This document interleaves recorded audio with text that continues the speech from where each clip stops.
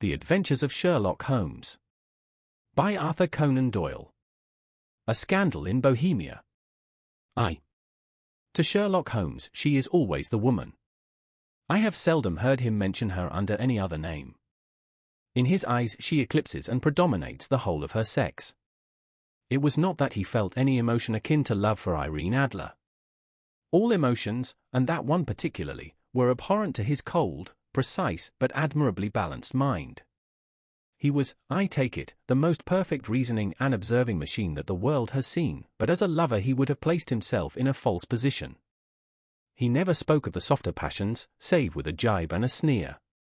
They were admirable things for the observer, excellent for drawing the veil from men's motives and actions.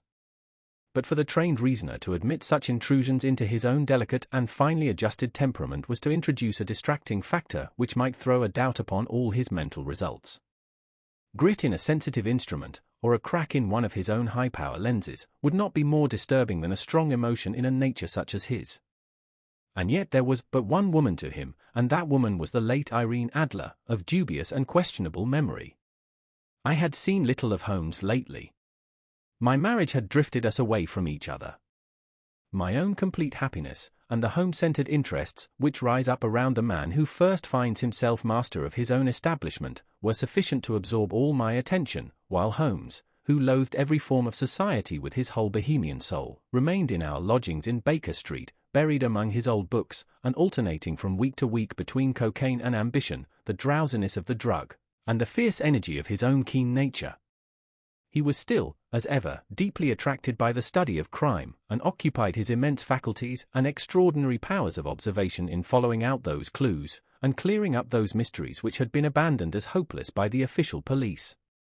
From time to time I heard some vague account of his doings, of his summons to Odessa in the case of the Trepoff murder, of his clearing up of the singular tragedy of the Atkinson brothers at Trincomalee, and finally of the mission which he had accomplished so delicately and successfully for the reigning family of Holland. Beyond these signs of his activity, however, which I merely shared with all the readers of the daily press, I knew little of my former friend and companion. One night, it was on the 20th of March, 1888, I was returning from a journey to a patient, for I had now returned to civil practice, when my way led me through Baker Street. As I passed the well-remembered door, which must always be associated in my mind with my wooing, and with the dark incidents of the study in scarlet, I was seized with a keen desire to see Holmes again, and to know how he was employing his extraordinary powers. His rooms were brilliantly lit, and, even as I looked up, I saw his tall, spare figure pass twice in a dark silhouette against the blind. He was pacing the room swiftly, eagerly, with his head sunk upon his chest and his hands clasped behind him. To me, who knew his every mood and habit, his attitude and manner told their own story. He was at work again. He had risen out of his drug-created dreams, and was hot upon the scent of some new problem. I rang the bell and was shown up to the chamber which had formerly been in part my own. His manner was not effusive. It seldom was, but he was glad, I think, to see me. With hardly a word spoken, but with a kindly eye, he waved me to an armchair, threw across his case of cigars, and indicated a spirit case and a gasogene in the corner. Then he stood before the fire and looked me over in his singular introspective fashion. "Wedlock suits you," he remarked. "I think, Watson, that you have put on 7.5 pounds since I saw you." "7?" I answered. "Indeed, I should have thought a little more." "Just a trifle more, I fancy, Watson." "And in practice again, I observe. You did not tell me that you intended to go into harness." "Then, how do you know?" "I see it, I deduce it." "How do I know that you have been getting yourself very wet lately, and that you have a most clumsy and careless servant girl?" "My dear Holmes," said I, "this is too much. You would certainly have been burned, had you lived a few centuries ago. It is true that I had a country walk on Thursday and came home in a dreadful mess, but as I have changed my clothes I can't imagine how you deduce it. As to Mary Jane, she is incorrigible, and my wife has given her notice, but there, again, I fail to see how you work it out." He chuckled to himself and rubbed his long, nervous hands together. "It is simplicity itself," said he. "My eyes tell me that on the inside of your left shoe, just where the firelight strikes it, the leather is scored by 6 almost parallel cuts. Obviously they have been caused by someone who has very carelessly scraped round the edges of the sole in order to remove crusted mud from it. Hence, you see, my double deduction that you had been out in vile weather, and that you had a particularly malignant boot-slitting specimen of the London slavey. As to your practice, if a gentleman walks into my room smelling of iodoform, with a black mark of nitrate of silver upon his right forefinger, and a bulge on the right side of his top hat to show where he has secreted his stethoscope, I must be dull, indeed, if I do not pronounce him to be an active member of the medical profession. I could not help laughing at the ease with which he explained his process of deduction. When I hear you give your reasons, I remarked, the thing always appears to me to be so ridiculously simple that I could easily do it myself, though at each successive instance of your reasoning I am baffled until you explain your process. And yet I believe that my eyes are as good as yours.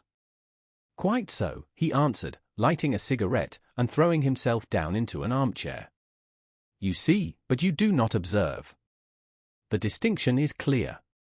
For example, you have frequently seen the steps which lead up from the hall to this room. Frequently. How often? Well, some hundreds of times. Then how many are there? How many? I don't know. Quite so. You have not observed. And yet you have seen. That is just my point. Now, I know that there are 17 steps, because I have both seen and observed. By the way, since you are interested in these little problems, and since you are good enough to chronicle 1 or 2 of my trifling experiences, you may be interested in this. He threw over a sheet of thick, pink-tinted notepaper which had been lying open upon the table. It came by the last post, said he. Read it aloud. The note was undated, and without either signature or address. There will call upon you tonight, at 7:45, it said, a gentleman who desires to consult you upon a matter of the very deepest moment. Your recent services to one of the royal houses of Europe have shown that you are one who may safely be trusted with matters which are of an importance which can hardly be exaggerated. This account of you we have from all quarters received. Be in your chamber then at that hour, and do not take it amiss if your visitor wear a mask. This is indeed a mystery, I remarked. What do you imagine that it means? I have no data yet. It is a capital mistake to theorize before one has data. Insensibly one begins to twist facts to suit theories, instead of theories to suit facts. But the note itself. What do you deduce from it? I carefully examined the writing, and the paper upon which it was written. The man who wrote it was presumably well-to-do, I remarked, endeavoring to imitate my companion's processes. Such paper could not be bought under half a crown a packet. It is peculiarly strong and stiff. Peculiar, that is the very word, said Holmes. It is not an English paper at all. Hold it up to the light. I did so, and saw a large E with a small g, AP, and a large G with a small t woven into the texture of the paper. What do you make of that? Asked Holmes. The name of the maker, no doubt, or his monogram, rather. Not at all. The G with the small t stands for Gesellschaft, which is the German for a company. It is a customary contraction like our Co-P, of course, stands for a papier. Now for the Lee G. Let us glance at our Continental Gazetteer. He took down a heavy brown volume from his shelves. Eglo, Eglanitz, here we are, Egria. It is in a German-speaking country, in Bohemia, not far from Carlsbad. Remarkable as being the scene of the death of Wallenstein, and for its numerous glass factories and paper mills. Ha, my boy, what do you make of that? His eyes sparkled, and he sent up a great blue triumphant cloud from his cigarette. The paper was made in Bohemia, I said. Precisely. And the man who wrote the note is a German. Do you note the peculiar construction of the sentence, this account of you we have from all quarters received? A Frenchman or Russian could not have written that. It is the German who is so uncourteous to his verbs. It only remains, therefore, to discover what is wanted by this German who writes upon Bohemian paper and prefers wearing a mask to showing his face. And here he comes, if I am not mistaken, to resolve all our doubts. As he spoke there was the sharp sound of horses' hoofs and grating wheels against the curb, followed by a sharp pull at the bell. Holmes whistled. "A pair, by the sound," said he. "Yes," he continued, glancing out of the window. "A nice little brougham and a pair of beauties. 150 guineas apiece. There's money in this case, Watson, if there is nothing else. I think that I had better go, Holmes." "Not a bit, Doctor. Stay where you are. I am lost without my Boswell. And this promises to be interesting. It would be a pity to miss it. But your client? Never mind him. I may want your help, and so may he. Here he comes. Sit down in that armchair, Doctor, and give us your best attention." A slow and heavy step, which had been heard upon the stairs and in the passage, paused immediately outside the door. Then there was a loud and authoritative tap. "Come in," said Holmes. A man entered who could hardly have been less than 6 feet 6 inches in height, with the chest and limbs of a Hercules. His dress was rich with a richness which would, in England, be looked upon as akin to bad taste. Heavy bands of astrakhan were slashed across the sleeves and fronts of his double-breasted coat, while the deep blue cloak which was thrown over his shoulders was lined with flame-colored silk and secured at the neck with a brooch which consisted of a single flaming beryl. Boots which extended halfway up his calves, and which were trimmed at the tops with rich brown fur, completed the impression of barbaric opulence which was suggested by his whole appearance. He carried a broad-brimmed hat in his hand, while he wore across the upper part of his face, extending down past the cheekbones, a black visard mask, which he had apparently adjusted that very moment, for his hand was still raised to it as he entered. From the lower part of the face he appeared to be a man of strong character, with a thick, hanging lip, and a long, straight chin suggestive of resolution pushed to the length of obstinacy. "You had my note?" he asked with a deep harsh voice and a strongly marked German accent. "I told you that I would call." He looked from one to the other of us, as if uncertain which to address. "Pray take a seat," said Holmes. "This is my friend and colleague, Dr. Watson, who is occasionally good enough to help me in my cases." "Whom have I the honor to address?" "You may address me as the Count von Kram, a Bohemian nobleman. I understand that this gentleman, your friend, is a man of honor and discretion, whom I may trust with a matter of the most extreme importance. If not, I should much prefer to communicate with you alone." I rose to go, but Holmes caught me by the wrist and pushed me back into my chair. "It is both, or none," said he. "You may say before this gentleman anything which you may say to me." The Count shrugged his broad shoulders. "Then I must begin," said he, "by binding you both to absolute secrecy for 2 years. At the end of that time the matter will be of no importance. At present it is not too much to say that it is of such weight it may have an influence upon European history." "I promise," said Holmes. "And I." "You will excuse this mask," continued our strange visitor. "The august person who employs me wishes his agent to be unknown to you, and I may confess at once that the title by which I have just called myself is not exactly my own." "I was aware of it," said Holmes dryly. "The circumstances are of great delicacy, and every precaution has to be taken to quench what might grow to be an immense scandal and seriously compromise one of the reigning families of Europe. To speak plainly, the matter implicates the great house of Ormstein, hereditary kings of Bohemia." "I was also aware of that," murmured Holmes, settling himself down in his armchair and closing his eyes. Our visitor glanced with some apparent surprise at the languid, lounging figure of the man who had been no doubt depicted to him as the most incisive reasoner and most energetic agent in Europe. Holmes slowly reopened his eyes and looked impatiently at his gigantic client. "If your Majesty would condescend to state your case," he remarked, "I should be better able to advise you." The man sprang from his chair and paced up and down the room in uncontrollable agitation. Then, with a gesture of desperation, he tore the mask from his face and hurled it upon the ground. "You are right," he cried, "I am the king. Why should I attempt to conceal it?" "Why, indeed," murmured Holmes. "Your Majesty had not spoken before I was aware that I was addressing Wilhelm Gottreich Sigismund von Ormstein, Grand Duke of Cassel-Felstein, and hereditary king of Bohemia. But you can understand, said our strange visitor, sitting down once more and passing his hand over his high white forehead, you can understand that I am not accustomed to doing such business in my own person.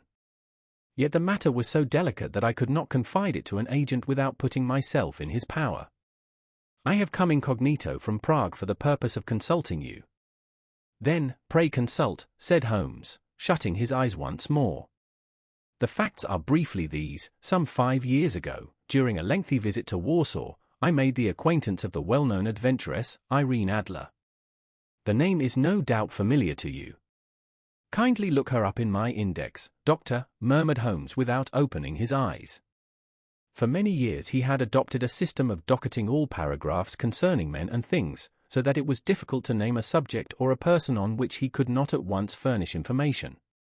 In this case I found her biography sandwiched in between that of a Hebrew rabbi and that of a staff commander who had written a monograph upon the deep-sea fishes. Let me see, said Holmes. Born in New Jersey in the year 1858. Contralto, La Scala, Prima donna Imperial Opera of Warsaw, yes. Retired from operatic stage, Living in London, quite so.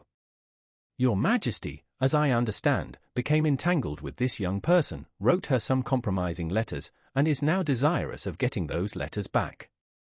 Precisely so. But how? Was there a secret marriage? None. No legal papers or certificates? None. Then I fail to follow your Majesty. If this young person should produce her letters for blackmailing or other purposes, how is she to prove their authenticity? There is the writing. Pooh. Forgery. My private note paper. Stolen. My own seal. Imitated. My photograph. Bought. We were both in the photograph. Oh, dear. That is very bad. Your Majesty has indeed committed an indiscretion. I was mad, insane. You have compromised yourself seriously. I was only Crown Prince then. I was young. I am but 30 now. It must be recovered. We have tried and failed. Your Majesty must pay. It must be bought.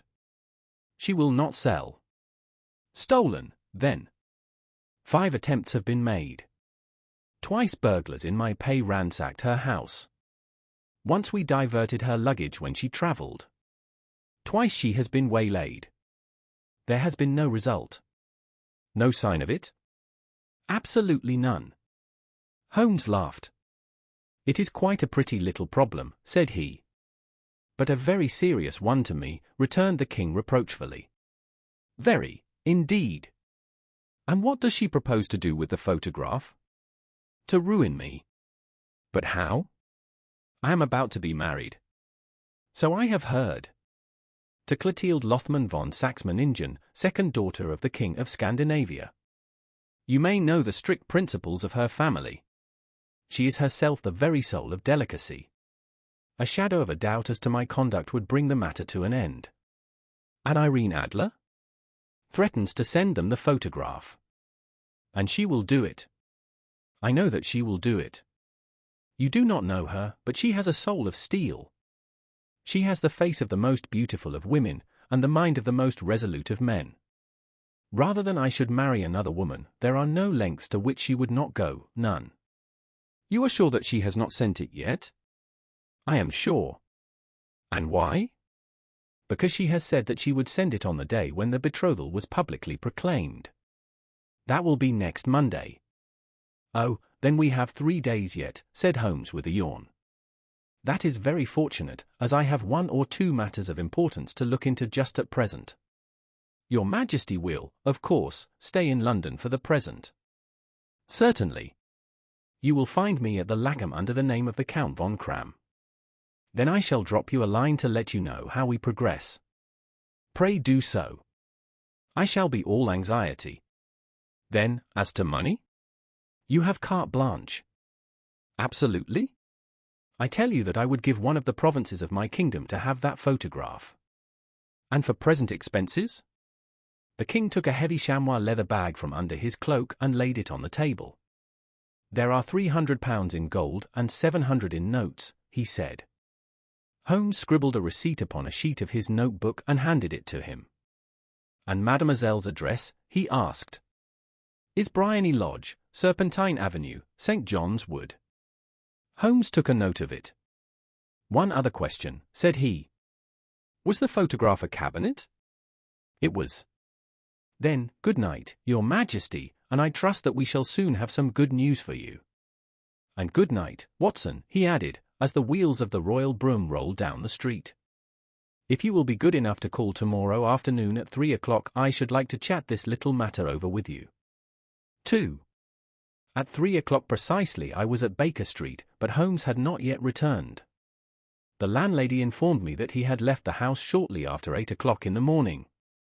I sat down beside the fire, however, with the intention of awaiting him, however long he might be.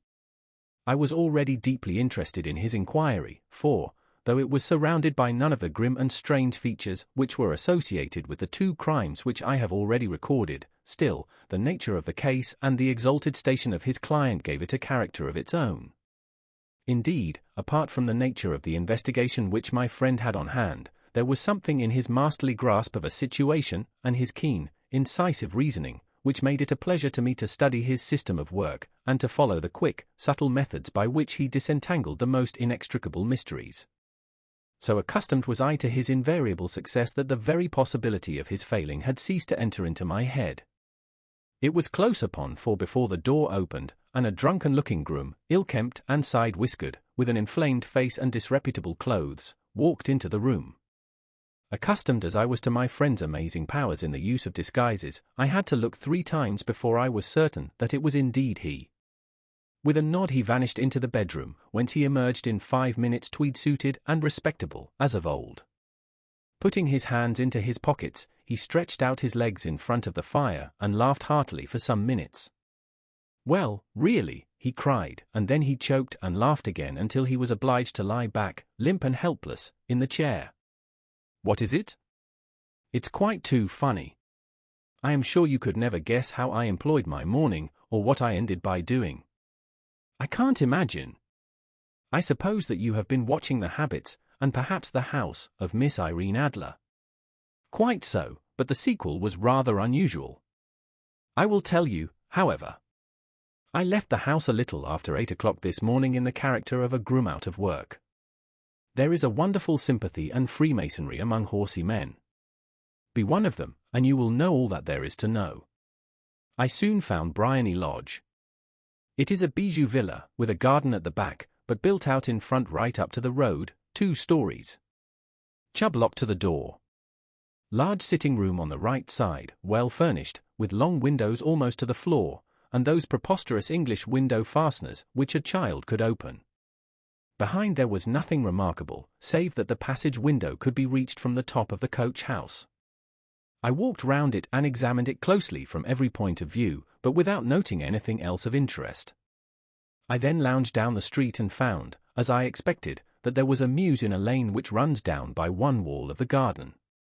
I lent the ostlers a hand in rubbing down their horses, and received in exchange 2pence, a glass of half and half, 2 fills of shag tobacco, and as much information as I could desire about Miss Adler, to say nothing of half a dozen other people in the neighbourhood in whom I was not in the least interested, but whose biographies I was compelled to listen to. "And what of Irene Adler?" I asked. "Oh, she has turned all the men's heads down in that part. She is the daintiest thing under a bonnet on this planet. So say the Serpentine Mews, to a man. She lives quietly, sings at concerts, drives out at 5 every day, and returns at 7 sharp for dinner. Seldom goes out at other times, except when she sings. Has only 1 male visitor, but a good deal of him. He is dark, handsome, and dashing, never calls less than once a day, and often twice. He is a Mr. Godfrey Norton of the Inner Temple. See the advantages of a cabman as a confidant. They had driven him home a dozen times from Serpentine Mews, and knew all about him. When I had listened to all they had to tell, I began to walk up and down near Briony Lodge once more, and to think over my plan of campaign. This Godfrey Norton was evidently an important factor in the matter. He was a lawyer. That sounded ominous. What was the relation between them, and what the object of his repeated visits? Was she his client, his friend, or his mistress? If the former, she had probably transferred the photograph to his keeping. If the latter, it was less likely. On the issue of this question depended whether I should continue my work at Briony Lodge, or turn my attention to the gentleman's chambers in the Temple. It was a delicate point, and it widened the field of my inquiry. I fear that I bore you with these details, but I have to let you see my little difficulties, if you are to understand the situation. I am following you closely, I answered. I was still balancing the matter in my mind when a hansom cab drove up to Briony Lodge, and a gentleman sprang out. He was a remarkably handsome man, dark, aquiline, and moustached, evidently the man of whom I had heard. He appeared to be in a great hurry, shouted to the cabman to wait, and brushed past the maid who opened the door with the air of a man who was thoroughly at home. He was in the house about half an hour, and I could catch glimpses of him in the windows of the sitting-room, pacing up and down, talking excitedly, and waving his arms. Of her I could see nothing. Presently he emerged, looking even more flurried than before. As he stepped up to the cab, he pulled a gold watch from his pocket and looked at it earnestly. "Drive like the devil," he shouted, first to Gross and Hankey's in Regent Street, and then to the Church of St. Monica in the Edgware Road. "Half a guinea if you do it in 20 minutes.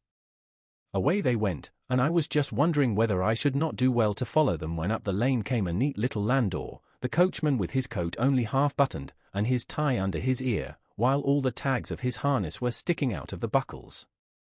It hadn't pulled up before she shot out of the hall door and into it. I only caught a glimpse of her at the moment, but she was a lovely woman, with a face that a man might die for. "The Church of St. Monica, John," she cried, "and half a sovereign if you reach it in 20 minutes. This was quite too good to lose, Watson. I was just balancing whether I should run for it, or whether I should perch behind her landau, when a cab came through the street. The driver looked twice at such a shabby fare, but I jumped in before he could object. "The Church of St. Monica," said I, "and half a sovereign if you reach it in 20 minutes. It was 25 minutes to 12, and of course it was clear enough what was in the wind. My cabby drove fast. I don't think I ever drove faster, but the others were there before us. The cab and the landau with their steaming horses were in front of the door when I arrived. I paid the man and hurried into the church. There was not a soul there save the two whom I had followed and a surpliced clergyman, who seemed to be expostulating with them. They were all three standing in a knot in front of the altar. I lounged up the side aisle like any other idler who has dropped into a church. Suddenly, to my surprise, the three at the altar faced round to me, and Godfrey Norton came running as hard as he could towards me. "Thank God," he cried. "You'll do. Come. Come." "What then?" I asked. "Come, man, come, only 3 minutes, or it won't be legal." I was half dragged up to the altar, and before I knew where I was I found myself mumbling responses which were whispered in my ear, and vouching for things of which I knew nothing, and generally assisting in the secure tying up of Irene Adler, spinster, to Godfrey Norton, bachelor. It was all done in an instant, and there was the gentleman thanking me on the one side and the lady on the other, while the clergyman beamed on me in front. It was the most preposterous position in which I ever found myself in my life, and it was the thought of it that started me laughing just now. It seems that there had been some informality about their license, that the clergyman absolutely refused to marry them without a witness of some sort, and that my lucky appearance saved the bridegroom from having to sally out into the streets in search of a best man. The bride gave me a sovereign, and I mean to wear it on my watch chain in memory of the occasion. "This is a very unexpected turn of affairs," said I, "and what then?" Well, I found my plans very seriously menaced. It looked as if the pair might take an immediate departure, and so necessitate very prompt and energetic measures on my part. At the church door, however, they separated, he driving back to the Temple, and she to her own house. "I shall drive out in the park at 5 as usual," she said as she left him. I heard no more. They drove away in different directions, and I went off to make my own arrangements. "Which are?" Some cold beef and a glass of beer, he answered, ringing the bell. I have been too busy to think of food, and I am likely to be busier still this evening. By the way, Doctor, I shall want your cooperation. I shall be delighted. You don't mind breaking the law? Not in the least. Nor running a chance of arrest? Not in a good cause. Oh, the cause is excellent. Then I am your man. I was sure that I might rely on you. But what is it you wish? When Mrs. Turner has brought in the tray I will make it clear to you. Now, he said as he turned hungrily on the simple fare that our landlady had provided, I must discuss it while I eat, for I have not much time. It is nearly 5 now. In 2 hours we must be on the scene of action. Miss Irene, or Madam, rather, returns from her drive at 7. We must be at Briony Lodge to meet her. And what then? You must leave that to me. I have already arranged what is to occur. There is only one point on which I must insist. You must not interfere, come what may. You understand? I am to be neutral? To do nothing whatever. There will probably be some small unpleasantness. Do not join in it. It will end in my being conveyed into the house. 4 or 5 minutes afterwards the sitting-room window will open. You are to station yourself close to that open window. Yes. You are to watch me, for I will be visible to you. Yes.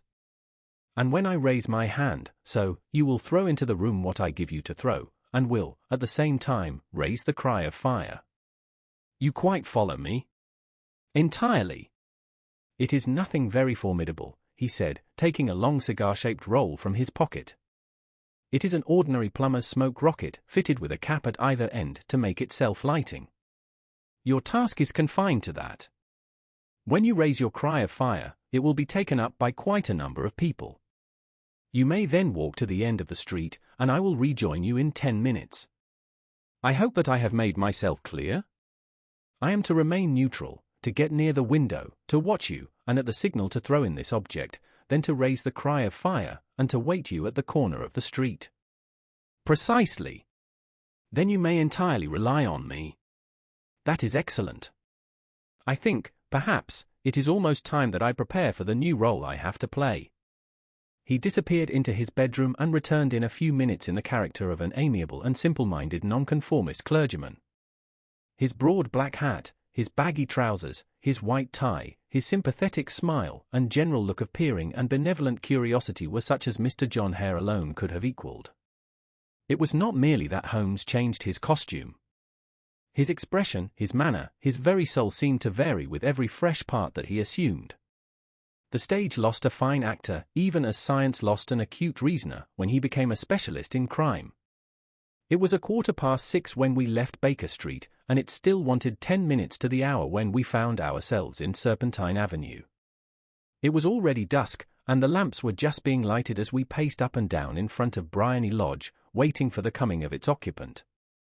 The house was just such as I had pictured it from Sherlock Holmes' succinct description, but the locality appeared to be less private than I expected. On the contrary, for a small street in a quiet neighborhood, it was remarkably animated. There was a group of shabbily dressed men smoking and laughing in a corner, a scissors grinder with his wheel, 2 guardsmen who were flirting with a nurse girl, and several well-dressed young men who were lounging up and down with cigars in their mouths. You see, remarked Holmes, as we paced to and fro in front of the house, this marriage rather simplifies matters. The photograph becomes a double-edged weapon now. The chances are that she would be as averse to its being seen by Mr. Godfrey Norton as our client is to its coming to the eyes of his princess. Now the question is, where are we to find the photograph? Where, indeed? It is most unlikely that she carries it about with her.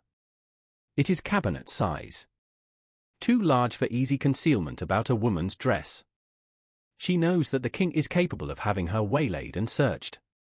2 attempts of the sort have already been made. We may take it, then, that she does not carry it about with her. Where, then? Her banker or her lawyer. There is that double possibility. But I am inclined to think neither. Women are naturally secretive, and they like to do their own secreting. Why should she hand it over to anyone else?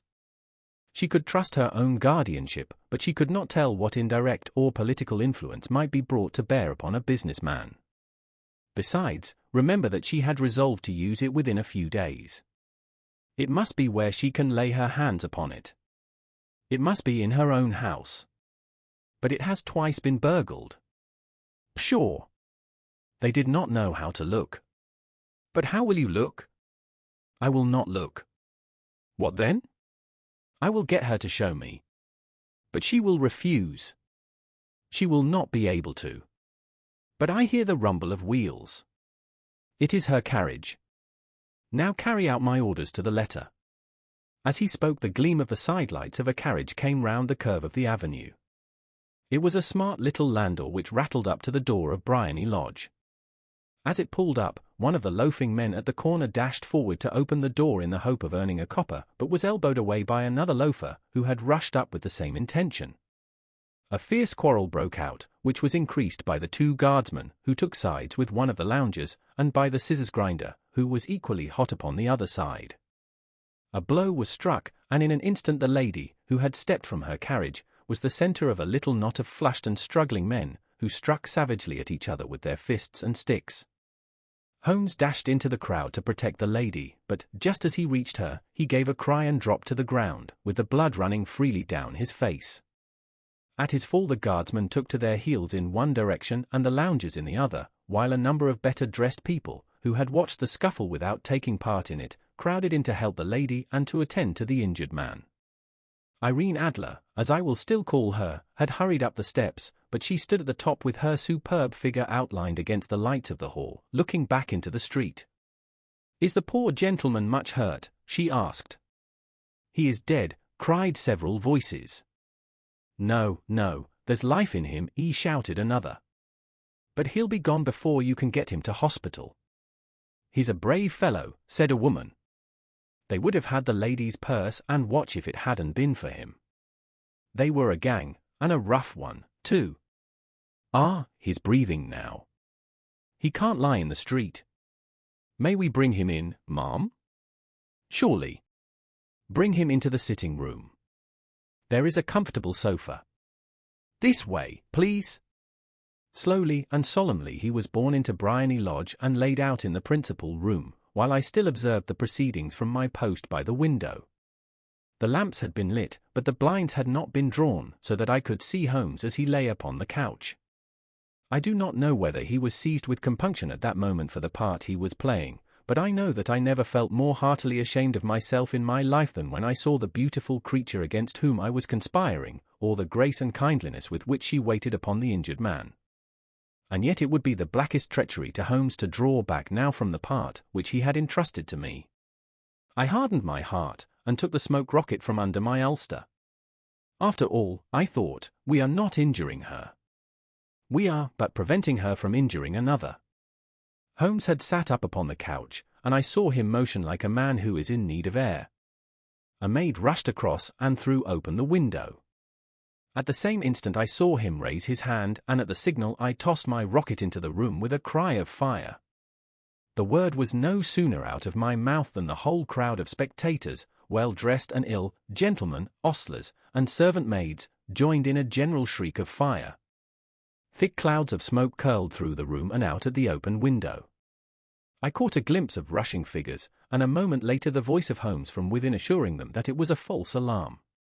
Slipping through the shouting crowd, I made my way to the corner of the street, and in 10 minutes was rejoiced to find my friend's arm in mine, and to get away from the scene of uproar. He walked swiftly and in silence for some few minutes until we had turned down one of the quiet streets which lead towards the Edgware Road. "You did it very nicely, Doctor," he remarked. "Nothing could have been better. It is all right. You have the photograph? I know where it is.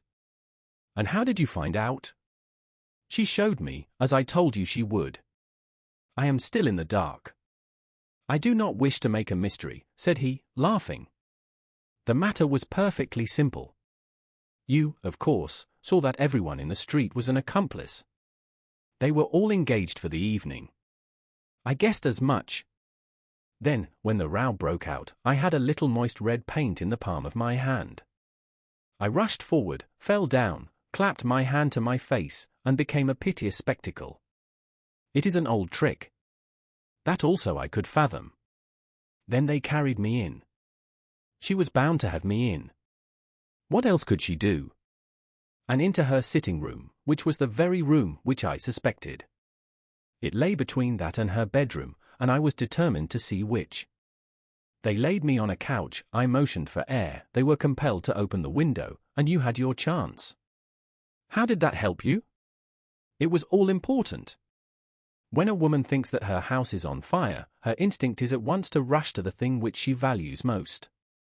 It is a perfectly overpowering impulse, and I have more than once taken advantage of it. In the case of the Darlington substitution scandal it was of use to me, and also in the Arnsworth Castle business. A married woman grabs at her baby, an unmarried one reaches for her jewel box. Now it was clear to me that Our Lady of today had nothing in the house more precious to her than what we are in quest of. She would rush to secure it. The alarm of fire was admirably done.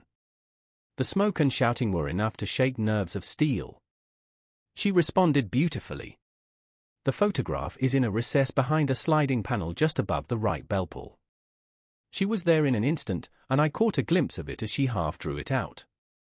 When I cried out that it was a false alarm, she replaced it, glanced at the rocket, rushed from the room, and I have not seen her since. I rose, and, making my excuses, escaped from the house. I hesitated whether to attempt to secure the photograph at once, but the coachman had come in, and as he was watching me narrowly, it seemed safer to wait. A little over-precipitance may ruin all. And now? I asked.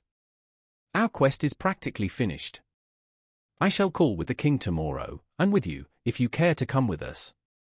We will be shown into the sitting room to wait for the lady, but it is probable that when she comes she may find neither us nor the photograph.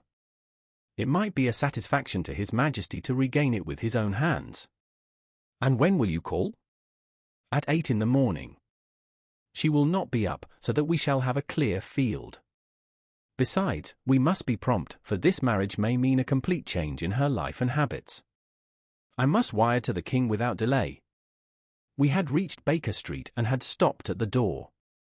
He was searching his pockets for the key when someone passing said, "Good night, Mr. Sherlock Holmes." There were several people on the pavement at the time, but the greeting appeared to come from a slim youth in an ulster who had hurried by. "I've heard that voice before," said Holmes, staring down the dimly lit street. "Now, I wonder who the deuce that could have been." 3. I slept at Baker Street that night, and we were engaged upon our toast and coffee in the morning when the King of Bohemia rushed into the room. "You have really got it," he cried, grasping Sherlock Holmes by either shoulder and looking eagerly into his face. "Not yet. But you have hopes." "I have hopes." "Then, come. I am all impatience to be gone." "We must have a cab." "No, my brougham is waiting." "Then that will simplify matters." We descended and started off once more for Briony Lodge. "Irene Adler is married," remarked Holmes. "Married? When?" "Yesterday." "But to whom?" "To an English lawyer named Norton." "But she could not love him." "I am in hopes that she does." "And why in hopes?" "Because it would spare your Majesty all fear of future annoyance. If the lady loves her husband, she does not love your Majesty. If she does not love your Majesty, there is no reason why she should interfere with your Majesty's plan." "It is true.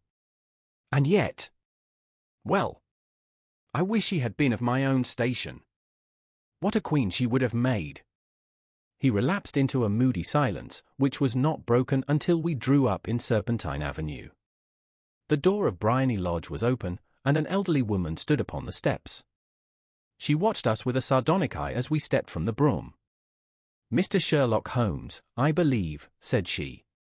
"I am Mr. Holmes," answered my companion, looking at her with a questioning and rather startled gaze. "Indeed?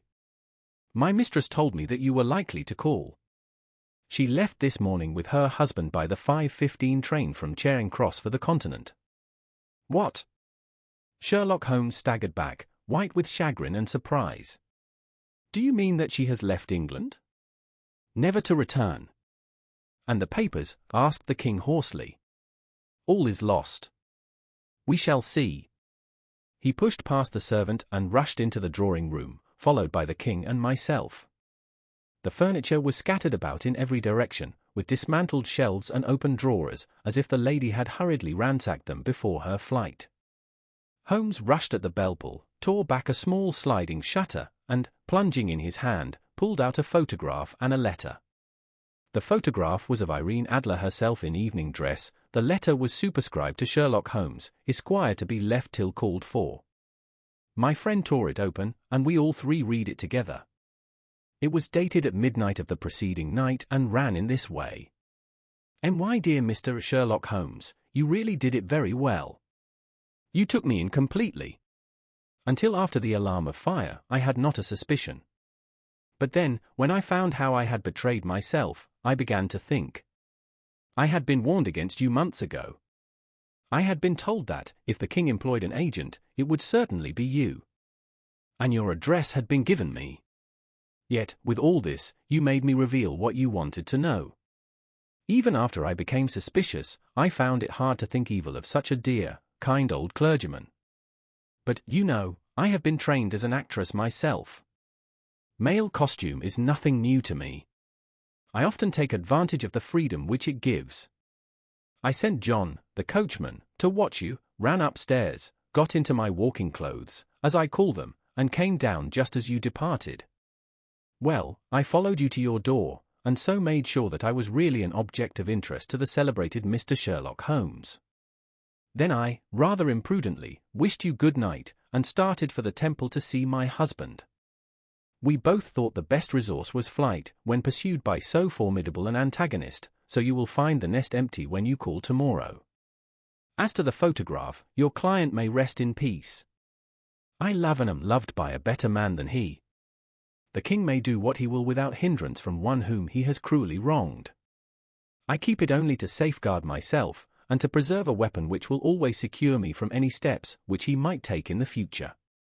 I leave a photograph which he might care to possess, and I remain, dear Mr. Sherlock Holmes, very truly yours, Irene Norton, née Adler." "What a woman, oh, what a woman!" cried the King of Bohemia when we had all three read this epistle. "Did I not tell you how quick and resolute she was? Would she not have made an admirable queen? Is it not a pity that she was not on my level? From what I have seen of the lady, she seems, indeed, to be on a very different level to your Majesty," said Holmes coldly. "I am sorry that I have not been able to bring your Majesty's business to a more successful conclusion." "On the contrary, my dear sir," cried the king, "nothing could be more successful. I know that her word is inviolate. The photograph is now as safe as if it were in the fire. I am glad to hear your Majesty say so. I am immensely indebted to you. Pray tell me in what way I can reward you." This ring, he slipped an emerald snake ring from his finger and held it out upon the palm of his hand. "Your Majesty has something which I should value even more highly," said Holmes. "You have but to name it." "This photograph." The king stared at him in amazement. "Irene's photograph," he cried. "Certainly, if you wish it." "I thank your Majesty. Then there is no more to be done in the matter. I have the honor to wish you a very good morning." He bowed, and, turning away without observing the hand which the king had stretched out to him, he set off in my company for his chambers. And that was how a great scandal threatened to affect the kingdom of Bohemia, and how the best plans of Mr. Sherlock Holmes were beaten by a woman's wit. He used to make merry over the cleverness of women, but I have not heard him do it of late. And when he speaks of Irene Adler, or when he refers to her photograph, it is always under the honorable title of the woman. 2. The Red-Headed League. I had called upon my friend, Mr. Sherlock Holmes, one day in the autumn of last year, and found him in deep conversation with a very stout, florid-faced, elderly gentleman with fiery red hair. With an apology for my intrusion, I was about to withdraw when Holmes pulled me abruptly into the room and closed the door behind me. "You could not possibly have come at a better time, my dear Watson," he said cordially. I was afraid that you were engaged. So I am. Very much so. Then I can wait in the next room. Not at all. This gentleman, Mr. Wilson, has been my partner and helper in many of my most successful cases, and I have no doubt that he will be of the utmost use to me in yours also. The stout gentleman half rose from his chair and gave a bob of greeting, with a quick little questioning glance from his small fat encircled eyes. Try the settee, said Holmes, relapsing into his armchair and putting his fingertips together, as was his custom when in judicial moods. I know, my dear Watson, that you share my love of all that is bizarre and outside the conventions and humdrum routine of everyday life. You have shown your relish for it by the enthusiasm which has prompted you to chronicle, and, if you will excuse my saying so, somewhat to embellish so many of my own little adventures. Your cases have indeed been of the greatest interest to me, I observed. You will remember that I remarked the other day, just before we went into the very simple problem presented by Miss Mary Sutherland, that for strange effects and extraordinary combinations, we must go to life itself, which is always far more daring than any effort of the imagination. A proposition which I took the liberty of doubting.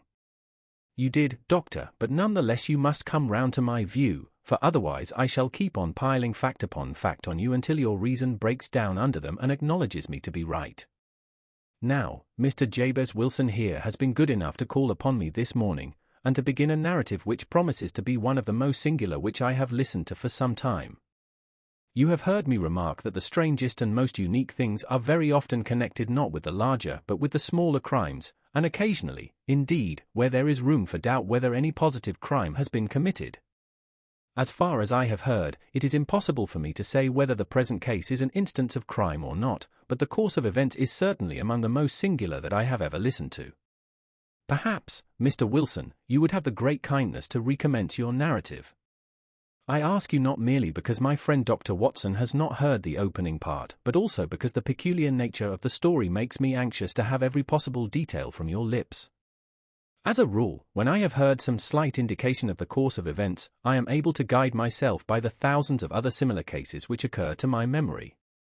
In the present instance I am forced to admit that the facts are, to the best of my belief, unique.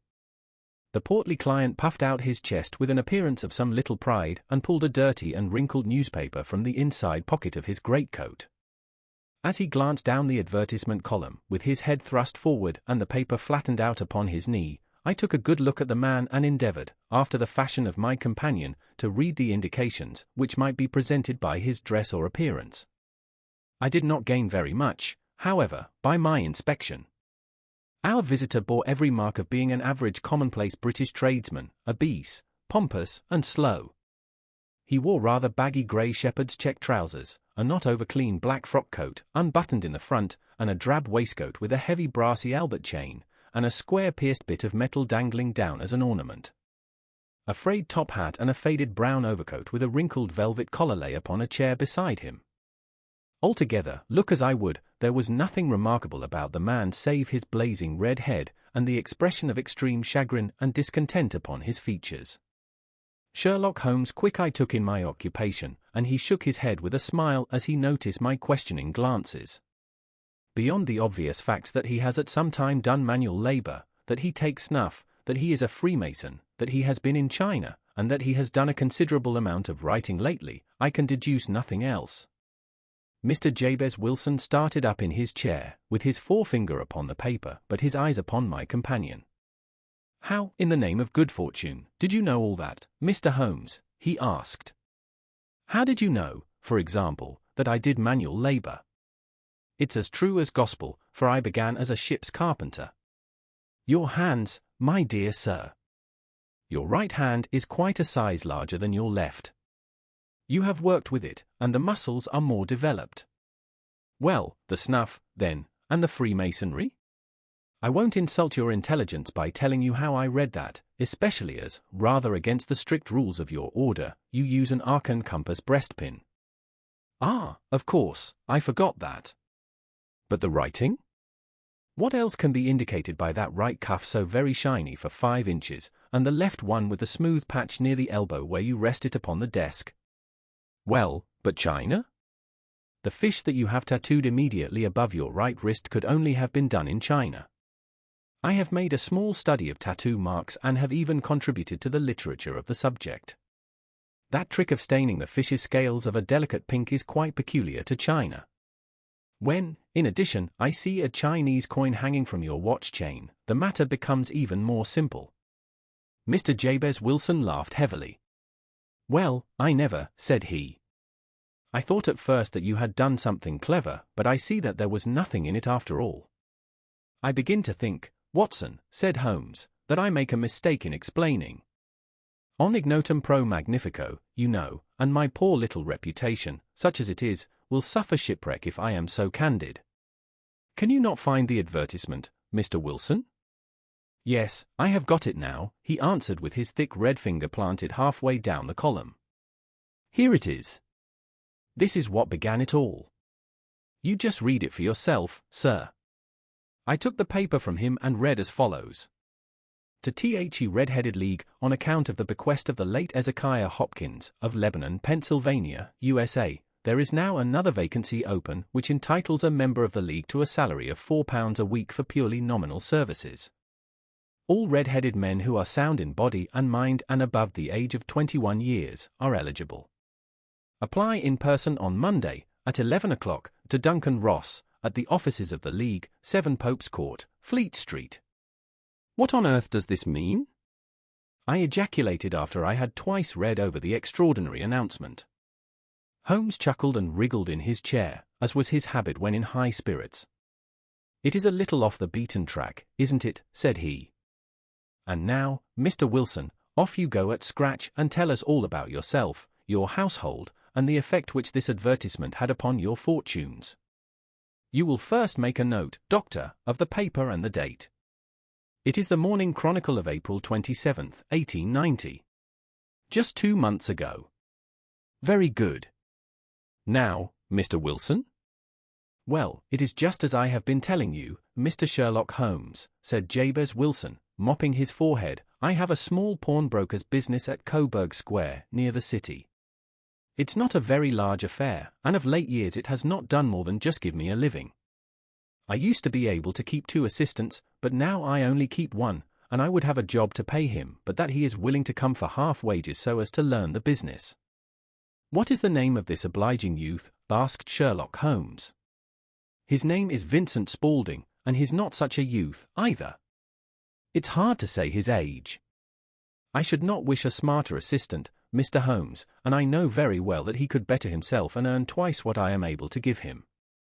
But, after all, if he is satisfied, why should I put ideas in his head? Why, indeed? You seem most fortunate in having an employee who comes under the full market price. It is not a common experience among employers in this age. I don't know that your assistant is not as remarkable as your advertisement." "Oh, he has his faults, too," said Mr. Wilson. "Never was such a fellow for photography. Snapping away with a camera when he ought to be improving his mind, and then diving down into the cellar like a rabbit into its hole to develop his pictures. That is his main fault, but on the whole he's a good worker. There's no vice in him. He is still with you, I presume?" "Yes, sir. He and a girl of 14, who does a bit of simple cooking and keeps the place clean. That's all I have in the house, for I am a widower and never had any family. We live very quietly, sir, the 3 of us, and we keep a roof over our heads and pay our debts, if we do nothing more. The first thing that put us out was that advertisement. Spaulding, he came down into the office just this day 8 weeks, with this very paper in his hand, and he says, 'I wish to the Lord, Mr. Wilson, that I was a red-headed man.' 'Why that?' I asks. 'Why,' says he, 'here's another vacancy on the League of the Red-Headed Men. It's worth quite a little fortune to any man who gets it, and I understand that there are more vacancies than there are men, so that the trustees are at their wits' end what to do with the money. If my hair would only change colour, here's a nice little crib all ready for me to step into.' 'Why, what is it, then?' I asked. 'You see, Mr. Holmes, I am a very stay-at-home man, and as my business came to me instead of my having to go to it, I was often weeks on end without putting my foot over the doormat. In that way I didn't know much of what was going on outside, and I was always glad of a bit of news.' Have you never heard of the League of the Red-Headed Men? He asked with his eyes open. Never. Why, I wonder at that, for you are eligible yourself for one of the vacancies. And what are they worth? I asked. Oh, merely a couple of hundred a year, but the work is slight, and it need not interfere very much with one's other occupations. Well, you can easily think that that made me prick up my ears, for the business has not been over good for some years, and an extra couple of hundred would have been very handy. Tell me all about it, said I. Well, said he, showing me the advertisement, you can see for yourself that the League has a vacancy, and there is the address where you should apply for particulars. As far as I can make out, the League was founded by an American millionaire, Ezekiah Hopkins, who was very peculiar in his ways. He was himself red-headed, and he had a great sympathy for all red-headed men, so, when he died, it was found that he had left his enormous fortune in the hands of trustees, with instructions to apply the interest to the providing of easy berths to men whose hair is of that color. From all I hear it is splendid pay and very little to do. But, said I, there would be millions of red-headed men who would apply. Not so many as you might think, he answered. You see, it is really confined to Londoners and to grown men. This American had started from London when he was young, and he wanted to do the old town a good turn. Then, again, I have heard it is no use your applying if your hair is light red, or dark red, or anything but real bright, blazing, fiery red. Now, if you cared to apply, Mr. Wilson, you would just walk in, but perhaps it would hardly be worth your while to put yourself out of the way for the sake of a few £100. Now, it is a fact, gentlemen, as you may see for yourselves, that my hair is of a very full and rich tint, so that it seemed to me that if there was to be any competition in the matter, I stood as good a chance as any man that I had ever met. Vincent Spaulding seemed to know so much about it that I thought he might prove useful, so I just ordered him to put up the shutters for the day and to come right away with me. He was very willing to have a holiday, so we shut the business up and started off for the address that was given us in the advertisement. I never hope to see such a sight as that again, Mr. Holmes. From north, south, east, and west every man who had a shade of red in his hair had tramped into the city to answer the advertisement. Fleet Street was choked with red-headed folk, and Pope's Court looked like a coster's orange barrow. I should not have thought there were so many in the whole country as were brought together by that single advertisement. Every shade of colour they were, straw, lemon, orange, brick, Irish setter, liver, clay, but, as Spaulding said, there were not many who had the real vivid flame-coloured tint. When I saw how many were waiting, I would have given it up in despair, but Spaulding would not hear of it. How he did it I could not imagine, but he pushed and pulled and butted until he got me through the crowd, and right up to the steps which led to the office. There was a double stream upon the stair, some going up in hope, and some coming back dejected, but we wedged in as well as we could and soon found ourselves in the office. Your experience has been a most entertaining one, remarked Holmes as his client paused and refreshed his memory with a huge pinch of snuff. Pray continue your very interesting statement. There was nothing in the office but a couple of wooden chairs and a deal table, behind which sat a small man with a head that was even redder than mine. He said a few words to each candidate as he came up, and then he always managed to find some fault in them which would disqualify them. Getting a vacancy did not seem to be such a very easy matter, after all. However, when our turn came, the little man was much more favourable to me than to any of the others, and he closed the door as we entered, so that he might have a private word with us. This is Mr. Jabez Wilson, said my assistant, and he is willing to fill a vacancy in the League. And he is admirably suited for it, the other answered. He has every requirement. I cannot recall when I have seen anything so fine. He took a step backward, cocked his head on one side, and gazed at my hair until I felt quite bashful. Then suddenly he plunged forward, wrung my hand, and congratulated me warmly on my success. It would be injustice to hesitate, said he. You will, however, I am sure, excuse me for taking an obvious precaution. With that he seized my hair in both his hands, and tugged until I yelled with the pain. There is water in your eyes, said he as he released me. I perceive that all is as it should be. But we have to be careful, for we have twice been deceived by wigs and once by paint. I could tell you tales of cobbler's wax, which would disgust you with human nature.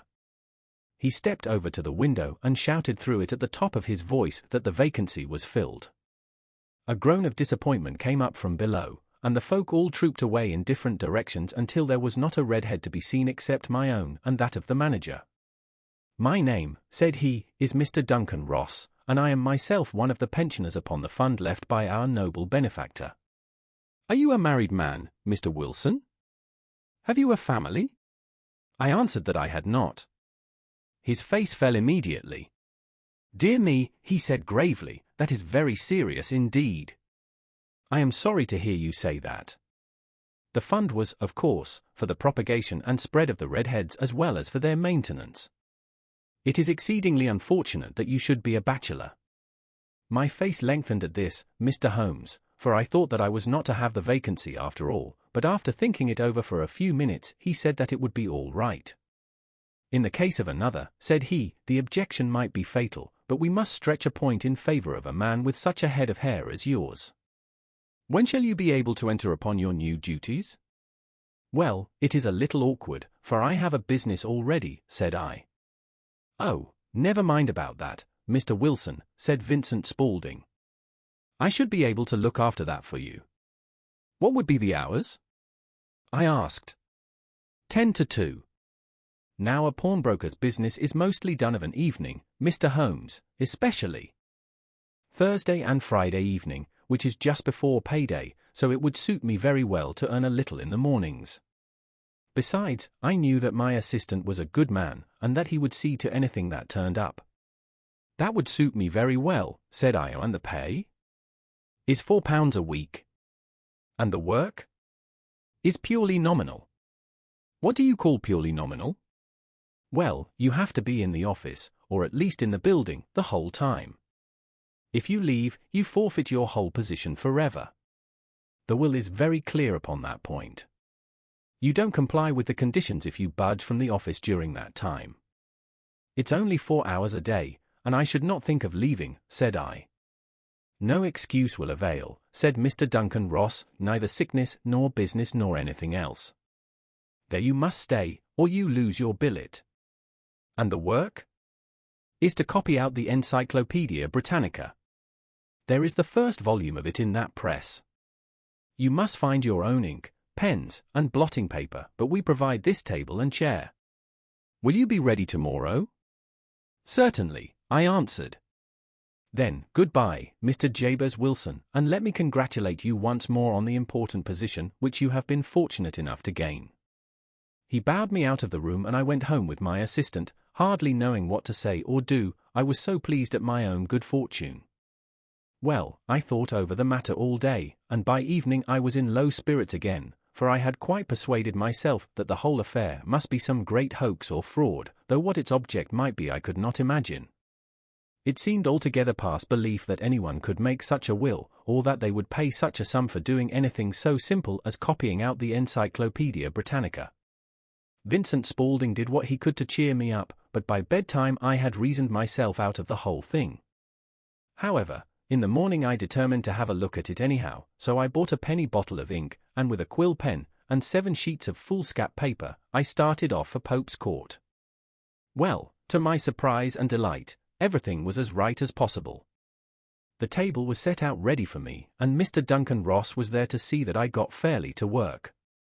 He started me off upon the letter A, and then he left me, but he would drop in from time to time to see that all was right with me. At 2 o'clock he bade me good day, complimented me upon the amount that I had written, and locked the door of the office after me. This went on day after day, Mr. Holmes, and on Saturday the manager came in and planked down for golden sovereigns for my week's work. It was the same next week, and the same the week after. Every morning I was there at 10, and every afternoon I left at 2. By degrees Mr. Duncan Ross took to coming in only once of a morning, and then, after a time, he did not come in at all. Still, of course, I never dared to leave the room for an instant, for I was not sure when he might come, and the billet was such a good one, and suited me so well, that I would not risk the loss of it. 8 weeks passed away like this, and I had written about abbots and archery and armour and architecture and Attica, and hoped with diligence that I might get on to the B.S. before very long. It cost me something in foolscap, and I had pretty nearly filled a shelf with my writings. And then suddenly the whole business came to an end. To an end? Yes, sir. And no later than this morning. I went to my work as usual at 10 o'clock, but the door was shut and locked, with a little square of cardboard hammered onto the middle of the panel with a tack. Here it is, and you can read for yourself. He held up a piece of white cardboard about the size of a sheet of note paper. It read in this fashion: "The Red-Headed League is dissolved. October 9th, 1890. Sherlock Holmes and I surveyed this curt announcement and the rueful face behind it, until the comical side of the affair so completely overtopped every other consideration that we both burst out into a roar of laughter. I cannot see that there is anything very funny," cried our client, flushing up to the roots of his flaming head. "If you can do nothing better than laugh at me, I can go elsewhere." "No, no," cried Holmes, shoving him back into the chair from which he had half risen. "I really wouldn't miss your case for the world. It is most refreshingly unusual. But there is, if you will excuse my saying so, something just a little funny about it. Pray, what steps did you take when you found the card upon the door?" "I was staggered, sir. I did not know what to do. Then I called at the offices round, but none of them seemed to know anything about it. Finally, I went to the landlord, who is an accountant living on the ground floor, and I asked him if he could tell me what had become of the Red-Headed League. He said that he had never heard of any such body. Then I asked him who Mr. Duncan Ross was. He answered that the name was new to him. "Well," said I, "the gentleman at number 4. "What, the red-headed man?" "Yes." "Oh," said he, "his name was William Morris. He was a solicitor and was using my room as a temporary convenience until his new premises were ready. He moved out yesterday." "Where could I find him?" "Oh, at his new offices. He did tell me the address. Yes, 17, King Edward Street, near St. Paul's. I started off, Mr. Holmes, but when I got to that address it was a manufactory of artificial kneecaps, and no one in it had ever heard of either Mr. William Morris or Mr. Duncan Ross." "And what did you do then?" asked Holmes. "I went home to Saxe-Coburg Square, and I took the advice of my assistant. But he could not help me in any way. He could only say that if I waited I should hear by post. But that was not quite good enough, Mr. Holmes. I did not wish to lose such a place without a struggle, so, as I had heard that you were good enough to give advice to poor folk who were in need of it, I came right away to you." "And you did very wisely," said Holmes. "Your case is an exceedingly remarkable one, and I shall be happy to look into it. From what you have told me, I think that it is possible that graver issues hang from it than might at first sight appear." "Grave enough," said Mr. Jabez Wilson. "Why, I have lost £4 a week." "As far as you are personally concerned," remarked Holmes, "I do not see that you have any grievance against this extraordinary league. On the contrary, you are, as I understand, richer by some £30, to say nothing of the minute knowledge which you have gained on every subject which comes under the letter A. You have lost nothing by them." "No, sir. But I want to find out about them, and who they are, and what their object was in playing this prank, if it was a prank, upon me. It was a pretty expensive joke for them, for it cost them £32. We shall endeavour to clear up these points for you. And, first, 1 or 2 questions, Mr. Wilson. This assistant of yours who first called your attention to the advertisement, how long had he been with you?" "About a month then." "How did he come?" "In answer to an advertisement." "Was he the only applicant?" "No, I had a dozen." "Why did you pick him?"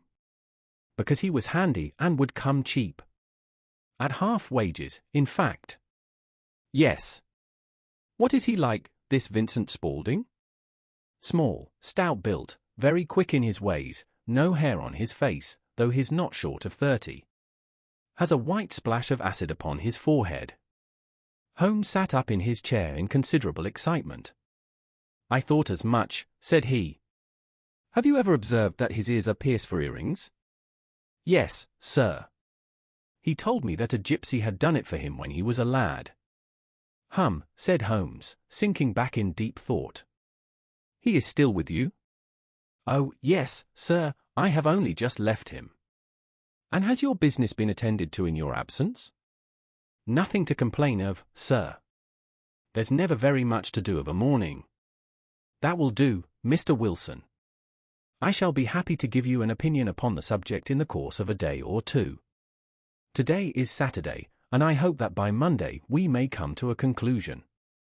Well, Watson, said Holmes when our visitor had left us, what do you make of it all? I make nothing of it, I answered frankly. It is a most mysterious business. As a rule, said Holmes, the more bizarre a thing is the less mysterious it proves to be. It is your commonplace, featureless crimes which are really puzzling, just as a commonplace face is the most difficult to identify. But I must be prompt over this matter. What are you going to do, then? I asked. To smoke, he answered. It is quite a three-pipe problem, and I beg that you won't speak to me for 50 minutes. He curled himself up in his chair, with his thin knees drawn up to his hawk-like nose, and there he sat with his eyes closed and his black clay pipe thrusting out like the bill of some strange bird. I had come to the conclusion that he had dropped asleep, and indeed was nodding myself, when he suddenly sprang out of his chair with the gesture of a man who has made up his mind and put his pipe down upon the mantelpiece. Sarasate plays at the St. James's Hall this afternoon, he remarked. What do you think, Watson? Could your patient spare you for a few hours? I have nothing to do today. My practice is never very absorbing. Then put on your hat and come. I am going through the city first, and we can have some lunch on the way. I observe that there is a good deal of German music on the program, which is rather more to my taste than Italian or French. It is introspective, and I want to introspect. Come along. We travelled by the Underground as far as Aldersgate, and a short walk took us to Saxe-Coburg Square, the scene of the singular story which we had listened to in the morning. It was a poky, little, shabby-genteel place, where 4 lines of dingy 2-storied brick houses looked out into a small railed-in enclosure, where a lawn of weedy grass and a few clumps of faded laurel bushes made a hard fight against a smoke-laden and uncongenial atmosphere. 3 gilt balls and a brown board with Jabez Wilson in white letters, upon a corner house, announced the place where our red-headed client carried on his business. Sherlock Holmes stopped in front of it with his head on one side and looked it all over, with his eye shining brightly between puckered lids. Then he walked slowly up the street, and then down again to the corner, still looking keenly at the houses. Finally he returned to the pawnbroker's, and, having thumped vigorously upon the pavement with his stick 2 or 3 times, he went up to the door and knocked. It was instantly opened by a bright-looking, clean-shaven young fellow, who asked him to step in. "Thank you," said Holmes, "I only wished to ask you how you would go from here to the Strand." "Third right, 4th left," answered the assistant promptly, closing the door. "Smart fellow, that," observed Holmes as we walked away. "He is, in my judgment, the 4th smartest man in London, and for daring I am not sure that he has not a claim to be 3rd. I have known something of him before." "Evidently," said I, "Mr. Wilson's assistant counts for a good deal in this mystery of the Red-Headed League. I am sure that you inquired your way merely in order that you might see him." "Not him." "What then?" "The knees of his trousers." "And what did you see?" "What I expected to see." "Why did you beat the pavement?" "My dear doctor, this is a time for observation, not for talk. We are spies in an enemy's country. We know something of Saxe-Coburg Square. Let us now explore the parts which lie behind it. The road in which we found ourselves as we turned round the corner from the retired Saxe-Coburg Square presented as great a contrast to it as the front of a picture does to the back. It was one of the main arteries which conveyed the traffic of the city to the north and west. The roadway was blocked with the immense stream of commerce flowing in a double tide inward and outward, while the footpaths were black with the hurrying swarm of pedestrians. It was difficult to realize, as we looked at the line of fine shops and stately business premises, that they really abutted on the other side upon the faded and stagnant square which we had just quitted. "Let me see," said Holmes, standing at the corner and glancing along the line, "I should like just to remember the order of the houses here. It is a hobby of mine to have an exact knowledge of London. There is Mortimer's, the tobacconist, the little newspaper shop, the Coburg branch of the City and Suburban Bank, the vegetarian restaurant, and McFarlane's carriage building depot. That carries us right on to the other block. And now, Doctor, we've done our work, so it's time we had some play. A sandwich and a cup of coffee, and then off to Violinland, where all is sweetness and delicacy and harmony, and there are no red-headed clients to vex us with their conundrums. My friend was an enthusiastic musician, being himself not only a very capable performer but a composer of no ordinary merit. All the afternoon he sat in the stalls wrapped in the most perfect happiness, gently waving his long, thin fingers in time to the music, while his gently smiling face and his languid, dreamy eyes were as unlike those of Holmes the sleuth hound, Holmes the relentless, keen-witted, red-handed criminal agent, as it was possible to conceive. In his singular character the dual nature alternately asserted itself, and his extreme exactness and astuteness represented, as I have often thought, the reaction against the poetic and contemplative mood which occasionally predominated in him. The swing of his nature took him from extreme languor to devouring energy, and, as I knew well, he was never so truly formidable as when, for days on end, he had been lounging in his armchair amid his improvisations and his black-letter editions. Then it was that the lust of the chase would suddenly come upon him, and that his brilliant reasoning power would rise to the level of intuition, until those who were unacquainted with his methods would look askance at him as on a man whose knowledge was not that of other mortals.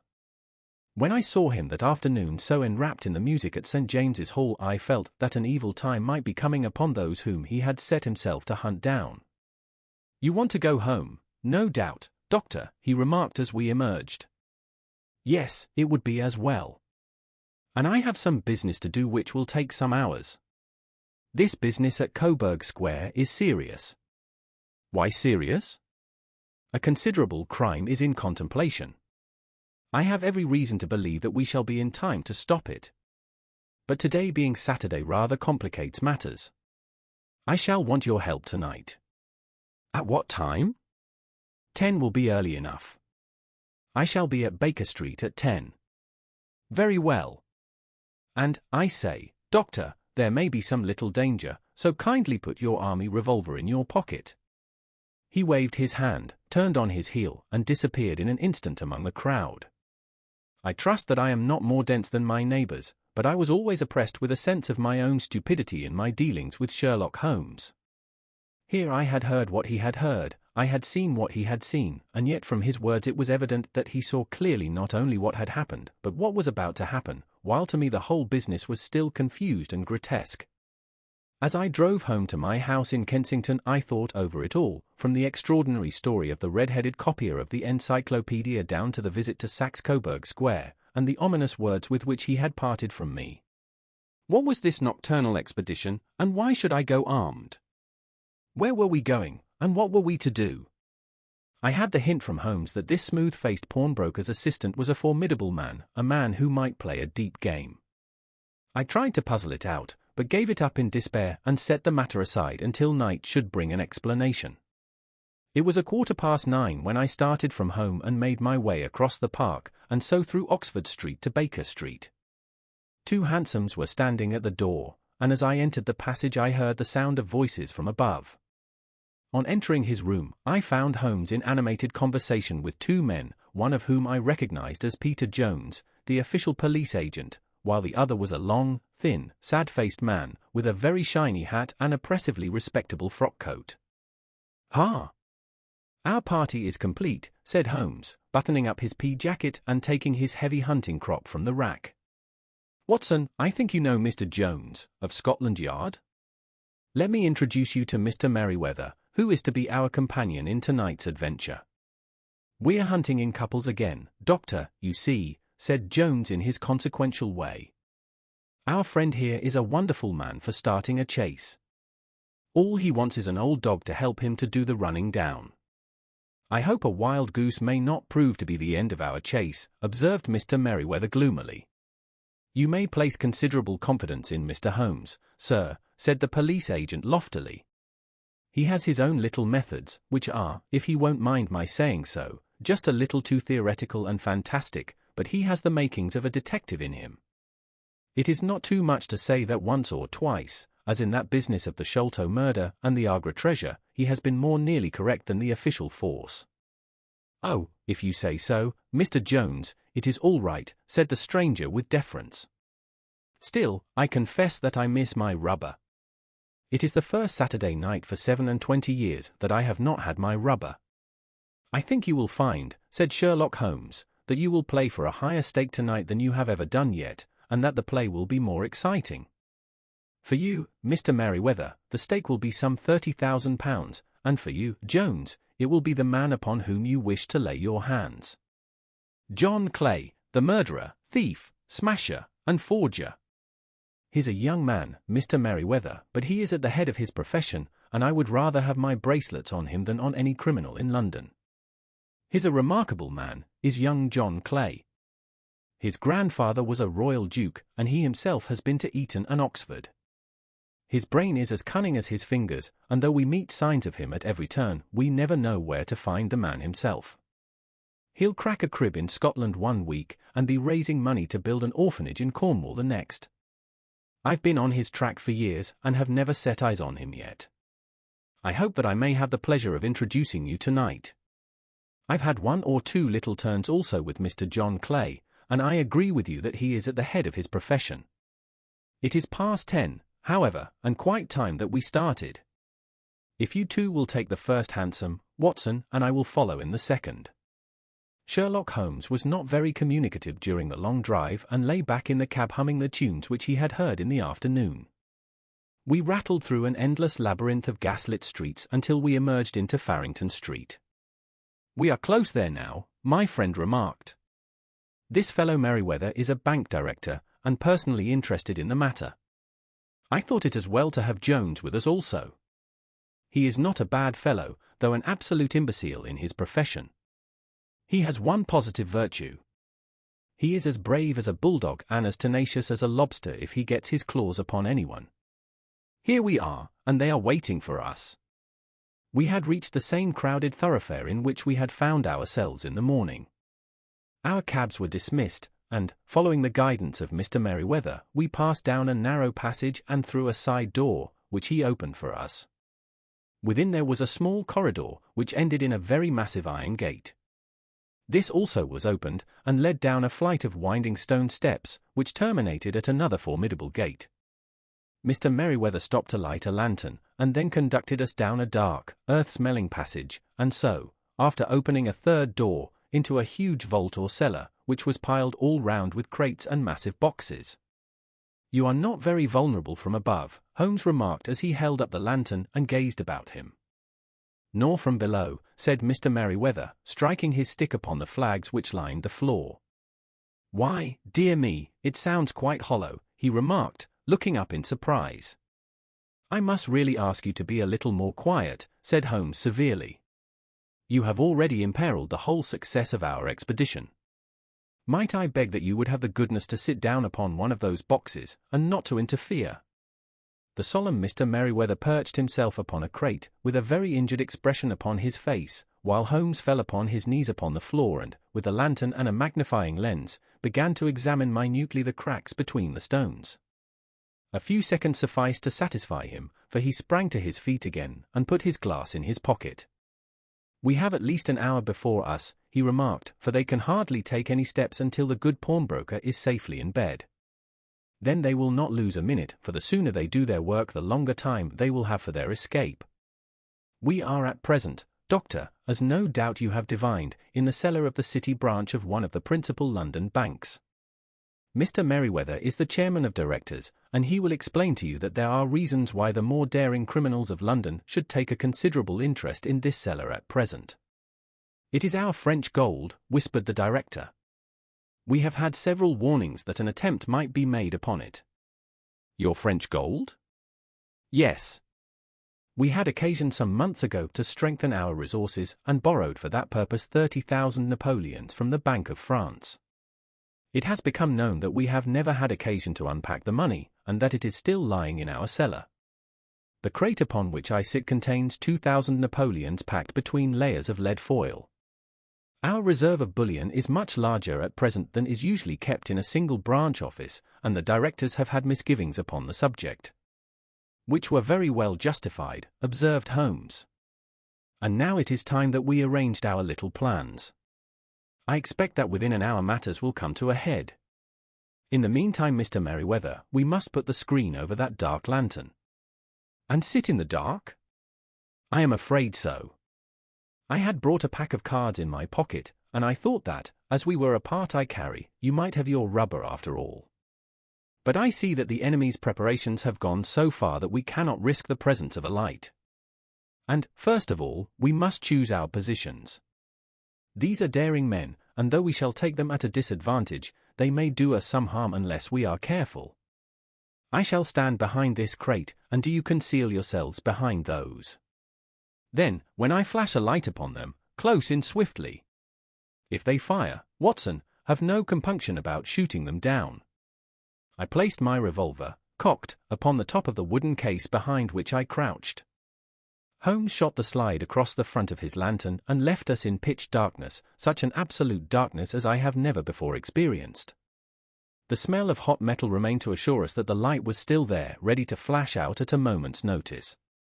To me, with my nerves worked up to a pitch of expectancy, there was something depressing and subduing in the sudden gloom, and in the cold dank air of the vault. "They have but one retreat," whispered Holmes. "That is back through the house into Saxe-Coburg Square. I hope that you have done what I asked you, Jones? I have an inspector and 2 officers waiting at the front door. Then we have stopped all the holes. And now we must be silent and wait." What a time it seemed! From comparing notes afterwards it was but an hour and a quarter, yet it appeared to me that the night must have almost gone, and the dawn be breaking above us. My limbs were weary and stiff, for I feared to change my position, yet my nerves were worked up to the highest pitch of tension, and my hearing was so acute that I could not only hear the gentle breathing of my companions, but I could distinguish the deeper, heavier in-breath of the bulky Jones from the thin, sighing note of the bank director.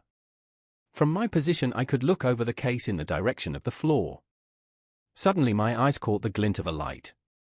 At first it was but a lurid spark upon the stone pavement.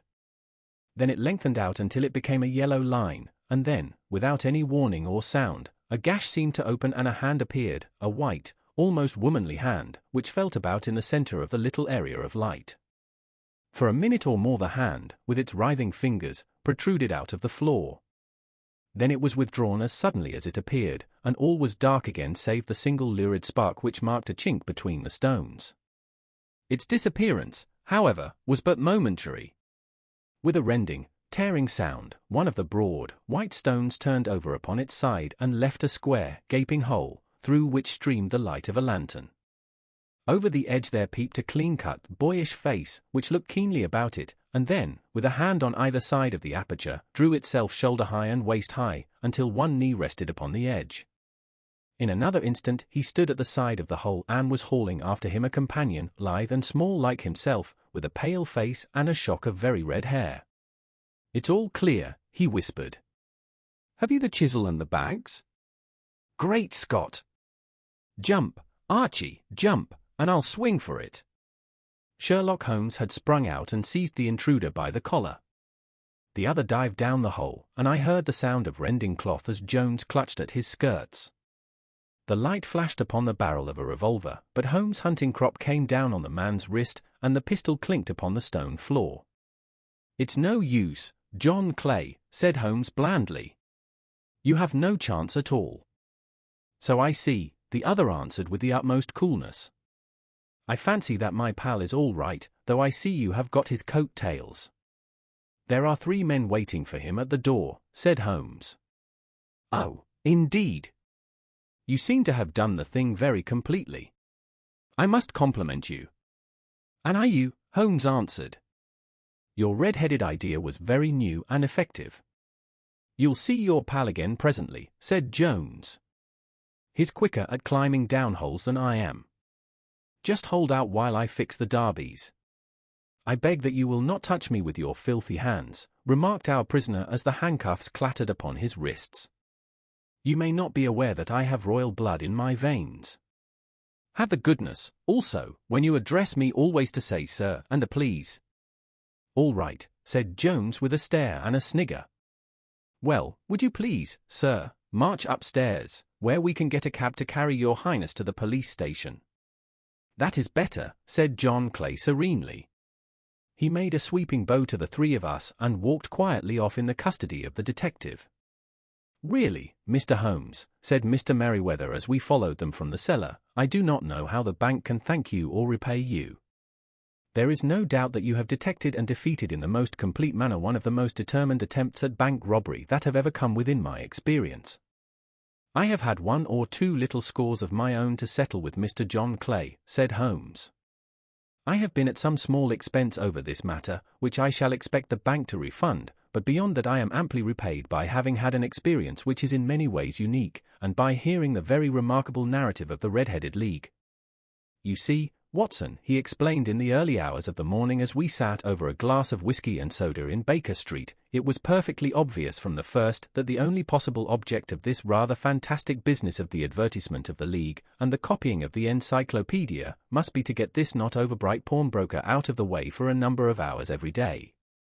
It was a curious way of managing it, but really, it would be difficult to suggest a better. The method was no doubt suggested to Clay's ingenious mind by the colour of his accomplice's hair. The £4 a week was a lure which must draw him, and what was it to them, who were playing for thousands? They put in the advertisement, one rogue has the temporary office, the other rogue incites the man to apply for it, and together they managed to secure his absence every morning in the week.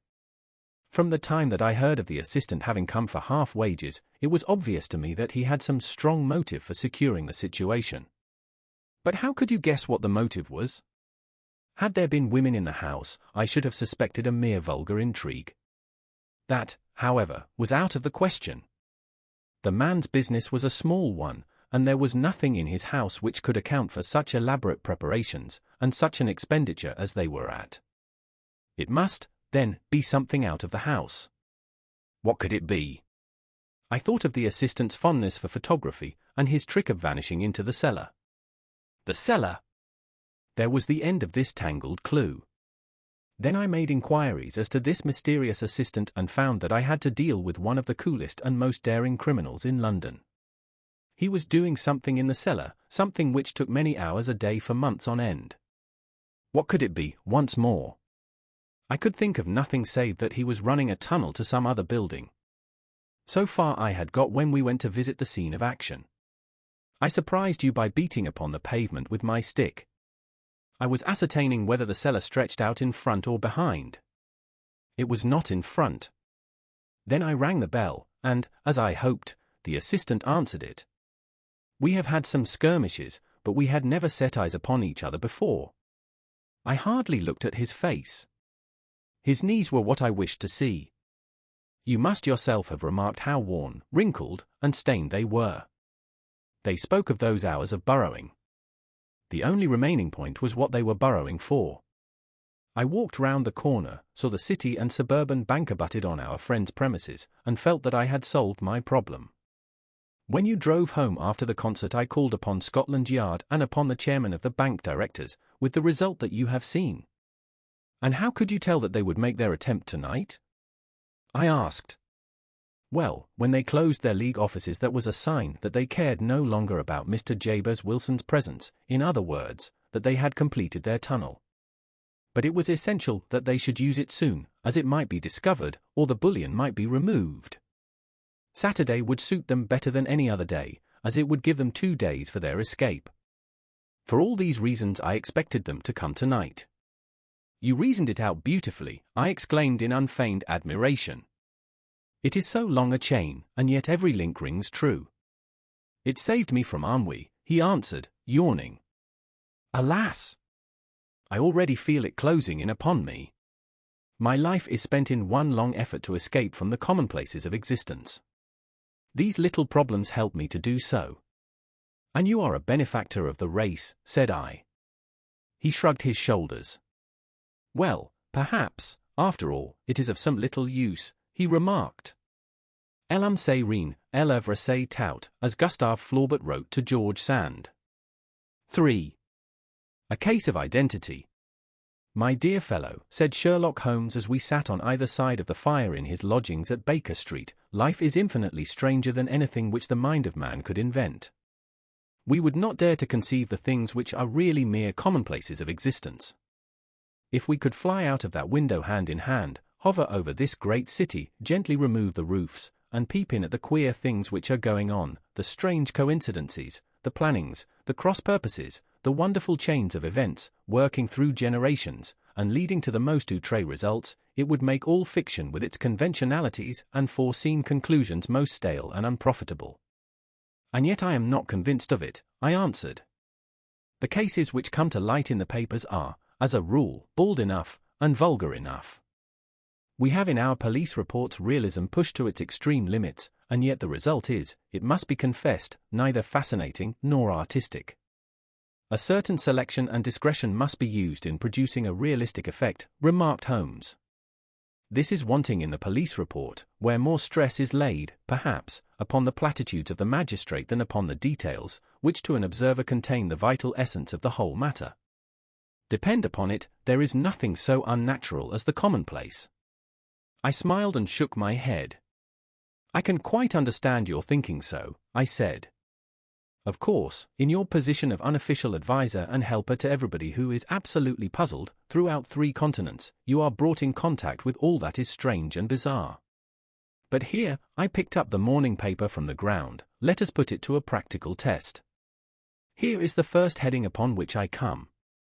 A husband's cruelty to his wife. There is half a column of print, but I know without reading it that it is all perfectly familiar to me. There is, of course, the other woman, the drink, the push, the blow, the bruise, the sympathetic sister or landlady. The crudest of writers could invent nothing more crude. Indeed, your example is an unfortunate one for your argument, said Holmes, taking the paper and glancing his eye down it. This is the Dundas separation case, and, as it happens, I was engaged in clearing up some small points in connection with it. The husband was a teetotaler, there was no other woman, and the conduct complained of was that he had drifted into the habit of winding up every meal by taking out his false teeth and hurling them at his wife, which, you will allow, is not an action likely to occur to the imagination of the average storyteller. Take a pinch of snuff, doctor, and acknowledge that I have scored over you in your example. He held out his snuff-box of old gold, with a great amethyst in the center of the lid. Its splendor was in such contrast to his homely ways and simple life that I could not help commenting upon it. Ah, said he, I forgot that I had not seen you for some weeks. It is a little souvenir from the King of Bohemia in return for my assistance in the case of the Irene Adler papers. And the ring? I asked, glancing at a remarkable brilliant which sparkled upon his finger. It was from the reigning family of Holland, though the matter in which I served them was of such delicacy that I cannot confide it even to you, who have been good enough to chronicle 1 or 2 of my little problems. And have you any on hand just now? I asked with interest. Some 10 or 12, but none which present any feature of interest. They are important, you understand, without being interesting. Indeed, I have found that it is usually in unimportant matters that there is a field for the observation, and for the quick analysis of cause and effect which gives the charm to an investigation. The larger crimes are apt to be the simpler, for the bigger the crime the more obvious, as a rule, is the motive. In these cases, save for one rather intricate matter which has been referred to me from Marseilles, there is nothing which presents any features of interest. It is possible, however, that I may have something better before very many minutes are over, for this is one of my clients, or I am much mistaken. He had risen from his chair and was standing between the parted blinds gazing down into the dull neutral-tinted London street. Looking over his shoulder, I saw that on the pavement opposite there stood a large woman with a heavy fur boa round her neck, and a large curling red feather in a broad-brimmed hat which was tilted in a coquettish Duchess of Devonshire fashion over her ear. From under this great panoply she peeped up in a nervous, hesitating fashion at our windows, while her body oscillated backward and forward, and her fingers fidgeted with her glove buttons. Suddenly, with a plunge, as of the swimmer who leaves the bank, she hurried across the road, and we heard the sharp clang of the bell. I have seen those symptoms before, said Holmes, throwing his cigarette into the fire. Oscillation upon the pavement always means an affaire de cœur. She would like advice, but is not sure that the matter is not too delicate for communication. And yet even here we may discriminate. When a woman has been seriously wronged by a man, she no longer oscillates, and the usual symptom is a broken bell wire. Here we may take it that there is a love matter, but that the maiden is not so much angry as perplexed or grieved. But here she comes in person to resolve our doubts. As he spoke there was a tap at the door, and the boy in buttons entered to announce Miss Mary Sutherland, while the lady herself loomed behind his small black figure like a full-sailed merchantman behind a tiny pilot boat. Sherlock Holmes welcomed her with the easy courtesy for which he was remarkable, and, having closed the door and bowed her into an armchair, he looked her over in the minute and yet abstracted fashion which was peculiar to him. "Do you not find," he said, "that with your short sight it is a little trying to do so much typewriting?"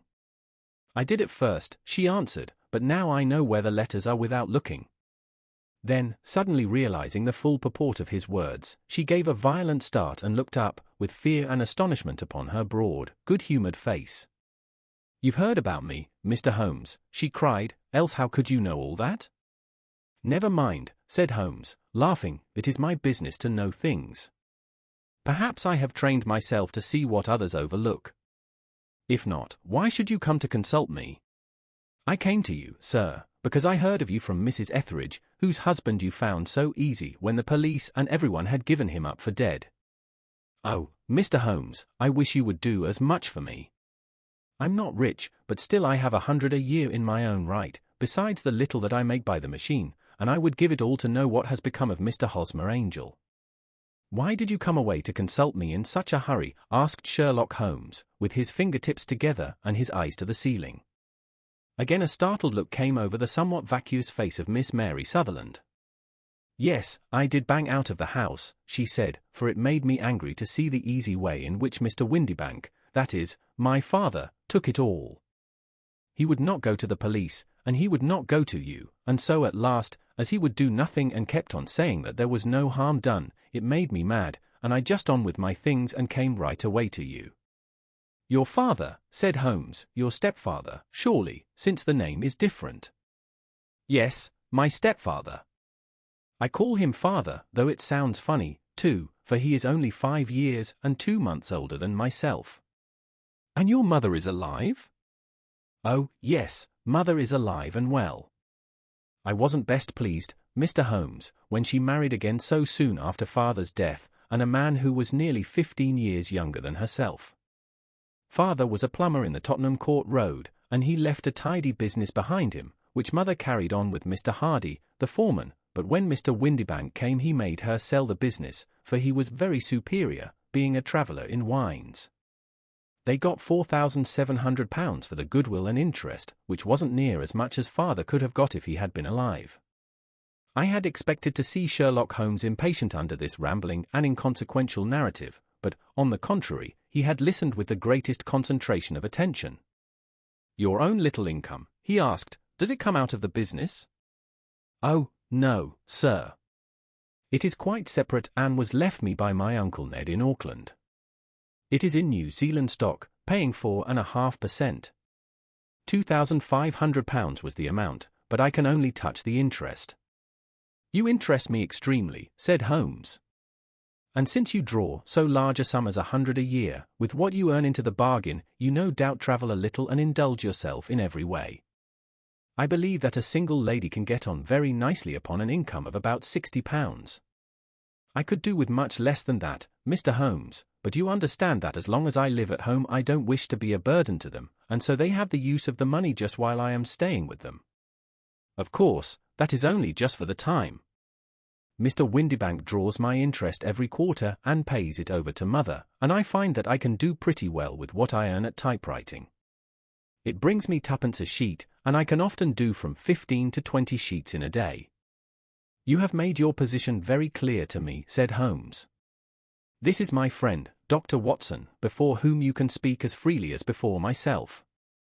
Kindly tell us now all about your connection with Mr. Hosmer Angel." A flush stole over Miss Sutherland's face, and she picked nervously at the fringe of her jacket. "I met him first at the gasfitters' ball," she said. "They used to send father tickets when he was alive, and then afterwards they remembered us, and sent them to mother. Mr. Windibank did not wish us to go. He never did wish us to go anywhere. he would get quite mad if I wanted so much as to join a Sunday school treat. But this time I was set on going, and I would go, for what right had he to prevent? He said the folk were not fit for us to know, when all father's friends were to be there. And he said that I had nothing fit to wear, when I had my purple plush that I had never so much as taken out of the drawer. At last, when nothing else would do, he went off to France upon the business of the firm, but we went, Mother and I, with Mr. Hardy, who used to be our foreman, and it was there I met Mr. Hosmer Angel. I suppose, said Holmes, that when Mr. Windibank came back from France he was very annoyed at your having gone to the ball. Oh, well, he was very good about it. He laughed, I remember, and shrugged his shoulders, and said there was no use denying anything to a woman, for she would have her way. I see. Then at the gasfitters' ball you met, as I understand, a gentleman called Mr. Hosmer Angel. Yes, sir. I met him that night, and he called next day to ask if we had got home all safe, and after that we met him, that is to say, Mr. Holmes, I met him twice for walks, but after that father came back again, and Mr. Hosmer Angel could not come to the house any more. No? Well, you know father didn't like anything of the sort. He wouldn't have any visitors if he could help it, and he used to say that a woman should be happy in her own family circle. But then, as I used to say to mother, a woman wants her own circle to begin with, and I had not got mine yet. But how about Mr. Hosmer Angel? Did he make no attempt to see you? Well, father was going off to France again in a week, and Hosmer wrote and said that it would be safer and better not to see each other until he had gone. We could write in the meantime, and he used to write every day. I took the letters in the morning, so there was no need for father to know. Were you engaged to the gentleman at this time? Oh, yes, Mr. Holmes. We were engaged after the first walk that we took. Hosmer, Mr. Angel, was a cashier in an office in Leadenhall Street, Anne. What office? That's the worst of it, Mr. Holmes, I don't know. Where did he live, then?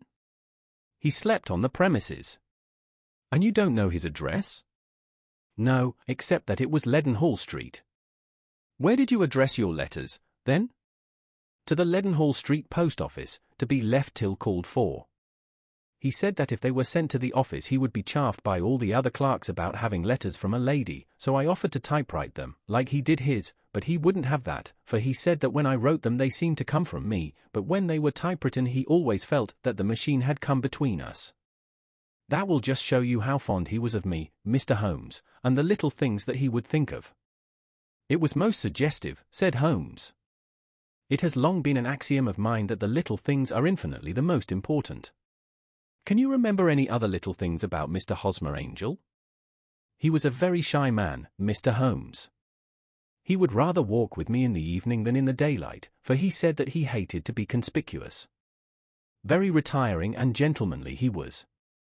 Even his voice was gentle. He'd had the quinsy and swollen glands when he was young, he told me, and it had left him with a weak throat and a hesitating, whispering fashion of speech. He was always well dressed, very neat and plain, but his eyes were weak, just as mine are, and he wore tinted glasses against the glare. Well, and what happened when Mr. Windibank, your stepfather, returned to France? Mr. Hosmer Angel came to the house again and proposed that we should marry before father came back. He was in dreadful earnest and made me swear, with my hands on the testament, that whatever happened I would always be true to him. Mother said he was quite right to make me swear, and that it was a sign of his passion. Mother was all in his favor from the first and was even fonder of him than I was. Then, when they talked of marrying within the week, I began to ask about father, but they both said never to mind about father, but just to tell him afterwards, and mother said she would make it all right with him. I didn't quite like that, Mr. Holmes. It seemed funny that I should ask his leave, as he was only a few years older than me, but I didn't want to do anything on the sly, so I wrote to father at Bordeaux, where the company has its French offices, but the letter came back to me on the very morning of the wedding. It missed him, then? Yes, sir, for he had started to England just before it arrived. Ah! That was unfortunate. Your wedding was arranged, then, for the Friday. Was it to be in church?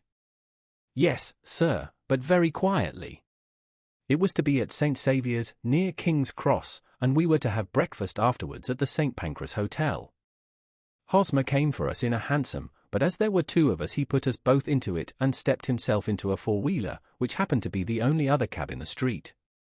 We got to the church first, and when the four-wheeler drove up we waited for him to step out, but he never did, and when the cabman got down from the box and looked there was no one there. The cabman said that he could not imagine what had become of him, for he had seen him get in with his own eyes. That was last Friday, Mr. Holmes, and I have never seen or heard anything since then to throw any light upon what became of him. It seems to me that you have been very shamefully treated, said Holmes. Oh, no, sir. He was too good and kind to leave me so. Why, all the morning he was saying to me that, whatever happened, I was to be true, and that even if something quite unforeseen occurred to separate us, I was always to remember that I was pledged to him, and that he would claim his pledge sooner or later. It seemed strange talk for a wedding morning, but what has happened since gives a meaning to it. Most certainly it does. Your own opinion is, then, that some unforeseen catastrophe has occurred to him? Yes, sir.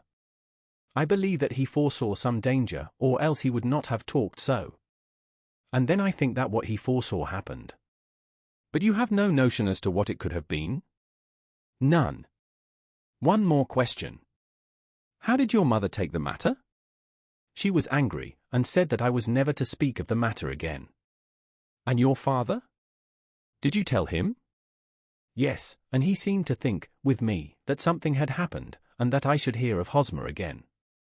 As he said, what interest could anyone have in bringing me to the doors of the church, and then leaving me? Now, if he had borrowed my money, or if he had married me and got my money settled on him, there might be some reason, but Hosmer was very independent about money and never would look at a shilling of mine. And yet, what could have happened? And why could he not write? Oh, it drives me half mad to think of it, and I can't sleep a wink at night. She pulled a little handkerchief out of her muff and began to sob heavily into it. I shall glance into the case for you, said Holmes, rising, and I have no doubt that we shall reach some definite result. Let the weight of the matter rest upon me now, and do not let your mind dwell upon it further. Above all, try to let Mr. Hosmer Angel vanish from your memory, as he has done from your life. Then you don't think I'll see him again? I fear not. Then what has happened to him? You will leave that question in my hands. I should like an accurate description of him and any letters of his which you can spare. I advertised for him in last Saturday's Chronicle, said she. Here is the slip, and here are 4 letters from him. Thank you. And your address? Number 31 Leon Place, Camberwell. Mr. Angel's address you never had, I understand. Where is your father's place of business? He travels for Westhouse and Marbank, the great claret importers of Fenchurch Street. Thank you. You have made your statement very clearly. You will leave the papers here, and remember the advice which I have given you. Let the whole incident be a sealed book, and do not allow it to affect your life. You are very kind, Mr. Holmes, but I cannot do that. I shall be true to Hosmer. He shall find me ready when he comes back. For all the preposterous hat and the vacuous face, there was something noble in the simple faith of our visitor which compelled our respect. She laid her little bundle of papers upon the table and went her way, with a promise to come again whenever she might be summoned. Sherlock Holmes sat silent for a few minutes with his fingertips still pressed together, his legs stretched out in front of him, and his gaze directed upward to the ceiling. Then he took down from the rack the old and oily clay pipe, which was to him as a counsellor, and, having lit it, he leaned back in his chair, with a thick blue cloud wreath spinning up from him, and a look of infinite languor in his face. Quite an interesting study, that maiden, he observed. I found her more interesting than her little problem, which, by the way, is rather a trite one. You will find parallel cases, if you consult my index, in Andover in '77, and there was something of the sort at The Hague last year. Old as is the idea, however, there were 1 or 2 details which were new to me. But the maiden herself was most instructive. You appear to read a good deal upon her which was quite invisible to me, I remarked. Not invisible but unnoticed, Watson. You did not know where to look, and so you missed all that was important. I can never bring you to realize the importance of sleeves, the suggestiveness of thumbnails, or the great issues that may hang from a bootlace. Now, what did you gather from that woman's appearance? Describe it. Well, she had a slate-colored, broad-brimmed straw hat, with a feather of a brickish red. Her jacket was black, with black beads sewn upon it, and a fringe of little black jet ornaments. Her dress was brown, rather darker than coffee color, with a little purple plush at the neck and sleeves. Her gloves were grayish and were worn through at the right forefinger. Her boots I didn't observe. She had small round, hanging gold earrings, and a general air of being fairly well-to-do in a vulgar, comfortable, easygoing way. Sherlock Holmes clapped his hands softly together and chuckled. "'Pon my word, Watson, you are coming along wonderfully. You have really done very well indeed. It is true that you have missed everything of importance, but you have hit upon the method, and you have a quick eye for color. Never trust to general impressions, my boy, but concentrate yourself upon details. My first glance is always at a woman's sleeve. In a man it is perhaps better first to take the knee of the trouser. As you observe, this woman had plush upon her sleeves, which is a most useful material for showing traces. The double line a little above the wrist, where the typewritist presses against the table, was beautifully defined. The sewing machine, of the hand type, leaves a similar mark, but only on the left arm, and on the side of it farthest from the thumb, instead of being right across the broadest part, as this was. I then glanced at her face, and, observing the dint of a pince-nez at either side of her nose, I ventured a remark upon short sight and typewriting, which seemed to surprise her. It surprised me. But, surely, it was obvious. I was then much surprised and interested on glancing down to observe that, though the boots which she was wearing were not unlike each other, they were really odd ones, the one having a slightly decorated toe cap, and the other a plain one. One was buttoned only in the 2 lower buttons out of 5, and the other at the 1st, 3rd, and 5th. Now, when you see that a young lady, otherwise neatly dressed, has come away from home with odd boots, half-buttoned, it is no great deduction to say that she came away in a hurry. And what else? I asked, keenly interested, as I always was, by my friend's incisive reasoning. I noted, in passing, that she had written a note before leaving home but after being fully dressed. You observed that her right glove was torn at the forefinger, but you did not apparently see that both glove and finger were stained with violet ink. She had written in a hurry and dipped her pen too deep. It must have been this morning, or the mark would not remain clear upon the finger. All this is amusing, though rather elementary, but I must go back to business, Watson. Would you mind reading me the advertised description of Mr. Hosmer Angel?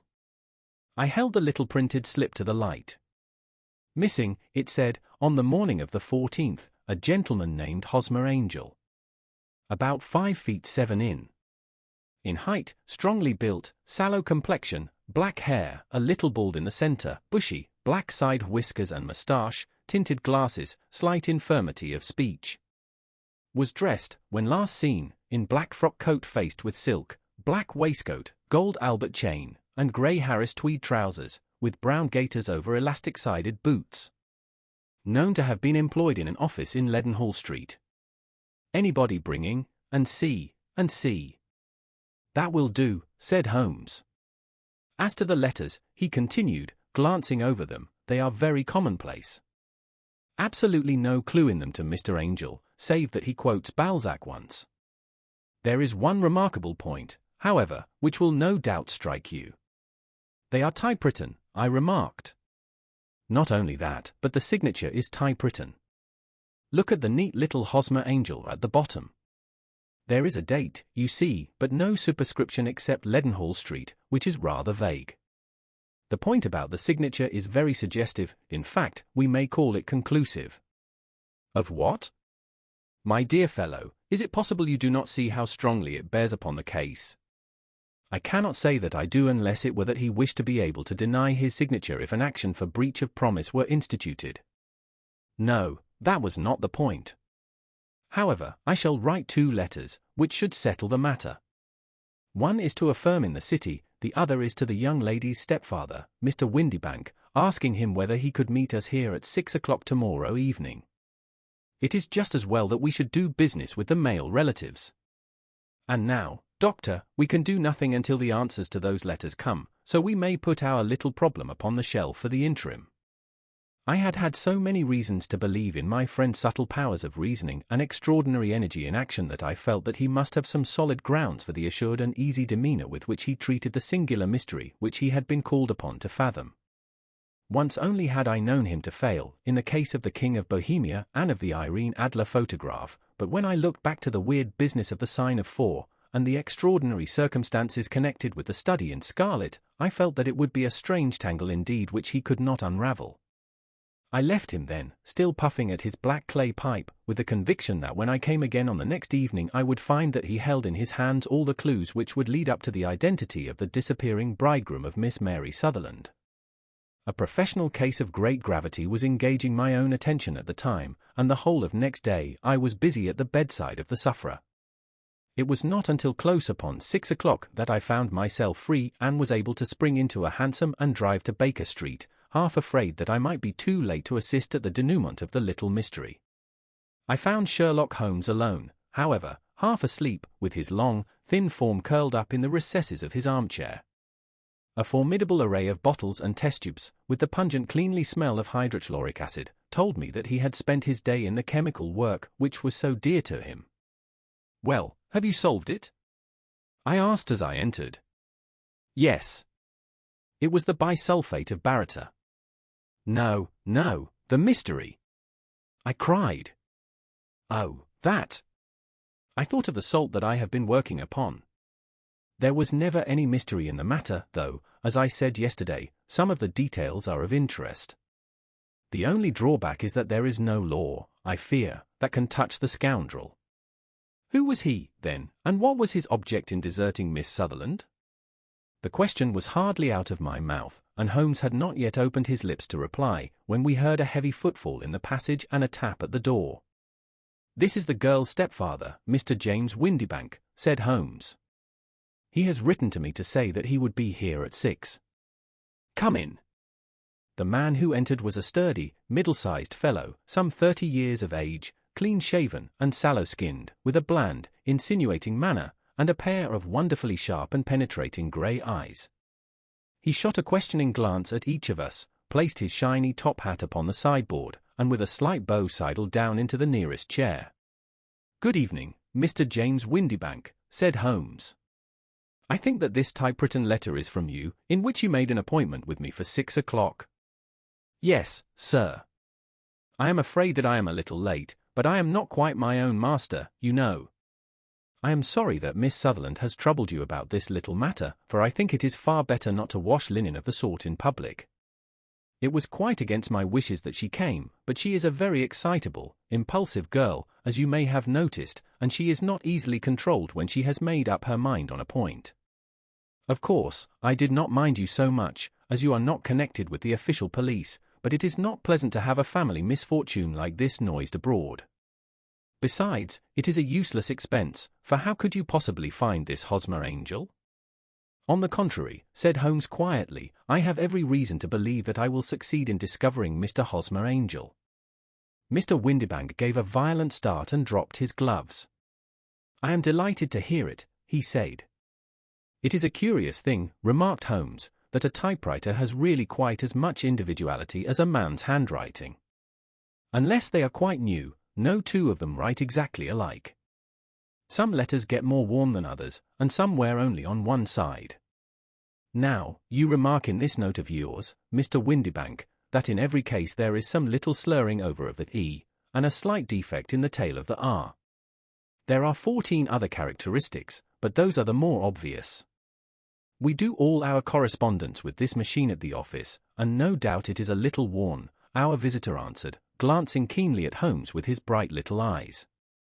"And now I will show you what is really a very interesting study, Mr. Windibank," Holmes continued.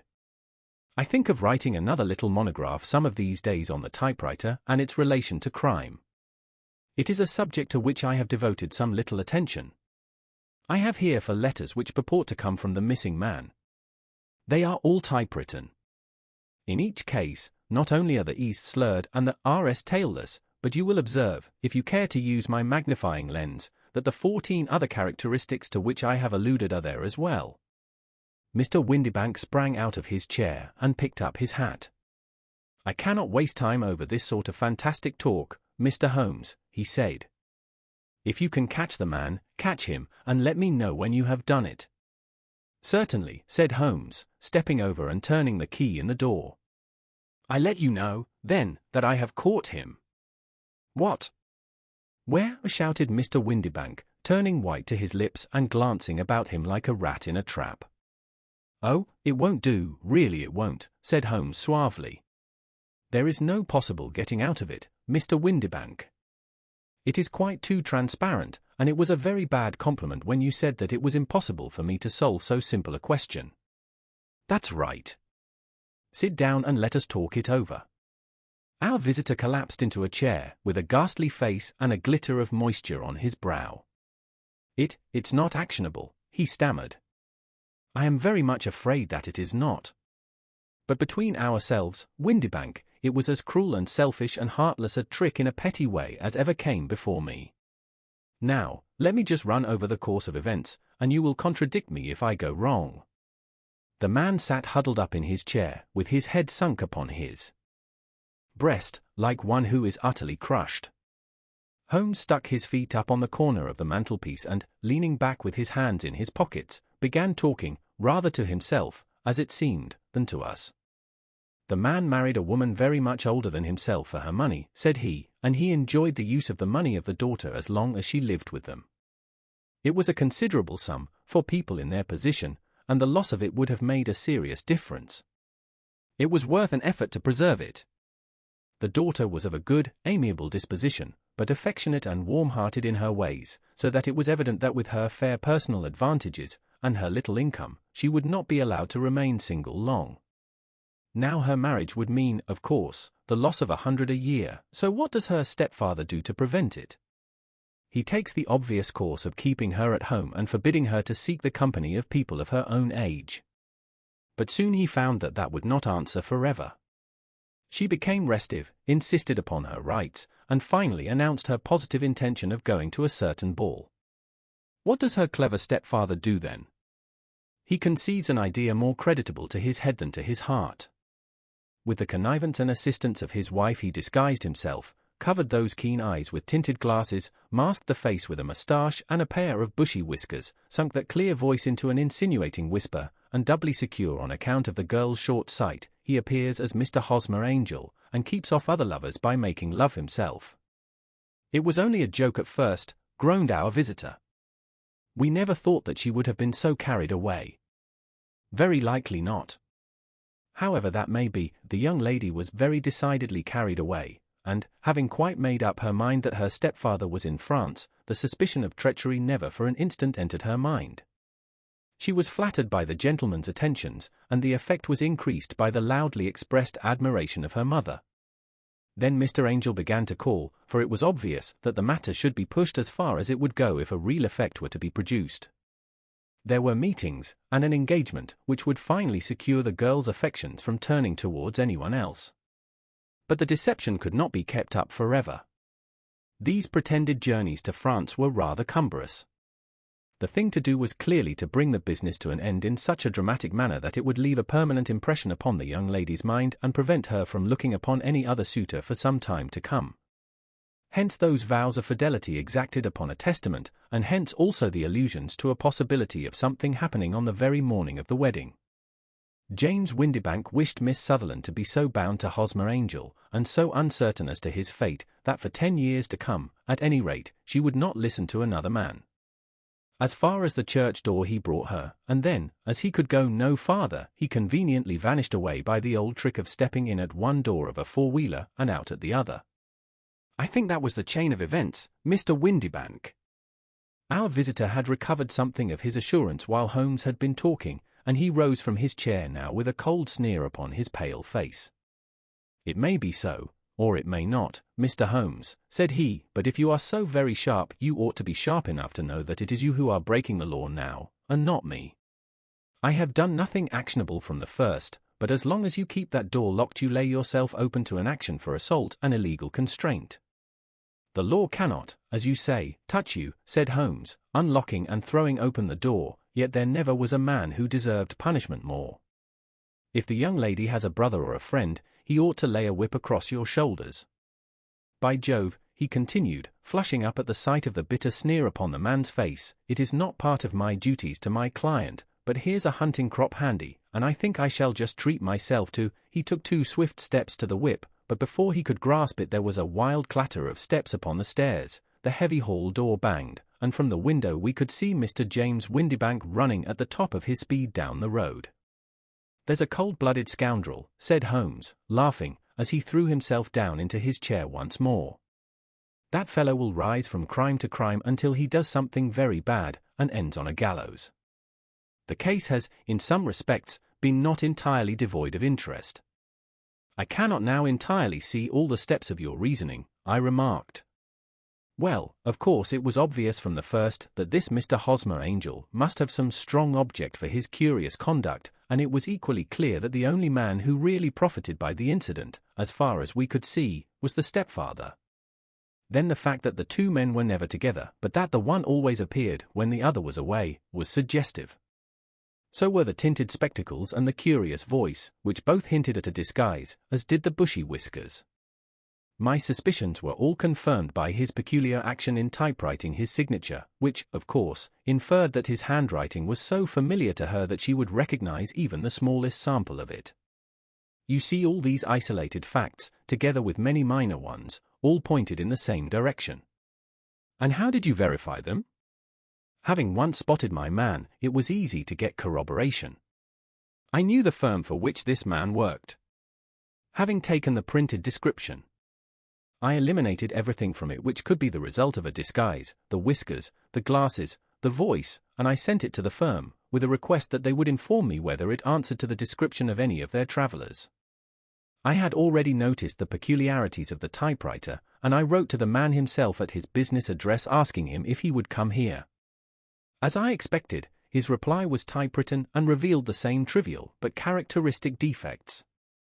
The same post brought me a letter from Westhouse and Marbank, of Fenchurch Street, to say that the description tallied in every respect with that of their employee, James Windibank. Voilà tout! And Miss Sutherland? If I tell her, she will not believe me. You may remember the old Persian saying, there is danger for him who taketh the tiger cub, and danger also for whoso snatches a delusion from a woman. There is as much sense in Hafiz as in Horace, and as much knowledge of the world. 4. The Boscombe Valley Mystery. We were seated at breakfast one morning, my wife and I, when the maid brought in a telegram. It was from Sherlock Holmes and ran in this way. "Have you a couple of days to spare? Have just been wired for from the west of England in connection with Boscombe Valley tragedy. Shall be glad if you will come with me. Air and scenery perfect. Leave Paddington by the 11:15. What do you say, dear?" said my wife, looking across at me. "Will you go?" "I really don't know what to say. I have a fairly long list at present." "Oh, and Struther would do your work for you. You have been looking a little pale lately. I think that the change would do you good, and you are always so interested in Mr. Sherlock Holmes' cases." "I should be ungrateful if I were not, seeing what I gained through one of them," I answered.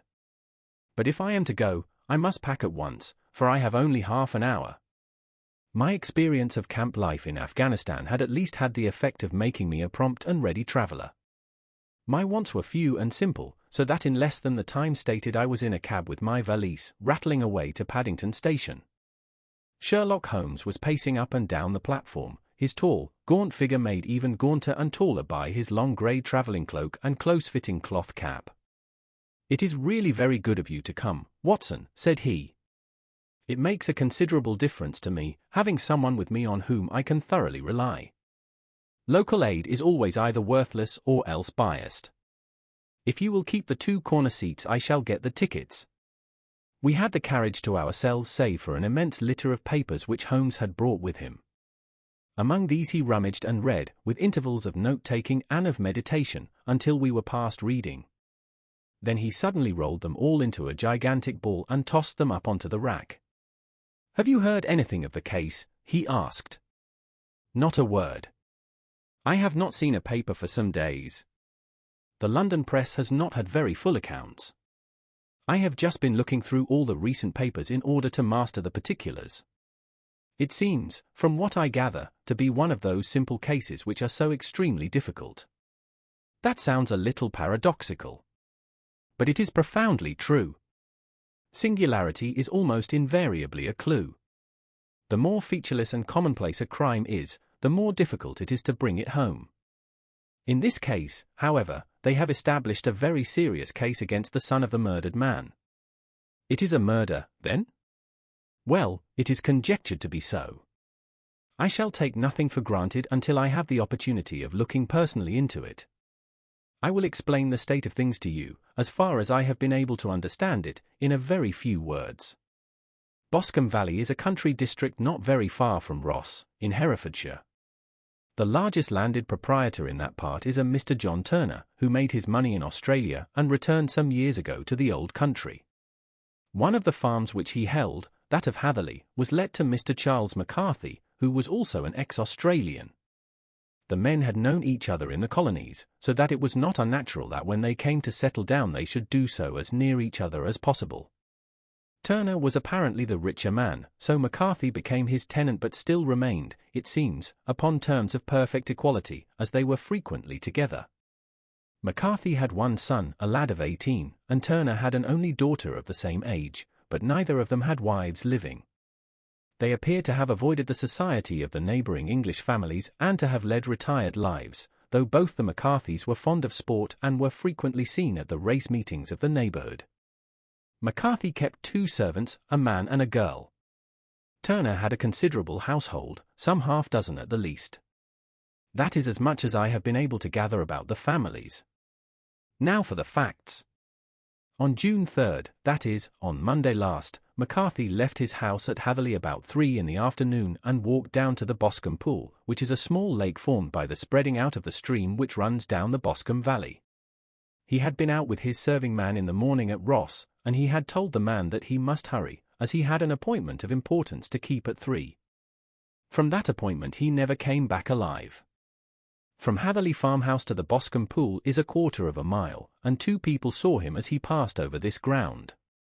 One was an old woman, whose name is not mentioned, and the other was William Crowder, a gamekeeper in the employ of Mr. Turner. Both these witnesses depose that Mr. McCarthy was walking alone. The gamekeeper adds that within a few minutes of his seeing Mr. McCarthy pass he had seen his son, Mr. James McCarthy, going the same way with a gun under his arm. To the best of his belief, the father was actually in sight at the time, and the son was following him. He thought no more of the matter until he heard in the evening of the tragedy that had occurred. The 2 McCarthys were seen after the time when William Crowder, the gamekeeper, lost sight of them. The Boscombe Pool is thickly wooded round, with just a fringe of grass and of reeds round the edge. A girl of 14, Patience Moran, who is the daughter of the lodge-keeper of the Boscombe Valley estate, was in one of the woods picking flowers. She states that while she was there she saw, at the border of the wood and close by the lake, Mr. McCarthy and his son, and that they appeared to be having a violent quarrel. She heard Mr. McCarthy the elder using very strong language to his son, and she saw the latter raise up his hand as if to strike his father. She was so frightened by their violence that she ran away and told her mother when she reached home that she had left the 2 McCarthys quarrelling near Boscombe Pool, and that she was afraid that they were going to fight. She had hardly said the words when young Mr. McCarthy came running up to the lodge to say that he had found his father dead in the wood, and to ask for the help of the lodge-keeper. He was much excited, without either his gun or his hat, and his right hand and sleeve were observed to be stained with fresh blood. On following him they found the dead body stretched out upon the grass beside the pool. The head had been beaten in by repeated blows of some heavy and blunt weapon. The injuries were such as might very well have been inflicted by the butt end of his son's gun, which was found lying on the grass within a few paces of the body. Under these circumstances the young man was instantly arrested, and a verdict of wilful murder having been returned at the inquest on Tuesday, he was on Wednesday brought before the magistrates at Ross, who have referred the case to the next assizes. Those are the main facts of the case as they came out before the coroner and the police court. I could hardly imagine a more damning case, I remarked. If ever circumstantial evidence pointed to a criminal, it does so here. Circumstantial evidence is a very tricky thing, answered Holmes thoughtfully. It may seem to point very straight to one thing, but if you shift your own point of view a little, you may find it pointing in an equally uncompromising manner to something entirely different. It must be confessed, however, that the case looks exceedingly grave against the young man, and it is very possible that he is indeed the culprit. There are several people in the neighborhood, however, and among them Miss Turner, the daughter of the neighboring landowner, who believe in his innocence, and who have retained Lestrade, whom you may recollect in connection with the study in Scarlet, to work out the case in his interest. Lestrade, being rather puzzled, has referred the case to me, and hence it is that two middle-aged gentlemen are flying westward at 50 miles an hour instead of quietly digesting their breakfasts at home. I am afraid, said I, that the facts are so obvious that you will find little credit to be gained out of this case. There is nothing more deceptive than an obvious fact, he answered, laughing. Besides, we may chance to hit upon some other obvious facts, which may have been by no means obvious to Mr. Lestrade.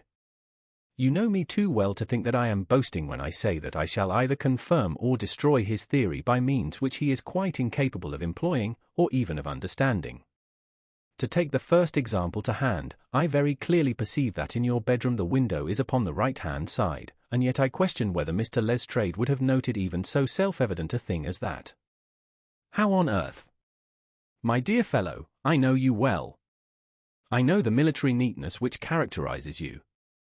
You shave every morning, and in this season you shave by the sunlight, but since your shaving is less and less complete as we get farther back on the left side, until it becomes positively slovenly as we get round the angle of the jaw, it is surely very clear that that side is less illuminated than the other.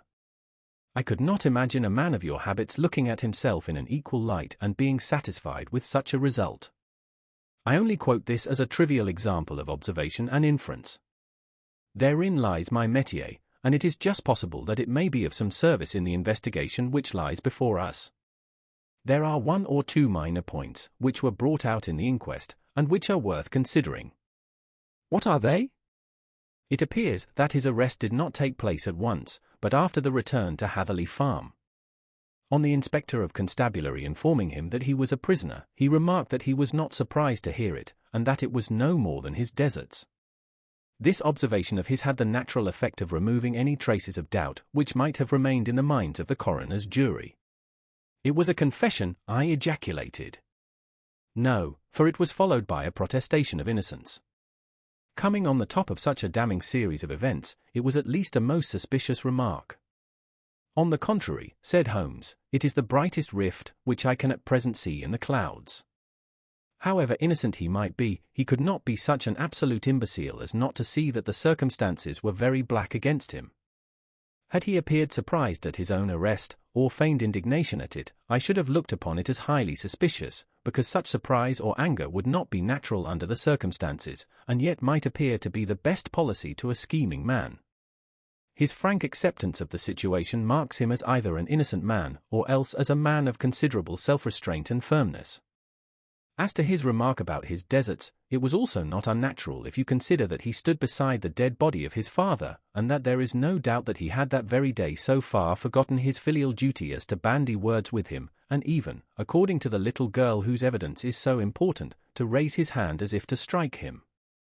The self-reproach and contrition which are displayed in his remark appear to me to be the signs of a healthy mind rather than of a guilty one. I shook my head. Many men have been hanged on far slighter evidence, I remarked. So they have. And many men have been wrongfully hanged. What is the young man's own account of the matter? It is, I am afraid, not very encouraging to his supporters, though there are one or two points in it which are suggestive. You will find it here, and may read it for yourself.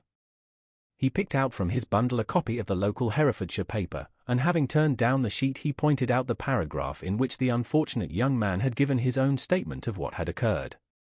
I settled myself down in the corner of the carriage and read it very carefully. It ran in this way. Mr. James McCarthy, the only son of the deceased, was then called and gave evidence as follows. I had been away from home for 3 days at Bristol, and had only just returned upon the morning of last Monday, the 3rd. My father was absent from home at the time of my arrival, and I was informed by the maid that he had driven over to Ross with John Cobb, the groom.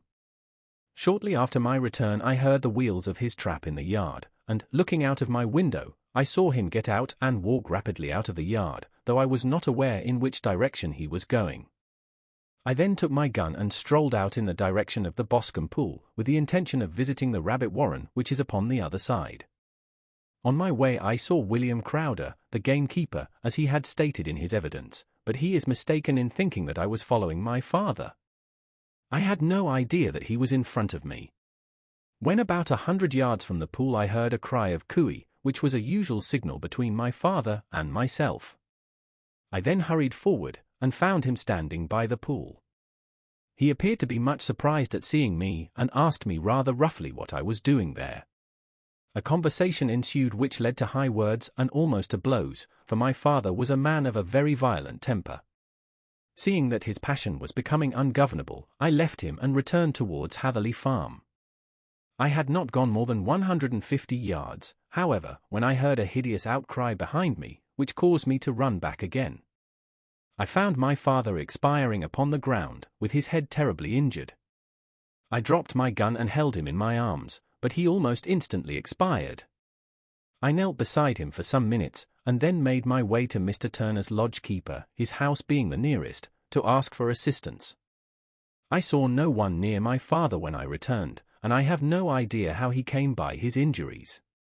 He was not a popular man, being somewhat cold and forbidding in his manners, but he had, as far as I know, no active enemies. I know nothing further of the matter. The coroner: did your father make any statement to you before he died? Witness: he mumbled a few words, but I could only catch some allusion to a rat. The coroner: what did you understand by that? Witness: it conveyed no meaning to me. I thought that he was delirious. The coroner: what was the point upon which you and your father had this final quarrel? Witness: I should prefer not to answer. The coroner: I am afraid that I must press it. Witness: it is really impossible for me to tell you. I can assure you that it has nothing to do with the sad tragedy which followed. The coroner: that is for the court to decide.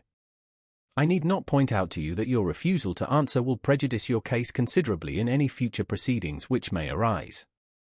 Witness: I must still refuse. The coroner: I understand that the cry of cooey was a common signal between you and your father. Witness: it was. The coroner: how was it, then, that he uttered it before he saw you, and before he even knew that you had returned from Bristol? Witness: with considerable confusion, I do not know. A juryman: did you see nothing which aroused your suspicions when you returned on hearing the cry and found your father fatally injured? Witness: nothing definite. The coroner: what do you mean? Witness: I was so disturbed and excited as I rushed out into the open, that I could think of nothing except of my father. Yet I have a vague impression that as I ran forward something lay upon the ground to the left of me. It seemed to me to be something grey in colour, a coat of some sort, or a plaid perhaps. When I rose from my father I looked round for it, but it was gone. Do you mean that it disappeared before you went for help? Yes, it was gone. You cannot say what it was? No, I had a feeling something was there. How far from the body? A dozen yards or so. And how far from the edge of the wood? About the same. Then if it was removed it was while you were within a dozen yards of it? Yes, but with my back towards it. This concluded the examination of the witness. I see, said I as I glanced down the column, that the coroner in his concluding remarks was rather severe upon young McCarthy. He calls attention, and with reason, to the discrepancy about his father having signalled to him before seeing him, also to his refusal to give details of his conversation with his father, and his singular account of his father's dying words. They are all, as he remarks, very much against the son. Holmes laughed softly to himself and stretched himself out upon the cushioned seat. Both you and the coroner have been at some pains, said he, to single out the very strongest points in the young man's favour. Don't you see that you alternately give him credit for having too much imagination and too little? Too little, if he could not invent a cause of quarrel which would give him the sympathy of the jury, too much, if he evolved from his own inner consciousness anything so outré as a dying reference to a rat, and the incident of the vanishing cloth. No, sir, I shall approach this case from the point of view that what this young man says is true, and we shall see whither that hypothesis will lead us. And now here is my pocket petard arch, and not another word shall I say of this case until we are on the scene of action. We lunch at Swindon, and I see that we shall be there in 20 minutes. It was nearly 4 o'clock when we at last, after passing through the beautiful Stroud Valley and over the broad gleaming Severn, found ourselves at the pretty little country town of Ross. A lean, ferret-like man, furtive and sly-looking, was waiting for us upon the platform.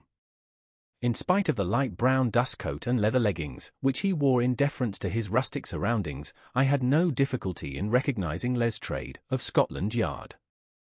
With him we drove to the Hereford Arms, where a room had already been engaged for us.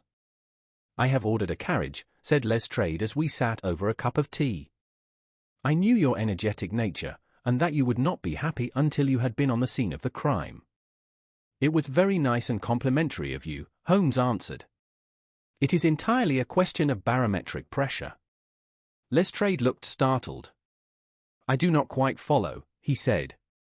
"How is the glass?" 29, I see. No wind, and not a cloud in the sky. I have a caseful of cigarettes here which need smoking, and the sofa is very much superior to the usual country hotel abomination. I do not think that it is probable that I shall use the carriage tonight."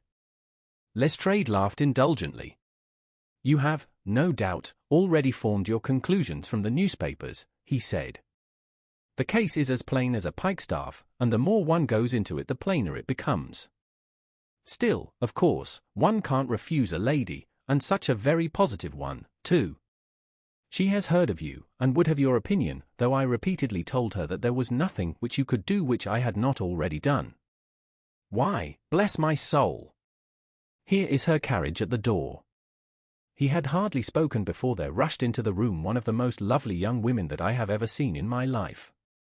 Her violet eyes shining, her lips parted, a pink flush upon her cheeks, all thought of her natural reserve lost in her overpowering excitement and concern. "Oh, Mr. Sherlock Holmes," she cried, glancing from one to the other of us, and finally, with a woman's quick intuition, fastening upon my companion, "I am so glad that you have come. I have driven down to tell you so. I know that James didn't do it. I know it, and I want you to start upon your work knowing it, too. Never let yourself doubt upon that point. We have known each other since we were little children, and I know his faults as no one else does, but he is too tender-hearted to hurt a fly.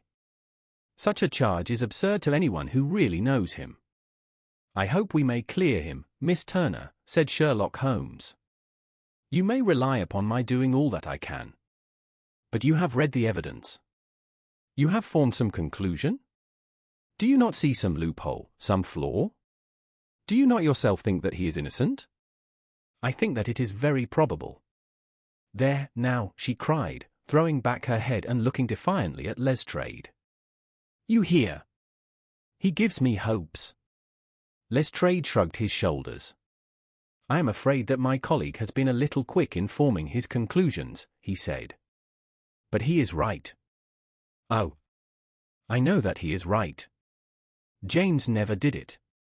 And about his quarrel with his father, I am sure that the reason why he would not speak about it to the coroner was because I was concerned in it." "In what way?" asked Holmes. "It is no time for me to hide anything. James and his father had many disagreements about me. Mr. McCarthy was very anxious that there should be a marriage between us. James and I have always loved each other as brother and sister, but of course he is young and has seen very little of life yet, and, well, he naturally did not wish to do anything like that yet. So there were quarrels, and this, I am sure, was one of them." "And your father?" asked Holmes. "Was he in favor of such a union?" "No, he was averse to it also. No one but Mr. McCarthy was in favor of it." A quick blush passed over her fresh young face as Holmes shot one of his keen, questioning glances at her. "Thank you for this information," said he. "May I see your father if I call tomorrow?" "I am afraid the doctor won't allow it." "The doctor?" "Yes, have you not heard? Poor father has never been strong for years back, but this has broken him down completely. He has taken to his bed, and Dr. Willows says that he is a wreck and that his nervous system is shattered.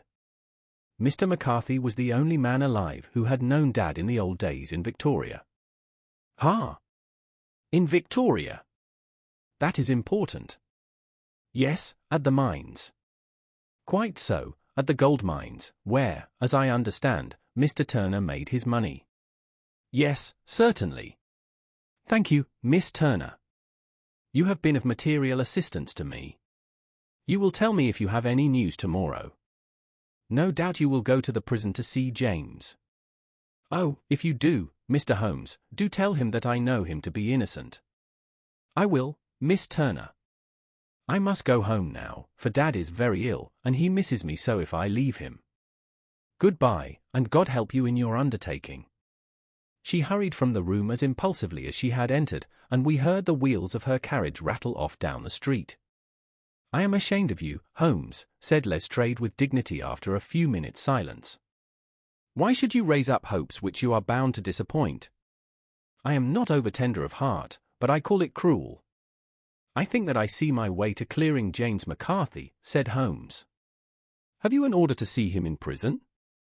Yes, but only for you and me.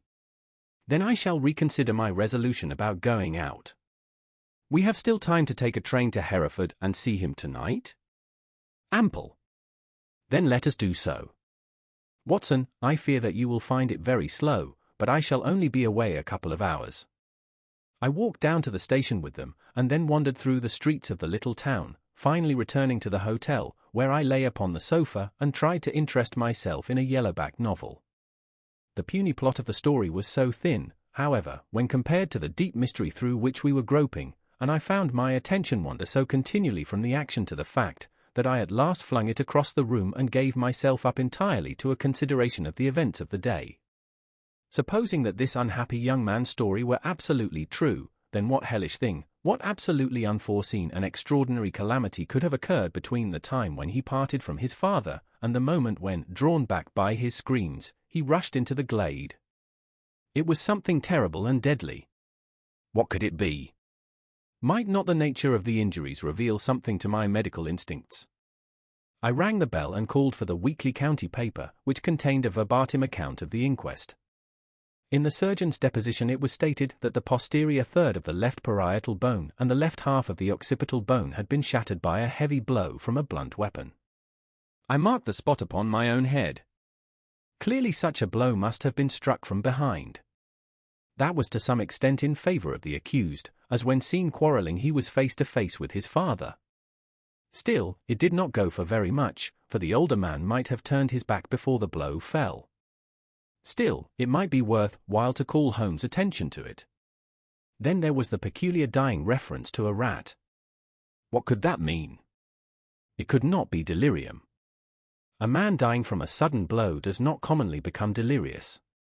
No, it was more likely to be an attempt to explain how he met his fate. But what could it indicate? I cudgelled my brains to find some possible explanation. And then the incident of the grey cloth seen by young McCarthy. If that were true, the murderer must have dropped some part of his dress, presumably his overcoat, in his flight, and must have had the hardihood to return and to carry it away at the instant when the son was kneeling with his back turned not a dozen paces off. What a tissue of mysteries and improbabilities the whole thing was! I did not wonder at Lestrade's opinion, and yet I had so much faith in Sherlock Holmes' insight that I could not lose hope as long as every fresh fact seemed to strengthen his conviction of young McCarthy's innocence. It was late before Sherlock Holmes returned. He came back alone, for Lestrade was staying in lodgings in the town. The glass still keeps very high, he remarked as he sat down. It is of importance that it should not rain before we are able to go over the ground. On the other hand, a man should be at his very best and keenest for such nice work as that, and I did not wish to do it when fagged by a long journey. I have seen young McCarthy. And what did you learn from him? Nothing. Could he throw no light? None at all. I was inclined to think at one time that he knew who had done it and was screening him or her, but I am convinced now that he is as puzzled as everyone else. He is not a very quick-witted youth, though comely to look at and, I should think, sound at heart. I cannot admire his taste, I remarked, if it is indeed a fact that he was averse to a marriage with so charming a young lady as this Miss Turner. Ah, thereby hangs a rather painful tale. This fellow is madly, insanely, in love with her, but some 2 years ago, when he was only a lad, and before he really knew her, for she had been away 5 years at a boarding school, what does the idiot do but get into the clutches of a barmaid in Bristol and marry her at a registry office? No one knows a word of the matter, but you can imagine how maddening it must be to him to be upbraided for not doing what he would give his very eyes to do, but what he knows to be absolutely impossible. It was sheer frenzy of this sort which made him throw his hands up into the air when his father, at their last interview, was goading him on to propose to Miss Turner. On the other hand, he had no means of supporting himself, and his father, who was by all accounts a very hard man, would have thrown him over utterly had he known the truth. It was with his barmaid wife that he had spent the last 3 days in Bristol, and his father did not know where he was. Mark that point. It is of importance. Good has come out of evil, however, for the barmaid, finding from the papers that he is in serious trouble and likely to be hanged, has thrown him over utterly and has written to him to say that she has a husband already in the Bermuda dockyard, so that there is really no tie between them. I think that bit of news has consoled young McCarthy for all that he has suffered. But if he is innocent, who has done it? Ah. Who? I would call your attention very particularly to 2 points. One is that the murdered man had an appointment with someone at the pool, and that the someone could not have been his son, for his son was away, and he did not know when he would return. The second is that the murdered man was heard to cry cooey before he knew that his son had returned.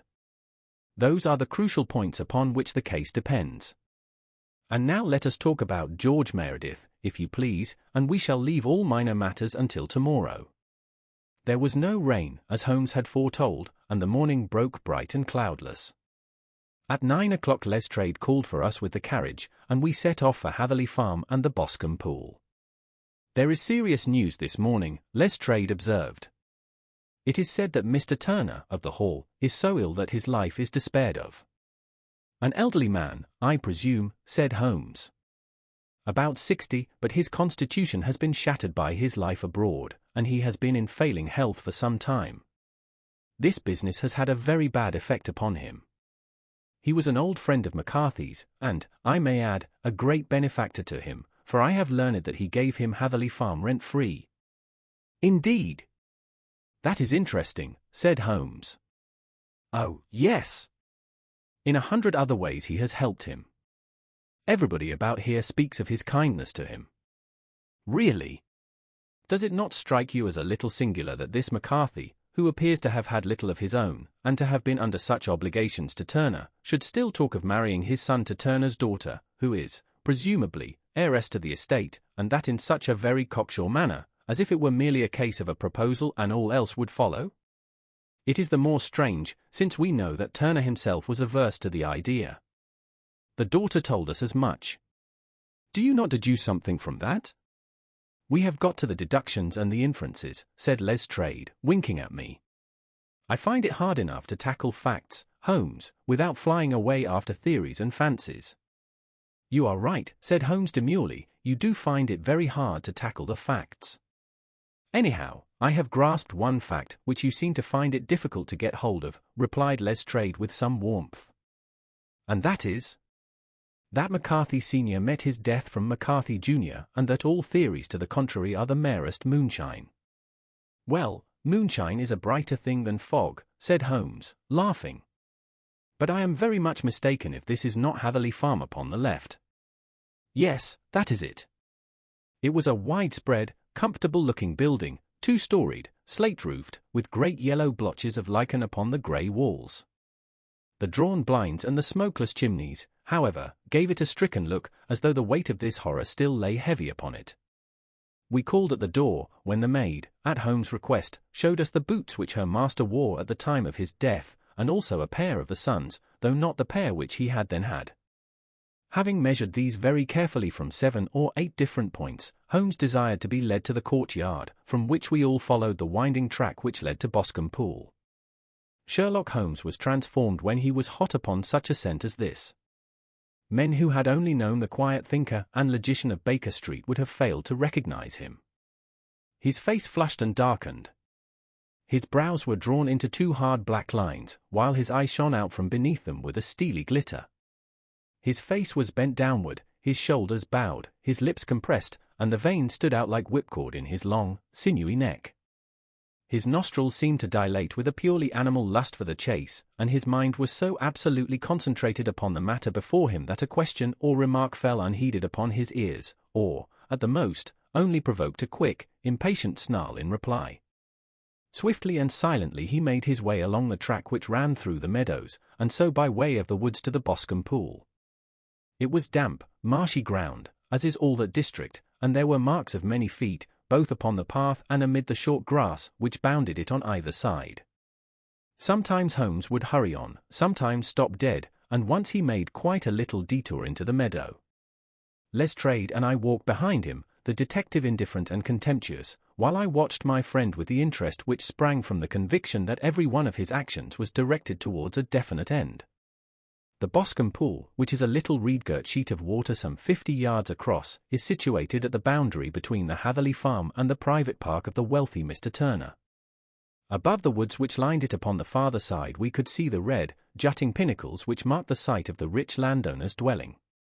On the Hatherley side of the pool the woods grew very thick, and there was a narrow belt of sodden grass 20 paces across between the edge of the trees and the reeds which lined the lake. Lestrade showed us the exact spot at which the body had been found, and, indeed, so moist was the ground, that I could plainly see the traces which had been left by the fall of the stricken man. To Holmes, as I could see by his eager face and peering eyes, very many other things were to be read upon the trampled grass. He ran round, like a dog who is picking up a scent, and then turned upon my companion. "What did you go into the pool for?" he asked. "I fished about with a rake. I thought there might be some weapon or other trace." "But how on earth?" "Oh, tut, tut! I have no time. That left foot of yours with its inward twist is all over the place. A mole could trace it, and there it vanishes among the reeds. Oh, how simple it would all have been had I been here before they came like a herd of buffalo and wallowed all over it. Here is where the party with the lodge-keeper came, and they have covered all tracks for 6 or 8 feet round the body. But here are 3 separate tracks of the same feet." He drew out a lens and lay down upon his waterproof to have a better view, talking all the time rather to himself than to us. "These are young McCarthy's feet. Twice he was walking, and once he ran swiftly, so that the soles are deeply marked and the heels hardly visible. That bears out his story. He ran when he saw his father on the ground. Then here are the father's feet as he paced up and down. What is this, then? It is the butt end of the gun as the son stood listening. And this? Ha, ha! What have we here? Tiptoes. Tiptoes. Square, too, quite unusual boots. They come, they go, they come again, of course that was for the cloak. Now where did they come from?"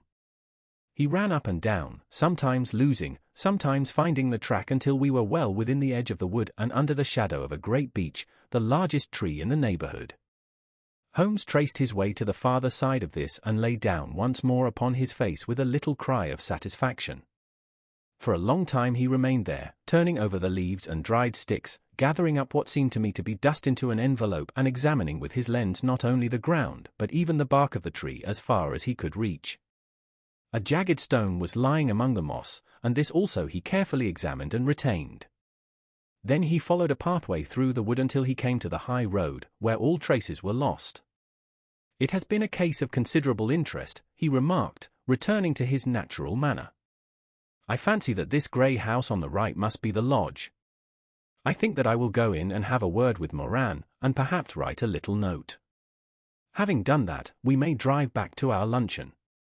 You may walk to the cab, and I shall be with you presently." It was about 10 minutes before we regained our cab and drove back into Ross, Holmes still carrying with him the stone which he had picked up in the wood. "This may interest you, Lestrade," he remarked, holding it out. "The murder was done with it. I see no marks." "There are none." "How do you know, then?" "The grass was growing under it. It had only lain there a few days." There was no sign of a place whence it had been taken. It corresponds with the injuries. There is no sign of any other weapon. And the murderer?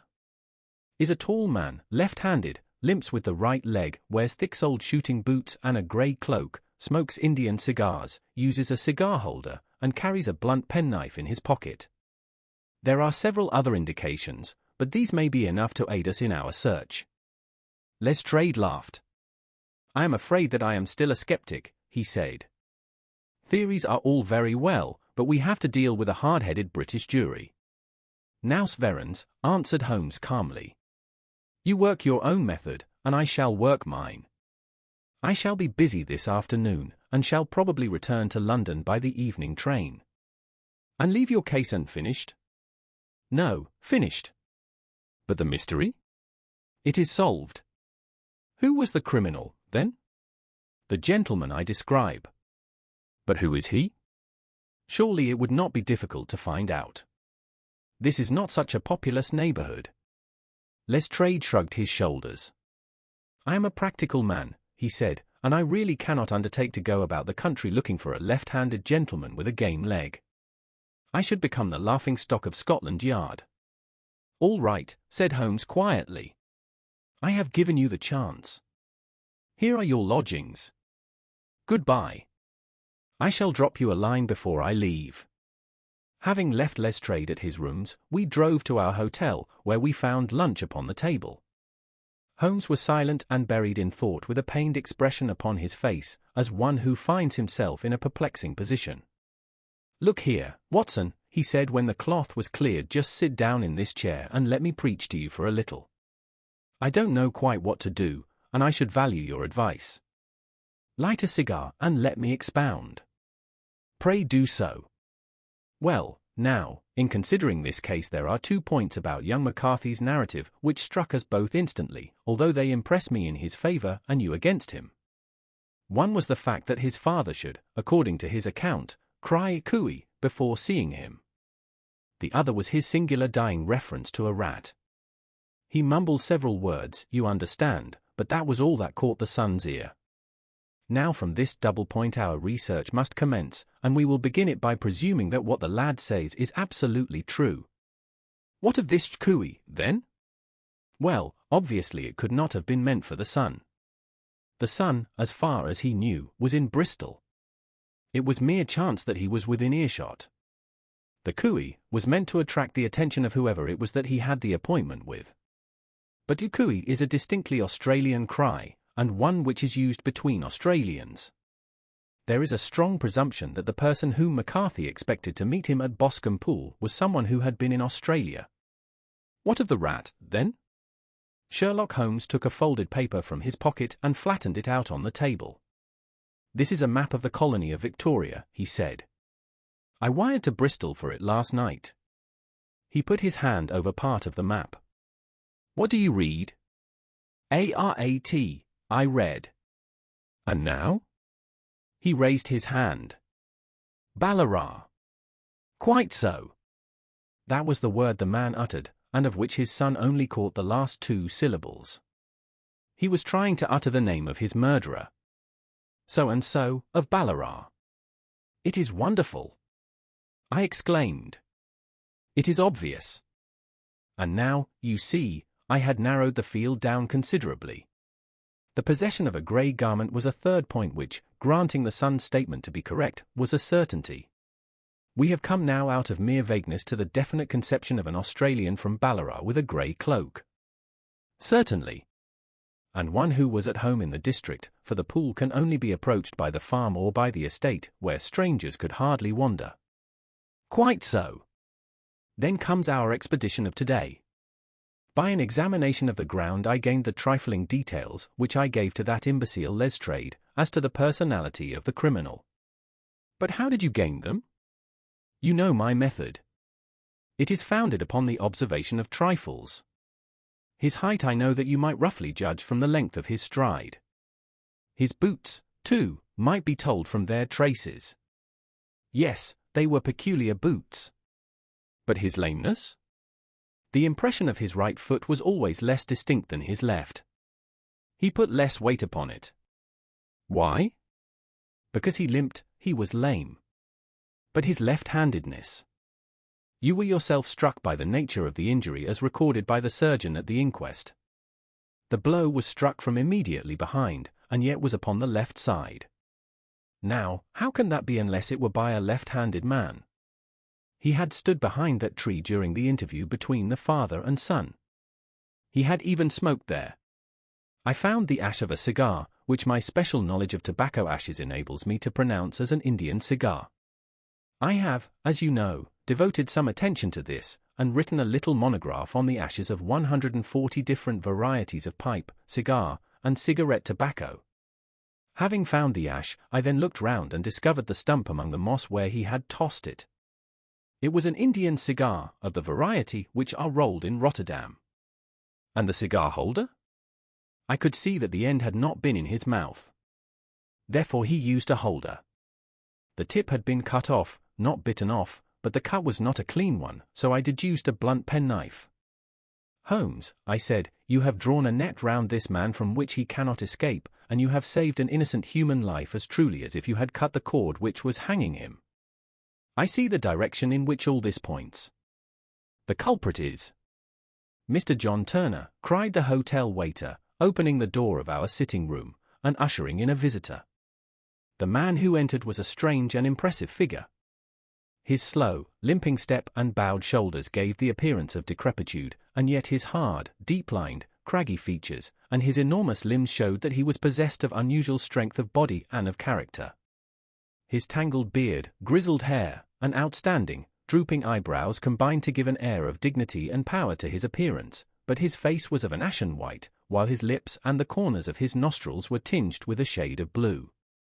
It was clear to me at a glance that he was in the grip of some deadly and chronic disease.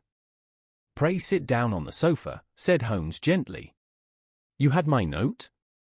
"Yes, the lodge-keeper brought it up. You said that you wished to see me here to avoid scandal. I thought people would talk if I went to the hall." "And why did you wish to see me?" He looked across at my companion with despair in his weary eyes, as though his question was already answered. "Yes," said Holmes, answering the look rather than the words. "It is so. I know all about McCarthy." The old man sank his face in his hands. "God help me," he cried. "But I would not have let the young man come to harm. I give you my word that I would have spoken out if it went against him at the assizes." "I am glad to hear you say so," said Holmes gravely. "I would have spoken now had it not been for my dear girl. It would break her heart, it will break her heart when she hears that I am arrested." "It may not come to that," said Holmes. "What?" "I am no official agent. I understand that it was your daughter who required my presence here, and I am acting in her interests. Young McCarthy must be got off, however." "I am a dying man," said old Turner. "I have had diabetes for years. My doctor says it is a question whether I shall live a month. Yet I would rather die under my own roof than in a gale." Holmes rose and sat down at the table with his pen in his hand and a bundle of paper before him. "Just tell us the truth," he said. "I shall jot down the facts. You will sign it, and Watson here can witness it. Then I could produce your confession at the last extremity to save young McCarthy. I promise you that I shall not use it unless it is absolutely needed." "It's as well," said the old man. "It's a question whether I shall live to the assizes, so it matters little to me, but I should wish to spare Alice the shock. And now I will make the thing clear to you. It has been a long time in the acting, but will not take me long to tell. You didn't know this dead man, McCarthy. He was a devil incarnate. I tell you that. God keep you out of the clutches of such a man as he. His grip has been upon me these 20 years, and he has blasted my life. I'll tell you first how I came to be in his power. It was in the early 60s at the diggings. I was a young chap then, hot-blooded and reckless, ready to turn my hand at anything. I got among bad companions, took to drink, had no luck with my claim, took to the bush, and in a word became what you would call over here a highway robber. There were 6 of us, and we had a wild, free life of it, sticking up a station from time to time, or stopping the wagons on the road to the diggings. Black Jack of Ballarat was the name I went under, and our party is still remembered in the colony as the Ballarat Gang. One day a gold convoy came down from Ballarat to Melbourne, and we lay in wait for it and attacked it. There were 6 troopers and 6 of us, so it was a close thing, but we emptied 4 of their saddles at the first volley. 3 of our boys were killed, however, before we got the swag. I put my pistol to the head of the wagon driver, who was this very man McCarthy.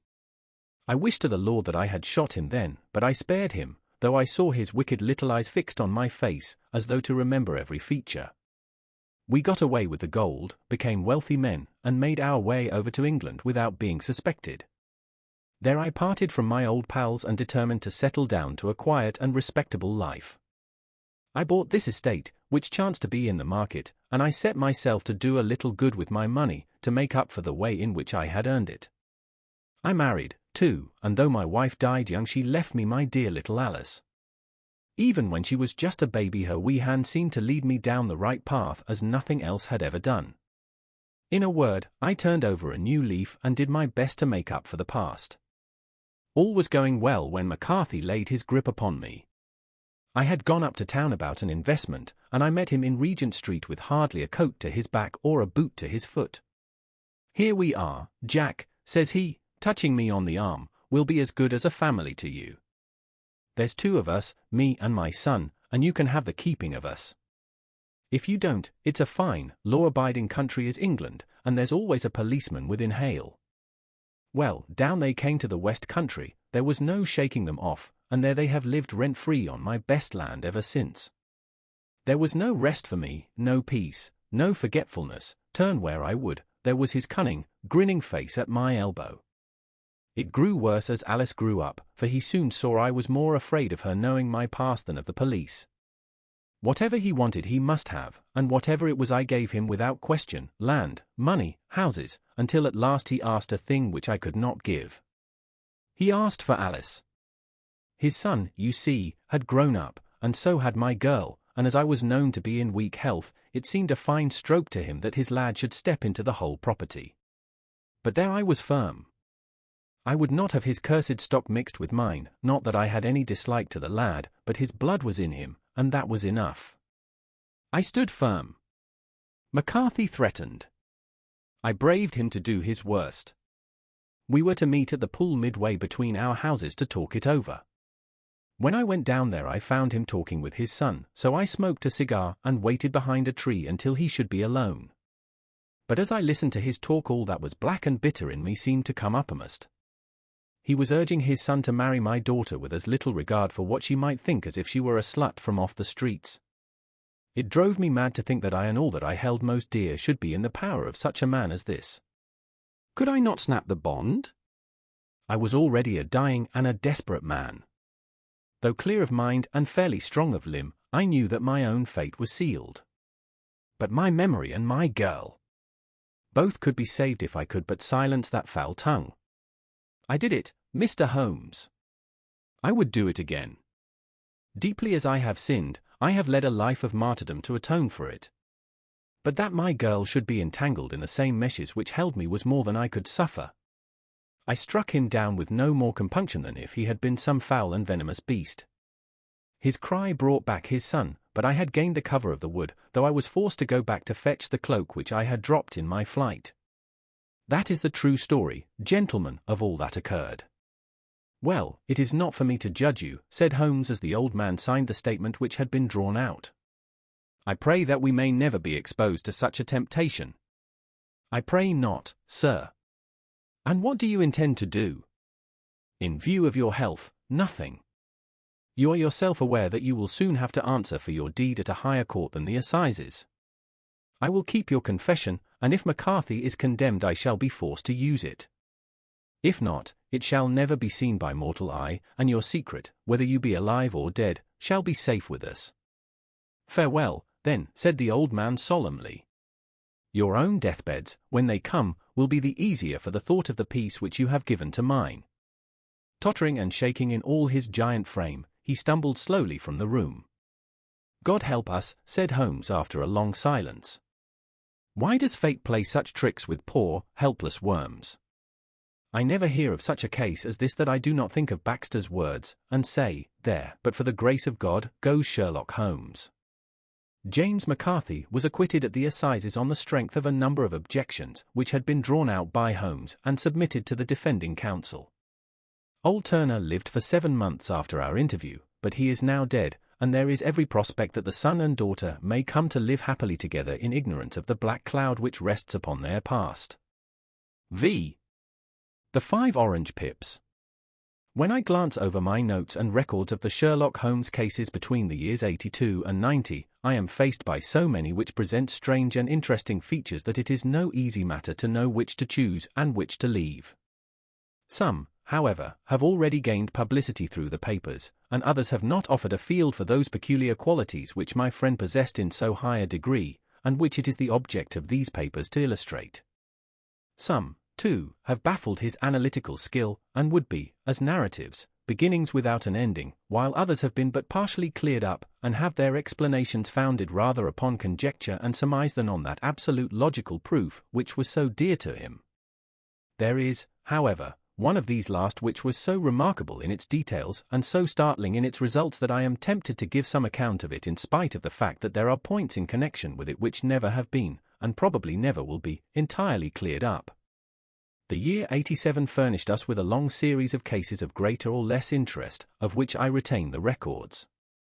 Among my headings under this one 12 months I find an account of the adventure of the Paradol Chamber of the Amateur Mendicant Society, who held a luxurious club in the lower vault of a furniture warehouse, of the facts connected with the loss of the British bark Sophie Anderson, of the singular adventures of the Grice Pattersons in the island of Uffa, and finally of the Camberwell poisoning case.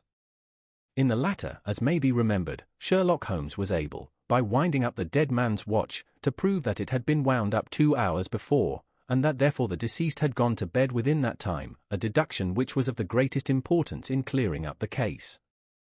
All these I may sketch out at some future date, but none of them present such singular features as the strange train of circumstances which I have now taken up my pen to describe. It was in the latter days of September, and the equinoctial gales had set in with exceptional violence. All day the wind had screamed and the rain had beaten against the windows, so that even here in the heart of great, handmade London we were forced to raise our minds for the instant from the routine of life and to recognize the presence of those great elemental forces which shriek at mankind through the bars of his civilization, like untamed beasts in a cage. As evening drew in, the storm grew higher and louder, and the wind cried and sobbed like a child in the chimney.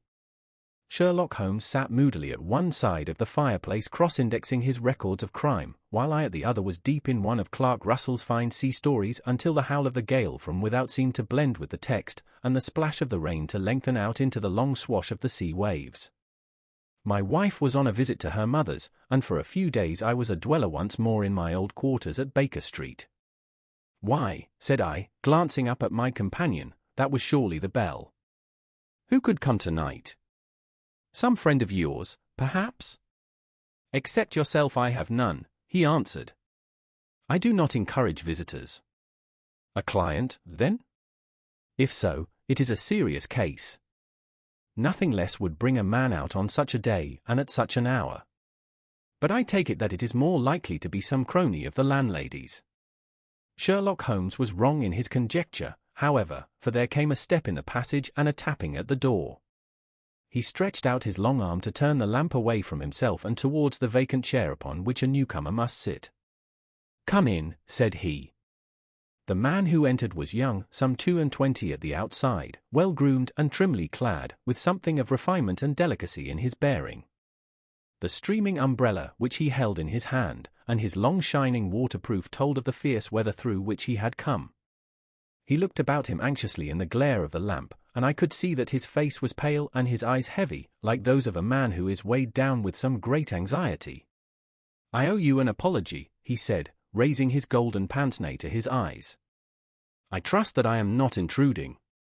I fear that I have brought some traces of the storm and rain into your snug chamber." "Give me your coat and umbrella," said Holmes. "They may rest here on the hook and will be dry presently. You have come up from the southwest, I see." "Yes, from Horsham. That clay and chalk mixture which I see upon your toe caps is quite distinctive." I have come for advice. That is easily got. And help. That is not always so easy. I have heard of you, Mr. Holmes. I heard from Major Prendergast how you saved him in the Tankerville Club scandal. Ah, of course. He was wrongfully accused of cheating at cards. He said that you could solve anything. He said too much. That you are never beaten. I have been beaten 4 times, 3 times by men, and once by a woman. But what is that compared with the number of your successes? It is true that I have been generally successful. Then you may be so with me.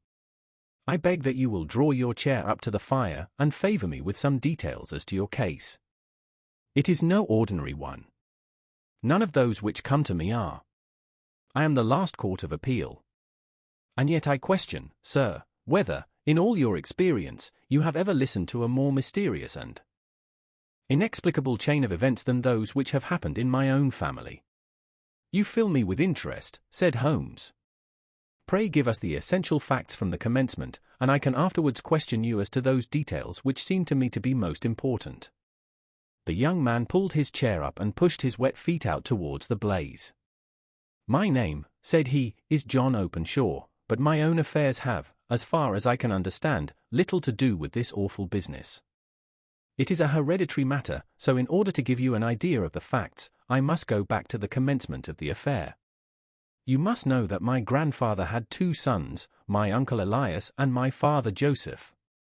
My father had a small factory at Coventry, which he enlarged at the time of the invention of bicycling. He was a patentee of the Openshaw unbreakable tire, and his business met with such success that he was able to sell it and to retire upon a handsome competence. My uncle Elias emigrated to America when he was a young man and became a planter in Florida, where he was reported to have done very well. At the time of the war he fought in Jackson's army, and afterwards under Hood, where he rose to be a colonel. When Lee laid down his arms my uncle returned to his plantation, where he remained for 3 or 4 years. About 1869 or 1870 he came back to Europe and took a small estate in Sussex, near Horsham. He had made a very considerable fortune in the States, and his reason for leaving them was his aversion to the Negroes, and his dislike of the Republican policy in extending the franchise to them. He was a singular man, fierce and quick-tempered, very foul-mouthed when he was angry, and of a most retiring disposition. During all the years that he lived at Horsham, I doubt if ever he set foot in the town. He had a garden and 2 or 3 fields round his house, and there he would take his exercise, though very often for weeks on end he would never leave his room. He drank a great deal of brandy and smoked very heavily, but he would see no society and did not want any friends, not even his own brother. He didn't mind me, in fact, he took a fancy to me, for at the time when he saw me first I was a youngster of 12 or so. This would be in the year 1878, after he had been 8 or 9 years in England. He begged my father to let me live with him and he was very kind to me in his way. When he was sober he used to be fond of playing backgammon and draughts with me, and he would make me his representative both with the servants and with the tradespeople, so that by the time that I was 16 I was quite master of the house. I kept all the keys and could go where I liked and do what I liked, so long as I did not disturb him in his privacy. There was one singular exception, however, for he had a single room, a lumber room up among the attics, which was invariably locked, and which he would never permit either me or anyone else to enter. With a boy's curiosity I have peeped through the keyhole, but I was never able to see more than such a collection of old trunks and bundles as would be expected in such a room. One day, it was in March, 1883, a letter with a foreign stamp lay upon the table in front of the colonel's plate. It was not a common thing for him to receive letters, for his bills were all paid in ready money, and he had no friends of any sort. "From India," said he as he took it up, "Pondicherry postmark. What can this be?" Opening it hurriedly, out there jumped 5 little dried orange pips, which pattered down upon his plate. I began to laugh at this, but the laugh was struck from my lips at the sight of his face. His lip had fallen, his eyes were protruding, his skin the color of putty, and he glared at the envelope which he still held in his trembling hand. K, he shrieked, and then, my God, my sins have overtaken me. "What is it, uncle?" I cried. "Death, said he, and rising from the table he retired to his room, leaving me palpitating with horror. I took up the envelope and saw scrawled in red ink upon the inner flap, just above the gum, the letter K 3 times repeated. There was nothing else save the 5 dried pips. What could be the reason of his overpowering terror? I left the breakfast table, and as I ascended the stair I met him coming down with an old rusty key, which must have belonged to the attic, in one hand, and a small brass box, like a cash box, in the other. "They may do what they like, but I'll checkmate them still," said he with an oath. "Tell Mary that I shall want a fire in my room today, and send down to Fordham, the Horsham lawyer." I did as he ordered, and when the lawyer arrived I was asked to step up to the room. The fire was burning brightly, and in the grate there was a mass of black, fluffy ashes, as of burned paper, while the brass box stood open and empty beside it. As I glanced at the box I noticed, with a start, that upon the lid was printed the treble K which I had read in the morning upon the envelope. "I wish you, John," said my uncle, "to witness my will. I leave my estate, with all its advantages and all its disadvantages, to my brother, your father, whence it will, no doubt, descend to you. If you can enjoy it in peace, well and good. If you find you cannot, take my advice, my boy, and leave it to your deadliest enemy.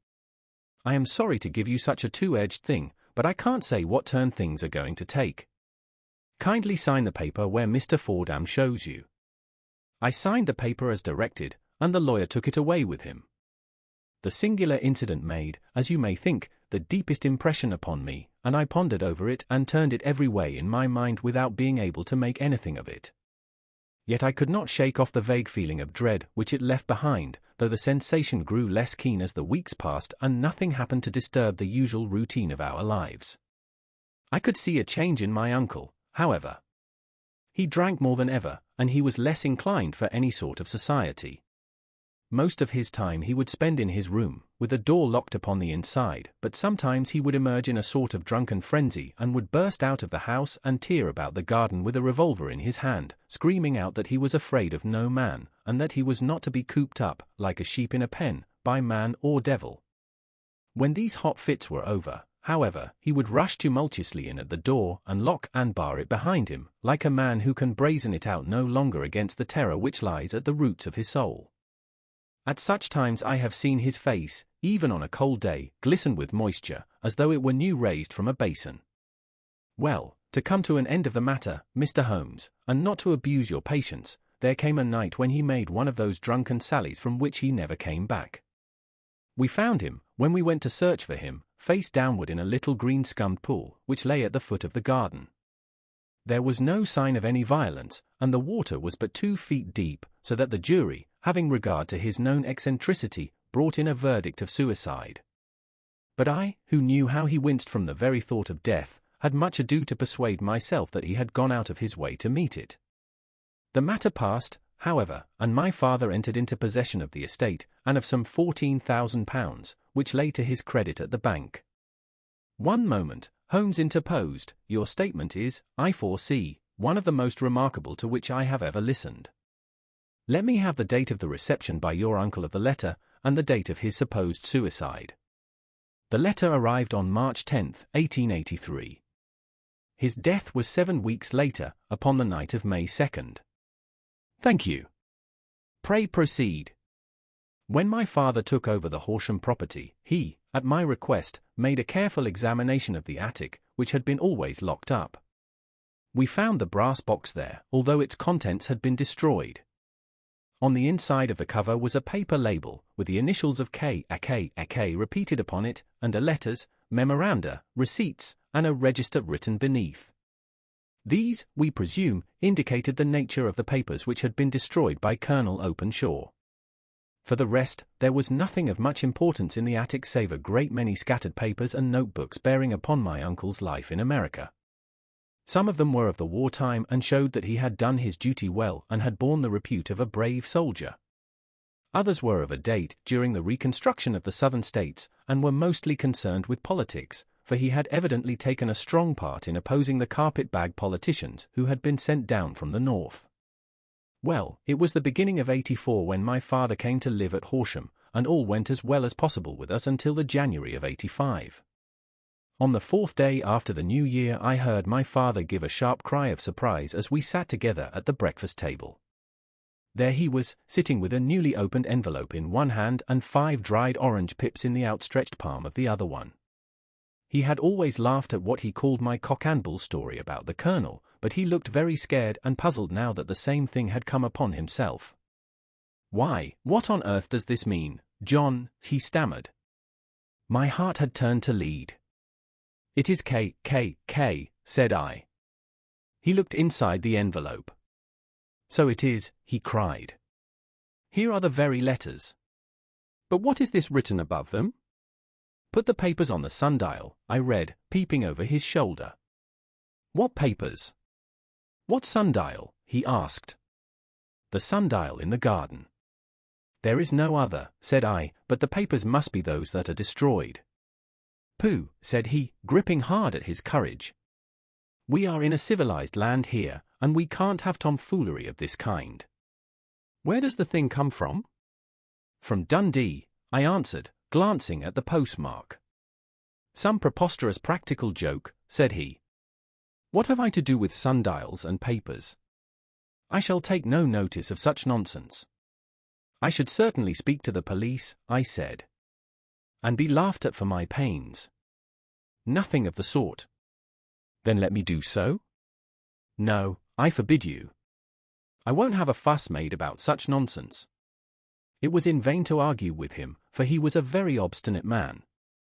I went about, however, with a heart which was full of forebodings. On the 3rd day after the coming of the letter, my father went from home to visit an old friend of his, Major Freebody, who is in command of one of the forts upon Portsdown Hill. I was glad that he should go, for it seemed to me that he was farther from danger when he was away from home. In that, however, I was in error. Upon the 2nd day of his absence I received a telegram from the Major, imploring me to come at once.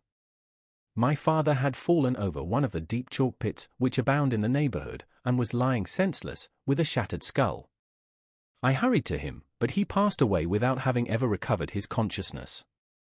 He had, as it appears, been returning from Fareham in the twilight, and as the country was unknown to him, and the chalk pit unfenced, the jury had no hesitation in bringing in a verdict of death from accidental causes. Carefully as I examined every fact connected with his death, I was unable to find anything which could suggest the idea of murder. There were no signs of violence, no footmarks, no robbery, no record of strangers having been seen upon the roads. And yet I need not tell you that my mind was far from at ease, and that I was well nigh certain that some foul plot had been woven round him. In this sinister way I came into my inheritance. You will ask me why I did not dispose of it. I answer, because I was well convinced that our troubles were in some way dependent upon an incident in my uncle's life, and that the danger would be as pressing in one house as in another. It was in January, '85, that my poor father met his end, and 2 years and 8 months have elapsed since then. During that time I have lived happily at Horsham, and I had begun to hope that this curse had passed away from the family, and that it had ended with the last generation. I had begun to take comfort too soon. However, yesterday morning the blow fell in the very shape in which it had come upon my father. The young man took from his waistcoat a crumpled envelope, and turning to the table he shook out upon it 5 little dried orange pips. "This is the envelope," he continued. "The postmark is London, Eastern Division. Within are the very words which were upon my father's last message, K, and then put the papers on the sundial." "What have you done?" asked Holmes. "Nothing." "Nothing?" To tell the truth, he sank his face into his thin, white hands. I have felt helpless. I have felt like one of those poor rabbits when the snake is writhing towards it. I seem to be in the grasp of some resistless, inexorable evil, which no foresight and no precautions can guard against. "Tut! Tut!" cried Sherlock Holmes. "You must act, man, or you are lost. Nothing but energy can save you. This is no time for despair. I have seen the police. Ah!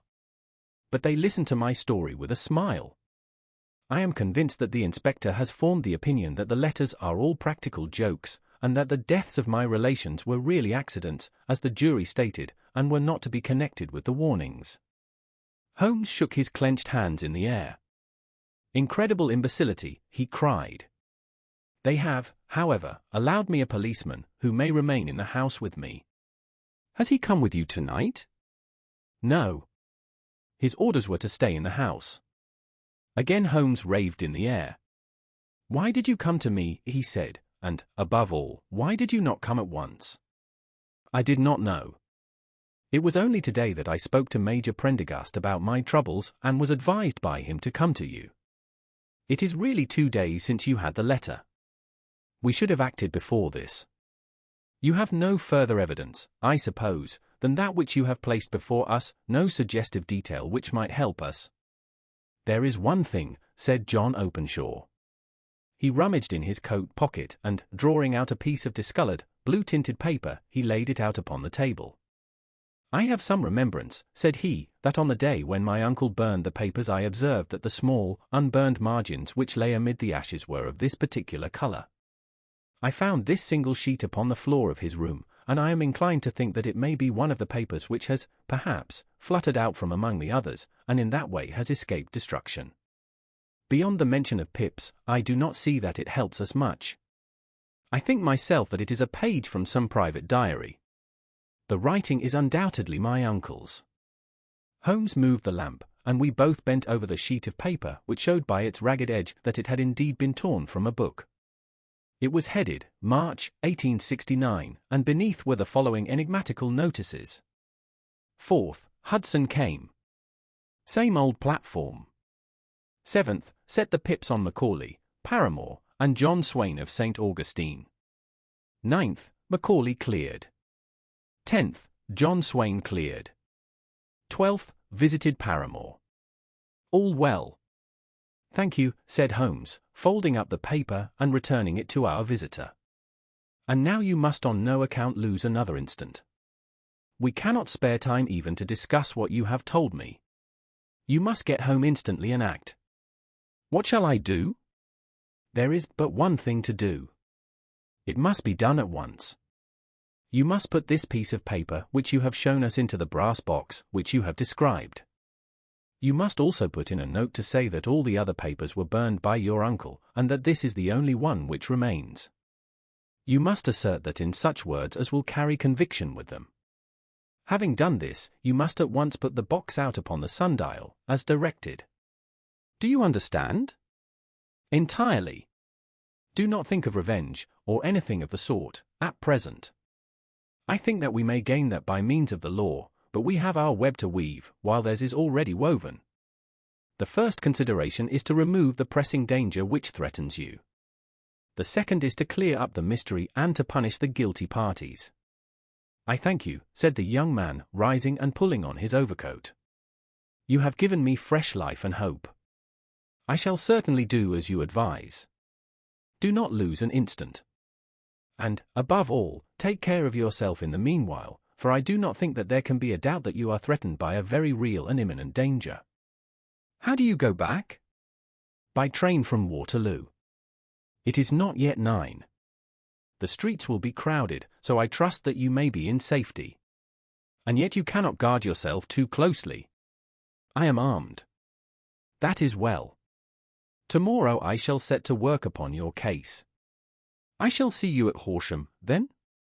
No, your secret lies in London. It is there that I shall seek it. Then I shall call upon you in a day, or in 2 days, with news as to the box and the papers.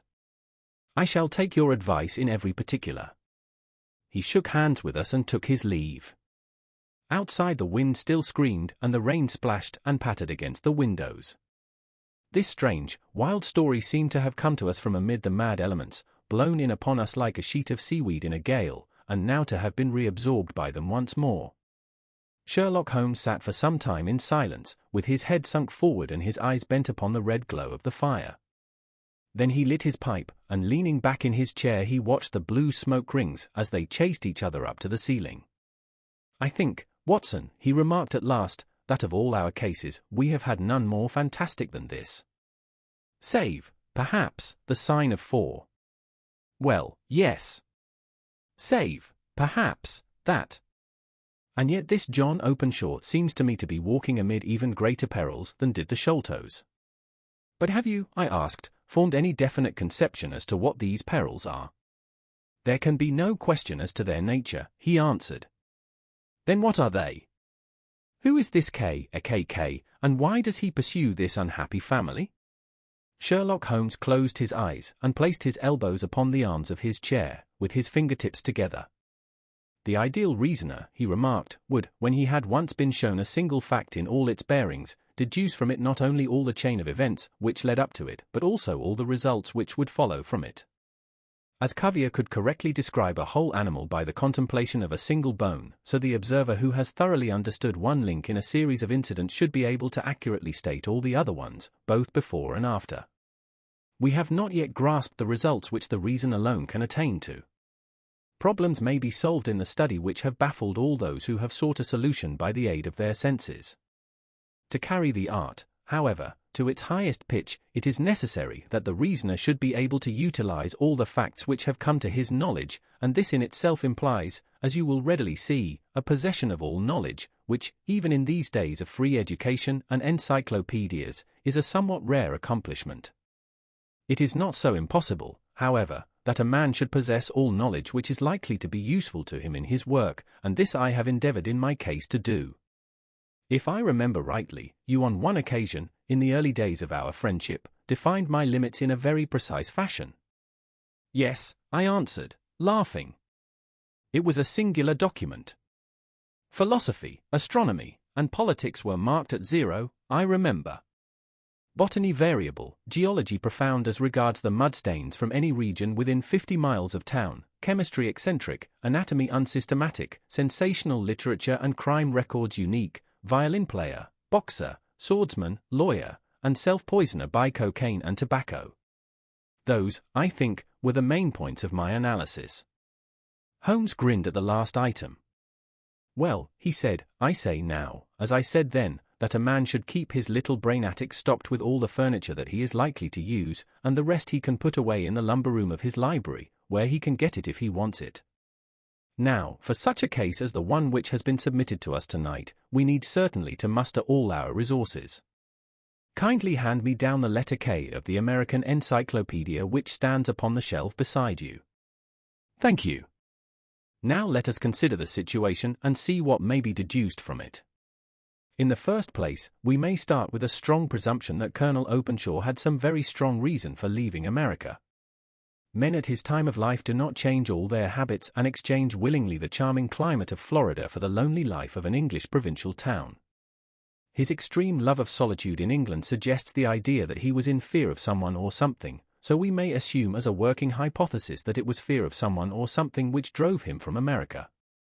As to what it was he feared, we can only deduce that by considering the formidable letters which were received by himself and his successors. Did you remark the postmarks of those letters? The first was from Pondicherry, the second from Dundee, and the third from London. From East London. What do you deduce from that? They are all seaports. That the writer was on board of a ship. Excellent. We have already a clue. There can be no doubt that the probability, the strong probability, is that the writer was on board of a ship. And now let us consider another point. In the case of Pondicherry, 7 weeks elapsed between the threat and its fulfillment. In Dundee it was only some 3 or 4 days. Does that suggest anything? A greater distance to travel. But the letter had also a greater distance to come. Then I do not see the point. There is at least a presumption that the vessel in which the man or men are is a sailing ship. It looks as if they always send their singular warning or token before them when starting upon their mission. You see how quickly the deed followed the sign when it came from Dundee. If they had come from Pondicherry in a steamer, they would have arrived almost as soon as their letter. But, as a matter of fact, 7 weeks elapsed. I think that those 7 weeks represented the difference between the mail boat which brought the letter and the sailing vessel which brought the writer. It is possible. More than that. It is probable. And now you see the deadly urgency of this new case, and why I urged young Openshaw to caution. The blow has always fallen at the end of the time which it would take the senders to travel the distance. But this one comes from London, and therefore we cannot count upon delay. Good God! I cried. What can it mean, this relentless persecution? The papers which Openshaw carried are obviously of vital importance to the person or persons in the sailing ship. I think that it is quite clear that there must be more than one of them. A single man could not have carried out 2 deaths in such a way as to deceive a coroner's jury. There must have been several in it, and they must have been men of resource and determination. Their papers they mean to have, be the holder of them who it may. In this way UCKKK ceases to be the initials of an individual and becomes the badge of a society. But of what society? Have you never, said Sherlock Holmes, bending forward and sinking his voice, have you never heard of the Ku Klux Klan? I never have. Holmes turned over the leaves of the book upon his knee. Here it is, said he presently. Ku Klux Klan. A name derived from the fanciful resemblance to the sound produced by cocking a rifle. This terrible secret society was formed by some ex-Confederate soldiers in the southern states after the Civil War, and it rapidly formed local branches in different parts of the country, notably in Tennessee, Louisiana, the Carolinas, Georgia, and Florida. Its power was used for political purposes, principally for the terrorizing of the Negro voters and the murdering and driving from the country of those who were opposed to its views.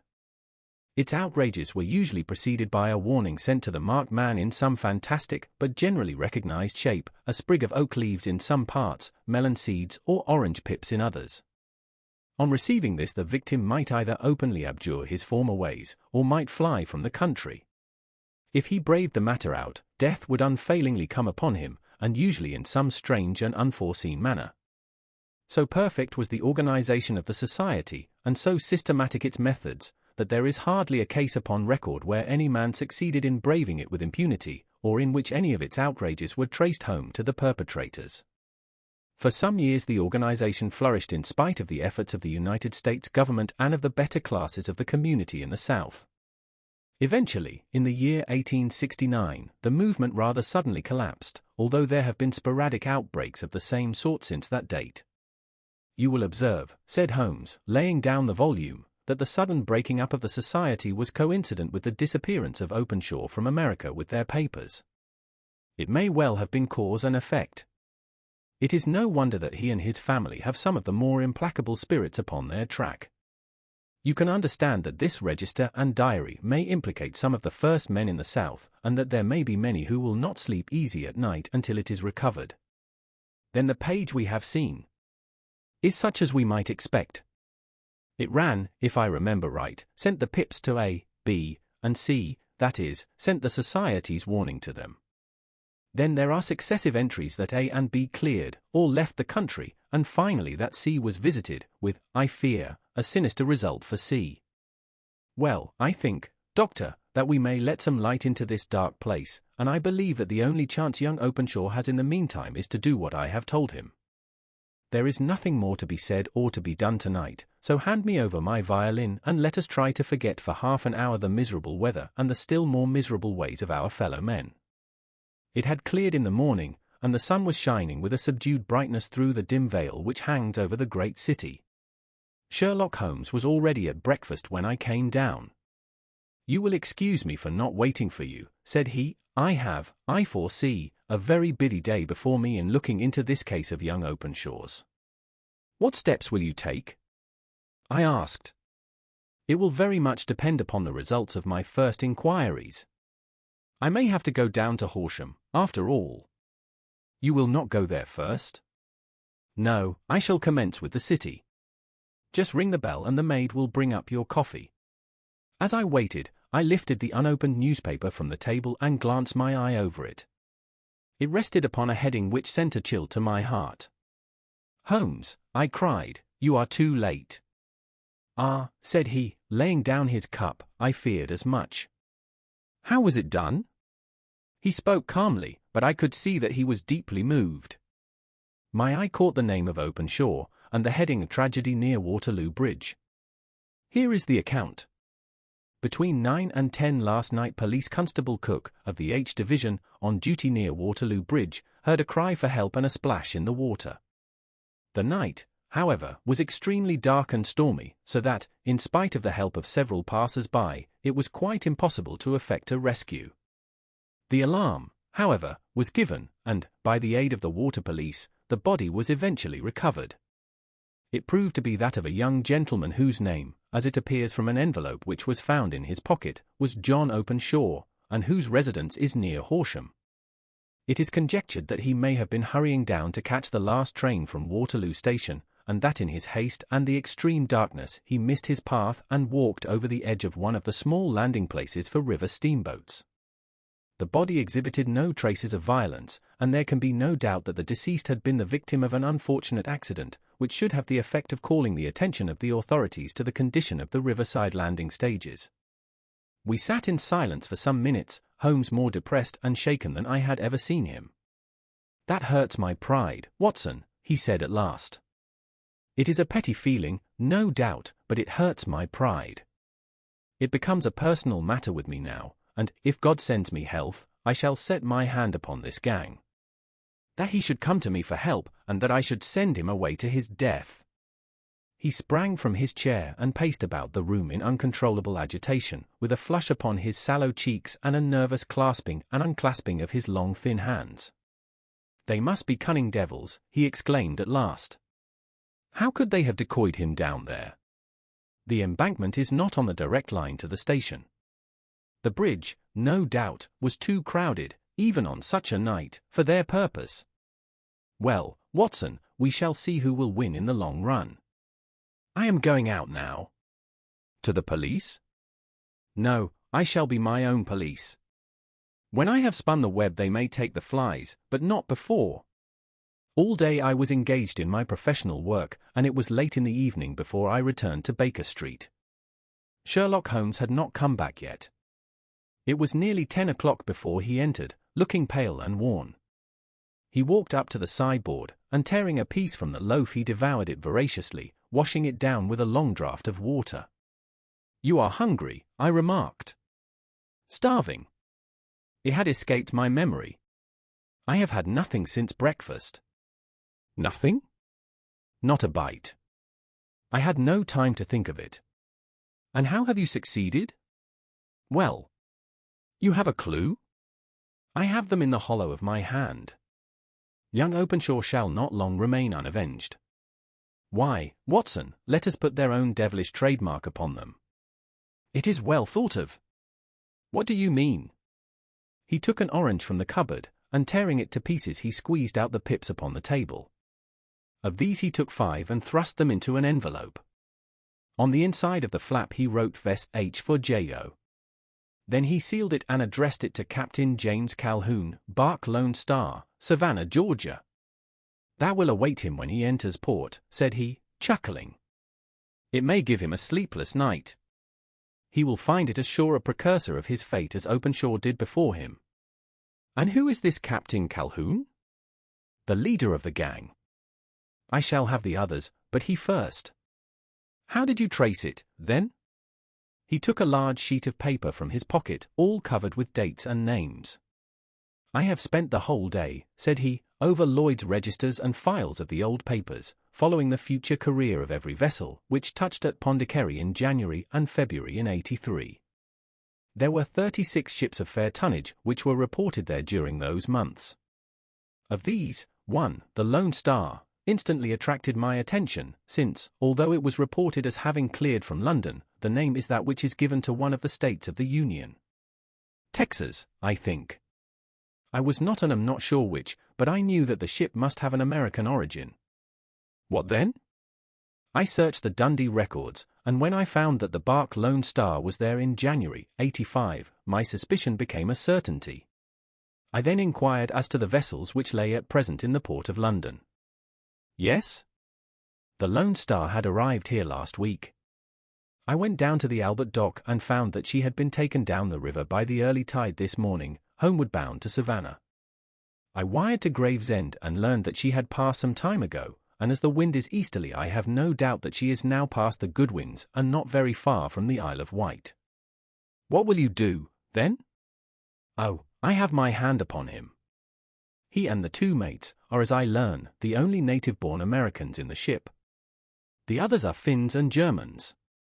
I know, also, that they were all 3 away from the ship last night. I had it from the stevedore who has been loading their cargo. By the time that their sailing ship reaches Savannah, the mailboat will have carried this letter, and the cable will have informed the police of Savannah that these 3 gentlemen are badly wanted here upon a charge of murder. There is ever a flaw, however, in the best laid of human plans, and the murderers of John Openshaw were never to receive the orange pips which would show them that another, as cunning and as resolute as themselves, was upon their track. Very long and very severe were the equinoctial gales that year. We waited long for news of the Lone Star of Savannah, but none ever reached us. We did at last hear that somewhere far out in the Atlantic a shattered stern post of a boat was seen swinging in the trough of a wave, with the letters L or S carved upon it, and that is all which we shall ever know of the fate of the Lone Star. 6. The Man with the Twisted Lip.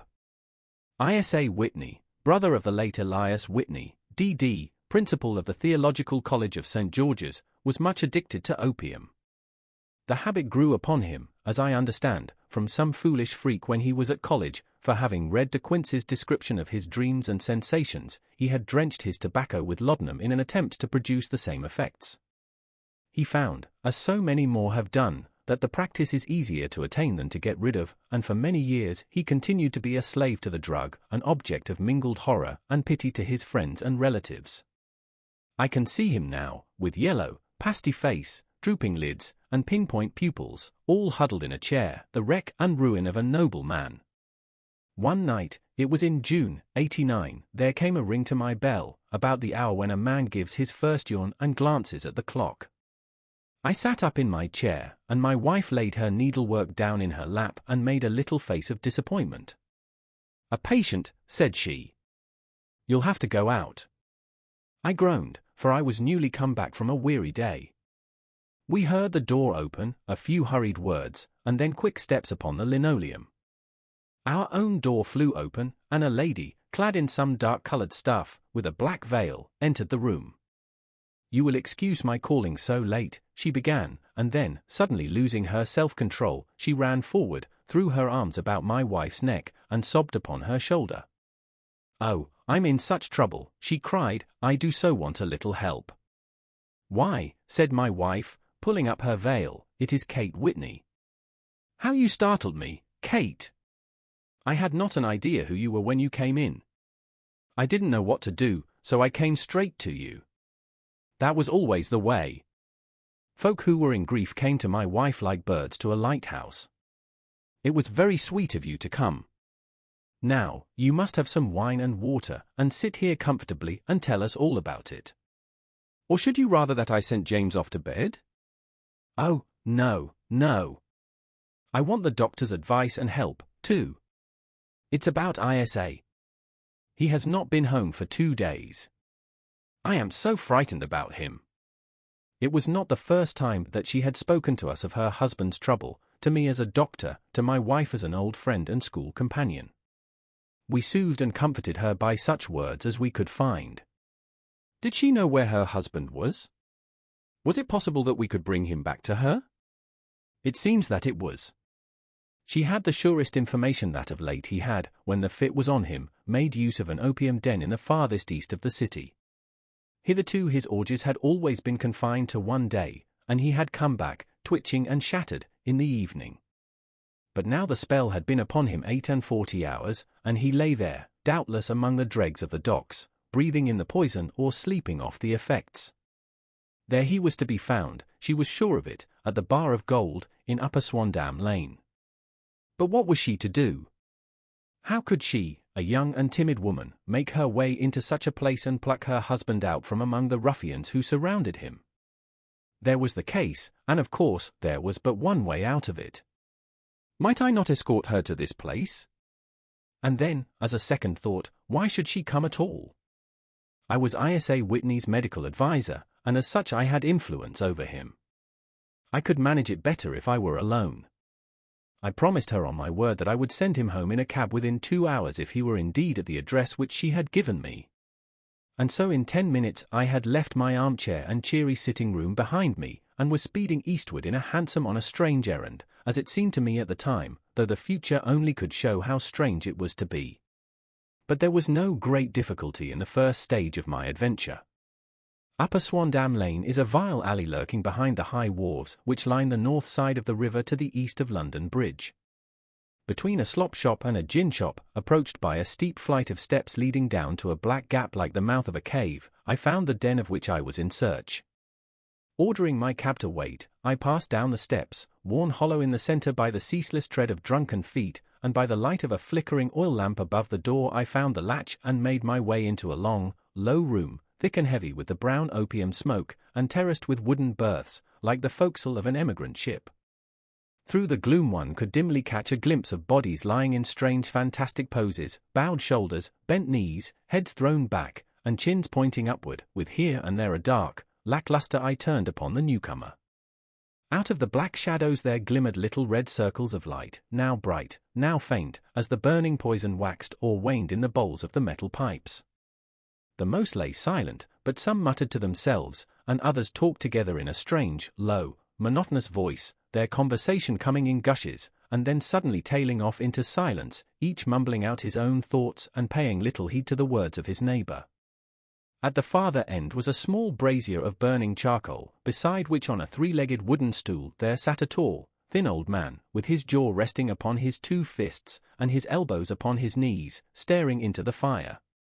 As I entered, a sallow Malay attendant had hurried up with a pipe for me and a supply of the drug, beckoning me to an empty berth. "Thank you. I have not come to stay," said I. "There is a friend of mine here, Mr. Isa Whitney, and I wish to speak with him."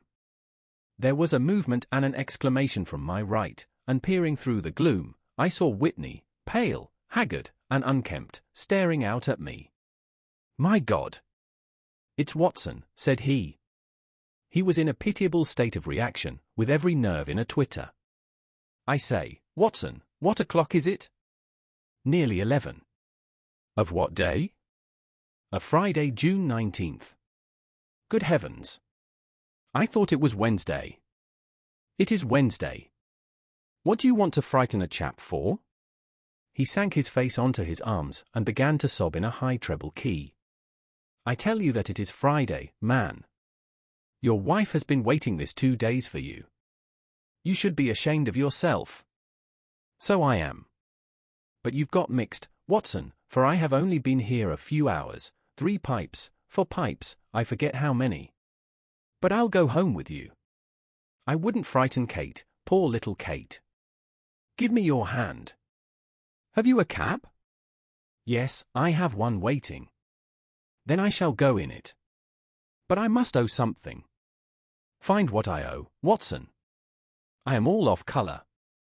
I can do nothing for myself." I walked down the narrow passage between the double row of sleepers, holding my breath to keep out the vile, stupefying fumes of the drug, and looking about for the manager. As I passed the tall man who sat by the brazier, I felt a sudden pluck at my skirt, and a low voice whispered, "Walk past me, and then look back at me." The words fell quite distinctly upon my ear. I glanced down.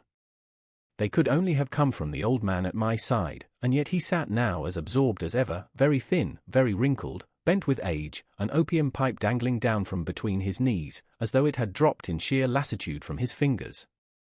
I took 2 steps forward and looked back. It took all my self-control to prevent me from breaking out into a cry of astonishment. He had turned his back so that none could see him but I. His form had filled out, his wrinkles were gone, the dull eyes had regained their fire, and there, sitting by the fire and grinning at my surprise, was none other than Sherlock Holmes. He made a slight motion to me to approach him, and instantly, as he turned his face half round to the company once more, subsided into a doddering, loose-lipped senility. "Holmes," I whispered, "what on earth are you doing in this den?" "As low as you can," he answered, "I have excellent ears. If you would have the great kindness to get rid of that sottish friend of yours, I should be exceedingly glad to have a little talk with you.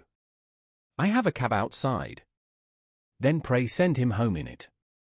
You may safely trust him, for he appears to be too limp to get into any mischief. I should recommend you also to send a note by the cabman to your wife to say that you have thrown in your lot with me. If you will wait outside, I shall be with you in 5 minutes."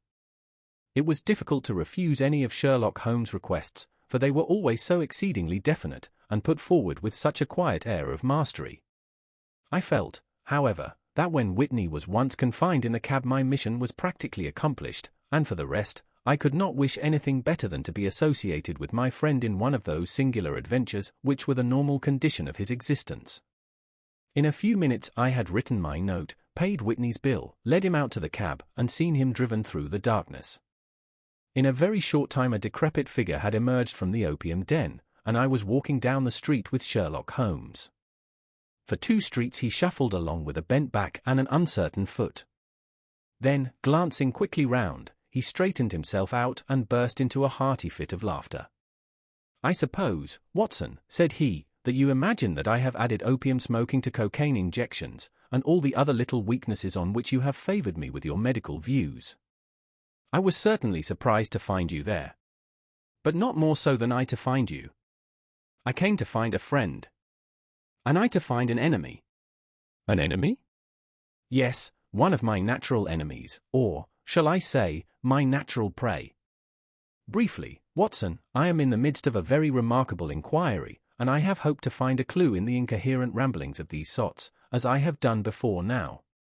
Had I been recognized in that den my life would not have been worth an hour's purchase, for I have used it before now for my own purposes, and the rascally Lascar who runs it has sworn to have vengeance upon me. There is a trap door at the back of that building, near the corner of Paul's Wharf, which could tell some strange tales of what has passed through it upon the moonless nights." "What? You do not mean bodies?" Bodies, Watson.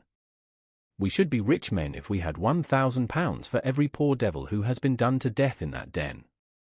It is the vilest murder trap on the whole riverside, and I fear that Neville St. Clair has entered it never to leave it more. But our trap should be here." He put his 2 forefingers between his teeth and whistled shrilly, a signal which was answered by a similar whistle from the distance, followed shortly by the rattle of wheels and the clink of horses' hoofs. "Now, Watson," said Holmes, as a tall dog-cart dashed up through the gloom, throwing out 2 golden tunnels of yellow light from its side lanterns. "You'll come with me, won't you? If I can be of use." "Oh, a trusty comrade is always of use, and a chronicler still more so. My room at the Cedars is a double-bedded one." "The Cedars?" "Yes, that is Mr. St. Clair's house. I am staying there while I conduct the inquiry." "Where is it, then?" "Near Lee, in Kent. We have a 7-mile drive before us." "But I am all in the dark." "Of course you are. You'll know all about it presently. Jump up here." "All right, John, we shall not need you. Here's £half-a-crown. Look out for me tomorrow, about 11. Give her her head." "So long, then."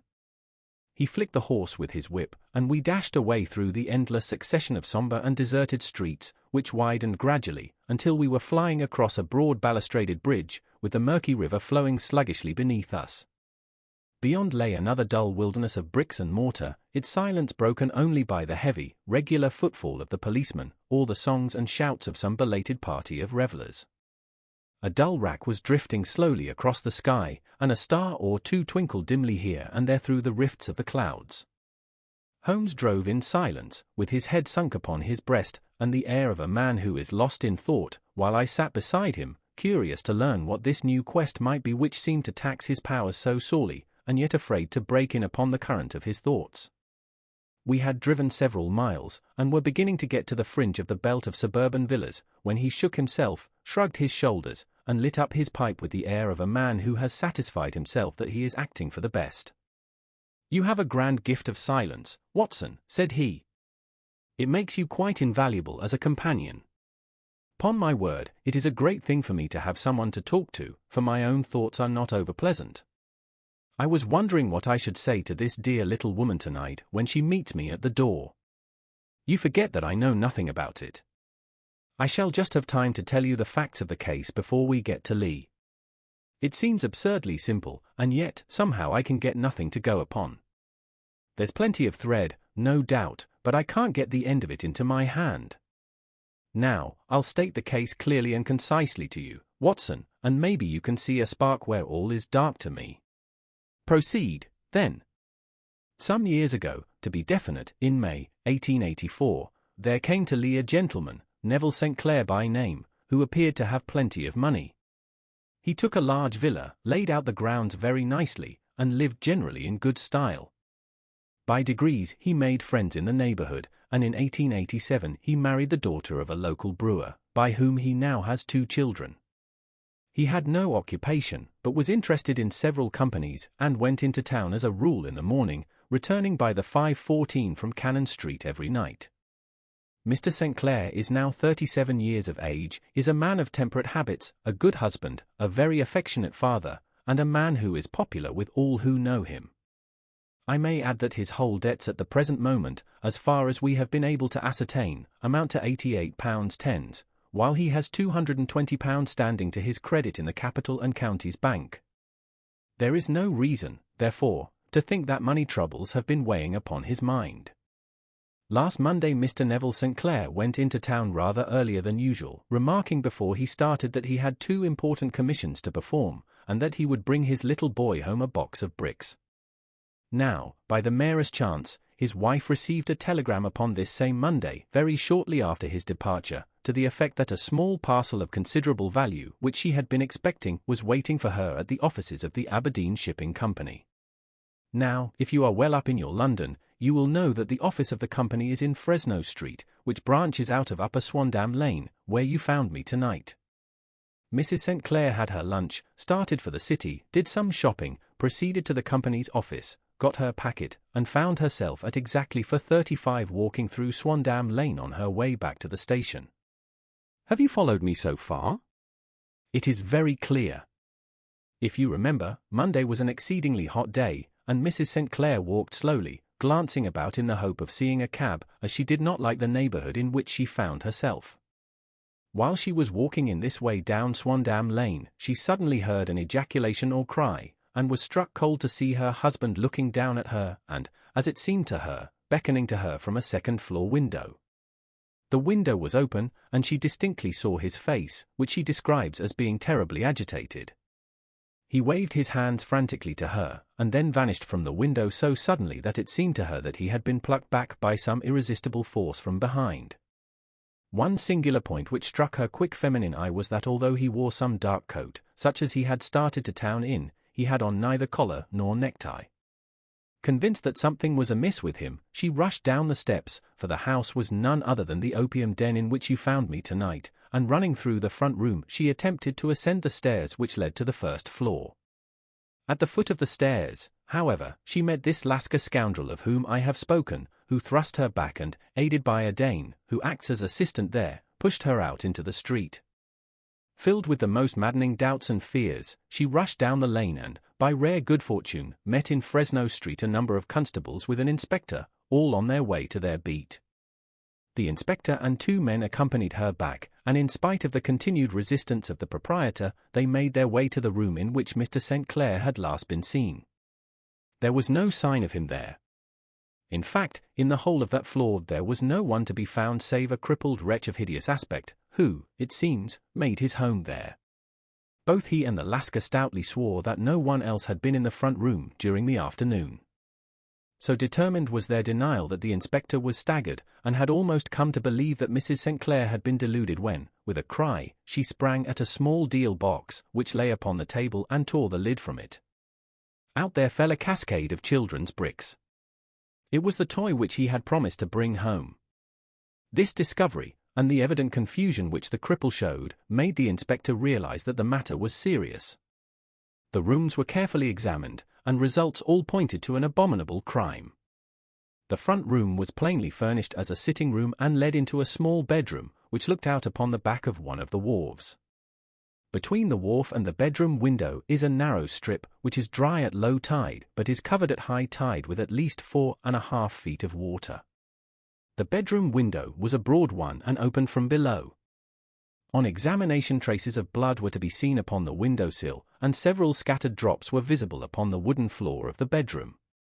Thrust away behind a curtain in the front room were all the clothes of Mr. Neville St. Clair, with the exception of his coat. His boots, his socks, his hat, and his watch, all were there. There were no signs of violence upon any of these garments, and there were no other traces of Mr. Neville St. Clair. Out of the window he must apparently have gone, for no other exit could be discovered, and the ominous bloodstains upon the sill gave little promise that he could save himself by swimming, for the tide was at its very highest at the moment of the tragedy. And now as to the villains who seemed to be immediately implicated in the matter. The Lascar was known to be a man of the vilest antecedents, but as, by Mrs. St. Clair's story, he was known to have been at the foot of the stair within a very few seconds of her husband's appearance at the window, he could hardly have been more than an accessory to the crime. His defence was one of absolute ignorance, and he protested that he had no knowledge as to the doings of Hugh Boone, his lodger, and that he could not account in any way for the presence of the missing gentleman's clothes. So much for the Lascar manager. Now for the sinister cripple who lives upon the second floor of the opium den, and who was certainly the last human being whose eyes rested upon Neville St. Clair. His name is Hugh Boone, and his hideous face is one which is familiar to every man who goes much to the city. He is a professional beggar, though in order to avoid the police regulations he pretends to a small trade in wax vestas. Some little distance down Threadneedle Street, upon the left-hand side, there is, as you may have remarked, a small angle in the wall. Here it is that this creature takes his daily seat, cross-legged with his tiny stock of matches on his lap, and as he is a piteous spectacle a small rain of charity descends into the greasy leather cap which lies upon the pavement beside him. I have watched the fellow more than once before ever I thought of making his professional acquaintance, and I have been surprised at the harvest which he has reaped in a short time. His appearance, you see, is so remarkable that no one can pass him without observing him. Day, or rather of the day before, for it was considerably after midnight. Coarse writing, murmured Holmes. Surely this is not your husband's writing, madam? No, but the enclosure is. I perceive also that whoever addressed the envelope had to go and inquire as to the address. How can you tell that? The name, you see, is in perfectly black ink, which has dried itself. The rest is of the greyish colour, which shows that blotting paper has been used. If it had been written straight off, and then blotted, none would be of a deep black shade. This man has written the name, and there has then been a pause before he wrote the address, which can only mean that he was not familiar with it. It is, of course, a trifle, but there is nothing so important as trifles. Let us now see the letter. Ah! There has been an enclosure here. Yes, there was a ring. His signet ring. And you are sure that this is your husband's hand? One of his hands. One? His hand when he wrote hurriedly.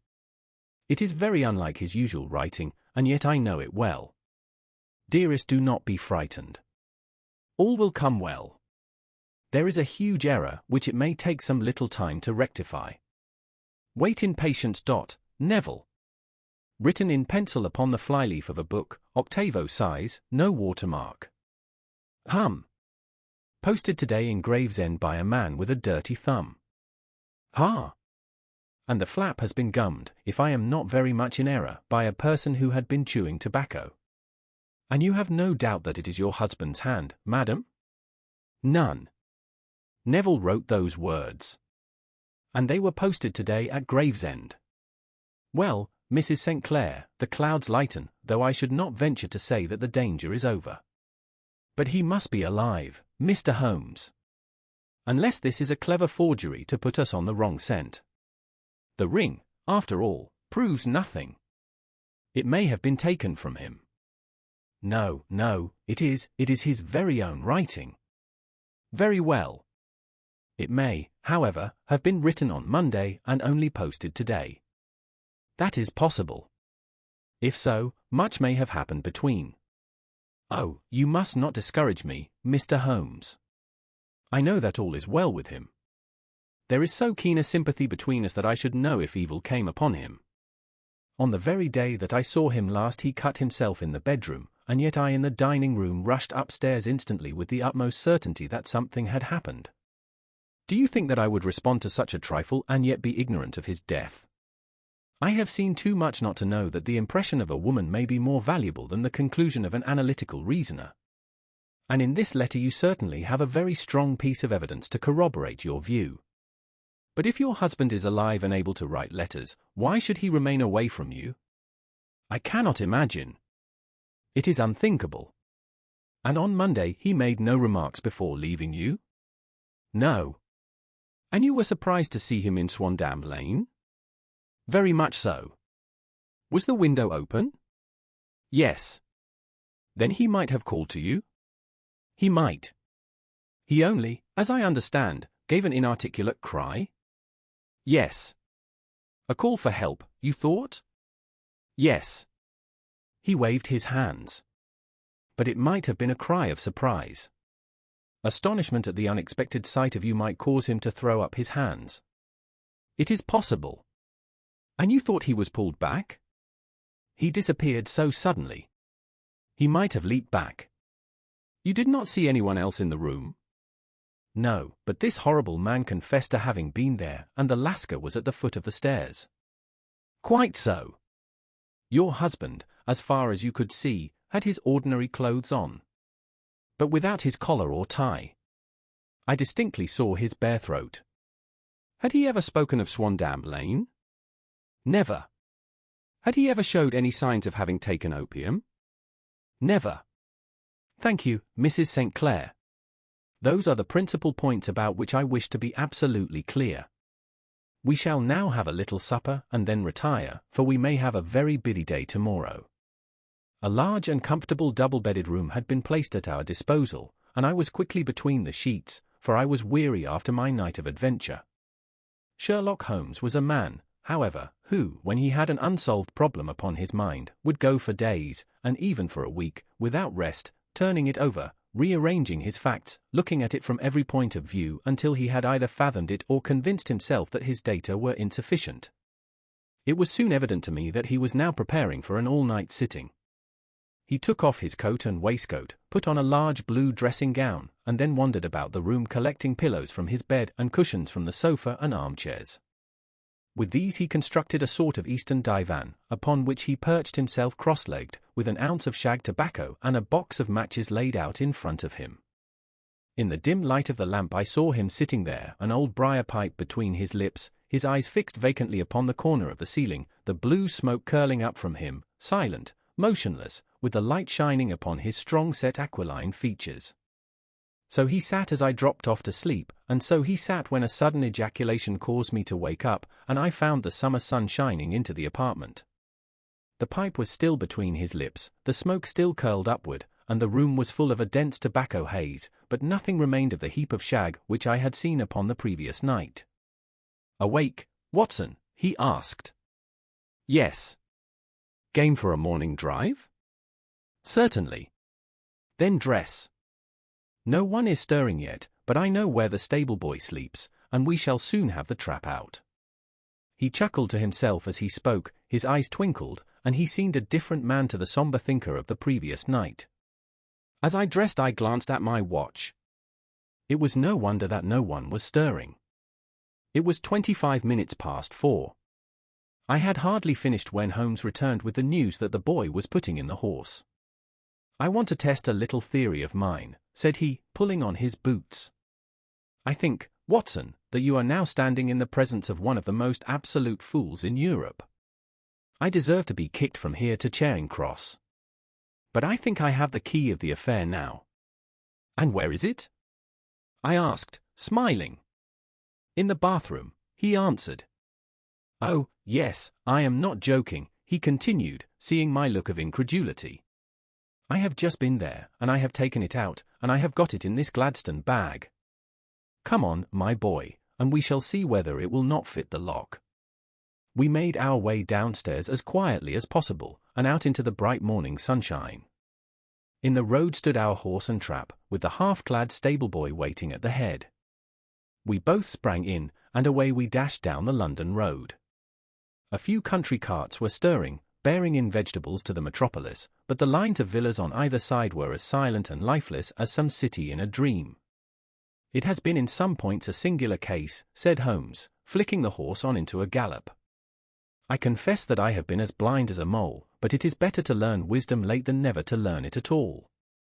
In town the earliest risers were just beginning to look sleepily from their windows as we drove through the streets of the Surrey side.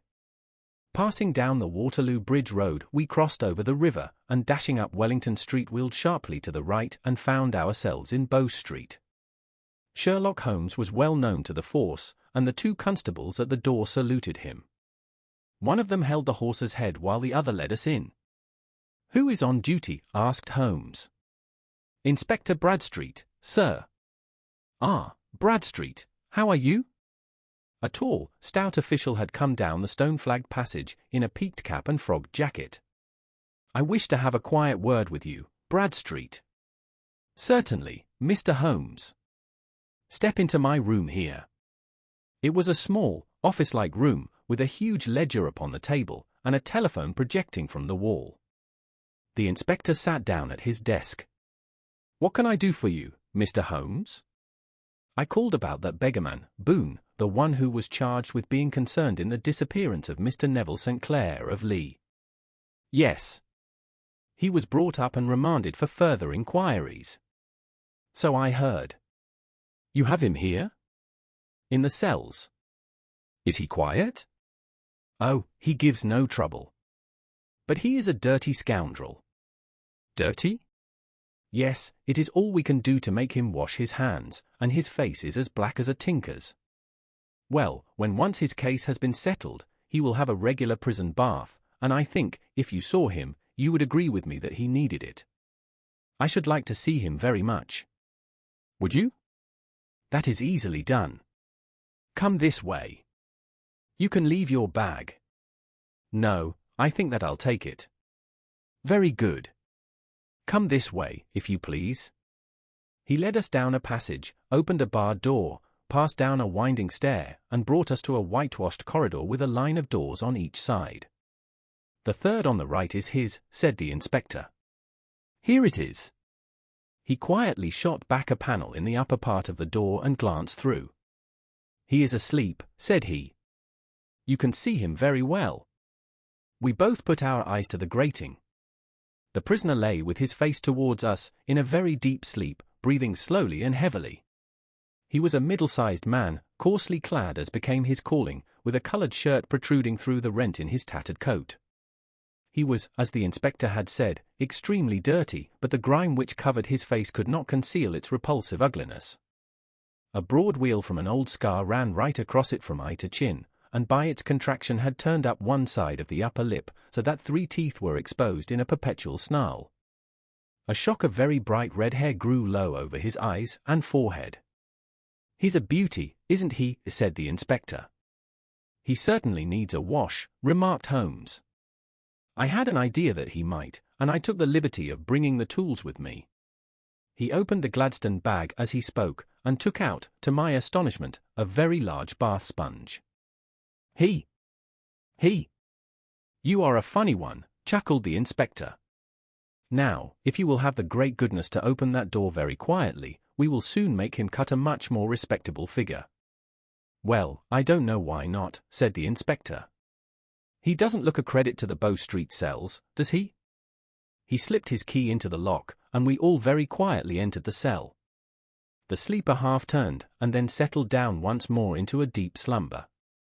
Holmes stooped to the water jug, moistened his sponge, and then rubbed it twice vigorously across and down the prisoner's face. "Let me introduce you," he shouted, "to Mr. Neville St. Clair of Lee, in the county of Kent. Never in my life have I seen such a sight." The man's face peeled off under the sponge like the bark from a tree. Gone was the coarse brown tint. Gone, too, was the horrid scar which had seamed it across, and the twisted lip which had given the repulsive sneer to the face. A twitch brought away the tangled red hair, and there, sitting up in his bed, was a pale, sad-faced, refined-looking man, black-haired and smooth-skinned, rubbing his eyes and staring about him with sleepy bewilderment. Then suddenly realizing the exposure, he broke into a scream and threw himself down with his face to the pillow. "Great heavens!" cried the inspector, "it is, indeed, the missing man. I know him from the photograph." The prisoner turned with the reckless air of a man who abandons himself to his destiny.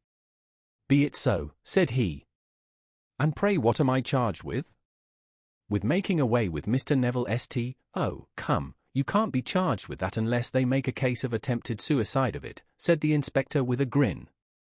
"Well, I have been 27 years in the force, but this really takes the cake. If I am Mr. Neville St. Clair, then it is obvious that no crime has been committed, and that, therefore, I am illegally detained. No crime, but a very great error has been committed, said Holmes. You would have done better to have trusted your wife. It was not the wife, it was the children, groaned the prisoner. God help me, I would not have them ashamed of their father. My God! What an exposure! What can I do? Sherlock Holmes sat down beside him on the couch and patted him kindly on the shoulder. If you leave it to a court of law to clear the matter up, said he, of course you can hardly avoid publicity. On the other hand, if you convince the police authorities that there is no possible case against you, I do not know that there is any reason that the details should find their way into the papers. Inspector Bradstreet would, I am sure, make notes upon anything which you might tell us and submit it to the proper authorities. The case would then never go into court at all. God bless you, cried the prisoner passionately. I would have endured imprisonment, even execution, rather than have left my miserable secret as a family blot to my children. You are the first who have ever heard my story. My father was a schoolmaster in Chesterfield, where I received an excellent education. I travelled in my youth, took to the stage, and finally became a reporter on an evening paper in London. One day my editor wished to have a series of articles upon begging in the metropolis, and I volunteered to supply them. There was the point from which all my adventures started. It was only by trying begging as an amateur that I could get the facts upon which to base my articles. When an actor I had, of course, learned all the secrets of making up, and had been famous in the green room for my skill. I took advantage now of my attainments. I painted my face, and to make myself as pitiable as possible I made a good scar and fixed one side of my lip in a twist by the aid of a small slip of flesh-coloured plaster. Then with a red head of hair and an appropriate dress, I took my station in the business part of the city, ostensibly as a match seller but really as a beggar. For 7 hours I plied my trade, and when I returned home in the evening I found to my surprise that I had received no less than 26. For D. I wrote my articles and thought little more of the matter until, some time later, I backed a bill for a friend and had a writ served upon me for £25. I was at my wit's end where to get the money, but a sudden idea came to me. I begged a fortnight's grace from the creditor, asked for a holiday from my employers, and spent the time in begging in the city under my disguise. In 10 days I had the money and had paid the debt. Well, you can imagine how hard it was to settle down to arduous work at £2 a week when I knew that I could earn as much in a day by smearing my face with a little paint, laying my cap on the ground, and sitting still. It was a long fight between my pride and the money, but the dollars won at last, and I threw up reporting and sat day after day in the corner which I had first chosen, inspiring pity by my ghastly face and filling my pockets with coppers. Only one man knew my secret. He was the keeper of a low den in which I used to lodge in Swandam Lane, where I could every morning emerge as a squalid beggar and in the evenings transform myself into a well-dressed man about town. This fellow, Alaska, was well paid by me for his rooms, so that I knew that my secret was safe in his possession. Well, very soon I found that I was saving considerable sums of money. I do not mean that any beggar in the streets of London could earn £700 a year, which is less than my average takings, but I had exceptional advantages in my power of making up, and also in a facility of repartee, which improved by practice and made me quite a recognized character in the city. All day a stream of pennies, varied by silver, poured in upon me, and it was a very bad day in which I failed to take £2. As I grew richer I grew more ambitious, took a house in the country, and eventually married, without anyone having a suspicion as to my real occupation. My dear wife knew that I had business in the city. She little knew what. Last Monday I had finished for the day and was dressing in my room above the opium den when I looked out of my window and saw, to my horror and astonishment, that my wife was standing in the street, with her eyes fixed full upon me. I gave a cry of surprise, threw up my arms to cover my face, and, rushing to my confidant, the Lascar, entreated him to prevent anyone from coming up to me. I heard her voice downstairs, but I knew that she could not ascend. Swiftly I threw off my clothes, pulled on those of a beggar, and put on my pigments and wig. Even a wife's eyes could not pierce so complete a disguise. But then it occurred to me that there might be a search in the room, and that the clothes might betray me. I threw open the window, reopening by my violence a small cut which I had inflicted upon myself in the bedroom that morning. Then I seized my coat, which was weighted by the coppers which I had just transferred to it from the leather bag in which I carried my takings. I hurled it out of the window, and it disappeared into the Thames. The other clothes would have followed, but at that moment there was a rush of constables up the stair, and a few minutes after I found, rather, I confess, to my relief, that instead of being identified as Mr. Neville St. Clair, I was arrested as his murderer. I do not know that there is anything else for me to explain. I was determined to preserve my disguise as long as possible, and hence my preference for a dirty face. Knowing that my wife would be terribly anxious, I slipped off my ring and confided it to the Lascar at a moment when no constable was watching me, together with a hurried scrawl, telling her that she had no cause to fear. "That note only reached her yesterday," said Holmes. "Good God! What a week she must have spent." "The police have watched this Lascar," said Inspector Bradstreet, "and I can quite understand that he might find it difficult to post a letter unobserved. Probably he handed it to some sailor customer of his, who forgot all about it for some days." "That was it," said Holmes, nodding approvingly. "I have no doubt of it." "But have you never been prosecuted for begging?" "Many times, but what was a fine to me?" "It must stop here, however," said Bradstreet. "If the police are to hush this thing up, there must be no more of Hugh Boone. I have sworn it by the most solemn oaths which a man can take. In that case I think that it is probable that no further steps may be taken. But if you are found again, then all must come out. I am sure, Mr. Holmes, that we are very much indebted to you for having cleared the matter up. I wish I knew how you reach your results." "I reached this one," said my friend, "by sitting upon 5 pillows and consuming an ounce of shag. I think, Watson, that if we drive to Baker Street, we shall just be in time for breakfast." 7. The Adventure of the Blue Carbuncle. I had called upon my friend Sherlock Holmes upon the second morning after Christmas, with the intention of wishing him the compliments of the season. He was lounging upon the sofa in a purple dressing gown, a pipe rack within his reach upon the right, and a pile of crumpled morning papers, evidently newly studied, near at hand.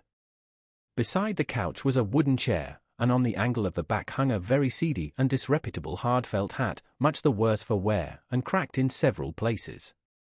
A lens and a forceps lying upon the seat of the chair suggested that the hat had been suspended in this manner for the purpose of examination. "You are engaged," said I, "or perhaps I interrupt you." "Not at all. I am glad to have a friend with whom I can discuss my results.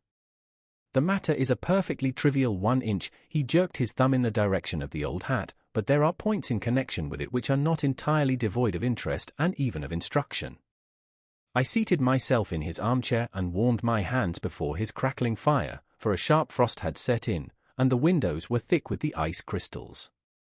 "I suppose," I remarked, "that, homely as it looks, this thing has some deadly story linked onto it, that it is the clue which will guide you in the solution of some mystery and the punishment of some crime." "No, no. No crime," said Sherlock Holmes, laughing. "Only one of those whimsical little incidents which will happen when you have 4 million human beings all jostling each other within the space of a few square miles. Amid the action and reaction of so dense a swarm of humanity, every possible combination of events may be expected to take place, and many a little problem will be presented which may be striking and bizarre without being criminal. We have already had experience of such. So much so," I remarked, "that of the last 6 cases, which I have added to my notes, 3 have been entirely free of any legal crime." "Precisely. You allude to my attempt to recover the Irene Adler papers, to the singular case of Miss Mary Sutherland, and to the adventure of the man with the twisted lip. Well, I have no doubt that this small matter will fall into the same innocent category. You know Peterson, the commissionaire?" "Yes. It is to him that this trophy belongs." "It is his hat." "No, no, he found it. Its owner is unknown. I beg that you will look upon it not as a battered billycock but as an intellectual problem. And, first, as to how it came here. It arrived upon Christmas morning, in company with a good fat goose, which is, I have no doubt, roasting at this moment in front of Peterson's fire. The facts are these: about 4 o'clock on Christmas morning, Peterson, who, as you know, is a very honest fellow, was returning from some small jollification and was making his way homeward down Tottenham Court Road. In front of him he saw, in the gaslight, a tallish man, walking with a slight stagger, and carrying a white goose slung over his shoulder. As he reached the corner of Good Street, a row broke out between this stranger and a little knot of roughs. One of the latter knocked off the man's hat, on which he raised his stick to defend himself and, swinging it over his head, smashed the shop window behind him. Peterson had rushed forward to protect the stranger from his assailants, but the man, shocked at having broken the window, and seeing an official-looking person in uniform rushing towards him, dropped his goose, took to his heels, and vanished amid the labyrinth of small streets which lie at the back of Tottenham Court Road. The roughs had also fled at the appearance of Peterson, so that he was left in possession of the field of battle, and also of the spoils of victory in the shape of this battered hat and a most unimpeachable Christmas goose. Which surely he restored to their owner? My dear fellow, there lies the problem. It is true that for Mrs. Henry Baker was printed upon a small card which was tied to the bird's left leg, and it is also true that the initials H.B. are legible upon the lining of this hat, but as there are some thousands of Bakers, and some hundreds of Henry Bakers in this city of ours, it is not easy to restore lost property to any one of them. What, then, did Peterson do? He brought round both hat and goose to me on Christmas morning, knowing that even the smallest problems are of interest to me. The goose we retained until this morning, when there were signs that, in spite of the slight frost, it would be well that it should be eaten without unnecessary delay. Its finder has carried it off, therefore, to fulfill the ultimate destiny of a goose, while I continue to retain the hat of the unknown gentleman who lost his Christmas dinner. Did he not advertise? No. Then, what clue could you have as to his identity? Only as much as we can deduce. From his hat? Precisely. But you are joking. What can you gather from this old battered felt? Here is my lens. You know my methods. What can you gather yourself as to the individuality of the man who has worn this article? I took the tattered object in my hands and turned it over rather ruefully. It was a very ordinary black hat of the usual round shape, hard and much the worse for wear. The lining had been of red silk, but was a good deal discolored. There was no maker's name, but, as Holmes had remarked, the initials H.B. were scrawled upon one side. It was pierced in the brim for a hat securer, but the elastic was missing. For the rest, it was cracked, exceedingly dusty, and spotted in several places, although there seemed to have been some attempt to hide the discolored patches by smearing them with ink. I can see nothing, said I, handing it back to my friend. On the contrary, Watson, you can see everything. You fail, however, to reason from what you see. You are too timid in drawing your inferences. Then, pray tell me what it is that you can infer from this hat. He picked it up and gazed at it in the peculiar introspective fashion which was characteristic of him. It is perhaps less suggestive than it might have been, he remarked, and yet there are a few inferences which are very distinct, and a few others which represent at least a strong balance of probability. That the man was highly intellectual is of course obvious upon the face of it, and also that he was fairly well-to-do within the last 3 years, although he has now fallen upon evil days. He had foresight, but has less now than formerly, pointing to a moral retrogression, which, when taken with the decline of his fortunes, seems to indicate some evil influence, probably drink, at work upon him. This may account also for the obvious fact that his wife has ceased to love him. My dear Holmes. He has, however, retained some degree of self-respect, he continued, disregarding my remonstrance. He is a man who leads a sedentary life, goes out little, is out of training entirely, is middle-aged, has grizzled hair which he has had cut within the last few days, and which he anoints with lime cream. These are the more patent facts which are to be deduced from his hat. Also, by the way, that it is extremely improbable that he has gas laid on in his house. You are certainly joking, Holmes. Not in the least. Is it possible that even now, when I give you these results, you are unable to see how they are attained? I have no doubt that I am very stupid, but I must confess that I am unable to follow you. For example, how did you deduce that this man was intellectual? For answer Holmes clapped the hat upon his head. It came right over the forehead and settled upon the bridge of his nose. "It is a question of cubic capacity," said he. "A man with so large a brain must have something in it." "The decline of his fortunes, then?" "This hat is 3 years old. These flat brims curled at the edge came in then. It is a hat of the very best quality. Look at the band of ribbed silk and the excellent lining. If this man could afford to buy so expensive a hat 3 years ago, and has had no hat since, then he has assuredly gone down in the world." "Well, that is clear enough, certainly. But how about the foresight and the moral retrogression?" Sherlock Holmes laughed. "Here is the foresight," said he, putting his finger upon the little disc and loop of the hat securer. "They are never sold upon hats. If this man ordered one, it is a sign of a certain amount of foresight, since he went out of his way to take this precaution against the wind. But since we see that he has broken the elastic and has not troubled to replace it, it is obvious that he has less foresight now than formerly, which is a distinct proof of a weakening nature. On the other hand, he has endeavored to conceal some of these stains upon the felt by daubing them with ink, which is a sign that he has not entirely lost his self-respect. Your reasoning is certainly plausible. The further points, that he is middle-aged, that his hair is grizzled, that it has been recently cut, and that he uses lime cream, are all to be gathered from a close examination of the lower part of the lining. The lens discloses a large number of hair ends, clean cut by the scissors of the barber. They all appear to be adhesive, and there is a distinct odor of lime cream. This dust, you will observe, is not the gritty, grey dust of the street, but the fluffy brown dust of the house, showing that it has been hung up indoors most of the time, while the marks of moisture upon the inside are proof positive that the wearer perspired very freely, and could therefore hardly be in the best of training. But his wife, you said that she had ceased to love him. This hat has not been brushed for weeks. When I see you, my dear Watson, with a week's accumulation of dust upon your hat, and when your wife allows you to go out in such a state, I shall fear that you also have been unfortunate enough to lose your wife's affection. But he might be a bachelor. Nay, he was bringing home the goose as a peace offering to his wife. Remember the card upon the bird's leg. You have an answer to everything. But how on earth do you deduce that the gas is not laid on in his house? 1 tallow stain, or even 2, might come by chance, but when I see no less than 5, I think that there can be little doubt that the individual must be brought into frequent contact with burning tallow, walks upstairs at night probably with his hat in one hand and a guttering candle in the other.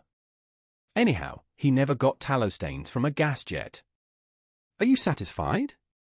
Well, it is very ingenious, said I, laughing, but since, as you said just now, there has been no crime committed, and no harm done save the loss of a goose, all this seems to be rather a waste of energy. Sherlock Holmes had opened his mouth to reply, when the door flew open, and Peterson, the commissionaire, rushed into the apartment with flushed cheeks and the face of a man who is dazed with astonishment. "The goose, Mr. Holmes!" "The goose, sir," he gasped. "Eh? What of it, then? Has it returned to life and flapped off through the kitchen window?" Holmes twisted himself round upon the sofa to get a fairer view of the man's excited face. "See here, sir. See what my wife found in its crop." He held out his hand and displayed upon the centre of the palm a brilliantly scintillating blue stone, rather smaller than a bin in size, but of such purity and radiance that it twinkled like an electric point in the dark hollow of his hand. Sherlock Holmes sat up with a whistle. "By Jove, Peterson," said he, "this is treasure trove indeed. I suppose you know what you have got?" "A diamond, sir?" "A precious stone. It cuts into glass as though it were putty. It's more than a precious stone. It is the precious stone. Not the Countess of Morcar's blue carbuncle." I ejaculated. "Precisely so. I ought to know its size and shape, seeing that I have read the advertisement about it in the Times every day lately. It is absolutely unique, and its value can only be conjectured, but the reward offered of £1,000 is certainly not within a 20th part of the market price." £1,000! Great Lord of mercy! The commissionaire plumped down into a chair and stared from one to the other of us. "That is the reward, and I have reason to know that there are sentimental considerations in the background which would induce the Countess to part with half her fortune if she could but recover the gem. It was lost, if I remember aright, at the Hotel Cosmopolitan, I remarked. Precisely so, on December 22nd, just 5 days ago. John Horner, a plumber, was accused of having abstracted it from the lady's jewel case. The evidence against him was so strong that the case has been referred to the assizes. I have some account of the matter here, I believe. He rummaged amid his newspapers, glancing over the dates, until at last he smoothed one out, doubled it over, and read the following paragraph. Hotel Cosmopolitan Jewel Robbery. John Horner, 26, plumber, was brought up upon the charge of having upon the 22nd inst. Abstracted from the jewel case of the Countess of Morcar the valuable gem known as the Blue Carbuncle. James Ryder, upper attendant at the hotel, gave his evidence to the effect that he had shown Horner up to the dressing-room of the Countess of Morcar upon the day of the robbery in order that he might solder the second bar of the grate, which was loose. He had remained with Horner some little time, but had finally been called away. On returning, he found that Horner had disappeared, that the bureau had been forced open, and that the small morocco casket in which, as it afterwards transpired, the Countess was accustomed to keep her jewel, was lying empty upon the dressing-table. Ryder instantly gave the alarm, and Horner was arrested the same evening, but the stone could not be found either upon his person or in his rooms. Catherine Cusack, maid to the Countess, deposed to having heard Ryder's cry of dismay on discovering the robbery, and to having rushed into the room, where she found matters as described by the last witness. Inspector Bradstreet, B Division, gave evidence as to the arrest of Horner, who struggled frantically, and protested his innocence in the strongest terms. Evidence of a previous conviction for robbery having been given against the prisoner, the magistrate refused to deal summarily with the offence, but referred it to the assizes. Horner, who had shown signs of intense emotion during the proceedings, fainted away at the conclusion and was carried out of court. So much for the police court, said Holmes thoughtfully, tossing aside the paper. The question for us now to solve is the sequence of events leading from a rifled jewel case at one end to the crop of a goose in Tottenham Court Road at the other.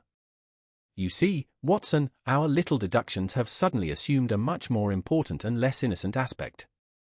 Here is the stone came from the goose, and the goose came from Mr. Henry Baker, the gentleman with the bad hat and all the other characteristics with which I have bored you. So now we must set ourselves very seriously to finding this gentleman and ascertaining what part he has played in this little mystery. To do this, we must try the simplest means first, and these lie undoubtedly in an advertisement in all the evening papers. If this fail, I shall have recourse to other methods. What will you say? Give me a pencil and that slip of paper. Now, then, found at the corner of Goodge Street, a goose and a black felt hat. Mr. Henry Baker can have the same by applying at 6:30 this evening at 221B, Baker Street. That is clear and concise. Very. But will he see it? Well, he is sure to keep an eye on the papers, since, to a poor man, the loss was a heavy one. He was clearly so scared by his mischance in breaking the window and by the approach of Peterson that he thought of nothing but flight, but since then he must have bitterly regretted the impulse which caused him to drop his bird. Then, again, the introduction of his name will cause him to see it, for everyone who knows him will direct his attention to it. Here you are, Peterson, run down to the advertising agency and have this put in the evening papers. In which, sir? Oh, in the Globe, Star, Pall Mall, St. James's Gazette, Evening News, Standard, Echo, and any others that occur to you. Very well, sir. And this stone?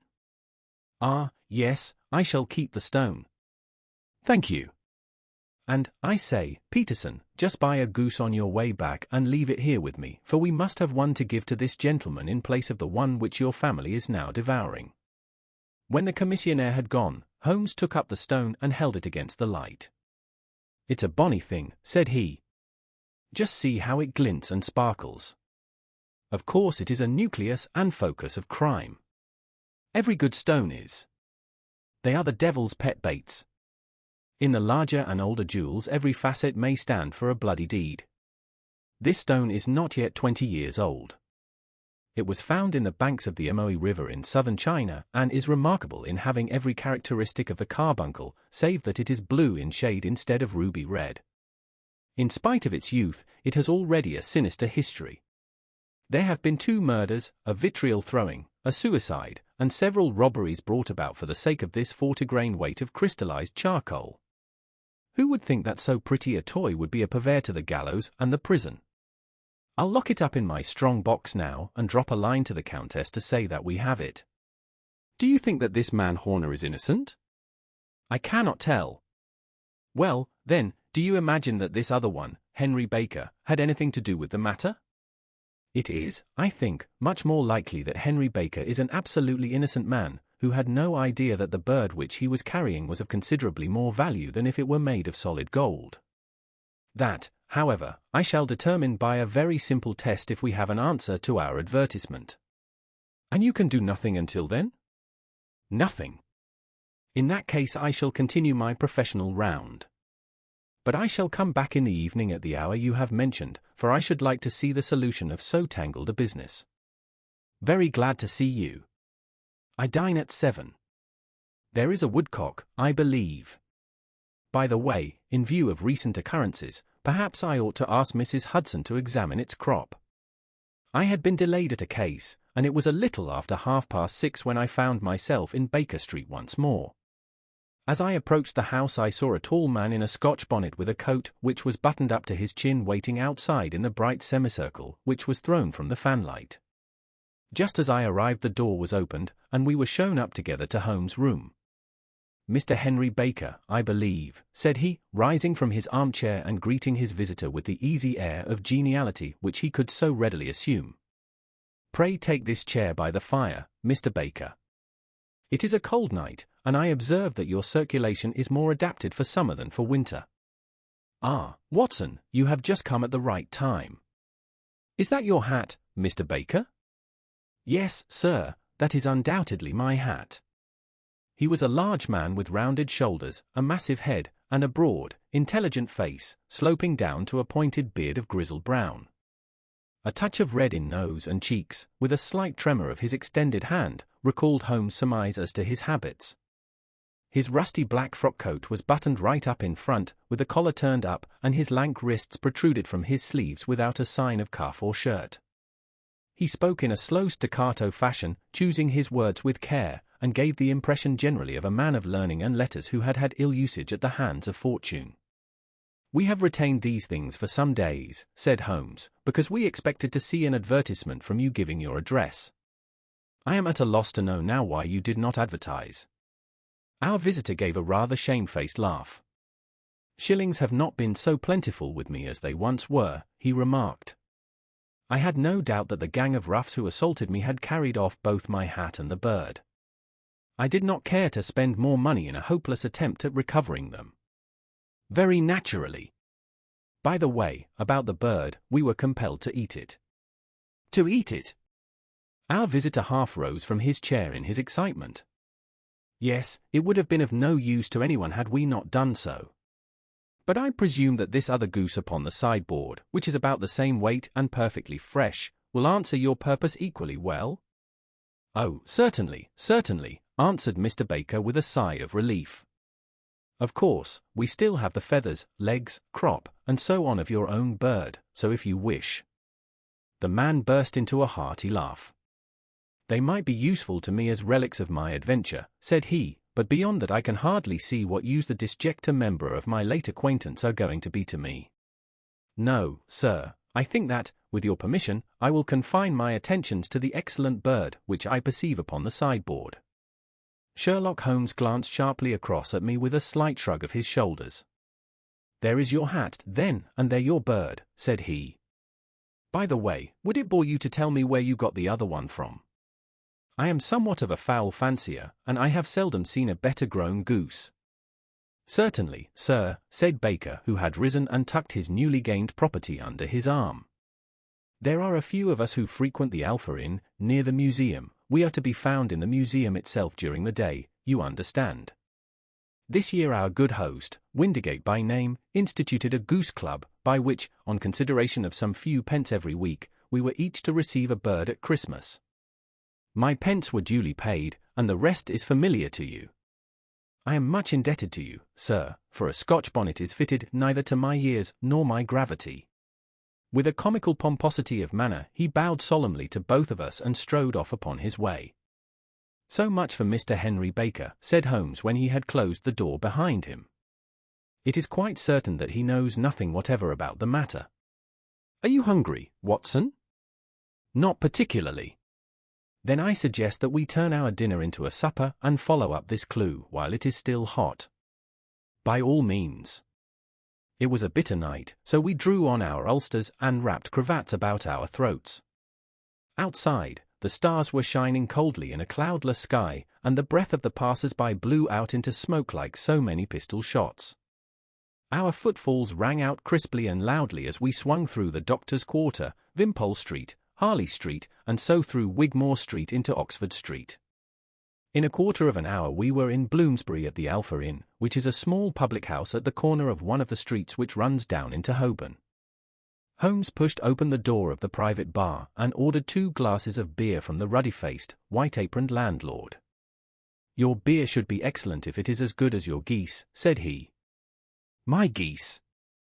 The man seemed surprised. Yes.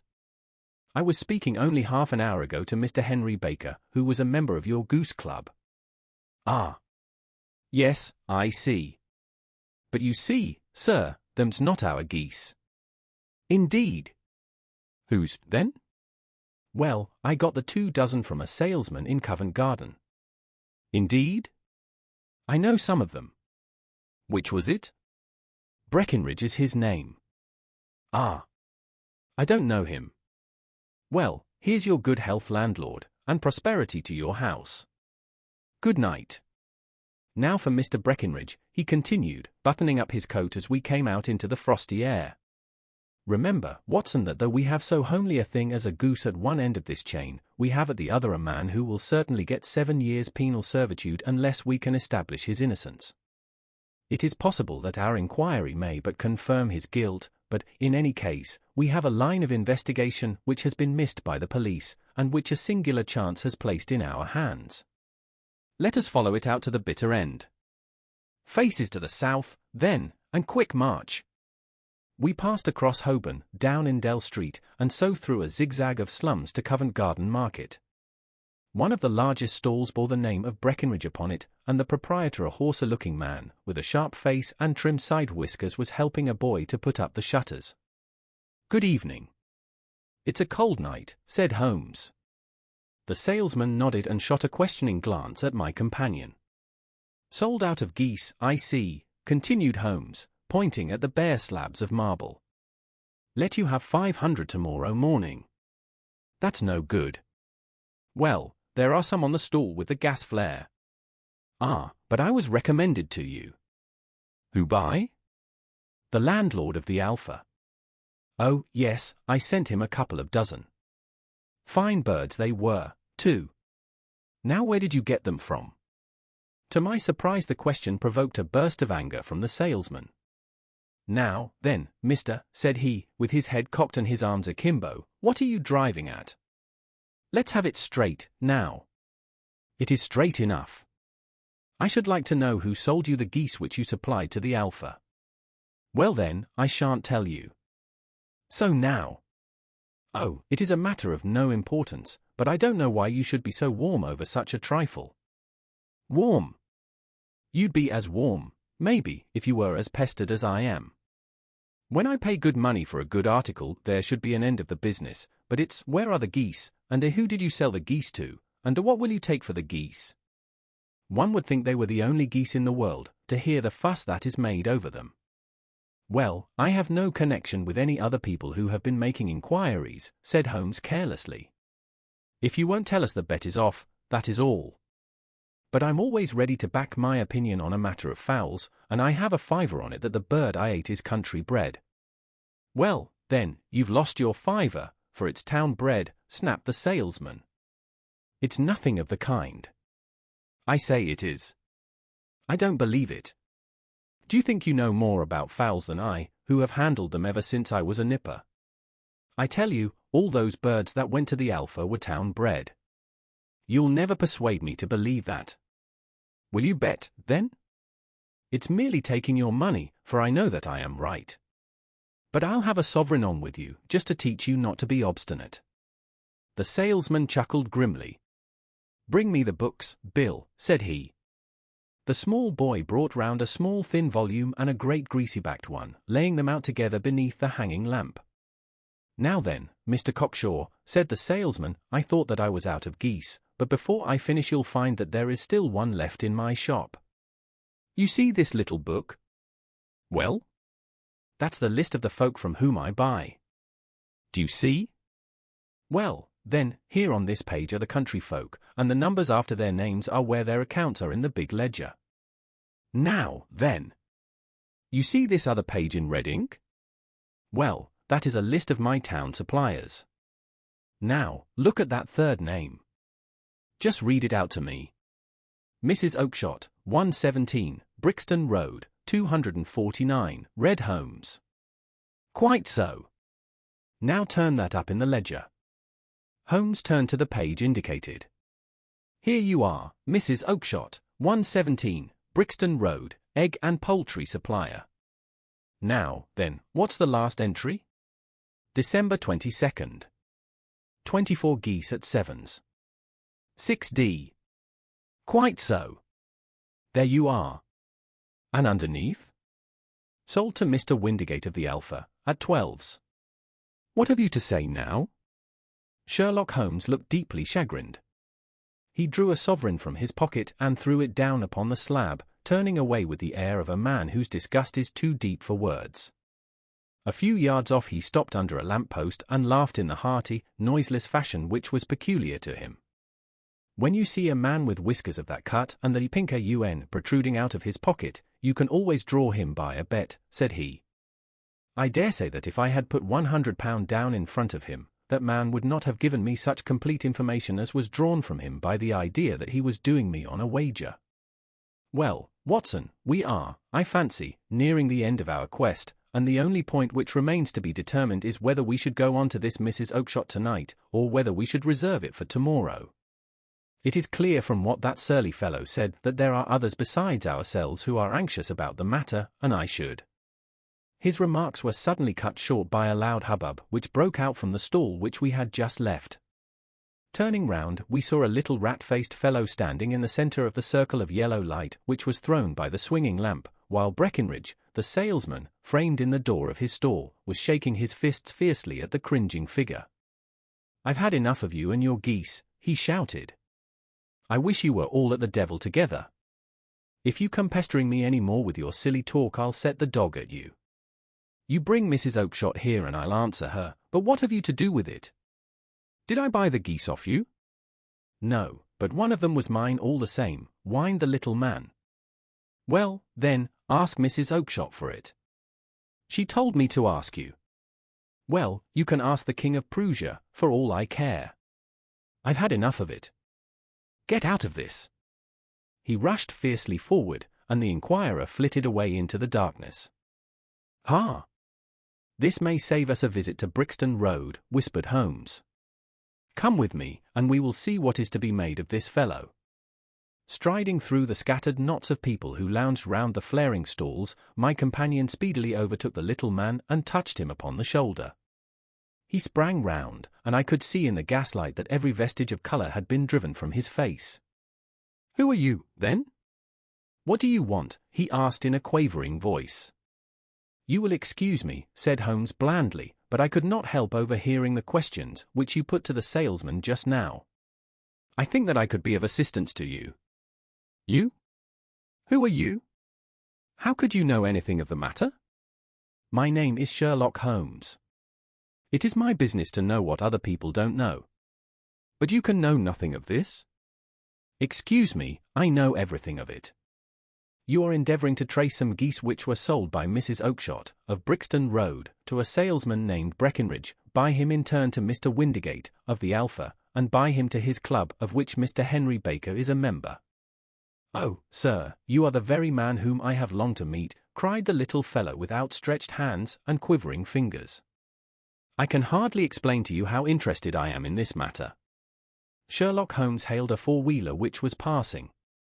In that case we had better discuss it in a cozy room rather than in this windswept marketplace, said he.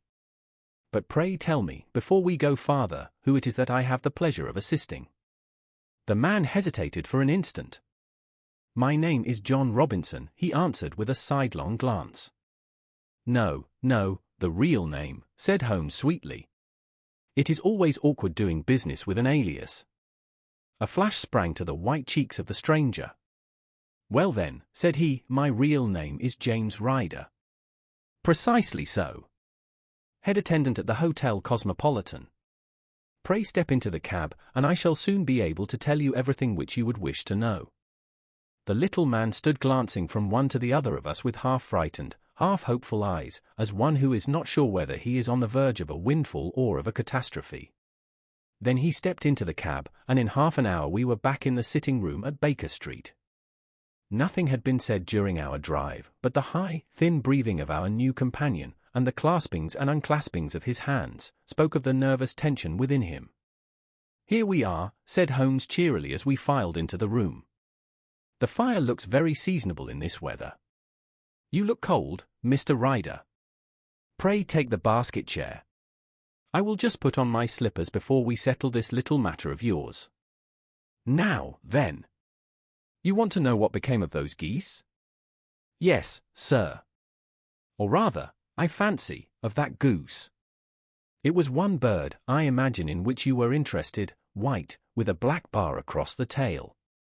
Ryder quivered with emotion. Oh, sir, he cried, can you tell me where it went to? It came here. Here? Yes, and a most remarkable bird it proved. I don't wonder that you should take an interest in it. It laid an egg after it was dead, the bonniest, brightest little blue egg that ever was seen. I have it here in my museum. Our visitor staggered to his feet and clutched the mantelpiece with his right hand. Holmes unlocked his strong box and held up the blue carbuncle, which shone out like a star, with a cold, brilliant, many-pointed radiance. Ryder stood glaring with a drawn face, uncertain whether to claim or to disown it.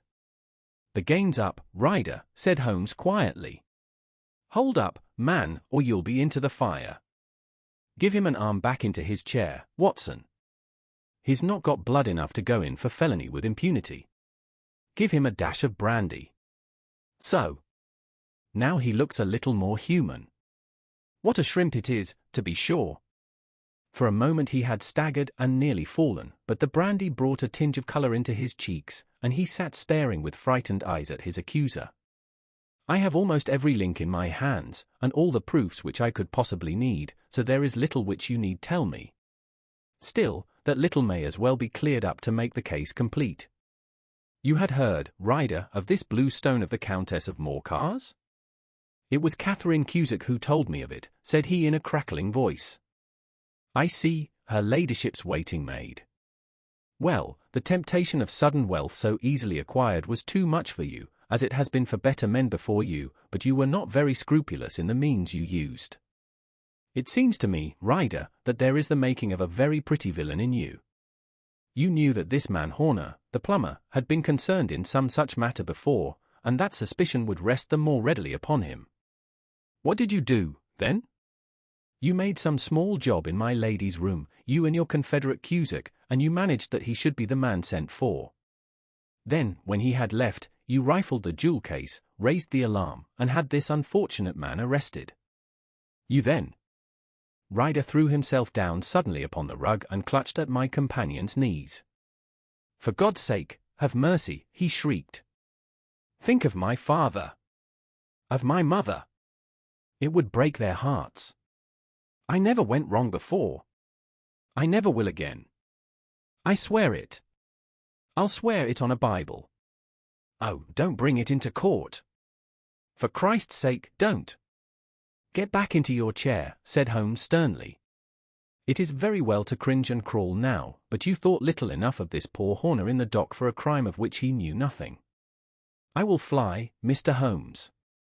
I will leave the country, sir. Then the charge against him will break down. We will talk about that. And now let us hear a true account of the next act. How came the stone into the goose, and how came the goose into the open market? Tell us the truth, for there lies your only hope of safety. Ryder passed his tongue over his parched lips.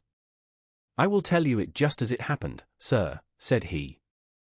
When Horner had been arrested, it seemed to me that it would be best for me to get away with the stone at once, for I did not know at what moment the police might not take it into their heads to search me and my room. There was no place about the hotel where it would be safe. I went out, as if on some commission, and I made for my sister's house. She had married a man named Oakshott, and lived in Brixton Road, where she fattened fowls for the market. All the way there every man I met seemed to me to be a policeman or a detective, and, for all that it was a cold night, the sweat was pouring down my face before I came to the Brixton Road. My sister asked me what was the matter, and why I was so pale, but I told her that I had been upset by the jewel robbery at the hotel. Then I went into the backyard and smoked a pipe and wondered what it would be best to do. I had a friend once called Maudsley, who went to the bad, and has just been serving his time in Pentonville. One day he had met me, and fell into talk about the ways of thieves, and how they could get rid of what they stole. I knew that he would be true to me, for I knew one or two things about him, so I made up my mind to go right on to Kilburn, where he lived, and take him into my confidence.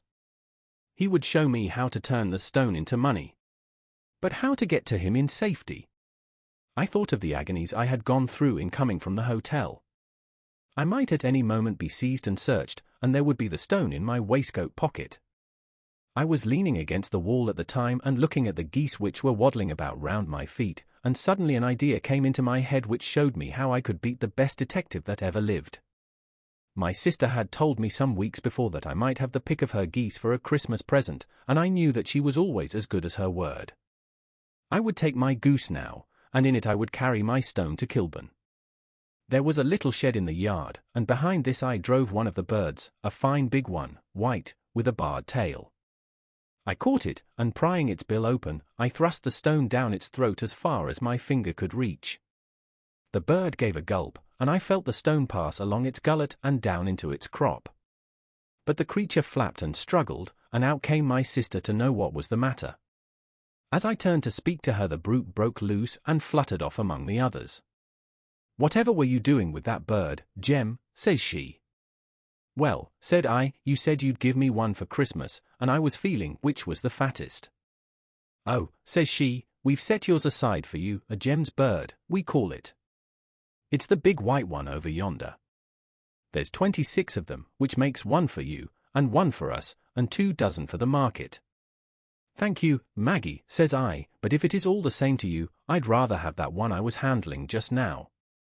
"The other is a good 3 pound heavier," said she, "and we fattened it expressly for you." "Never mind. I'll have the other, and I'll take it now," said I. "Oh, just as you like," said she, a little huffed. "Which is it you want, then?" "That white one with the barred tail, right in the middle of the flock." "Oh, very well. Kill it and take it with you."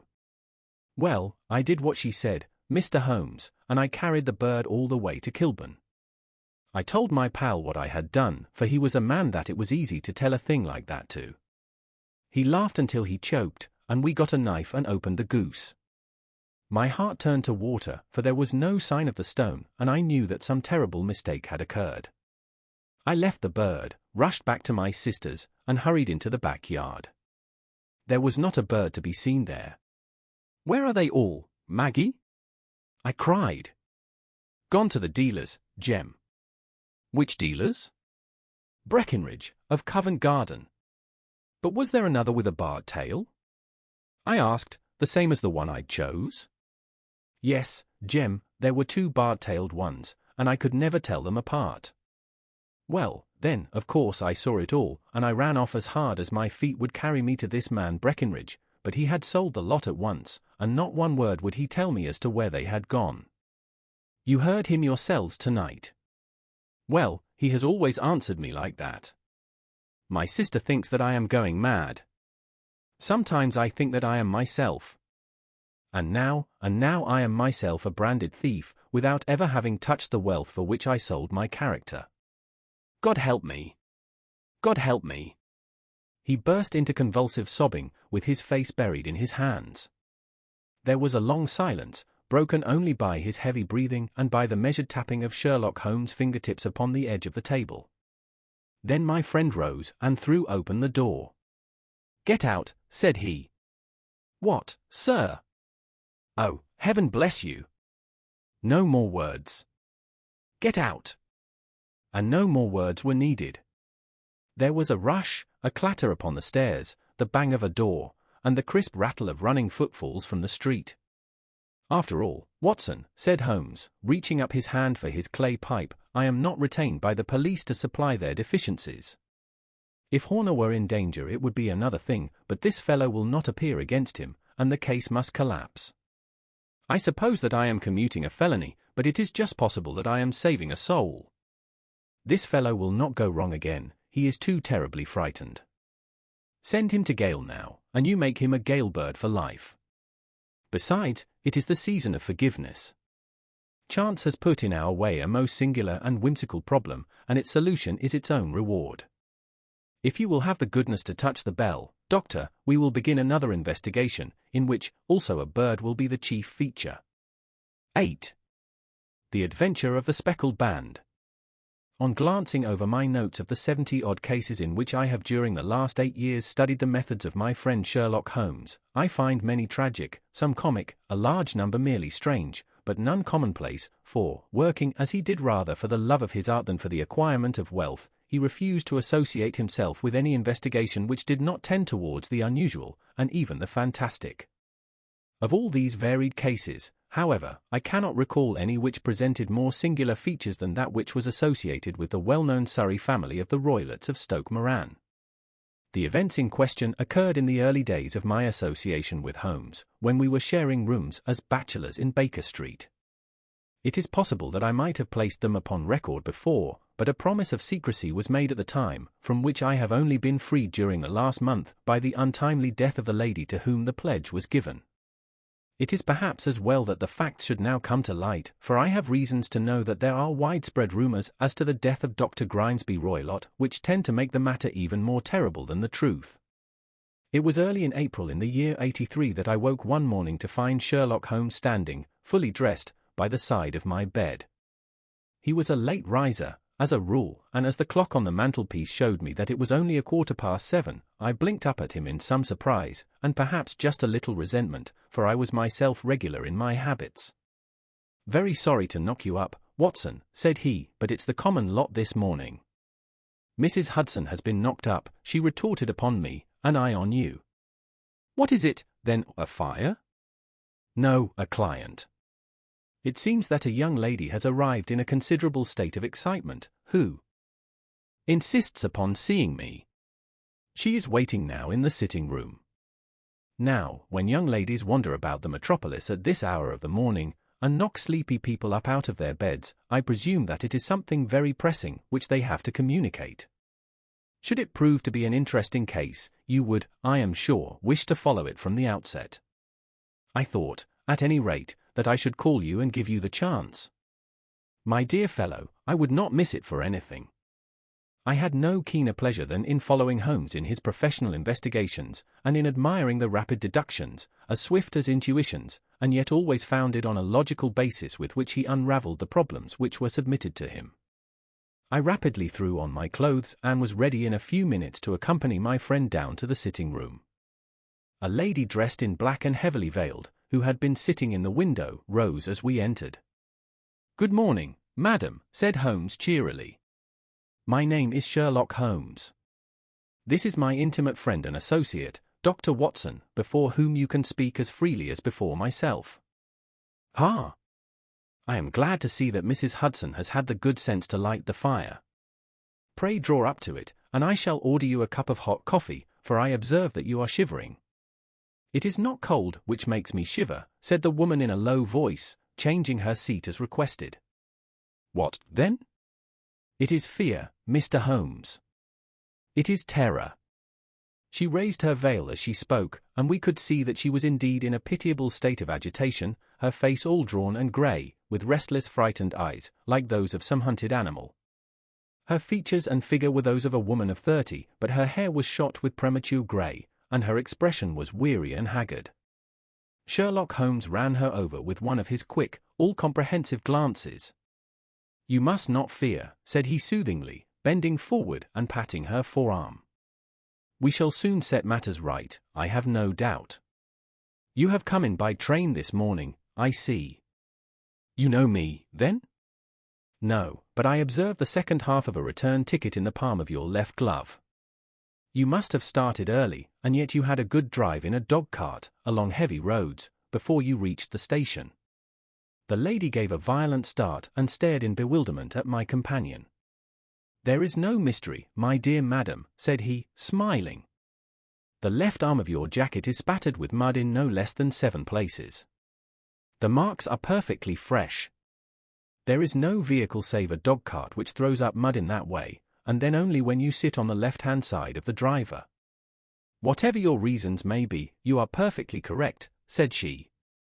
"I started from home before 6, reached Leatherhead at 20 past, and came in by the first train to Waterloo.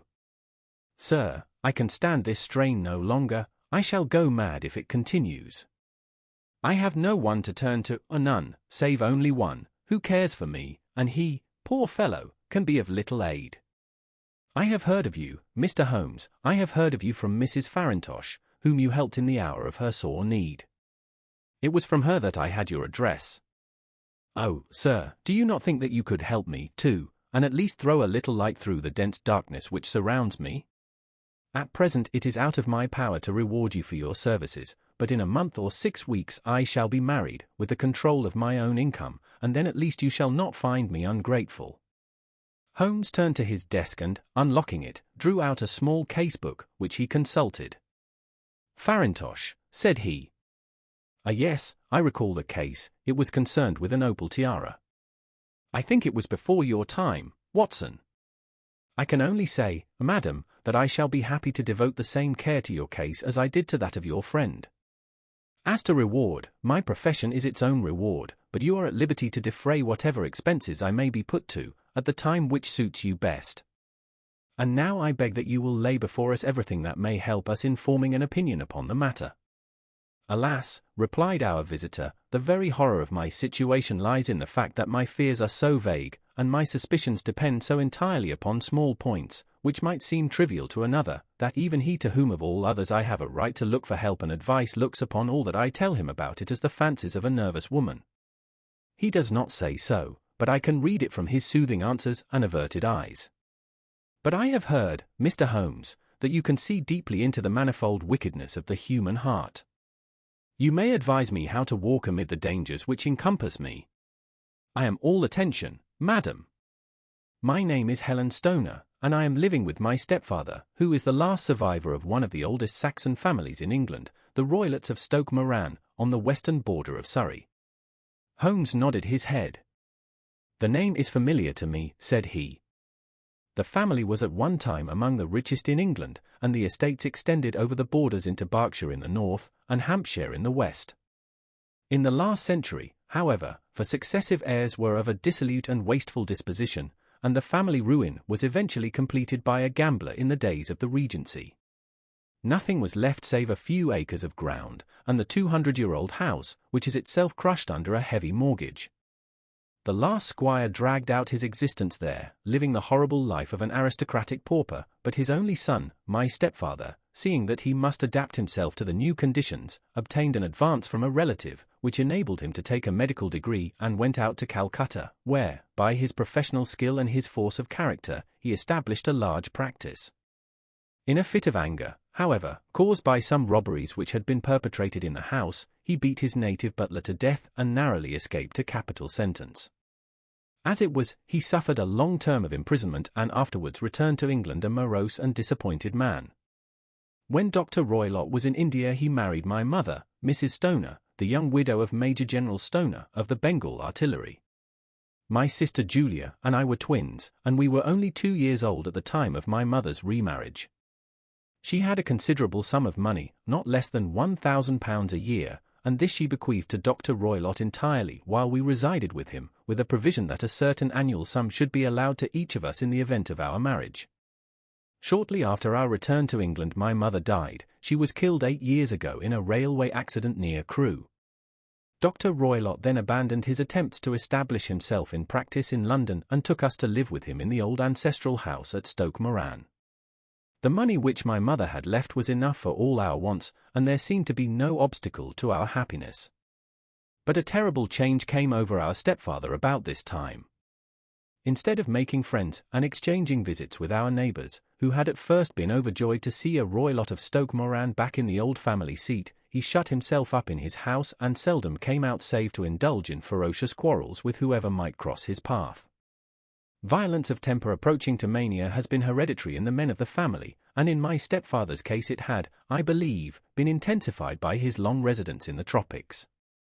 A series of disgraceful brawls took place, 2 of which ended in the police court, until at last he became the terror of the village, and the folks would fly at his approach, for he is a man of immense strength, and absolutely uncontrollable in his anger. Last week he hurled the local blacksmith over a parapet into a stream, and it was only by paying over all the money which I could gather together that I was able to avert another public exposure. He had no friends at all save the wandering gypsies, and he would give these vagabonds leave to encamp upon the few acres of bramble-covered land which represent the family estate, and would accept in return the hospitality of their tents, wandering away with them sometimes for weeks on end.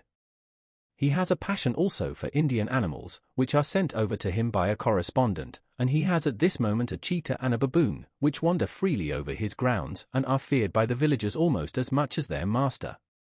You can imagine from what I say that my poor sister Julia and I had no great pleasure in our lives. No servant would stay with us, and for a long time we did all the work of the house.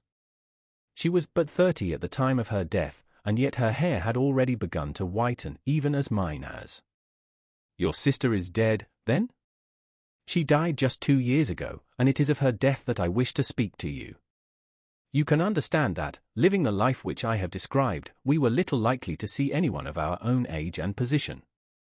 We had, however, an aunt, my mother's maiden sister, Miss Honoria Westphale, who lives near Harrow, and we were occasionally allowed to pay short visits at this lady's house. Julia went there at Christmas 2 years ago, and met there a half-pay major of Marines, to whom she became engaged. My stepfather learned of the engagement when my sister returned and offered no objection to the marriage, but within a fortnight of the day which had been fixed for the wedding, the terrible event occurred which has deprived me of my only companion. Sherlock Holmes had been leaning back in his chair with his eyes closed and his head sunk in a cushion, but he half opened his lids now and glanced across at his visitor. "Pray be precise as to details," said he. "It is easy for me to be so, for every event of that dreadful time is seared into my memory.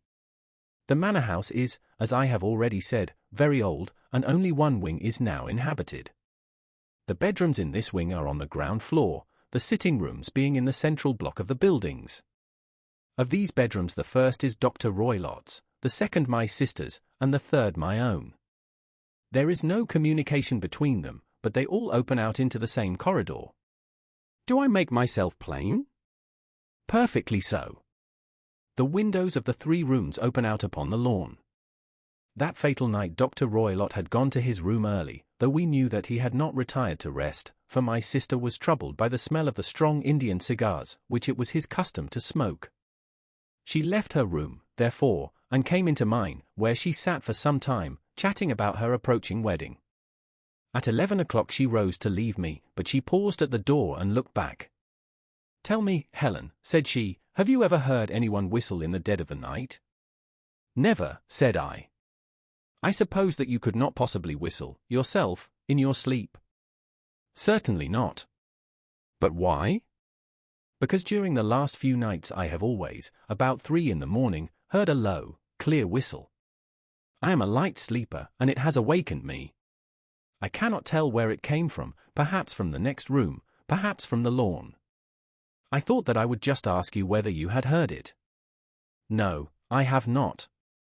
"It must be those wretched gypsies in the plantation." "Very likely. And yet if it were on the lawn, I wonder that you did not hear it also." "Ah, but I sleep more heavily than you." "Well, it is of no great consequence, at any rate." She smiled back at me, closed my door, and a few moments later I heard her key turn in the lock. Indeed, said Holmes. Was it your custom always to lock yourselves in at night? Always. And why? I think that I mentioned to you that the doctor kept a cheetah and a baboon. We had no feeling of security unless our doors were locked. Quite so. Pray proceed with your statement. I could not sleep that night. A vague feeling of impending misfortune impressed me. My sister and I, you will recollect, were twins, and you know how subtle are the links which bind two souls which are so closely allied. It was a wild night. The wind was howling outside, and the rain was beating and splashing against the windows. Suddenly, amid all the hubbub of the gale, there burst forth the wild scream of a terrified woman. I knew that it was my sister's voice. I sprang from my bed, wrapped a shawl round me, and rushed into the corridor. As I opened my door, I seemed to hear a low whistle, such as my sister described, and a few moments later a clanging sound, as if a mass of metal had fallen. As I ran down the passage, my sister's door was unlocked, and revolved slowly upon its hinges. I stared at it horror-stricken, not knowing what was about to issue from it. By the light of the corridor lamp I saw my sister appear at the opening, her face blanched with terror, her hands groping for help, her whole figure swaying to and fro like that of a drunkard. I ran to her and threw my arms round her, but at that moment her knees seemed to give way and she fell to the ground. She writhed as one who is in terrible pain, and her limbs were dreadfully convulsed. At first I thought that she had not recognized me, but as I bent over her she suddenly shrieked out in a voice which I shall never forget, "Oh, my God! Helen!" It was the band! The Speckled Band! There was something else which she would fain have said, and she stabbed with her finger into the air in the direction of the doctor's room, but a fresh convulsion seized her and choked her words. I rushed out, calling loudly for my stepfather, and I met him hastening from his room in his dressing gown. When he reached my sister's side she was unconscious, and though he poured brandy down her throat and sent for medical aid from the village, all efforts were in vain, for she slowly sank and died without having recovered her consciousness. Such was the dreadful end of my beloved sister. "One moment," said Holmes, "are you sure about this whistle and metallic sound? Could you swear to it?" That was what the county coroner asked me at the inquiry. It is my strong impression that I heard it, and yet, among the crash of the gale and the creaking of an old house, I may possibly have been deceived. Was your sister dressed? No, she was in her night-dress. In her right hand was found the charred stump of a match, and in her left a matchbox, showing that she had struck a light and looked about her when the alarm took place. That is important. And what conclusions did the coroner come to? He investigated the case with great care, for Dr. Roylott's conduct had long been notorious in the county, but he was unable to find any satisfactory cause of death. My evidence showed that the door had been fastened upon the inner side, and the windows were blocked by old-fashioned shutters with broad iron bars, which were secured every night. The walls were carefully sounded, and were shown to be quite solid all round, and the flooring was also thoroughly examined, with the same result. The chimney is wide, but is barred up by 4 large staples. It is certain, therefore, that my sister was quite alone when she met her end. Besides, there were no marks of any violence upon her. How about poison? The doctors examined her for it, but without success. What do you think that this unfortunate lady died of, then? It is my belief that she died of pure fear and nervous shock, though what it was that frightened her I cannot imagine. Were there gypsies in the plantation at the time? Yes, there are nearly always some there. Ah, and what did you gather from this allusion to a band, a speckled band?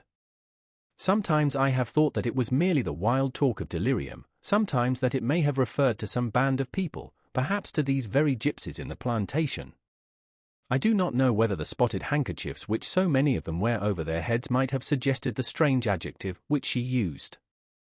Holmes shook his head like a man who is far from being satisfied.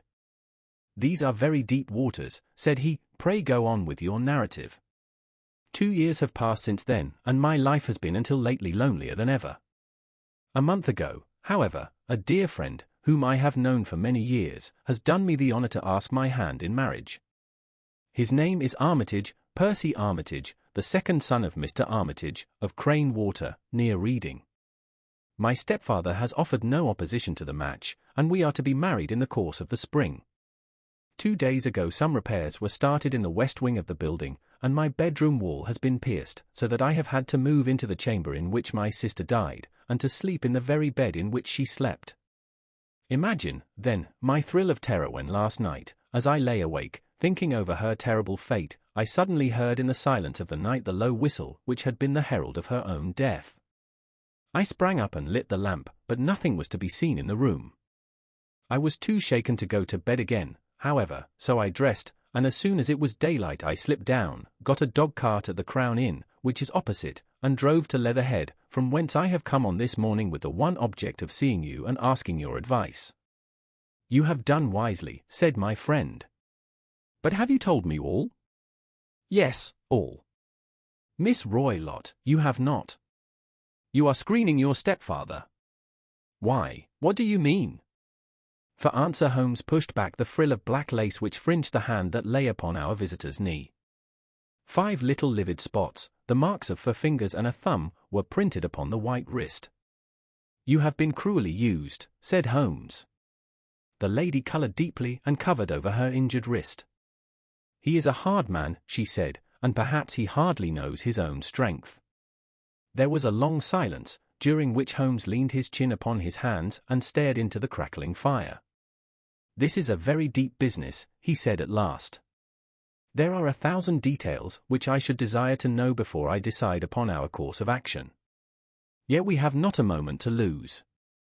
If we were to come to Stoke Moran today, would it be possible for us to see over these rooms without the knowledge of your stepfather? As it happens, he spoke of coming into town today upon some most important business. It is probable that he will be away all day, and that there would be nothing to disturb you. We have a housekeeper now, but she is old and foolish, and I could easily get her out of the way. Excellent. You are not averse to this trip, Watson? By no means. Then we shall both come. What are you going to do yourself? I have 1 or 2 things which I would wish to do now that I am in town. But I shall return by the 12 o'clock train, so as to be there in time for your coming. And you may expect us early in the afternoon. I have myself some small business matters to attend to. Will you not wait and breakfast? No, I must go. My heart is lightened already since I have confided my trouble to you. I shall look forward to seeing you again this afternoon. She dropped her thick black veil over her face and glided from the room. And what do you think of it all, Watson? Asked Sherlock Holmes, leaning back in his chair. It seems to me to be a most dark and sinister business. Dark enough and sinister enough. Yet if the lady is correct in saying that the flooring and walls are sound, and that the door, window, and chimney are impassable, then her sister must have been undoubtedly alone when she met her mysterious end. What becomes, then, of these nocturnal whistles, and what of the very peculiar words of the dying woman? I cannot think. When you combine the ideas of whistles at night, the presence of a band of gypsies who are on intimate terms with this old doctor, the fact that we have every reason to believe that the doctor has an interest in preventing his stepdaughter's marriage, the dying allusion to a band, and, finally, the fact that Miss Helen Stoner heard a metallic clang, which might have been caused by one of those metal bars that secured the shutters falling back into its place, I think that there is good ground to think that the mystery may be cleared along those lines. But what, then, did the gypsies do? I cannot imagine. I see many objections to any such theory. And so do I. It is precisely for that reason that we are going to Stoke Moran this day. I want to see whether the objections are fatal, or if they may be explained away. But what in the name of the devil? The ejaculation had been drawn from my companion by the fact that our door had been suddenly dashed open, and that a huge man had framed himself in the aperture. His costume was a peculiar mixture of the professional and of the agricultural, having a black top hat, a long frock coat, and a pair of high gaiters, with a hunting crop swinging in his hand. So tall was he that his hat actually brushed the crossbar of the doorway, and his breadth seemed to span it across from side to side. A large face, seared with 1,000 wrinkles, burned yellow with the sun, and marked with every evil passion, was turned from one to the other of us, while his deep-set, bile-shot eyes, and his high, thin, fleshless nose, gave him somewhat the resemblance to a fierce old bird of prey. "Which of you is Holmes?" asked this apparition.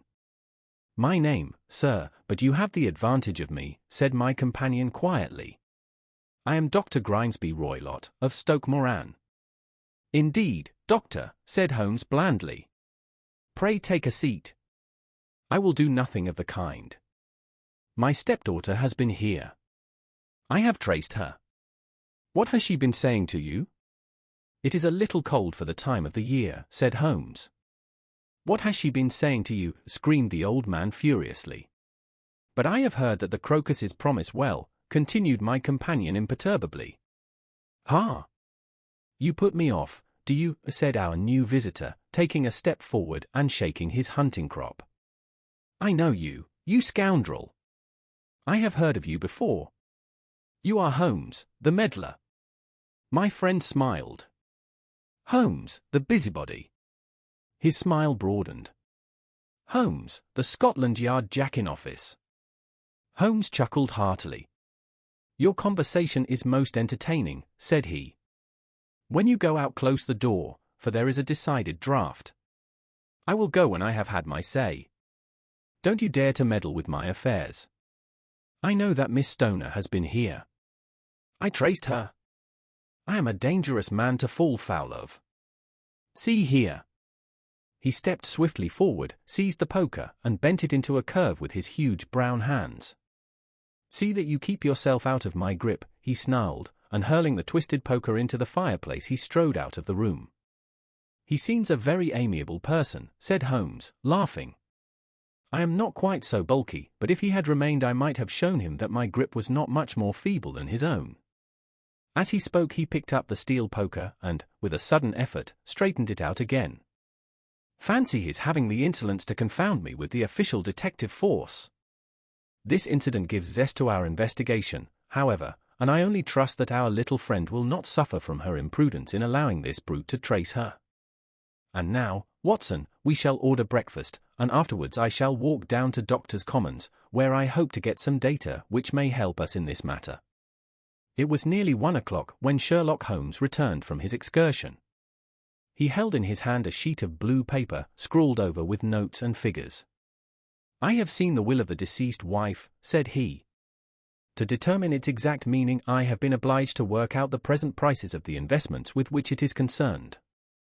The total income, which at the time of the wife's death was little short of £1,100, is now, through the fall in agricultural prices, not more than £750. Each daughter can claim an income of £250, in case of marriage. It is evident, therefore, that if both girls had married, this beauty would have had a mere pittance, while even one of them would cripple him to a very serious extent. My morning's work has not been wasted, since it has proved that he has the very strongest motives for standing in the way of anything of the sort. And now, Watson, this is too serious for dawdling, especially as the old man is aware that we are interesting ourselves in his affairs, so if you are ready, we shall call a cab and drive to Waterloo. I should be very much obliged if you would slip your revolver into your pocket. An Ellie's No. 2 is an excellent argument with gentlemen who can twist steel pokers into knots. That and a toothbrush are, I think, all that we need." At Waterloo we were fortunate in catching a train for Leatherhead, where we hired a trap at the station inn and drove for 4 or 5 miles through the lovely Surrey lanes. It was a perfect day, with a bright sun and a few fleecy clouds in the heavens. The trees and wayside hedges were just throwing out their first green shoots, and the air was full of the pleasant smell of the moist earth. To me at least there was a strange contrast between the sweet promise of the spring and this sinister quest upon which we were engaged.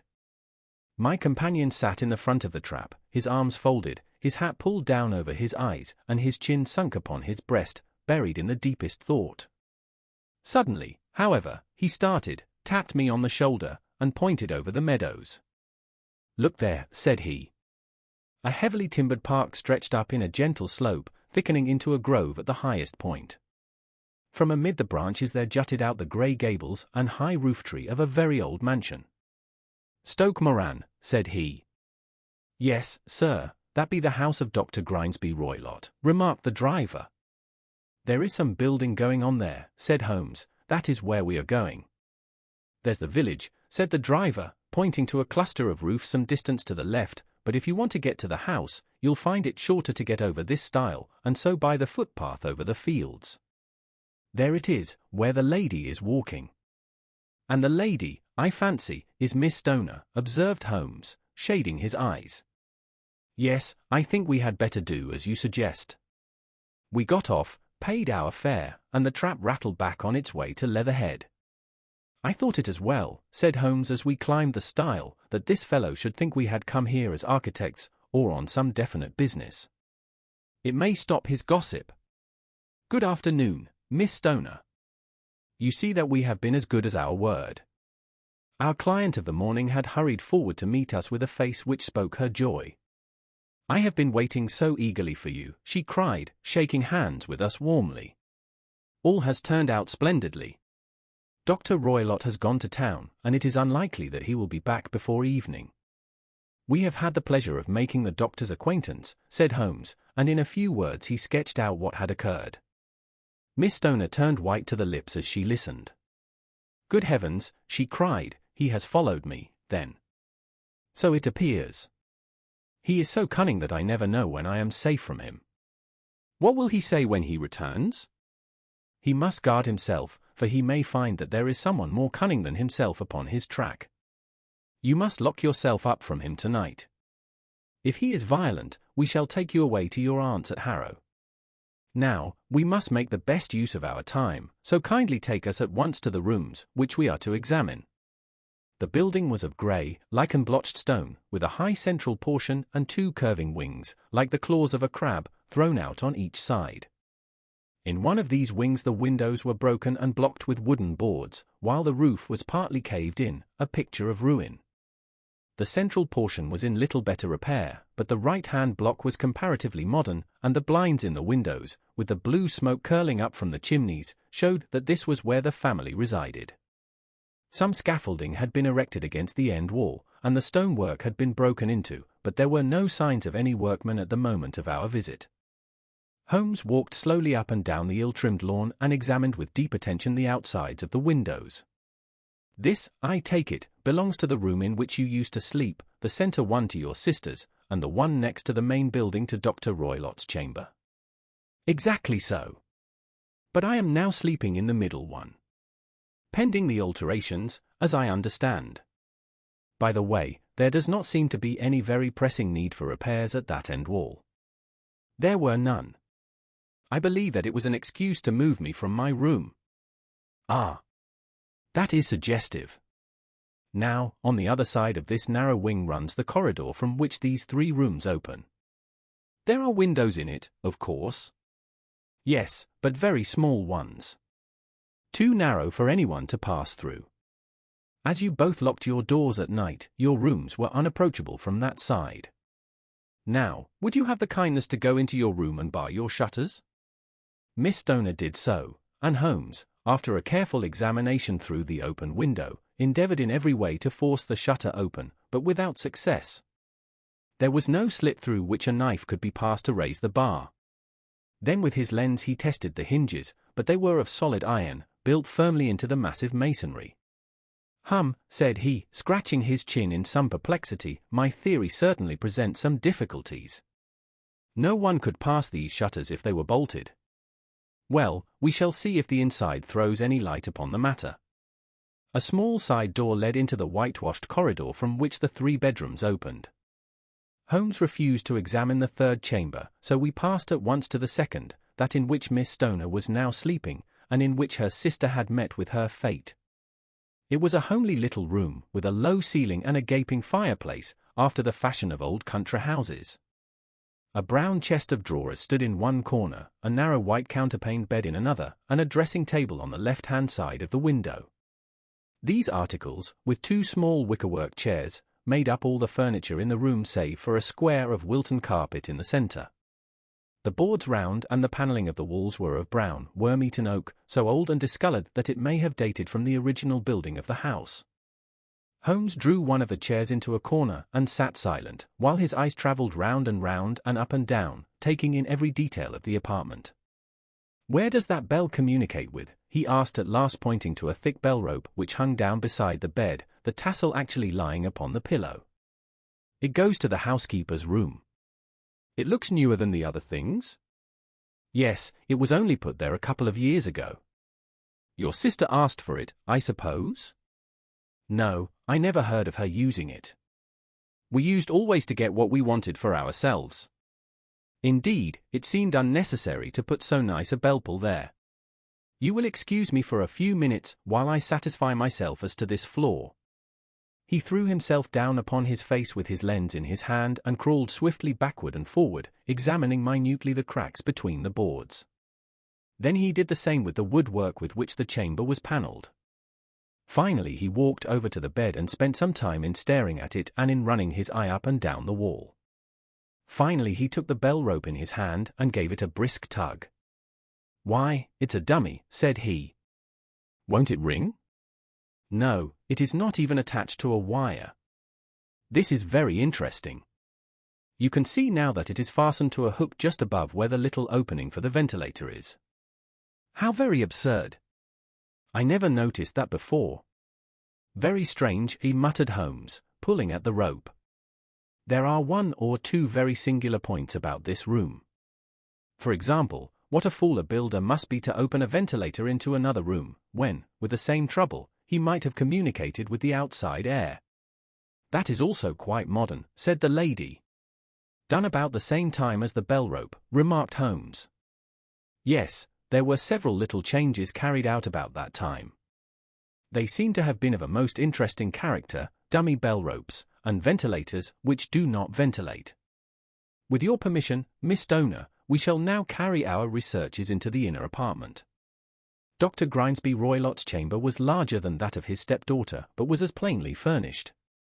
A camp bed, a small wooden shelf full of books, mostly of a technical character, an armchair beside the bed, a plain wooden chair against the wall, a round table, and a large iron safe were the principal things which met the eye. Holmes walked slowly round and examined each and all of them with the keenest interest. "What's in here?" he asked, tapping the safe. "My stepfather's business papers." "Oh. You have seen inside, then?" "Only once, some years ago. I remember that it was full of papers." "There isn't a cat in it, for example?" "No." "What a strange idea. Well, look at this." He took up a small saucer of milk which stood on the top of it. "No, we don't keep a cat. But there is a cheetah and a baboon."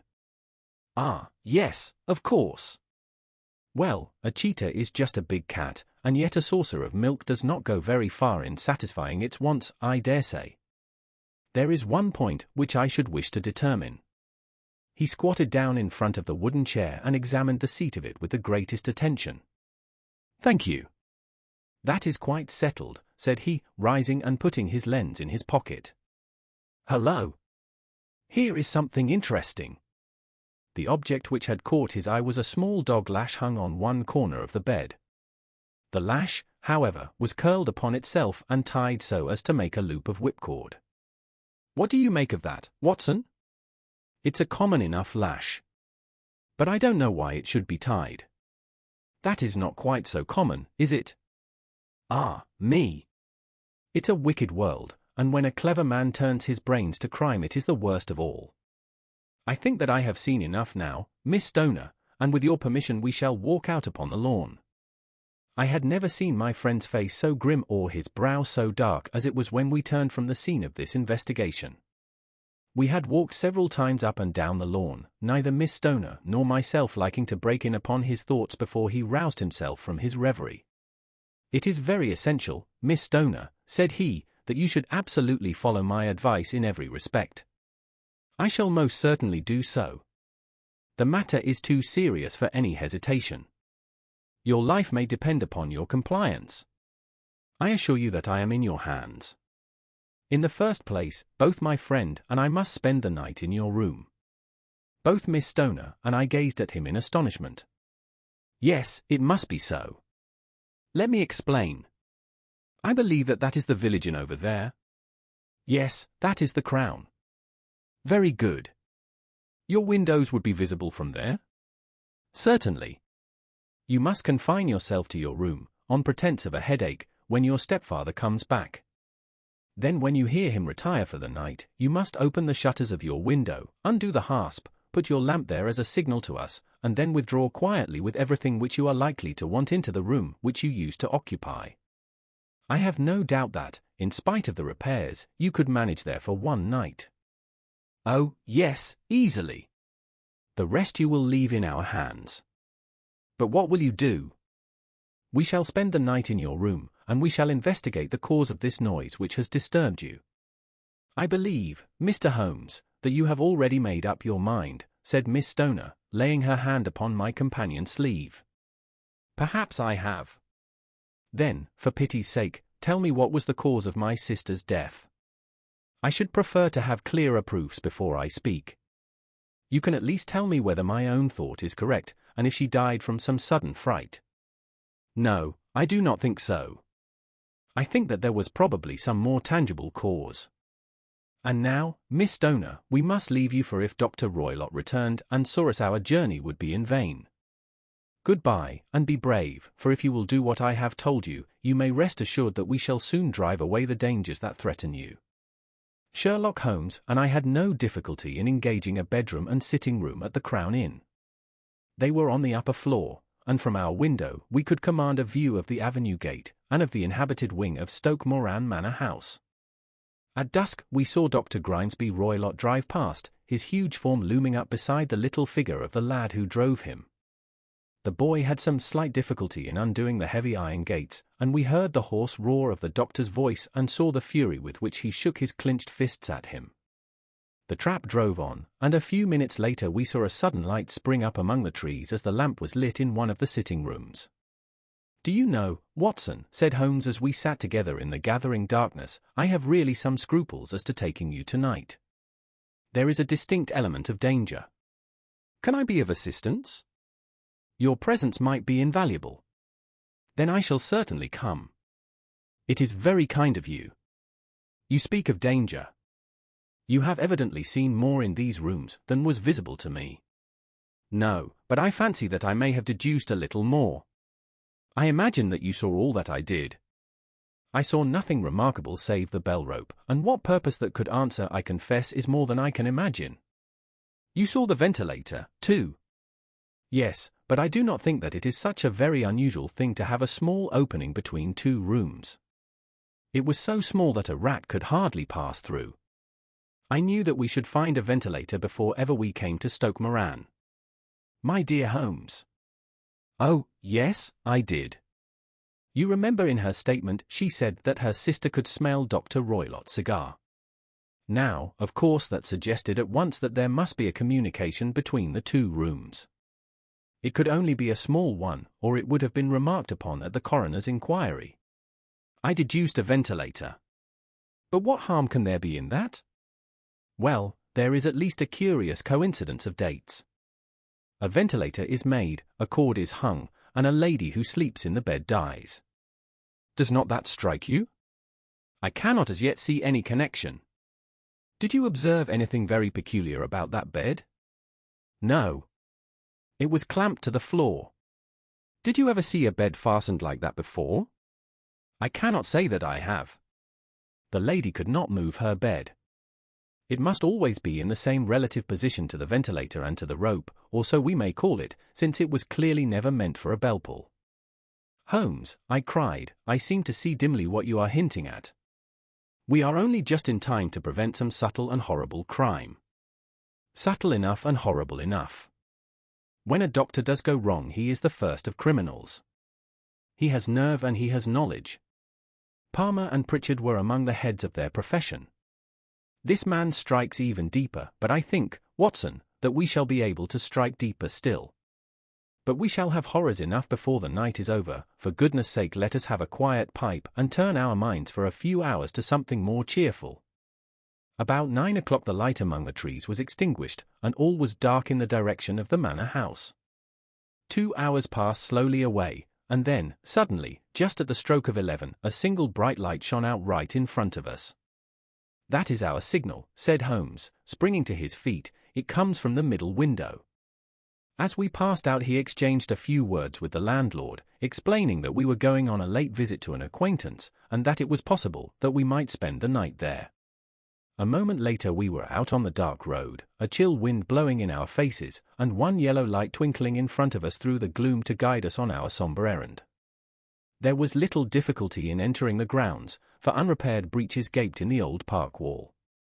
Making our way among the trees, we reached the lawn, crossed it, and were about to enter through the window when out from a clump of laurel bushes there darted what seemed to be a hideous and distorted child, who threw itself upon the grass with writhing limbs and then ran swiftly across the lawn into the darkness. "My God!" I whispered. "Did you see it?" Holmes was for the moment as startled as I. His hand closed like a vice upon my wrist in his agitation. Then he broke into a low laugh and put his lips to my ear. "It is a nice household," he murmured. "That is the baboon." I had forgotten the strange pets which the doctor affected. There was a cheetah, too, perhaps we might find it upon our shoulders at any moment. I confess that I felt easier in my mind when, after following Holmes' example and slipping off my shoes, I found myself inside the bedroom. My companion noiselessly closed the shutters, moved the lamp onto the table, and cast his eyes round the room. All was as we had seen it in the daytime. Then creeping up to me and making a trumpet of his hand, he whispered into my ear again so gently that it was all that I could do to distinguish the words. The least sound would be fatal to our plans. I nodded to show that I had heard. "We must sit without light. He would see it through the ventilator." I nodded again. "Do not go asleep, your very life may depend upon it. Have your pistol ready in case we should need it. I will sit on the side of the bed, and you in that chair." I took out my revolver and laid it on the corner of the table. Holmes had brought up a long thin cane, and this he placed upon the bed beside him. By it he laid the box of matches and the stump of a candle. Then he turned down the lamp, and we were left in darkness. How shall I ever forget that dreadful vigil? I could not hear a sound, not even the drawing of a breath, and yet I knew that my companion sat open-eyed, within a few feet of me, in the same state of nervous tension in which I was myself.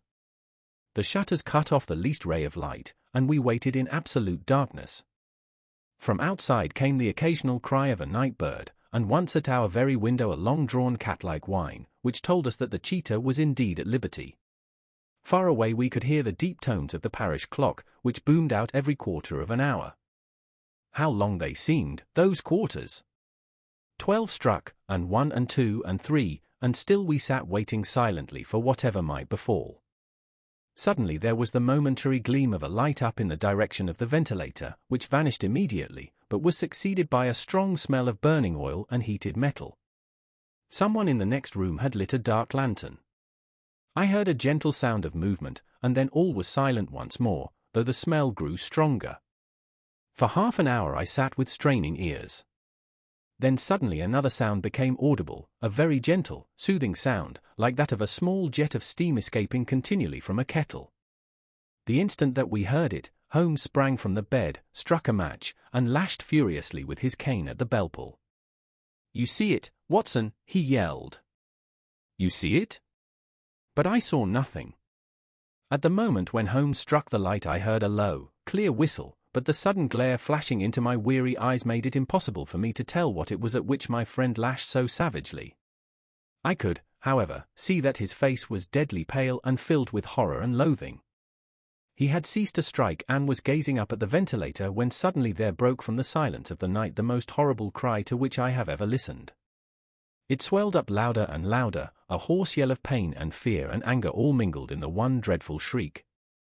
They say that away down in the village, and even in the distant parsonage, that cry raised the sleepers from their beds. It struck cold to our hearts, and I stood gazing at Holmes, and he at me, until the last echoes of it had died away into the silence from which it rose. "What can it mean?" I gasped. "It means that it is all over," Holmes answered. "And perhaps, after all, it is for the best. Take your pistol, and we will enter Dr. Roylott's room." With a grave face he lit the lamp and led the way down the corridor. Twice he struck at the chamber door without any reply from within. Then he turned the handle and entered, I at his heels, with the cocked pistol in my hand. It was a singular sight which met our eyes. On the table stood a dark lantern with the shutter half open, throwing a brilliant beam of light upon the iron safe, the door of which was ajar. Beside this table, on the wooden chair, sat Dr. Grimesby Roylott clad in a long grey dressing gown, his bare ankles protruding beneath, and his feet thrust into red heelless Turkish slippers. Across his lap lay the short stock with the long lash, which we had noticed during the day. His chin was cocked upward and his eyes were fixed in a dreadful, rigid stare at the corner of the ceiling. Round his brow he had a peculiar yellow band, with brownish speckles, which seemed to be bound tightly round his head. As we entered he made neither sound nor motion. "The band!" "The Speckled Band," whispered Holmes. I took a step forward. In an instant his strange headgear began to move, and there reared itself from among his hair the squat diamond-shaped head and puffed neck of a loathsome serpent. "It is a swamp adder," cried Holmes, "the deadliest snake in India. He has died within 10 seconds of being bitten. Violence does, in truth, recoil upon the violent, and the schemer falls into the pit which he digs for another.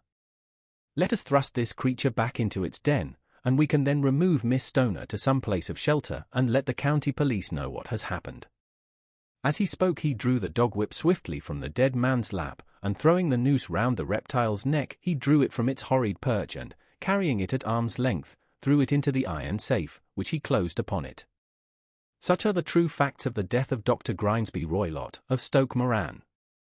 It is not necessary that I should prolong a narrative which has already run to too great a length by telling how we broke the sad news to the terrified girl, how we conveyed her by the morning train to the care of her good aunt at Harrow, of how the slow process of official inquiry came to the conclusion that the doctor met his fate while indiscreetly playing with a dangerous pet. The little which I had yet to learn of the case was told me by Sherlock Holmes as we travelled back next day. "I had," said he, "come to an entirely erroneous conclusion which shows, my dear Watson, how dangerous it always is to reason from insufficient data. The presence of the gypsies, and the use of the word band, which was used by the poor girl, no doubt, to explain the appearance which she had caught a hurried glimpse of by the light of her match, were sufficient to put me upon an entirely wrong scent. I can only claim the merit that I instantly reconsidered my position when, however, it became clear to me that whatever danger threatened an occupant of the room could not come either from the window or the door. My attention was speedily drawn, as I have already remarked to you, to this ventilator, and to the bell rope which hung down to the bed. The discovery that this was a dummy, and that the bed was clamped to the floor, instantly gave rise to the suspicion that the rope was there as a bridge for something passing through the hole and coming to the bed. The idea of a snake instantly occurred to me, and when I coupled it with my knowledge that the doctor was furnished with a supply of creatures from India, I felt that I was probably on the right track. The idea of using a form of poison which could not possibly be discovered by any chemical test was just such a one as would occur to a clever and ruthless man who had had an Eastern training. The rapidity with which such a poison would take effect would also, from his point of view, be an advantage. It would be a sharp-eyed coroner, indeed, who could distinguish the two little dark punctures which would show where the poison fangs had done their work. Then I thought of the whistle. Of course he must recall the snake before the morning light revealed it to the victim. He had trained it, probably by the use of the milk which we saw, to return to him when summoned. He would put it through this ventilator at the hour that he thought best, with the certainty that it would crawl down the rope and land on the bed.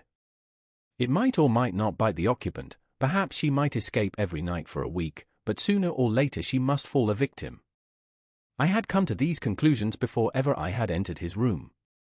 An inspection of his chair showed me that he had been in the habit of standing on it, which of course would be necessary in order that he should reach the ventilator. The sight of the safe, the saucer of milk, and the loop of whipcord were enough to finally dispel any doubts which may have remained. The metallic clang heard by Miss Stoner was obviously caused by her stepfather hastily closing the door of his safe upon its terrible occupant. Having once made up my mind, you know the steps which I took in order to put the matter to the proof. I heard the creature hiss, as I have no doubt that you did also, and I instantly lit the light and attacked it, with the result of driving it through the ventilator, and also with the result of causing it to turn upon its master at the other side. Some of the blows of my cane came home and roused its snakish temper, so that it flew upon the first person it saw. In this way I am no doubt indirectly responsible for Dr. Grimesby Roylott's death, and I cannot say that it is likely to weigh very heavily upon my conscience. 9. The Adventure of the Engineer's Thumb. Of all the problems which have been submitted to my friend, Mr. Sherlock Holmes, for solution during the years of our intimacy, there were only two which I was the means of introducing to his notice, that of Mr. Hatherley's thumb, and that of Colonel Warburton's madness. Of these the latter may have afforded a finer field for an acute and original observer, but the other was so strange in its inception and so dramatic in its details that it may be the more worthy of being placed upon record, even if it gave my friend fewer openings for those deductive methods of reasoning by which he achieved such remarkable results. The story has, I believe, been told more than once in the newspapers, but, like all such narratives, its effect is much less striking when set forth en bloc in a single half-column of print than when the facts slowly evolve before your own eyes, and the mystery clears gradually away as each new discovery furnishes a step which leads on to the complete truth. At the time the circumstances made a deep impression upon me, and the lapse of 2 years has hardly served to weaken the effect. It was in the summer of '89, not long after my marriage, that the event occurred which I am now about to summarize. I had returned to civil practice and had finally abandoned Holmes in his Baker Street rooms, although I continually visited him and occasionally even persuaded him to forego his Bohemian habits so far as to come and visit us. My practice had steadily increased, and as I happened to live at no very great distance from Paddington Station, I got a few patients from among the officials. One of these, whom I had cured of a painful and lingering disease, was never weary of advertising my virtues and of endeavoring to send me on every sufferer over whom he might have any influence. One morning, at a little before 7 o'clock, I was awakened by the maid tapping at the door to announce that 2 men had come from Paddington and were waiting in the consulting room. I dressed hurriedly, for I knew by experience that railway cases were seldom trivial, and hastened downstairs. As I descended, my old ally, the guard, came out of the room and closed the door tightly behind him. "I got him here," he whispered, jerking his thumb over his shoulder. "He's all right." "What is it, then?"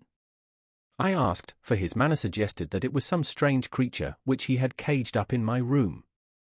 "It's a new patient," he whispered. "I thought I'd bring him round myself, then he couldn't slip away. There he is, all safe and sound. I must go now, doctor, I have my duties, just the same as you." And off he went, this trusty tout, without even giving me time to thank him. I entered my consulting room and found a gentleman seated by the table. He was quietly dressed in a suit of heather tweed with a soft cloth cap which he had laid down upon my books. Round one of his hands he had a handkerchief wrapped, which was mottled all over with bloodstains. He was young, not more than 25, I should say, with a strong, masculine face, but he was exceedingly pale and gave me the impression of a man who was suffering from some strong agitation, which it took all his strength of mind to control. "I am sorry to knock you up so early, doctor," said he, "but I have had a very serious accident during the night. I came in by train this morning, and on inquiring at Paddington as to where I might find a doctor, a worthy fellow very kindly escorted me here. I gave the maid a card, but I see that she has left it upon the side table." I took it up and glanced at it. "Mr. Victor Hatherley, hydraulic engineer, 16A, Victoria Street, 3rd floor." That was the name, style, and abode of my morning visitor. "I regret that I have kept you waiting," said I, sitting down in my library chair. "You are fresh from a night journey, I understand, which is in itself a monotonous occupation." "Oh, my night could not be called monotonous," said he, and laughed. He laughed very heartily, with a high, ringing note, leaning back in his chair and shaking his sides. All my medical instincts rose up against that laugh. "Stop it!" I cried, "Pull yourself together," and I poured out some water from a carafe. It was useless, however. He was off in one of those hysterical outbursts which come upon a strong nature when some great crisis is over and gone. Presently he came to himself once more, very weary and pale-looking. "I have been making a fool of myself," he gasped. "Not at all. Drink this." I dashed some brandy into the water, and the color began to come back to his bloodless cheeks. "That's better," said he. "And now, doctor, perhaps you would kindly attend to my thumb, or rather to the place where my thumb used to be." He unwound the handkerchief and held out his hand.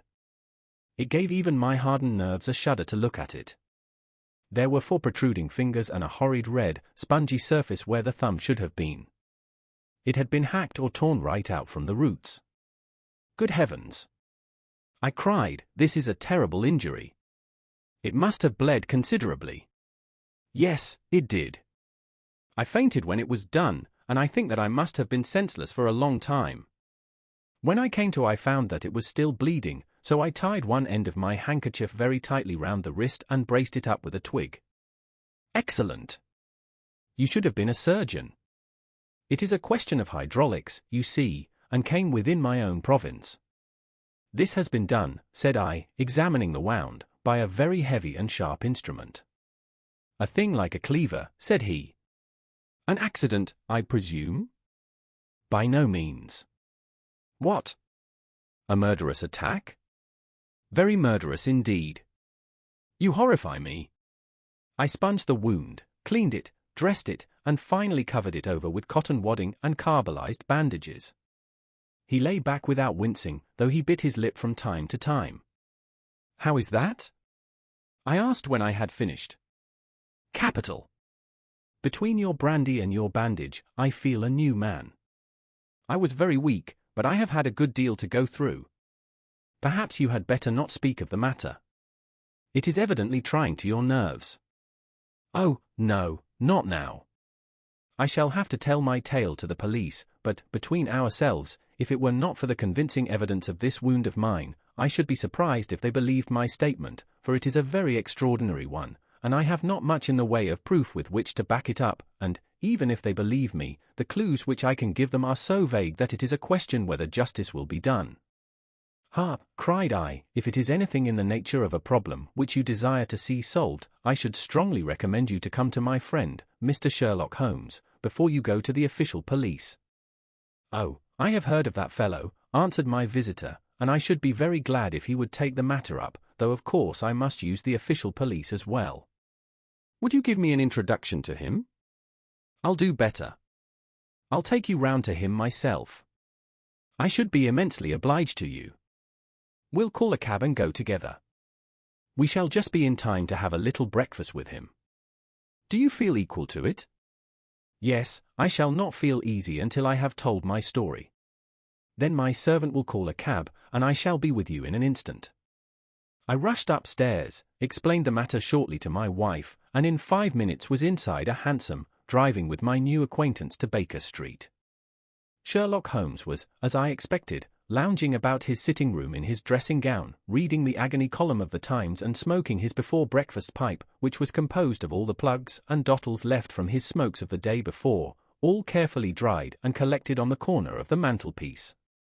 He received us in his quietly genial fashion, ordered fresh rashers and eggs, and joined us in a hearty meal. When it was concluded, he settled our new acquaintance upon the sofa, placed a pillow beneath his head, and laid a glass of brandy and water within his reach. "It is easy to see that your experience has been no common one, Mr. Hatherley," said he. "Pray, lie down there and make yourself absolutely at home. Tell us what you can, but stop when you are tired and keep up your strength with a little stimulant." "Thank you," said my patient, "but I have felt another man since the doctor bandaged me, and I think that your breakfast has completed the cure. I shall take up as little of your valuable time as possible, so I shall start at once upon my peculiar experiences." Holmes sat in his big armchair with the weary, heavy-lidded expression which veiled his keen and eager nature, while I sat opposite to him, and we listened in silence to the strange story which our visitor detailed to us. "You must know," said he, "that I am an orphan and a bachelor, residing alone in lodgings in London. By profession I am a hydraulic engineer, and I have had considerable experience of my work during the 7 years that I was apprenticed to Venner and Matheson, the well-known firm of Greenwich.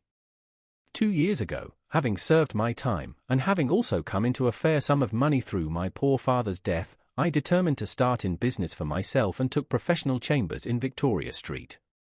I suppose that everyone finds his first independent start in business a dreary experience. To me it has been exceptionally so. During 2 years I have had 3 consultations and 1 small job, and that is absolutely all that my profession has brought me. My gross takings amount to £27.10. Every day, from 9 in the morning until 4 in the afternoon, I waited in my little den, until at last my heart began to sink, and I came to believe that I should never have any practice at all. Yesterday, however, just as I was thinking of leaving the office, my clerk entered to say there was a gentleman waiting who wished to see me upon business. He brought up a card, too, with the name of Colonel Lysander Stark engraved upon it. Close at his heels came the colonel himself, a man rather over the middle size, but of an exceeding thinness. I do not think that I have ever seen so thin a man. His whole face sharpened away into nose and chin, and the skin of his cheeks was drawn quite tense over his outstanding bones. Yet this emaciation seemed to be his natural habit, and due to no disease, for his eye was bright, his step brisk, and his bearing assured. He was plainly but neatly dressed, and his age, I should judge, would be nearer 40 than 30. "Mr. Hatherley," said he, with something of a German accent. "You have been recommended to me, Mr. Hatherley, as being a man who is not only proficient in his profession but is also discreet and capable of preserving a secret." I bowed, feeling as flattered as any young man would at such an address. "May I ask who it was who gave me so good a character?"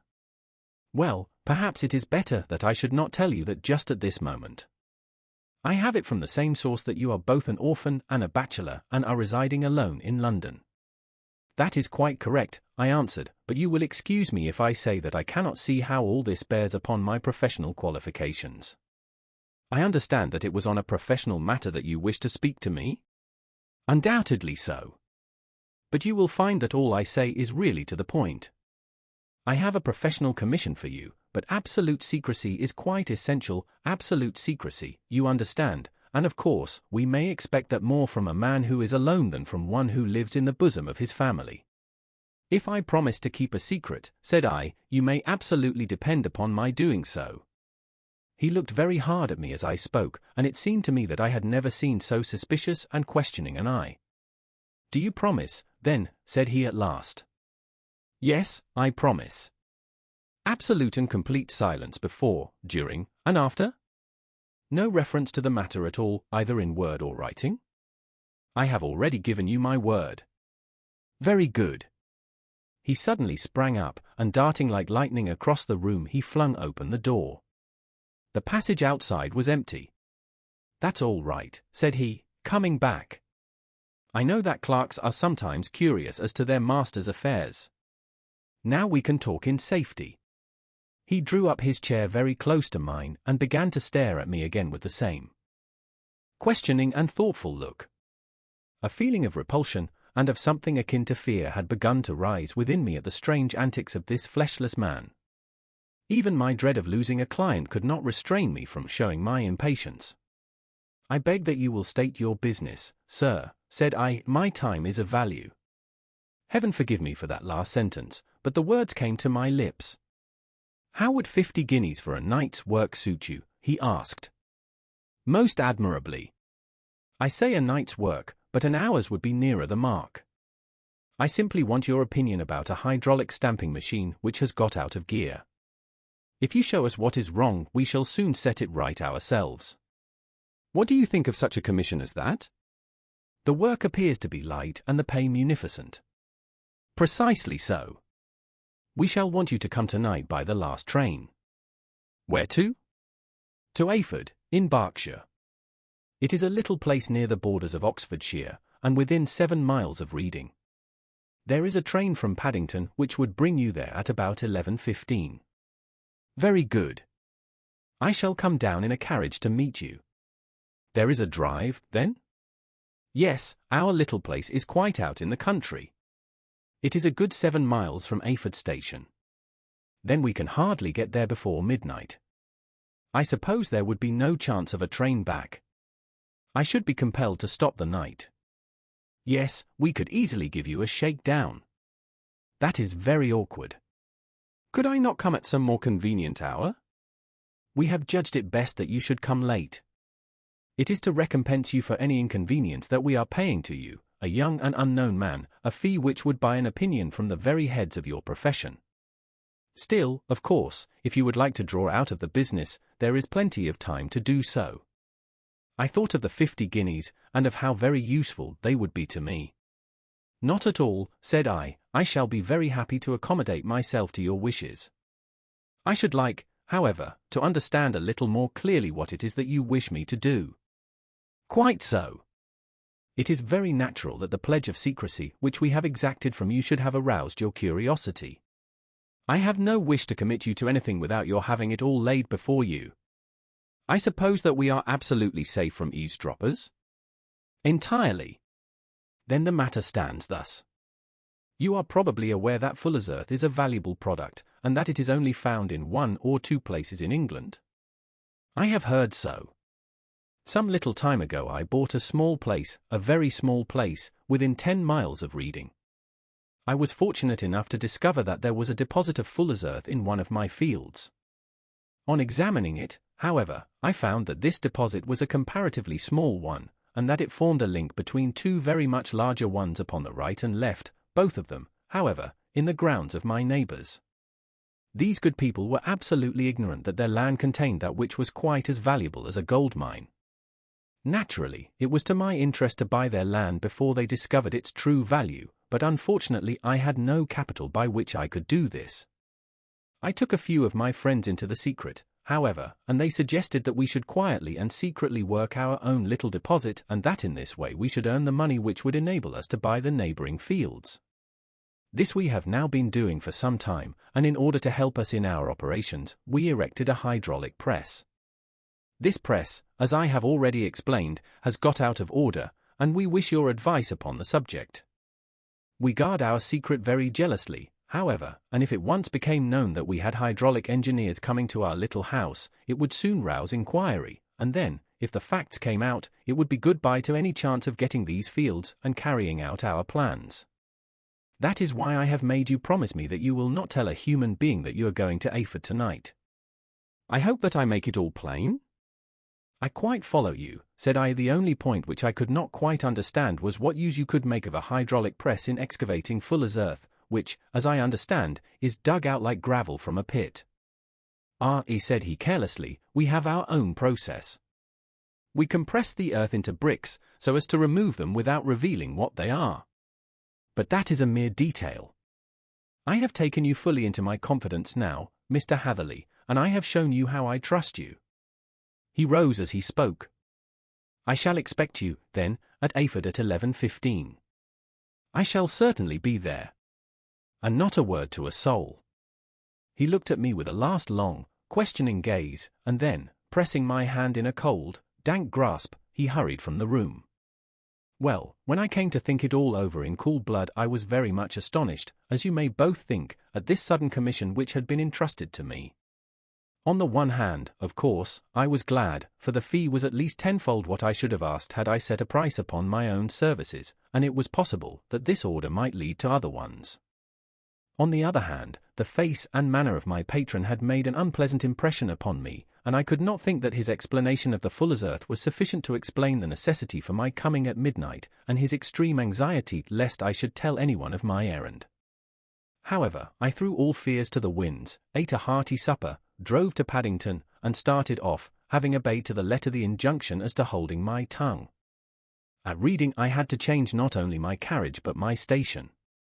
However, I was in time for the last train to Ayford, and I reached the little dim-lit station after 11 o'clock. I was the only passenger who got out there, and there was no one upon the platform save a single sleepy porter with a lantern. As I passed out through the wicket gate, however, I found my acquaintance of the morning waiting in the shadow upon the other side. Without a word he grasped my arm and hurried me into a carriage, the door of which was standing open. He drew up the windows on either side, tapped on the woodwork, and away we went as fast as the horse could go. One horse, interjected Holmes. Yes, only one. Did you observe a colour? Yes, I saw it by the sidelights when I was stepping into the carriage. It was a chestnut. Tired-looking or fresh? Oh, fresh and glossy. Thank you. I am sorry to have interrupted you. Pray continue your most interesting statement. Away we went then, and we drove for at least an hour. Colonel Lysander Stark had said that it was only 7 miles, but I should think, from the rate that we seemed to go, and from the time that we took, that it must have been nearer 12. He sat at my side in silence all the time, and I was aware, more than once when I glanced in his direction, that he was looking at me with great intensity. The country road seemed to be not very good in that part of the world, for we lurched and jolted terribly. I tried to look out of the windows to see something of where we were, but they were made of frosted glass, and I could make out nothing save the occasional bright blur of a passing light. Now and then I hazarded some remark to break the monotony of the journey, but the colonel answered only in monosyllables, and the conversation soon flagged. At last, however, the bumping of the road was exchanged for the crisp smoothness of a gravel drive, and the carriage came to a stand. Colonel Lysander Stark sprang out, and, as I followed after him, pulled me swiftly into a porch which gaped in front of us.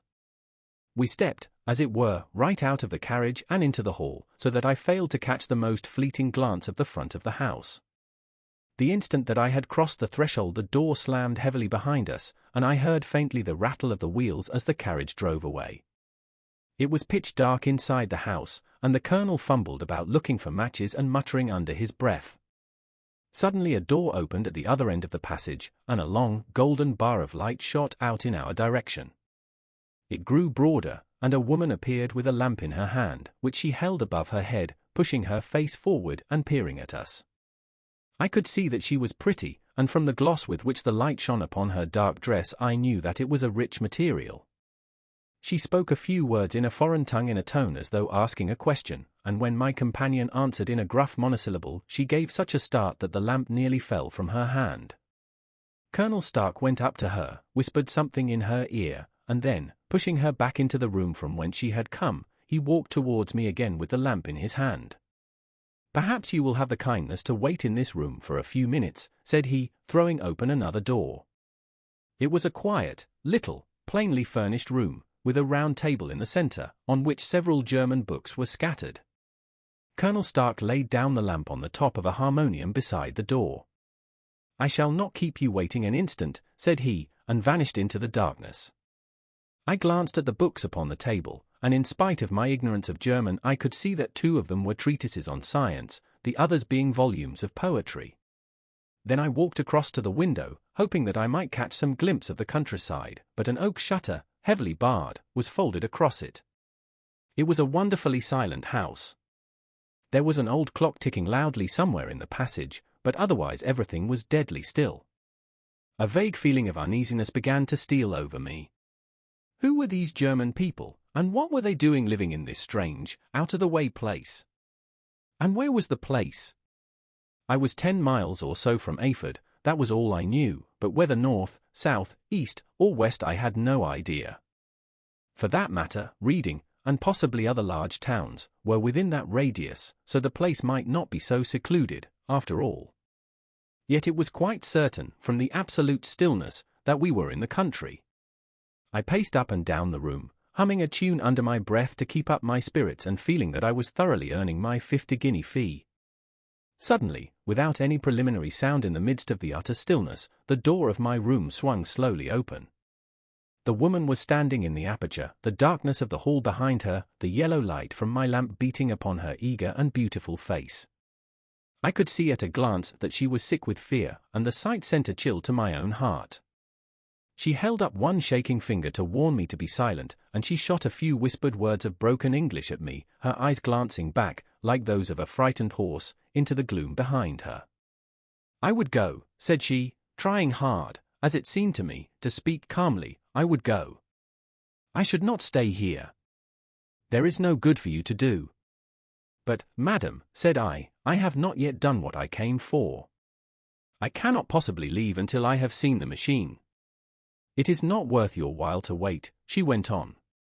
"You can pass through the door, no one hinders." And then, seeing that I smiled and shook my head, she suddenly threw aside her constraint and made a step forward, with her hands wrung together. "For the love of heaven," she whispered, "get away from here before it is too late." But I am somewhat headstrong by nature, and the more ready to engage in an affair when there is some obstacle in the way. I thought of my 50-guinea fee, of my wearisome journey, and of the unpleasant night which seemed to be before me. Was it all to go for nothing? Why should I slink away without having carried out my commission, and without the payment which was my due? This woman might, for all I knew, be a monomaniac. With a stout bearing, therefore, though her manner had shaken me more than I cared to confess, I still shook my head and declared my intention of remaining where I was. She was about to renew her entreaties when a door slammed overhead, and the sound of several footsteps was heard upon the stairs. She listened for an instant, threw up her hands with a despairing gesture, and vanished as suddenly and as noiselessly as she had come. The newcomers were Colonel Lysander Stark and a short thick man with a chinchilla beard growing out of the creases of his double chin, who was introduced to me as Mr. Ferguson. "This is my secretary and manager," said the colonel. "By the way, I was under the impression that I left this door shut just now. I fear that you have felt the draught." "On the contrary," said I opened the door myself because I felt the room to be a little close. He shot one of his suspicious looks at me. "Perhaps we had better proceed to business, then," said he. "Mr. Ferguson and I will take you up to see the machine. I had better put my hat on, I suppose." "Oh, no, it is in the house." "What, you dig fuller's earth in the house?" "No, no. This is only where we compress it. But never mind that. All we wish you to do is to examine the machine and to let us know what is wrong with it." We went upstairs together, the colonel first with the lamp, the fat manager, and I behind him. It was a labyrinth of an old house, with corridors, passages, narrow winding staircases, and little low doors, the thresholds of which were hollowed out by the generations who had crossed them. There were no carpets and no signs of any furniture above the ground floor, while the plaster was peeling off the walls and the damp was breaking through in green, unhealthy blotches.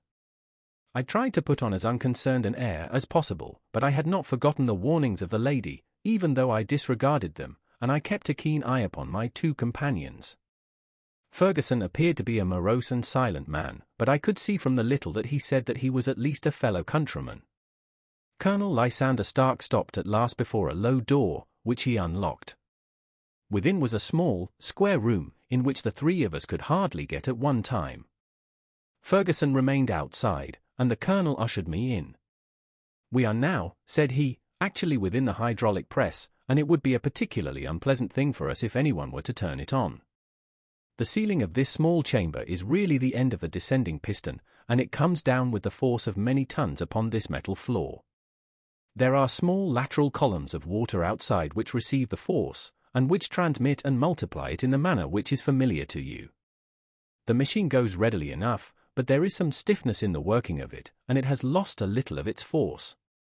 Perhaps you will have the goodness to look it over and to show us how we can set it right." I took the lamp from him, and I examined the machine very thoroughly. It was indeed a gigantic one, and capable of exercising enormous pressure. When I passed outside, however, and pressed down the levers which controlled it, I knew at once by the whishing sound that there was a slight leakage, which allowed a regurgitation of water through one of the side cylinders. An examination showed that one of the india rubber bands, which was round the head of a driving rod, had shrunk so as not quite to fill the socket along which it worked. This was clearly the cause of the loss of power, and I pointed it out to my companions, who followed my remarks very carefully and asked several practical questions as to how they should proceed to set it right.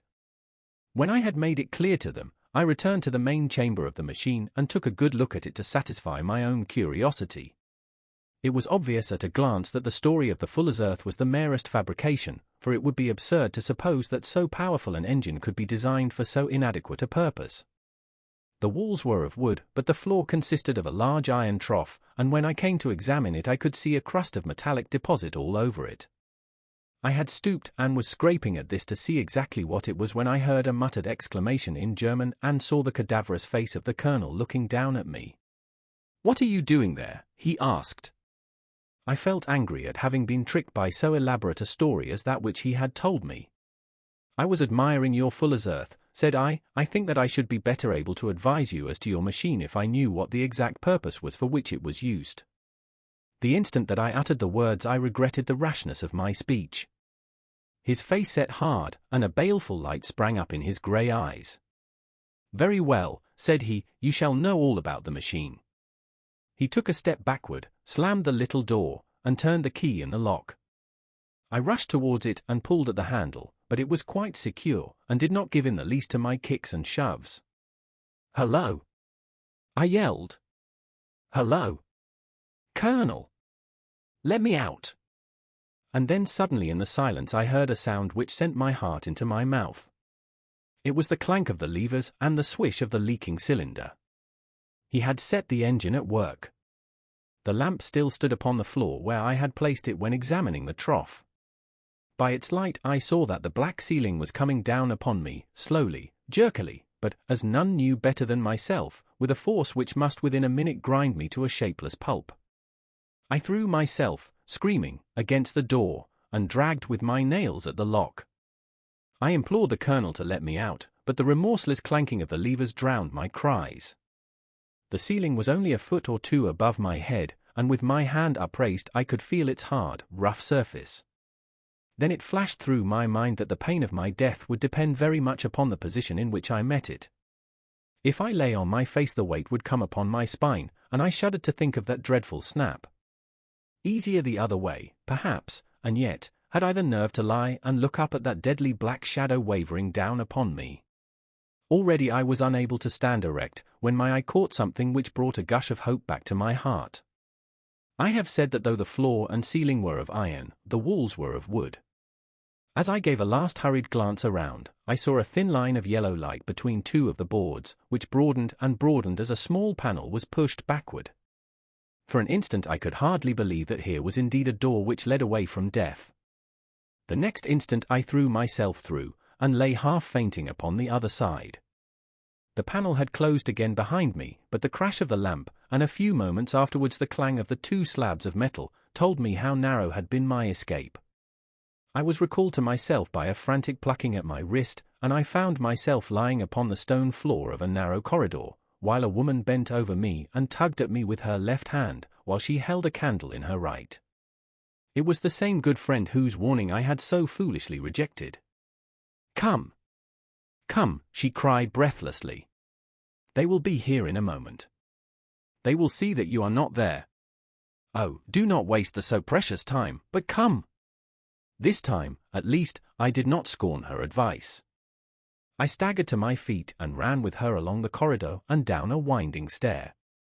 The latter led to another broad passage, and just as we reached it we heard the sound of running feet and the shouting of two voices, one answering the other from the floor on which we were and from the one beneath. My guide stopped and looked about her like one who is at her wit's end. Then she threw open a door which led into a bedroom, through the window of which the moon was shining brightly. "It is your only chance," said she. "It is high, but it may be that you can jump it." As she spoke a light sprang into view at the further end of the passage, and I saw the lean figure of Colonel Lysander Stark rushing forward with a lantern in one hand and a weapon like a butcher's cleaver in the other. I rushed across the bedroom, flung open the window, and looked out. How quiet and sweet and wholesome the garden looked in the moonlight, and it could not be more than 30 feet down. I clambered out upon the sill, but I hesitated to jump until I should have heard what passed between my saviour and the ruffian who pursued me. If she were ill-used, then at any risks I was determined to go back to her assistance. The thought had hardly flashed through my mind before he was at the door, pushing his way past her, but she threw her arms round him and tried to hold him back. "Fritz! Fritz," she cried in English, "remember your promise after the last time. You said it should not be again. He will be silent. Oh, he will be silent. You are mad, Elise," he shouted, struggling to break away from her. "You will be the ruin of us. He has seen too much. Let me pass, I say." He dashed her to one side, and, rushing to the window, cut at me with his heavy weapon. I had let myself go, and was hanging by the hands to the sill, when his blow fell. I was conscious of a dull pain, my grip loosened, and I fell into the garden below. I was shaken, but not hurt by the fall, so I picked myself up and rushed off among the bushes as hard as I could run, for I understood that I was far from being out of danger yet. Suddenly, however, as I ran, a deadly dizziness and sickness came over me. I glanced down at my hand, which was throbbing painfully, and then, for the first time, saw that my thumb had been cut off and that the blood was pouring from my wound. I endeavored to tie my handkerchief round it, but there came a sudden buzzing in my ears, and next moment I fell in a dead faint among the rose bushes. How long I remained unconscious I cannot tell. It must have been a very long time, for the moon had sunk, and a bright morning was breaking when I came to myself. My clothes were all sodden with dew, and my coat sleeve was drenched with blood from my wounded thumb. The smarting of it recalled in an instant all the particulars of my night's adventure, and I sprang to my feet with the feeling that I might hardly yet be safe from my pursuers. But to my astonishment, when I came to look round me, neither house nor garden were to be seen. I had been lying in an angle of the hedge close by the high road, and just a little lower down was a long building, which proved, upon my approaching it, to be the very station at which I had arrived upon the previous night. Were it not for the ugly wound upon my hand, all that had passed during those dreadful hours might have been an evil dream. Half dazed, I went into the station and asked about the morning train. There would be one to Reading in less than an hour. The same porter was on duty, I found, as had been there when I arrived. I inquired of him whether he had ever heard of Colonel Lysander Stark. The name was strange to him. Had he observed a carriage the night before waiting for me? No, he had not. Was there a police station anywhere near? There was one about 3 miles off. It was too far for me to go, weak and ill as I was. I determined to wait until I got back to town before telling my story to the police. It was a little past 6 when I arrived, so I went first to have my wound dressed, and then the doctor was kind enough to bring me along here.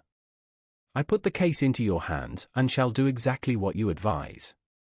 We both sat in silence for some little time after listening to this extraordinary narrative. Then Sherlock Holmes pulled down from the shelf one of the ponderous commonplace books in which he placed his cuttings. "Here is an advertisement which will interest you," said he. "It appeared in all the papers about a year ago.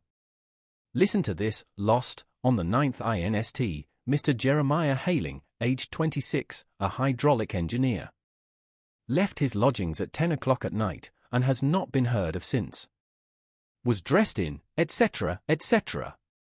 Ha! That represents the last time that the Colonel needed to have his machine overhauled, I fancy." "Good heavens!" cried my patient. "Then that explains what the girl said." "Undoubtedly.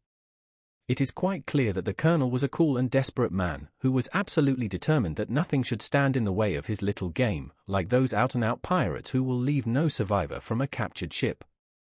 Well, every moment now is precious, so if you feel equal to it we shall go down to Scotland Yard at once as a preliminary to starting for Ayford." Some 3 hours or so afterwards we were all in the train together, bound from Reading to the little Berkshire village. There were Sherlock Holmes, the hydraulic engineer, Inspector Bradstreet, of Scotland Yard, a plainclothes man, and myself. Bradstreet had spread an ordnance map of the county out upon the seat and was busy with his compasses drawing a circle with Ayford for its centre. "There you are," said he. "That circle is drawn at a radius of 10 miles from the village. The place we want must be somewhere near that line. You said 10 miles, I think, sir. It was an hour's good drive. And you think that they brought you back all that way when you were unconscious?" "They must have done so. I have a confused memory, too, of having been lifted and conveyed somewhere. What I cannot understand," said I, "is why they should have spared you when they found you lying fainting in the garden. Perhaps the villain was softened by the woman's entreaties. I hardly think that likely.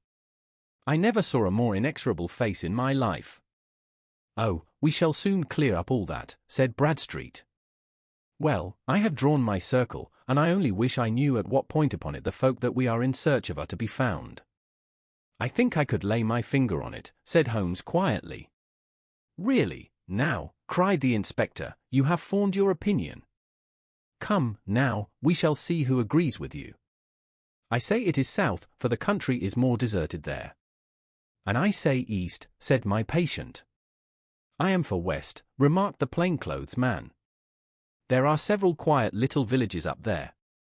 "And I am for north," said I, "because there are no hills there, and our friend says that he did not notice the carriage go up any." "Come," cried the inspector, laughing, "it's a very pretty diversity of opinion. We have boxed the compass among us. Who do you give your casting vote to? You are all wrong. But we can't all be. Oh, yes, you can. This is my point. He placed his finger in the center of the circle.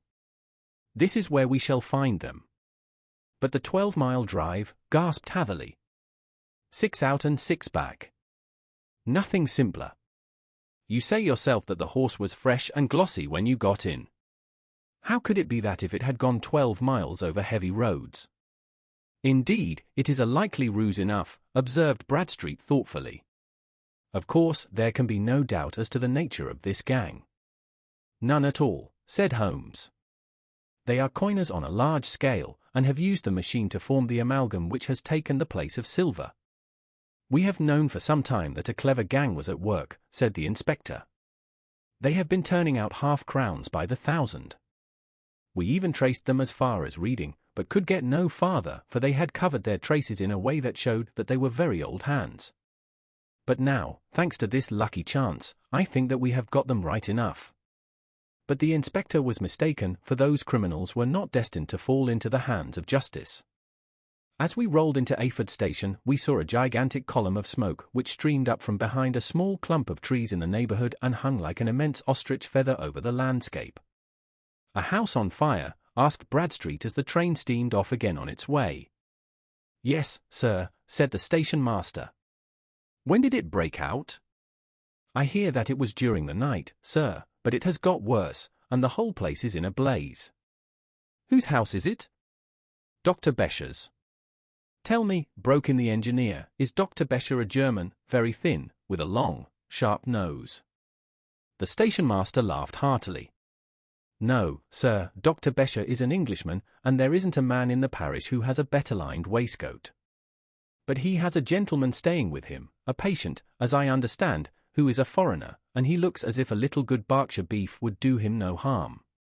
The station master had not finished his speech before we were all hastening in the direction of the fire. The road topped a low hill, and there was a great widespread whitewashed building in front of us, spouting fire at every chink and window, while in the garden in front 3 fire engines were vainly striving to keep the flames under. That's it, cried Hatherley, in intense excitement. There is the gravel drive, and there are the rosebushes where I lay. That second window is the one that I jumped from. Well, at least, said Holmes, you have had your revenge upon them. There can be no question that it was your oil lamp which, when it was crushed in the press, set fire to the wooden walls, though no doubt they were too excited in the chase after you to observe it at the time. Now keep your eyes open in this crowd for your friends of last night, though I very much fear that they are a good 100 miles off by now. And Holmes' fears came to be realized, for from that day to this no word has ever been heard either of the beautiful woman, the sinister German, or the morose Englishman.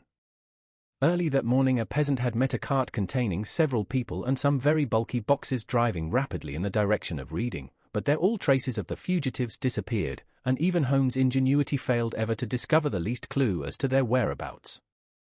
The firemen had been much perturbed at the strange arrangements which they had found within, and still more so by discovering a newly severed human thumb upon a windowsill of the second floor. About sunset, however, their efforts were at last successful, and they subdued the flames, but not before the roof had fallen in, and the whole place been reduced to such absolute ruin that, save some twisted cylinders and iron piping, not a trace remained of the machinery which had cost our unfortunate acquaintance so dearly. Large masses of nickel and of tin were discovered stored in an outhouse, but no coins were to be found, which may have explained the presence of those bulky boxes which have been already referred to. How our hydraulic engineer had been conveyed from the garden to the spot where he recovered his senses might have remained forever a mystery were it not for the soft mould, which told us a very plain tale.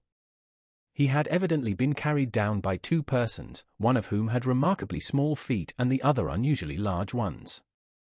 On the whole, it was most probable that the silent Englishman, being less bold or less murderous than his companion, had assisted the woman to bear the unconscious man out of the way of danger.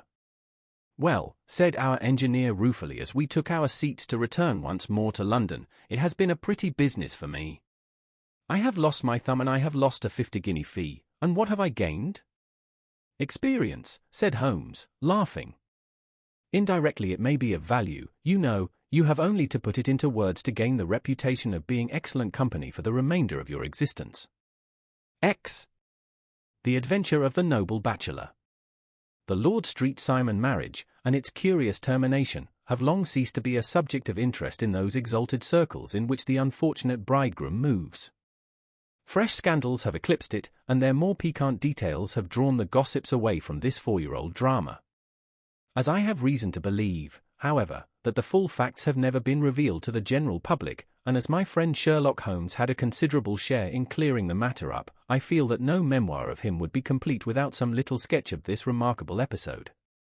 It was a few weeks before my own marriage, during the days when I was still sharing rooms with Holmes in Baker Street, that he came home from an afternoon stroll to find a letter on the table waiting for him. I had remained indoors all day, for the weather had taken a sudden turn to rain, with high autumnal winds, and the Giselle bullet, which I had brought back in one of my limbs as a relic of my Afghan campaign, throbbed with dull persistence.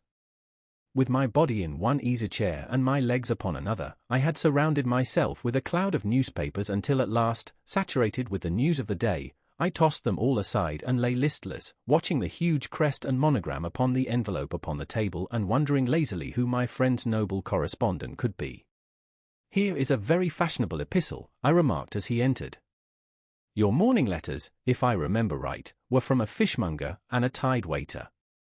"Yes, my correspondence has certainly the charm of variety," he answered, smiling, "and the humbler are usually the more interesting.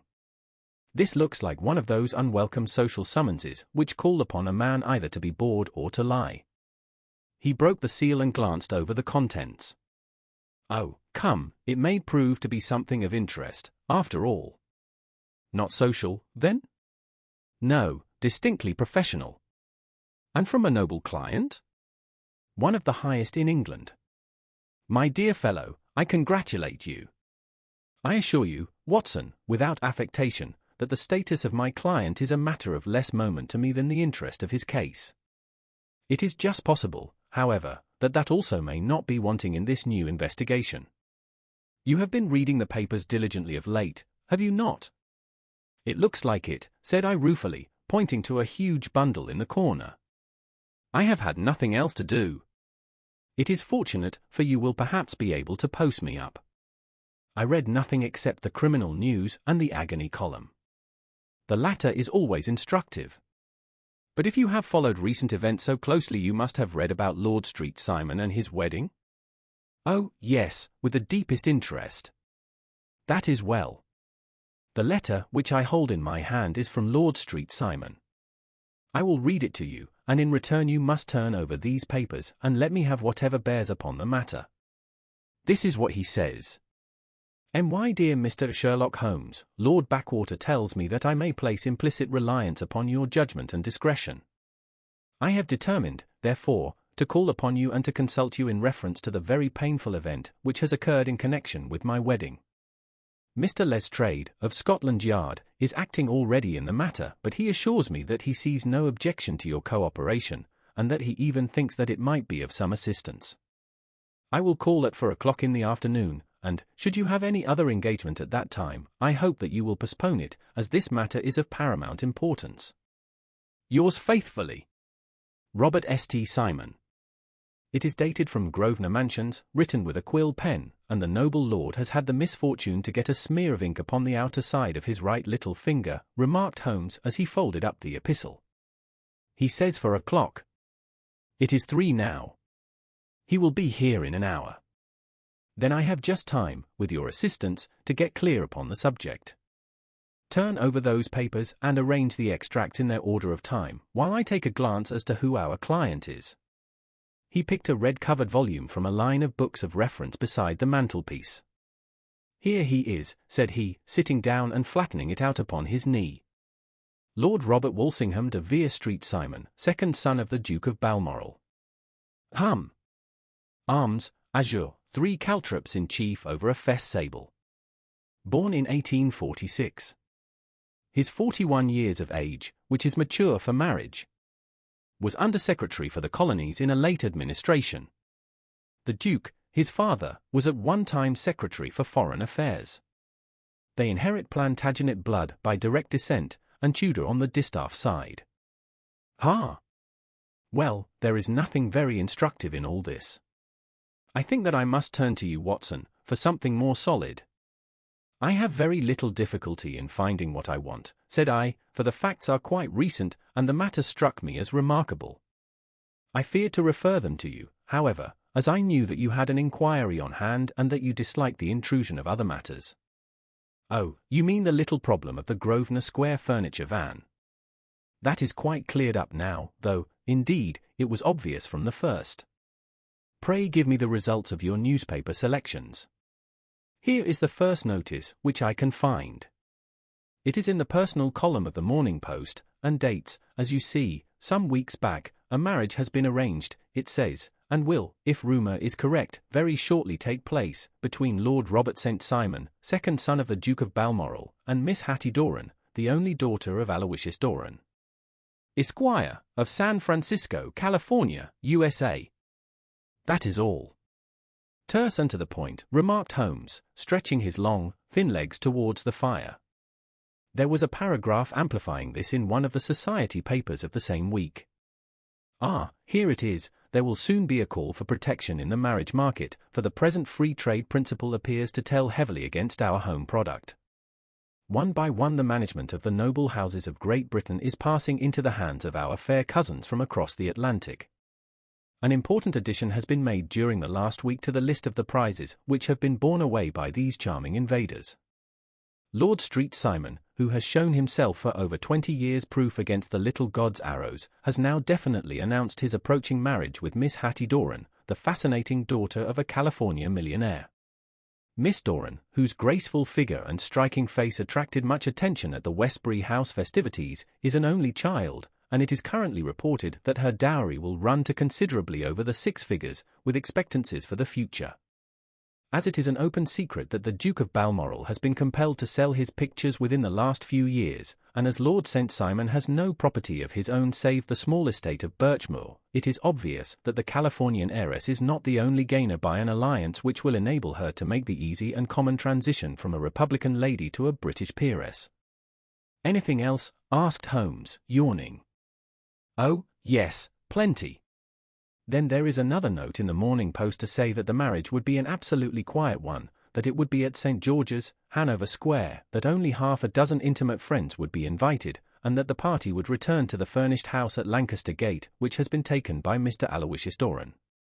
2 days later, that is, on Wednesday last, there is a curt announcement that the wedding had taken place, and that the honeymoon would be passed at Lord Backwater's place, near Petersfield.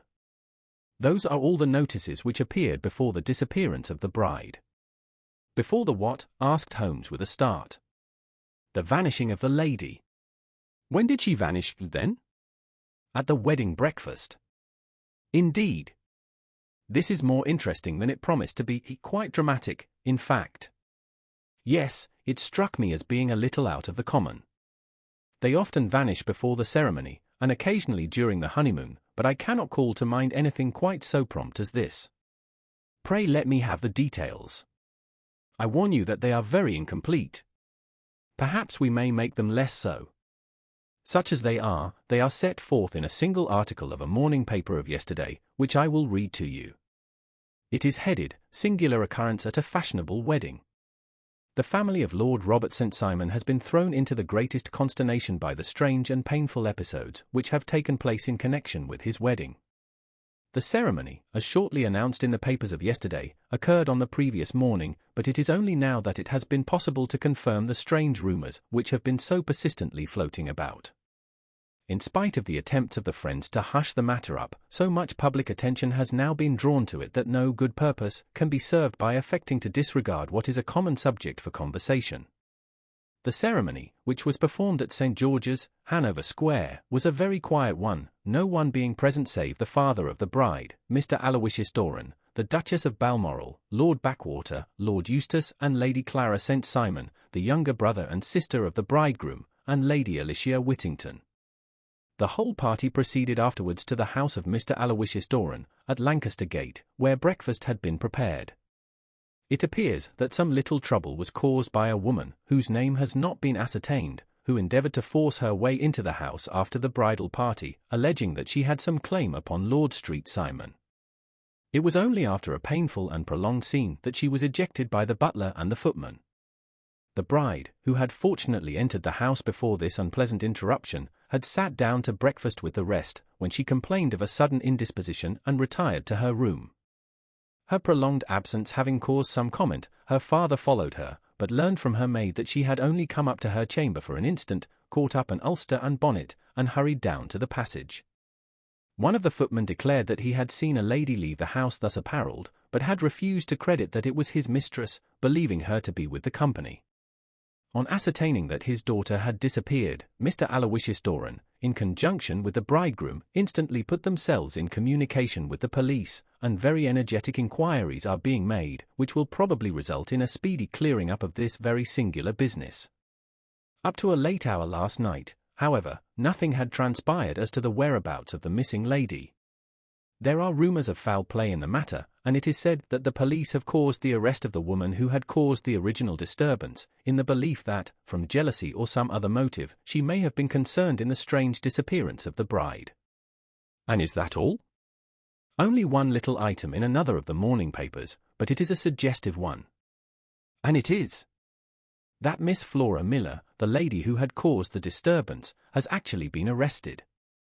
It appears that she was formerly a down-souse at the Allegro, and that she has known the bridegroom for some years. There are no further particulars, and the whole case is in your hands now, so far as it has been set forth in the public press. And an exceedingly interesting case it appears to be. I would not have missed it for worlds. But there is a ring at the bell, Watson, and as the clock makes it a few minutes after 4, I have no doubt that this will prove to be our noble client. Do not dream of going, Watson, for I very much prefer having a witness, if only as a check to my own memory. Lord Robert St. Simon, announced our page boy, throwing open the door. A gentleman entered, with a pleasant, cultured face, high-nosed and pale, with something perhaps of petulance about the mouth, and with the steady, well-opened eye of a man whose pleasant lot it had ever been to command and to be obeyed.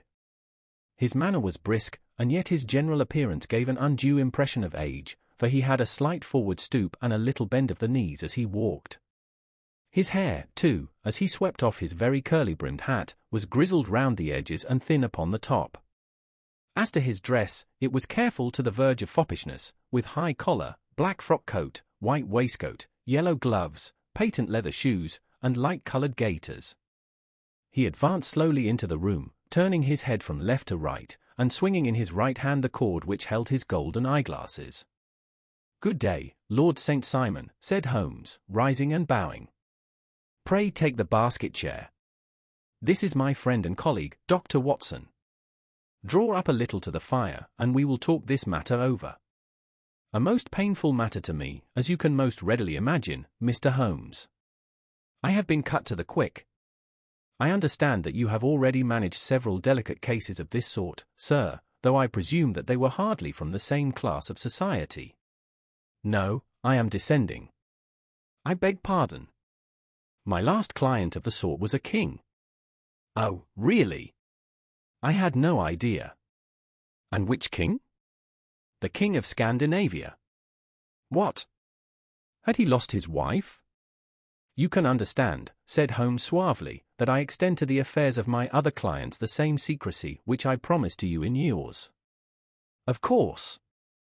"Very right. Very right. I'm sure I beg pardon.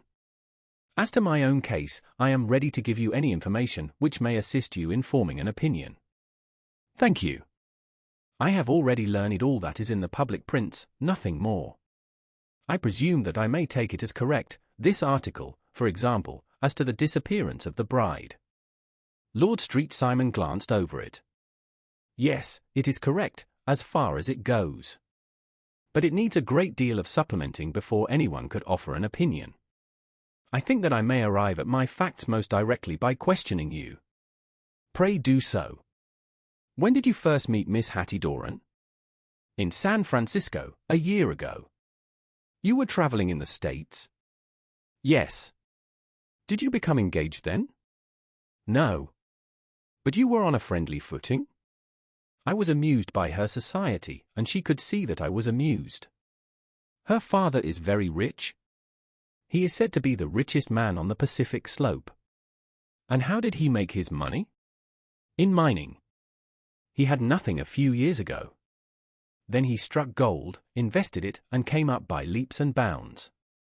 Now, what is your own impression as to the young lady's, your wife's character?" The nobleman swung his glasses a little faster and stared down into the fire. "You see, Mr. Holmes," said he, "my wife was 20 before her father became a rich man.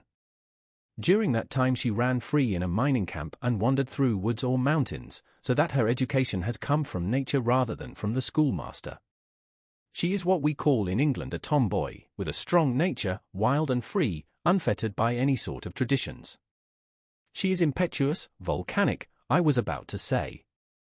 She is swift in making up her mind and fearless in carrying out her resolutions. On the other hand, I would not have given her the name which I have the honor to bear," he gave a little stately cough, "had I not thought her to be at bottom a noble woman. I believe that she is capable of heroic self-sacrifice and that anything dishonorable would be repugnant to her. Have you her photograph? I brought this with me." He opened a locket and showed us the full face of a very lovely woman. It was not a photograph but an ivory miniature, and the artist had brought out the full effect of the lustrous black hair, the large dark eyes, and the exquisite mouth. Holmes gazed long and earnestly at it. Then he closed the locket and handed it back to Lord Street Simon.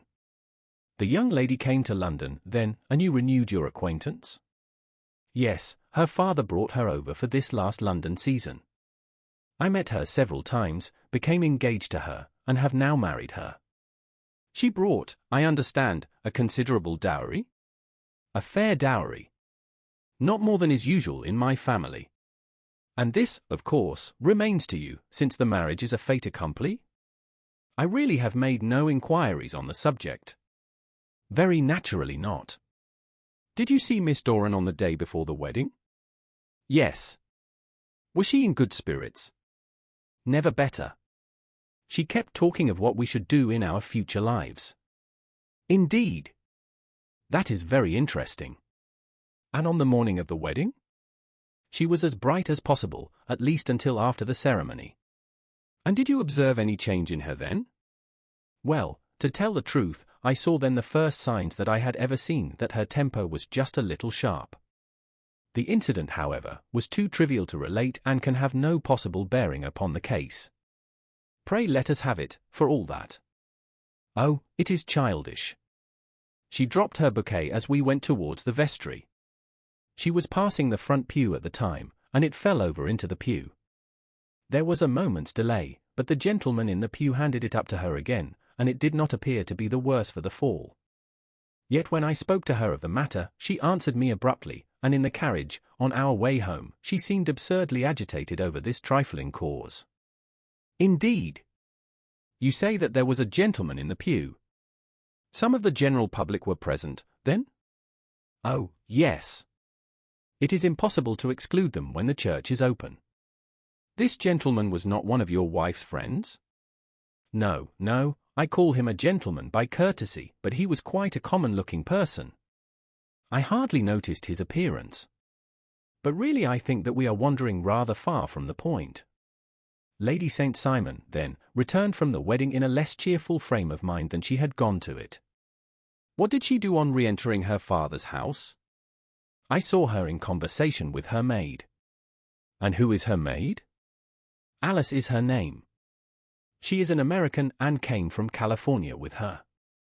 "A confidential servant?" "A little too much so. It seemed to me that her mistress allowed her to take great liberties. Still, of course, in America they look upon these things in a different way." "How long did she speak to this Alice?" "Oh, a few minutes. I had something else to think of." "You did not overhear what they said?" "Lady Street Simon said something about jumping a claim. She was accustomed to use slang of the kind. I have no idea what she meant. American slang is very expressive sometimes." "And what did your wife do when she finished speaking to her maid?" "She walked into the breakfast room." "On your arm?" "No, alone. She was very independent in little matters like that. Then, after we had sat down for 10 minutes or so, she rose hurriedly, muttered some words of apology, and left the room. She never came back. But this maid, Alice, as I understand, deposes that she went to her room, covered her bride's dress with a long ulster, put on a bonnet, and went out. Quite so. And she was afterwards seen walking into Hyde Park in company with Flora Miller, a woman who is now in custody, and who had already made a disturbance at Mr. Doran's house that morning. Ah, yes. I should like a few particulars as to this young lady, and your relations to her. Lord Street Simon shrugged his shoulders and raised his eyebrows. We have been on a friendly footing for some years, I may say on a very friendly footing. She used to be at the Allegro. I have not treated her ungenerous, and she had no just cause of complaint against me, but you know what women are, Mr. Holmes. Flora was a dear little thing, but exceedingly hot-headed and devotedly attached to me. She wrote me dreadful letters when she heard that I was about to be married, and, to tell the truth, the reason why I had the marriage celebrated so quietly was that I feared lest there might be a scandal in the church. She came to Mr. Doran's door just after we returned, and she endeavored to push her way in, uttering very abusive expressions towards my wife, and even threatening her, but I had foreseen the possibility of something of the sort, and I had 2 police fellows there in private clothes, who soon pushed her out again. She was quiet when she saw that there was no good in making a row. Did your wife hear all this? No, thank goodness, she did not. And she was seen walking with this very woman afterwards? Yes. That is what Mr. Lestrade, of Scotland Yard, looks upon as so serious. It is thought that Flora decoyed my wife out and laid some terrible trap for her. Well, it is a possible supposition. You think so, too? I did not say a probable one. But you do not yourself look upon this as likely? I do not think Flora would hurt a fly. Still, jealousy is a strange transformer of characters. Pray, what is your own theory as to what took place? Well, really, I came to seek a theory, not to propound one. I have given you all the facts. Since you ask me, however, I may say that it has occurred to me as possible that the excitement of this affair, the consciousness that she had made so immense a social stride, had the effect of causing some little nervous disturbance in my wife. In short, that she had become suddenly deranged. Well, really, when I consider that she has turned her back, I will not say upon me, but upon so much that many have aspired to without success, I can hardly explain it in any other fashion. Well, certainly that is also a conceivable hypothesis, said Holmes, smiling. And now, Lord St. Simon, I think that I have nearly all my data. May I ask whether you were seated at the breakfast table so that you could see out of the window? We could see the other side of the road and the park. Quite so. Then I do not think that I need to detain you longer. I shall communicate with you. Should you be fortunate enough to solve this problem, said our client, rising. I have solved it. Eh? What was that? I say that I have solved it.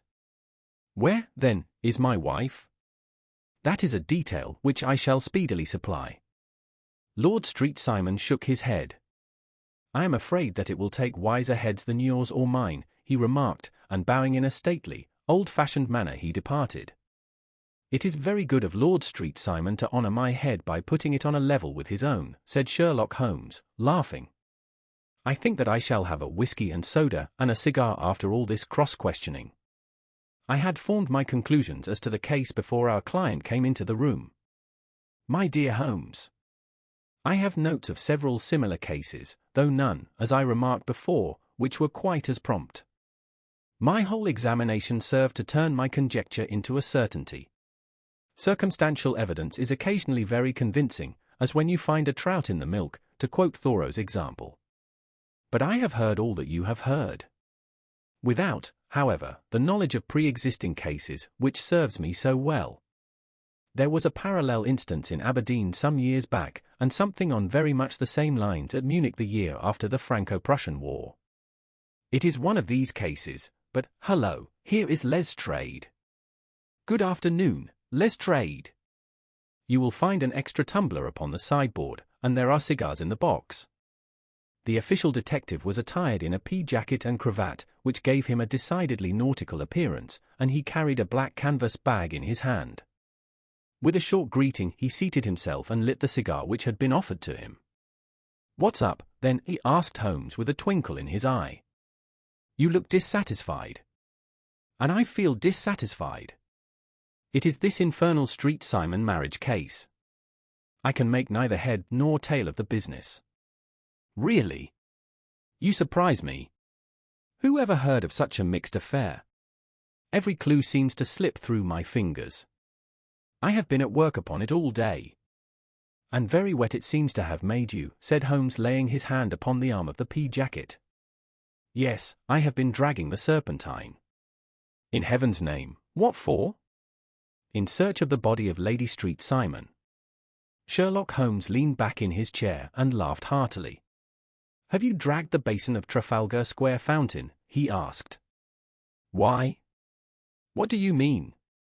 Because you have just as good a chance of finding this lady in the one as in the other. Lestrade shot an angry glance at my companion. I suppose you know all about it, he snarled. Well, I have only just heard the facts, but my mind is made up. Oh, indeed. Then you think that the Serpentine plays no part in the matter? I think it very unlikely. Then perhaps you will kindly explain how it is that we found this in it. He opened his bag as he spoke, and tumbled onto the floor a wedding dress of watered silk, a pair of white satin shoes and a bride's wreath and veil, all discolored and soaked in water. There, said he, putting a new wedding ring upon the top of the pile.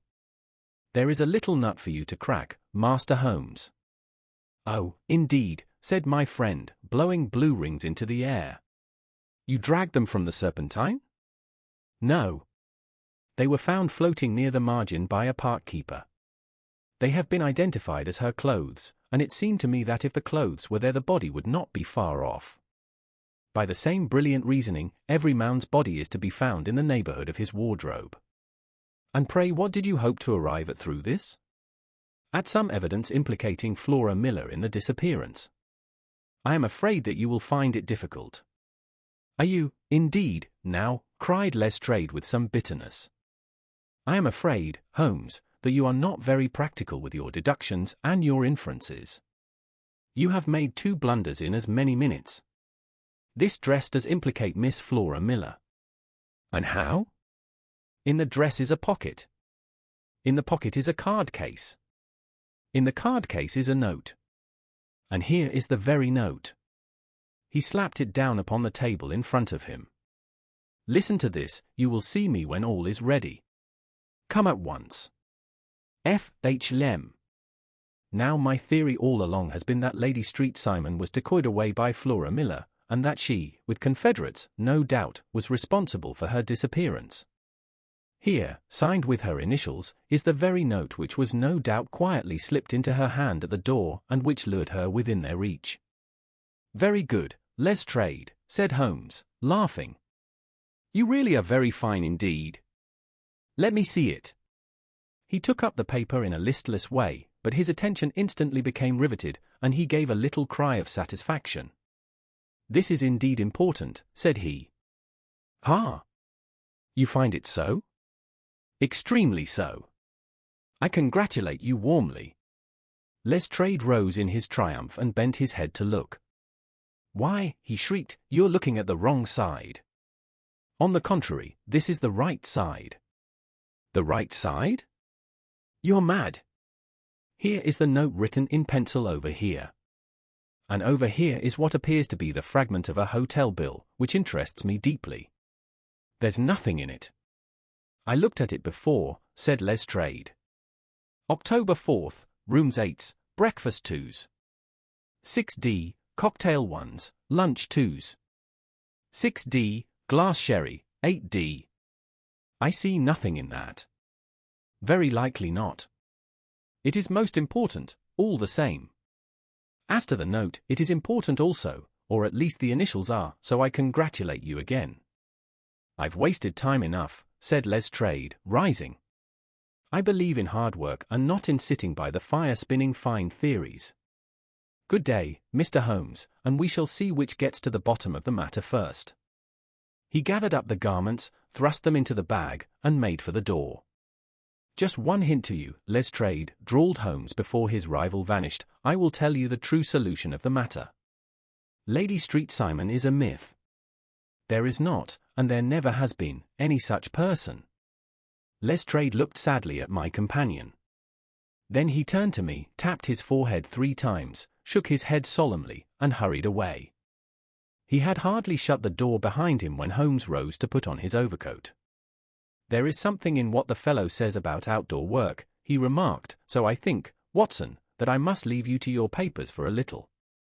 It was after 5 o'clock when Sherlock Holmes left me, but I had no time to be lonely, for within an hour there arrived a confectioner's man with a very large flat box.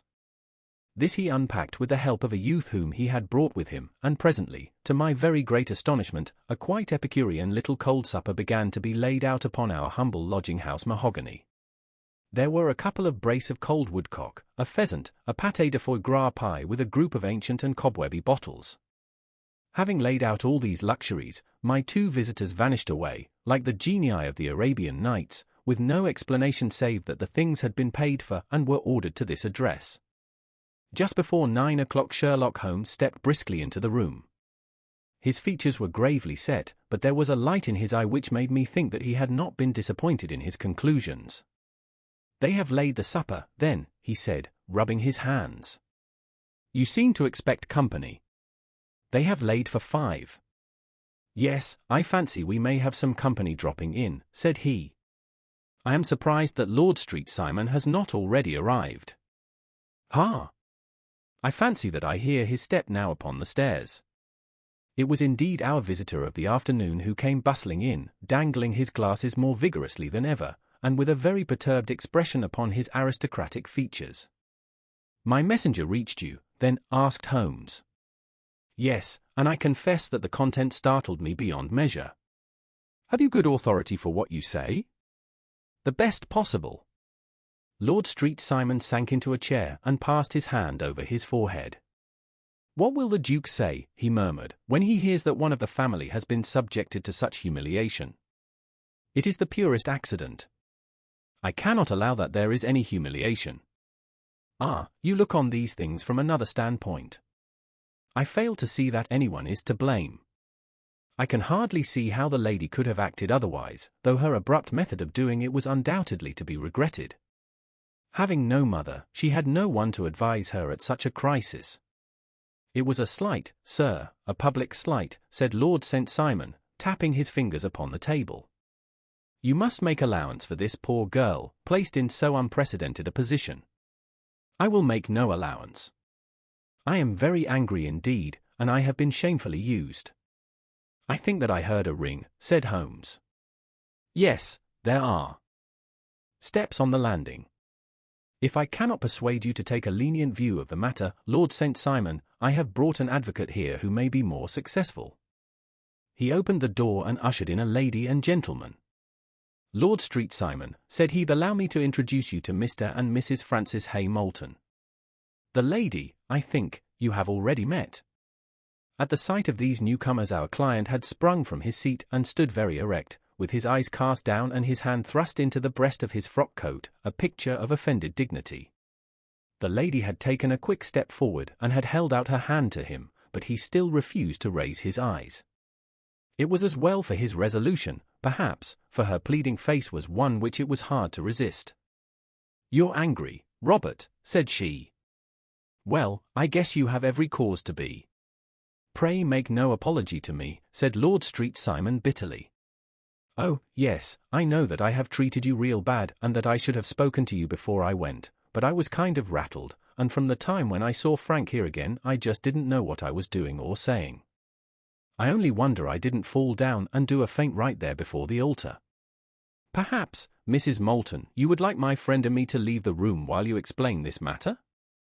"If I may give an opinion," remarked the strange gentleman, "we've had just a little too much secrecy over this business already. For my part, I should like all Europe and America to hear the rights of it." He was a small, wiry, sunburnt man, clean-shaven, with a sharp face and alert manner. "Then I'll tell our story right away," said the lady. "Frank here and I met in '84, in McQuire's camp, near the Rockies, where Pa was working a claim. We were engaged to each other, Frank and I, but then one day Father struck a rich pocket and made a pile, while poor Frank here had a claim that petered out and came to nothing. The richer Pa grew, the poorer was Frank, so at last Pa wouldn't hear of our engagement lasting any longer, and he took me away to Frisco. Frank wouldn't throw up his hand, though, so he followed me there, and he saw me without Pa knowing anything about it. It would only have made him mad to know, so we just fixed it all up for ourselves. Frank said that he would go and make his pile, too, and never come back to claim me until he had as much as Pa. So then I promised to wait for him to the end of time and pledged myself not to marry anyone else while he lived.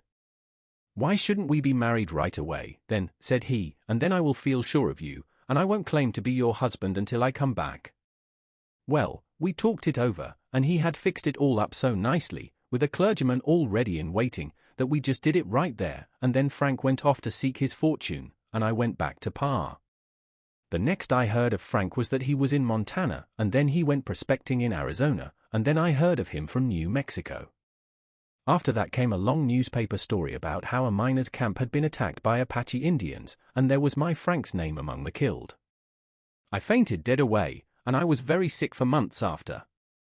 Pa thought I had a decline and took me to half the doctors in Frisco. Not a word of news came for a year and more, so that I never doubted that Frank was really dead.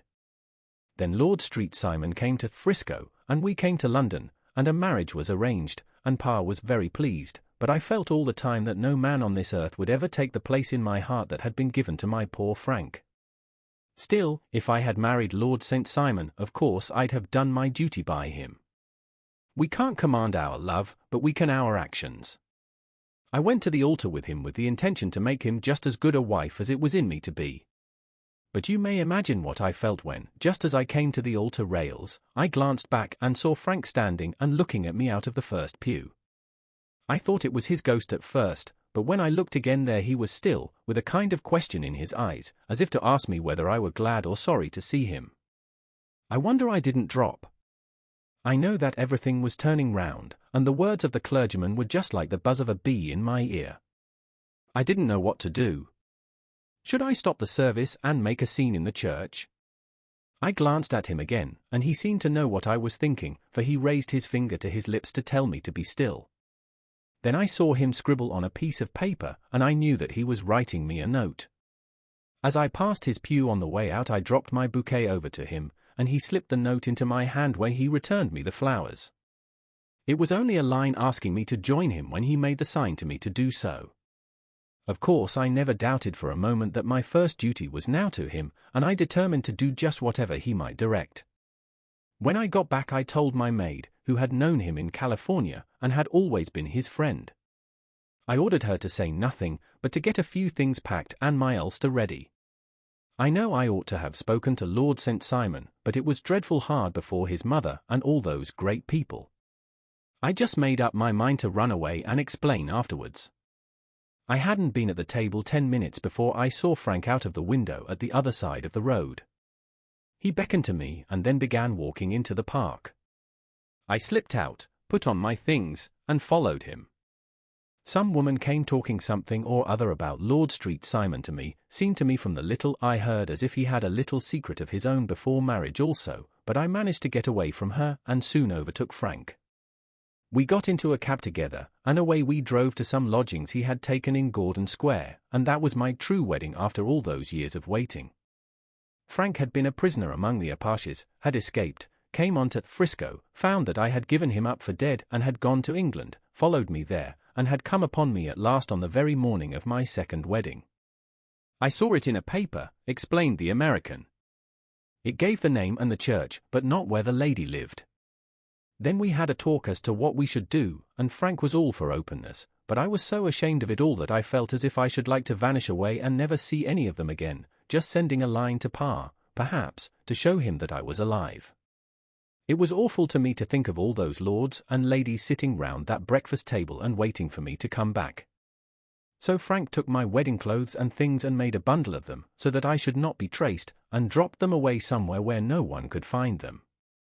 It is likely that we should have gone on to Paris tomorrow, only that this good gentleman, Mr. Holmes, came round to us this evening, though how he found us is more than I can think, and he showed us very clearly and kindly that I was wrong and that Frank was right, and that we should be putting ourselves in the wrong if we were so secret.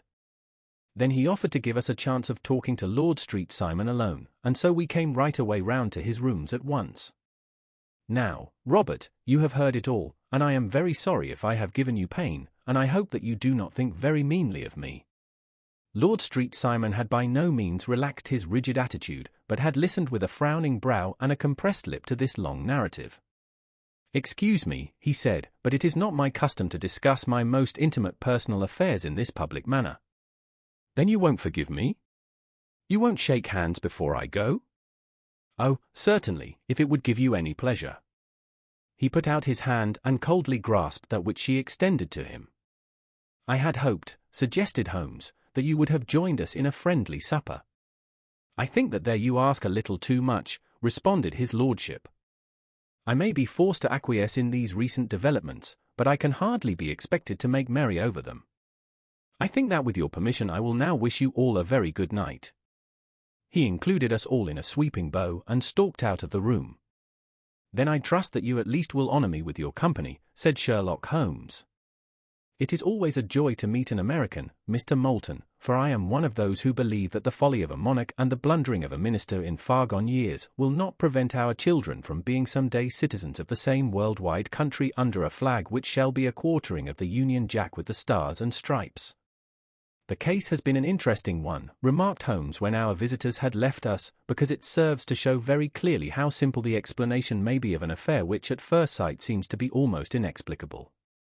Nothing could be more natural than the sequence of events as narrated by this lady, and nothing stranger than the result when viewed, for instance, by Mr. Lestrade of Scotland Yard." "You were not yourself at fault at all, then?" "From the first, two facts were very obvious to me, the one that the lady had been quite willing to undergo the wedding ceremony, the other that she had repented of it within a few minutes of returning home. Obviously something had occurred during the morning, then, to cause her to change her mind. What could that something be? She could not have spoken to anyone when she was out, for she had been in the company of the bridegroom. Had she seen someone, then? If she had, it must be someone from America, because she had spent so short a time in this country that she could hardly have allowed anyone to acquire so deep an influence over her that the mere sight of him would induce her to change her plans so completely. You see, we have already arrived, by a process of exclusion, at the idea that she might have seen an American. Then who could this American be, and why should he possess so much influence over her? It might be a lover, it might be a husband. Her young woman had, I knew, been spent in rough scenes and under strange conditions. So far I had got before I ever heard Lord St. Simon's narrative. When he told us of a man in a pew, of the change in the bride's manner, of so transparent a device for obtaining a note as the dropping of a bouquet, of her resort to her confidential maid, and of her very significant allusion to claim jumping, which in miners' parlance means taking possession of that which another person has a prior claim to, the whole situation became absolutely clear. She had gone off with a man, and the man was either a lover or was a previous husband, the chances being in favor of the latter. And how in the world did you find them? It might have been difficult, but friend Lestrade held information in his hands the value of which he did not himself know. The initials were, of course, of the highest importance, but more valuable still was it to know that within a week he had settled his bill at one of the most select London hotels. How did you deduce the select? By the select prices. 8 shillings for a bed and 8 pence for a glass of sherry pointed to one of the most expensive hotels. There are not many in London which charge at that rate. In the second one, which I visited in Northumberland Avenue, I learned by an inspection of the book that Francis H. Moulton, an American gentleman, had left only the day before, and on looking over the entries against him, I came upon the very items which I had seen in the duplicate bill. His letters were to be forwarded to 226 Gordon Square, so thither I travelled, and being fortunate enough to find the loving couple at home, I ventured to give them some paternal advice and to point out to them that it would be better in every way that they should make their position a little clearer both to the general public and to Lord St. Simon in particular. I invited them to meet him here, and, as you see, I made him keep the appointment. But with no very good result, I remarked. His conduct was certainly not very gracious. "Ah, Watson," said Holmes, smiling, "perhaps you would not be very gracious either, if, after all the trouble of wooing and wedding, you found yourself deprived in an instant of wife and a fortune." I think that we may judge Lord Street Simon very mercifully and thank our stars that we are never likely to find ourselves in the same position. Draw your chair up and hand me my violin, for the only problem we have still to solve is how to while away these bleak autumnal evenings. 11. The Adventure of the Beryl Coronet. Holmes, said I as I stood one morning in our bow window looking down the street, here is a madman coming along. It seems rather sad that his relatives should allow him to come out alone. My friend rose lazily from his armchair and stood with his hands in the pockets of his dressing gown, looking over my shoulder. It was a bright, crisp February morning, and the snow of the day before still lay deep upon the ground, shimmering brightly in the wintry sun. Down the centre of Baker Street it had been ploughed into a brown crumbly band by the traffic, but at either side and on the heaped-up edges of the footpaths it still lay as white as when it fell. The grey pavement had been cleaned and scraped, but was still dangerously slippery, so that there were fewer passengers than usual. Indeed, from the direction of the Metropolitan Station no one was coming save the single gentleman whose eccentric conduct had drawn my attention. He was a man of about 50, tall, portly, and imposing, with a massive, strongly marked face and a commanding figure. He was dressed in a sombre yet rich style, in black frock coat, shining hat, neat brown gaiters, and well-cut pearl-grey trousers. Yet his actions were in absurd contrast to the dignity of his dress and features, for he was running hard, with occasional little springs, such as a weary man gives who is little accustomed to set any tax upon his legs. As he ran he jerked his hands up and down, waggled his head, and writhed his face into the most extraordinary contortions. "What on earth can be the matter with him?" I asked. "He is looking up at the numbers of the houses."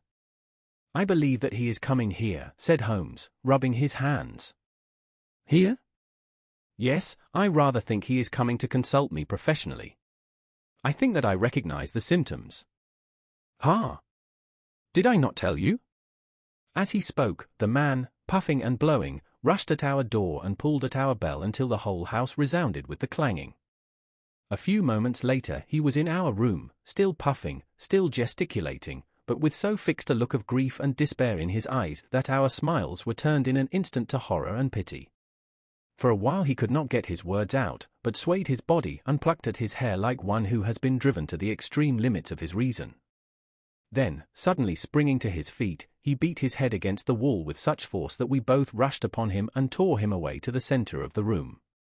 Sherlock Holmes pushed him down into the easy chair and, sitting beside him, patted his hand and chatted with him in the easy, soothing tones which he knew so well how to employ.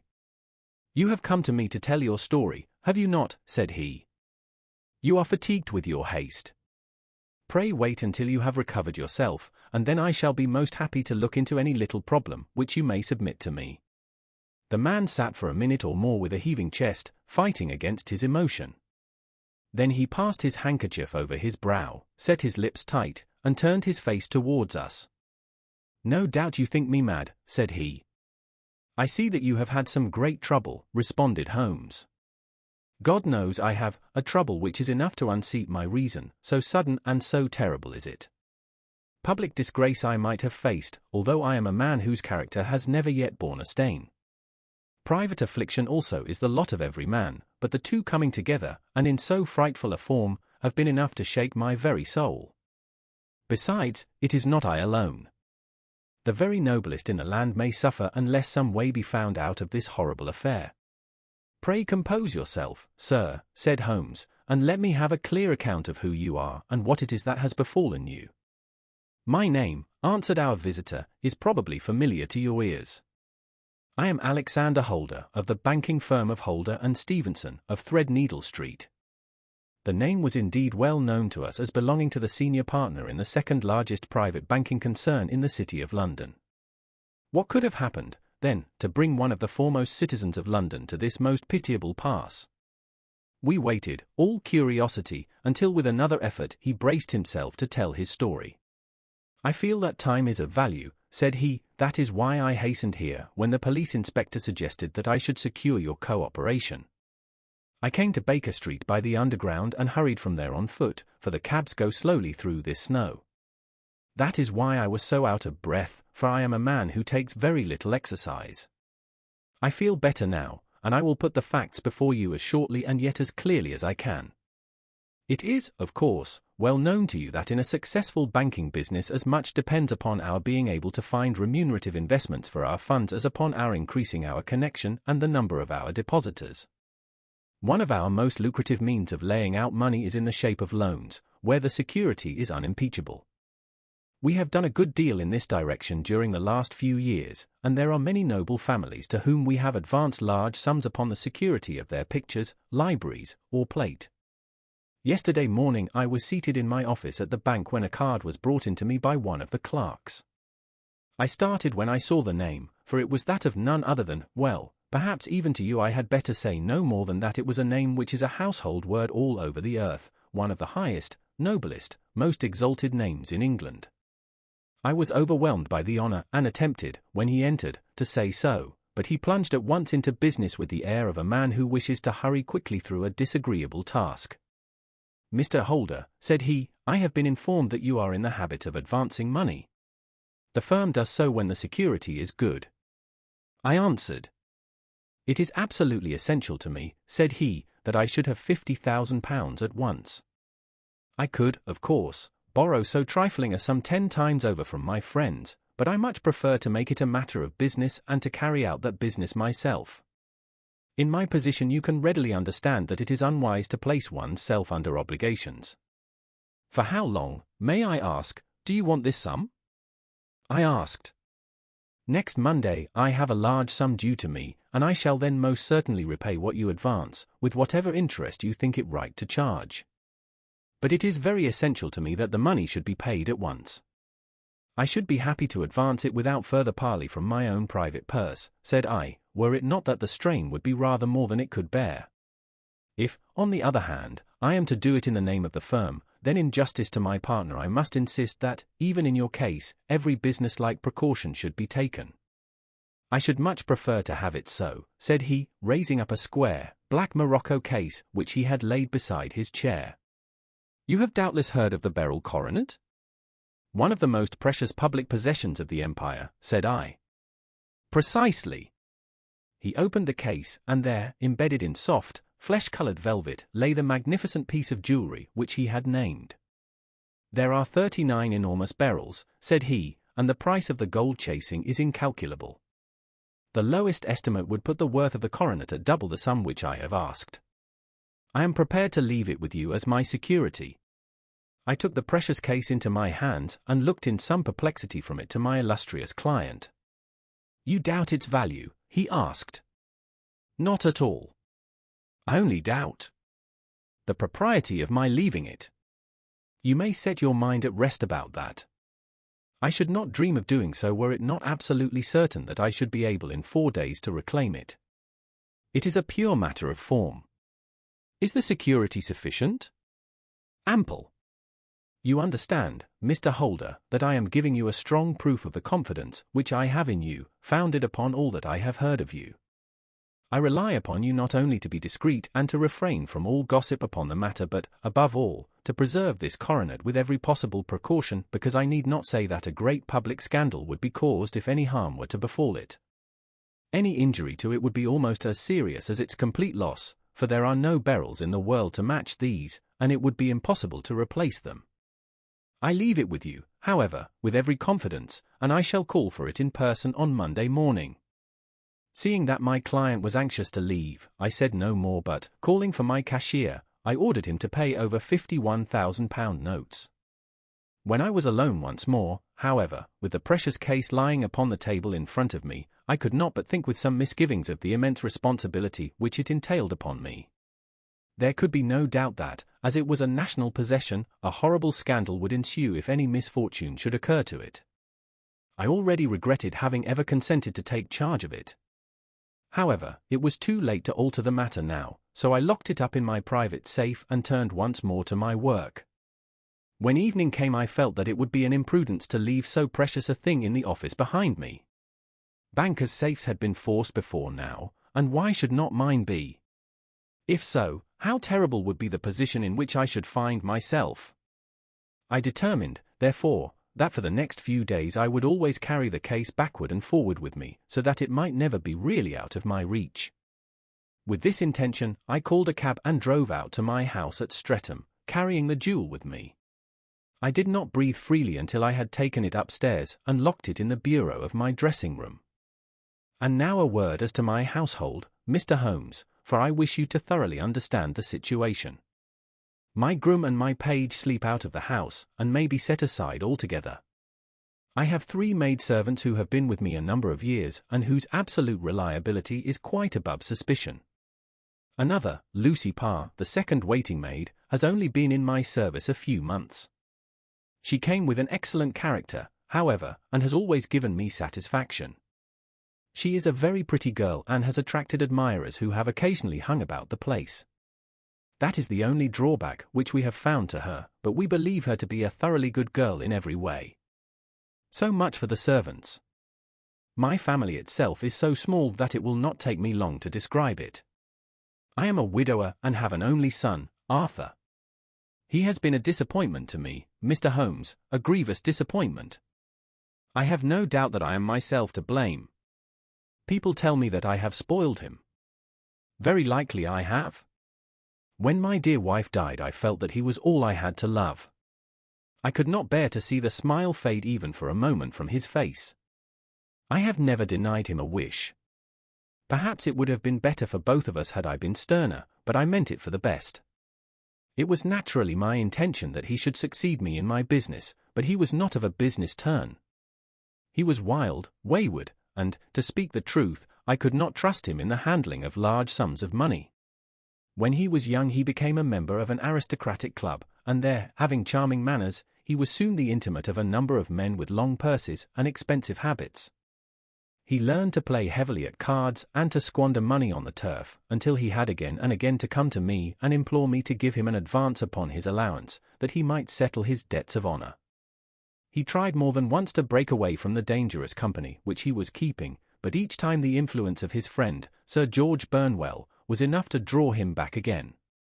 And, indeed, I could not wonder that such a man as Sir George Burnwell should gain an influence over him, for he has frequently brought him to my house, and I have found myself that I could hardly resist the fascination of his manner. He is older than Arthur, a man of the world to his fingertips, one who had been everywhere, seen everything, a brilliant talker, and a man of great personal beauty. Yet when I think of him in cold blood, far away from the glamour of his presence, I am convinced from his cynical speech and the look which I have caught in his eyes that he is one who should be deeply distrusted. So I think, and so, too, thinks my little Mary, who has a woman's quick insight into character. And now there is only she to be described. She is my niece, but when my brother died 5 years ago and left her alone in the world, I adopted her, and have looked upon her ever since as my daughter. She is a sunbeam in my house, sweet, loving, beautiful, a wonderful manager and housekeeper, yet as tender and quiet and gentle as a woman could be. She is my right hand. I do not know what I could do without her. In only one matter has she ever gone against my wishes. Twice my boy has asked her to marry him, for he loves her devotedly, but each time she has refused him. I think that if anyone could have drawn him into the right path it would have been she, and that his marriage might have changed his whole life, but now, alas! It is too late, forever too late. Now, Mr. Holmes, you know the people who live under my roof, and I shall continue with my miserable story. When we were taking coffee in the drawing-room that night after dinner, I told Arthur and Mary my experience, and of the precious treasure which we had under our roof, suppressing only the name of my client.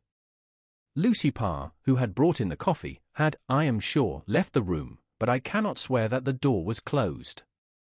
Mary and Arthur were much interested and wished to see the famous coronet, but I thought it better not to disturb it. "Where have you put it?" asked Arthur. "In my own bureau." "Well, I hope to goodness the house won't be burgled during the night," said he. "It is locked up," I answered. "Oh, any old key will fit that bureau. When I was a youngster I have opened it myself with the key of the box-room cupboard." He often had a wild way of talking, so that I thought little of what he said. He followed me to my room, however, that night with a very grave face. "Look here, Dad," said he with his eyes cast down, "can you let me have £200? "No, I cannot," I answered sharply. I have been far too generous with you in money matters. You have been very kind, said he, but I must have this money, or else I can never show my face inside the club again. And a very good thing, too, I cried. Yes, but you would not have me leave it a dishonored man, said he. I could not bear the disgrace. I must raise the money in some way, and if you will not let me have it, then I must try other means. I was very angry, for this was the third demand during the month. You shall not have a farthing from me, I cried, on which he bowed and left the room without another word. When he was gone I unlocked my bureau, made sure that my treasure was safe, and locked it again. Then I started to go round the house to see that all was secure, a duty which I usually leave to Mary, but which I thought it well to perform myself that night. As I came down the stairs I saw Mary herself at the side window of the hall, which she closed and fastened as I approached. Tell me, Dad, said she, looking, I thought, a little disturbed, did you give Lucy, the maid, leave to go out tonight? Certainly not. She came in just now by the back door. I have no doubt that she has only been to the side gate to see someone, but I think that it is hardly safe and should be stopped. You must speak to her in the morning, or I will if you prefer it. Are you sure that everything is fastened? Quite sure, Dad. Then, good night. I kissed her and went up to my bedroom again, where I was soon asleep. I am endeavoring to tell you everything, Mr. Holmes, which may have any bearing upon the case, but I beg that you will question me upon any point which I do not make clear. On the contrary, your statement is singularly lucid. I come to a part of my story now in which I should wish to be particularly so. I am not a very heavy sleeper, and the anxiety in my mind tended, no doubt, to make me even less so than usual. About 2 in the morning, then, I was awakened by some sound in the house. It had ceased ere I was wide awake, but it had left an impression behind it as though a window had gently closed somewhere. I lay listening with all my ears. Suddenly, to my horror, there was a distinct sound of footsteps moving softly in the next room.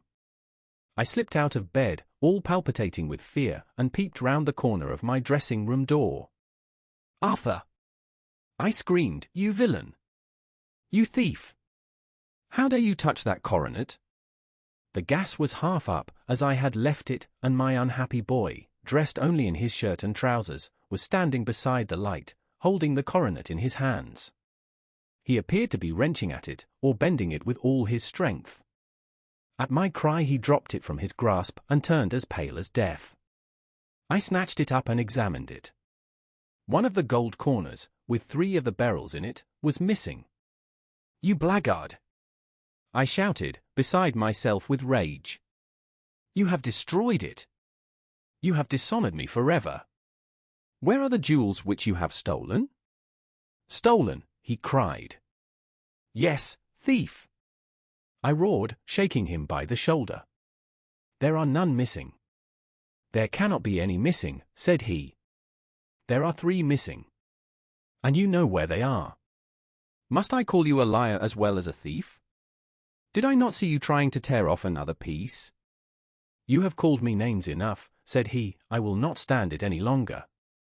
I shall not say another word about this business, since you have chosen to insult me. I will leave your house in the morning and make my own way in the world. You shall leave it in the hands of the police. I cried half mad with grief and rage. I shall have this matter probed to the bottom. You shall learn nothing from me, said he with a passion such as I should not have thought was in his nature. If you choose to call the police, let the police find what they can. By this time the whole house was astir, for I had raised my voice in my anger. Mary was the first to rush into my room, and, at the sight of the coronet and of Arthur's face, she read the whole story and, with a scream, fell down senseless on the ground. I sent the housemaid for the police and put the investigation into their hands at once. When the inspector and a constable entered the house, Arthur, who had stood sullenly with his arms folded, asked me whether it was my intention to charge him with theft. I answered that it had ceased to be a private matter, but had become a public one, since the ruined coronet was national property. I was determined that the law should have its way in everything. At least, said he, you will not have me arrested at once. It would be to your advantage as well as mine if I might leave the house for 5 minutes. "That you may get away, or perhaps that you may conceal what you have stolen," said I. And then, realizing the dreadful position in which I was placed, I implored him to remember that not only my honor but that of one who was far greater than I was at stake, and that he threatened to raise a scandal which would convulse the nation. He might avert it all if he would but tell me what he had done with the 3 missing stones. "You may as well face the matter," said I. "You have been caught in the act, and no confession could make your guilt more heinous. If you but make such reparation as is in your power, by telling us where the beryls are, all shall be forgiven and forgotten." "Keep your forgiveness for those who ask for it," he answered, turning away from me with a sneer. I saw that he was too hardened for any words of mine to influence him. There was but one way for it. I called in the inspector and gave him into custody.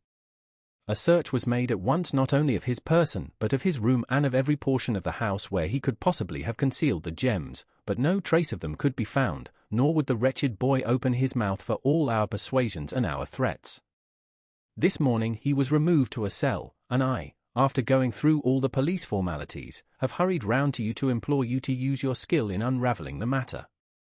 The police have openly confessed that they can at present make nothing of it. You may go to any expense which you think necessary. I have already offered a reward of £1,000. My God, what shall I do? I have lost my honor, my gems, and my son in one night. Oh, what shall I do? He put a hand on either side of his head and rocked himself to and fro, droning to himself like a child whose grief has got beyond words. Sherlock Holmes sat silent for some few minutes, with his brows knitted and his eyes fixed upon the fire. "Do you receive much company?" he asked. "None save my partner with his family and an occasional friend of Arthur's. Sir George Burnwell has been several times lately. No one else, I think. Do you go out much in society?" "Arthur does. Mary and I stay at home. We neither of us care for it. That is unusual in a young girl. She is of a quiet nature. Besides, she is not so very young. She is 24. This matter, from what you say, seems to have been a shock to her also. Terrible. She is even more affected than I. You have neither of you any doubt as to your son's guilt?" "How can we have when I saw him with my own eyes with the coronet in his hands? I hardly consider that a conclusive proof." "Was the remainder of the coronet at all injured?" "Yes, it was twisted." "Do you not think, then, that he might have been trying to straighten it?" "God bless you! You are doing what you can for him and for me. But it is too heavy a task. What was he doing there at all? If his purpose were innocent, why did he not say so?" "Precisely. And if it were guilty, why did he not invent a lie? His silence appears to me to cut both ways. There are several singular points about the case. What did the police think of the noise which awoke you from your sleep?" "They considered that it might be caused by Arthur's closing his bedroom door." "A likely story. As if a man bent on felony would slam his door so as to wake a household. What did they say, then, of the disappearance of these gems?" "They are still sounding the planking and probing the furniture in the hope of finding them." "Have they thought of looking outside the house?" "Yes, they have shown extraordinary energy. The whole garden has already been minutely examined." "Now, my dear sir," said Holmes, "is it not obvious to you now that this matter really strikes very much deeper than either you or the police were at first inclined to think? It appeared to you to be a simple case, to me it seems exceedingly complex. Consider what is involved by your theory. You suppose that your son came down from his bed, went, at great risk, to your dressing room, opened your bureau, took out your coronet, broke off by main force a small portion of it, went off to some other place, concealed 3 gems out of the 39, with such skill that nobody can find them, and then returned with the other 36 into the room in which he exposed himself to the greatest danger of being discovered. I ask you now, is such a theory tenable?" "But what other is there?" cried the banker with a gesture of despair. "If his motives were innocent, why does he not explain them?" "It is our task to find that out," replied Holmes, "so now, if you please, Mr. Holder, we will set off for Streatham together, and devote an hour to glancing a little more closely into details." My friend insisted upon my accompanying them in their expedition, which I was eager enough to do, for my curiosity and sympathy were deeply stirred by the story to which we had listened.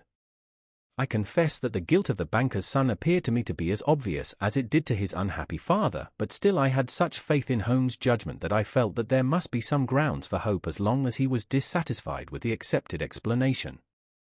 He hardly spoke a word the whole way out to the southern suburb, but sat with his chin upon his breast and his hat drawn over his eyes, sunk in the deepest thought. Our client appeared to have taken fresh heart at the little glimpse of hope which had been presented to him, and he even broke into a desultory chat with me over his business affairs.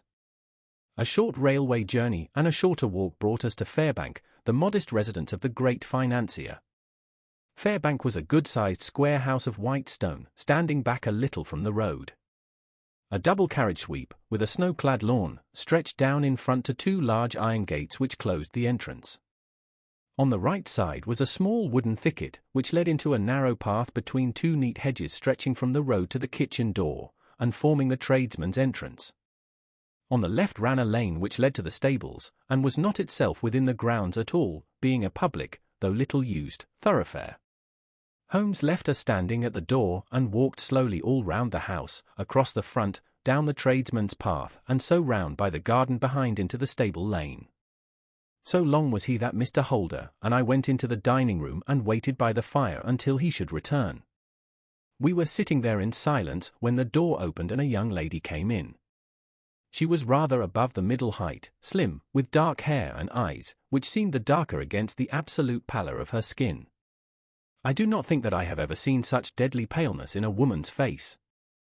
Her lips, too, were bloodless, but her eyes were flushed with crying. As she swept silently into the room, she impressed me with a greater sense of grief than the banker had done in the morning, and it was the more striking in her as she was evidently a woman of strong character, with immense capacity for self-restraint. Disregarding my presence, she went straight to her uncle and passed her hand over his head with a sweet womanly caress. "You have given orders that Arthur should be liberated, have you not, Dad?" she asked. No, my girl, the matter must be probed to the bottom. But I am so sure that he is innocent. You know what woman's instincts are. I know that he has done no harm and that you will be sorry for having acted so harshly. Why is he silent, then, if he is innocent? Who knows? Perhaps because he was so angry that you should suspect him. How could I help suspecting him, when I actually saw him with the coronet in his hand? Oh, but he had only picked it up to look at it. Oh, do take my word for it that he is innocent. Let the matter drop and say no more. It is so dreadful to think of our dear Arthur in prison. I shall never let it drop until the gems are found, never, Mary. Your affection for Arthur blinds you as to the awful consequences to me. Far from hushing the thing up, I have brought a gentleman down from London to inquire more deeply into it. This gentleman, she asked, facing round to me. No, his friend. He wished us to leave him alone. He is round in the stable lane now. The stable lane? She raised her dark eyebrows. What can he hope to find there? Ah. This, I suppose, is he. I trust, sir, that you will succeed in proving, what I feel sure is the truth, that my cousin Arthur is innocent of this crime. I fully share your opinion, and I trust, with you, that we may prove it, returned Holmes, going back to the mat to knock the snow from his shoes. I believe I have the honor of addressing Miss Mary Holder. Might I ask you a question or two? Pray do, sir, if it may help to clear this horrible affair up.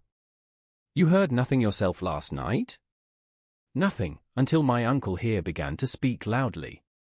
I heard that, and I came down. You shut up the windows and doors the night before. Did you fasten all the windows? Yes. Were they all fastened this morning? Yes. You have a maid who has a sweetheart? I think that you remarked to your uncle last night that she had been out to see him? Yes, and she was the girl who waited in the drawing-room, and who may have heard uncle's remarks about the coronet. I see. You infer that she may have gone out to tell her sweetheart, and that the two may have planned the robbery. But what is the good of all these vague theories? Cried the banker impatiently, when I have told you that I saw Arthur with the coronet in his hands? Wait a little, Mr. Holder. We must come back to that. About this girl, Miss Holder. You saw her return by the kitchen door, I presume? Yes, when I went to see if the door was fastened for the night, I met her slipping in. I saw the man, too, in the gloom. Do you know him? Oh, yes. He is the greengrocer who brings our vegetables round. His name is Francis Prosper. He stood, said Holmes, to the left of the door, that is to say, farther up the path than is necessary to reach the door. Yes, he did. And he is a man with a wooden leg? Something like fear sprang up in the young lady's expressive black eyes. Why, you are like a magician, said she. How do you know that? She smiled, but there was no answering smile in Holmes' thin, eager face. I should be very glad now to go upstairs, said he. I shall probably wish to go over the outside of the house again. Perhaps I had better take a look at the lower windows before I go up. He walked swiftly round from one to the other, pausing only at the large one which looked from the hall onto the stable lane. This he opened and made a very careful examination of the sill with his powerful magnifying lens. Now we shall go upstairs, said he at last. The banker's dressing-room was a plainly furnished little chamber, with a grey carpet, a large bureau, and a long mirror. Holmes went to the bureau first and looked hard at the lock. Which key was used to open it? He asked. That which my son himself indicated, that of the cupboard of the lumber room. Have you it here? That is it on the dressing table. Sherlock Holmes took it up and opened the bureau. It is a noiseless lock, said he.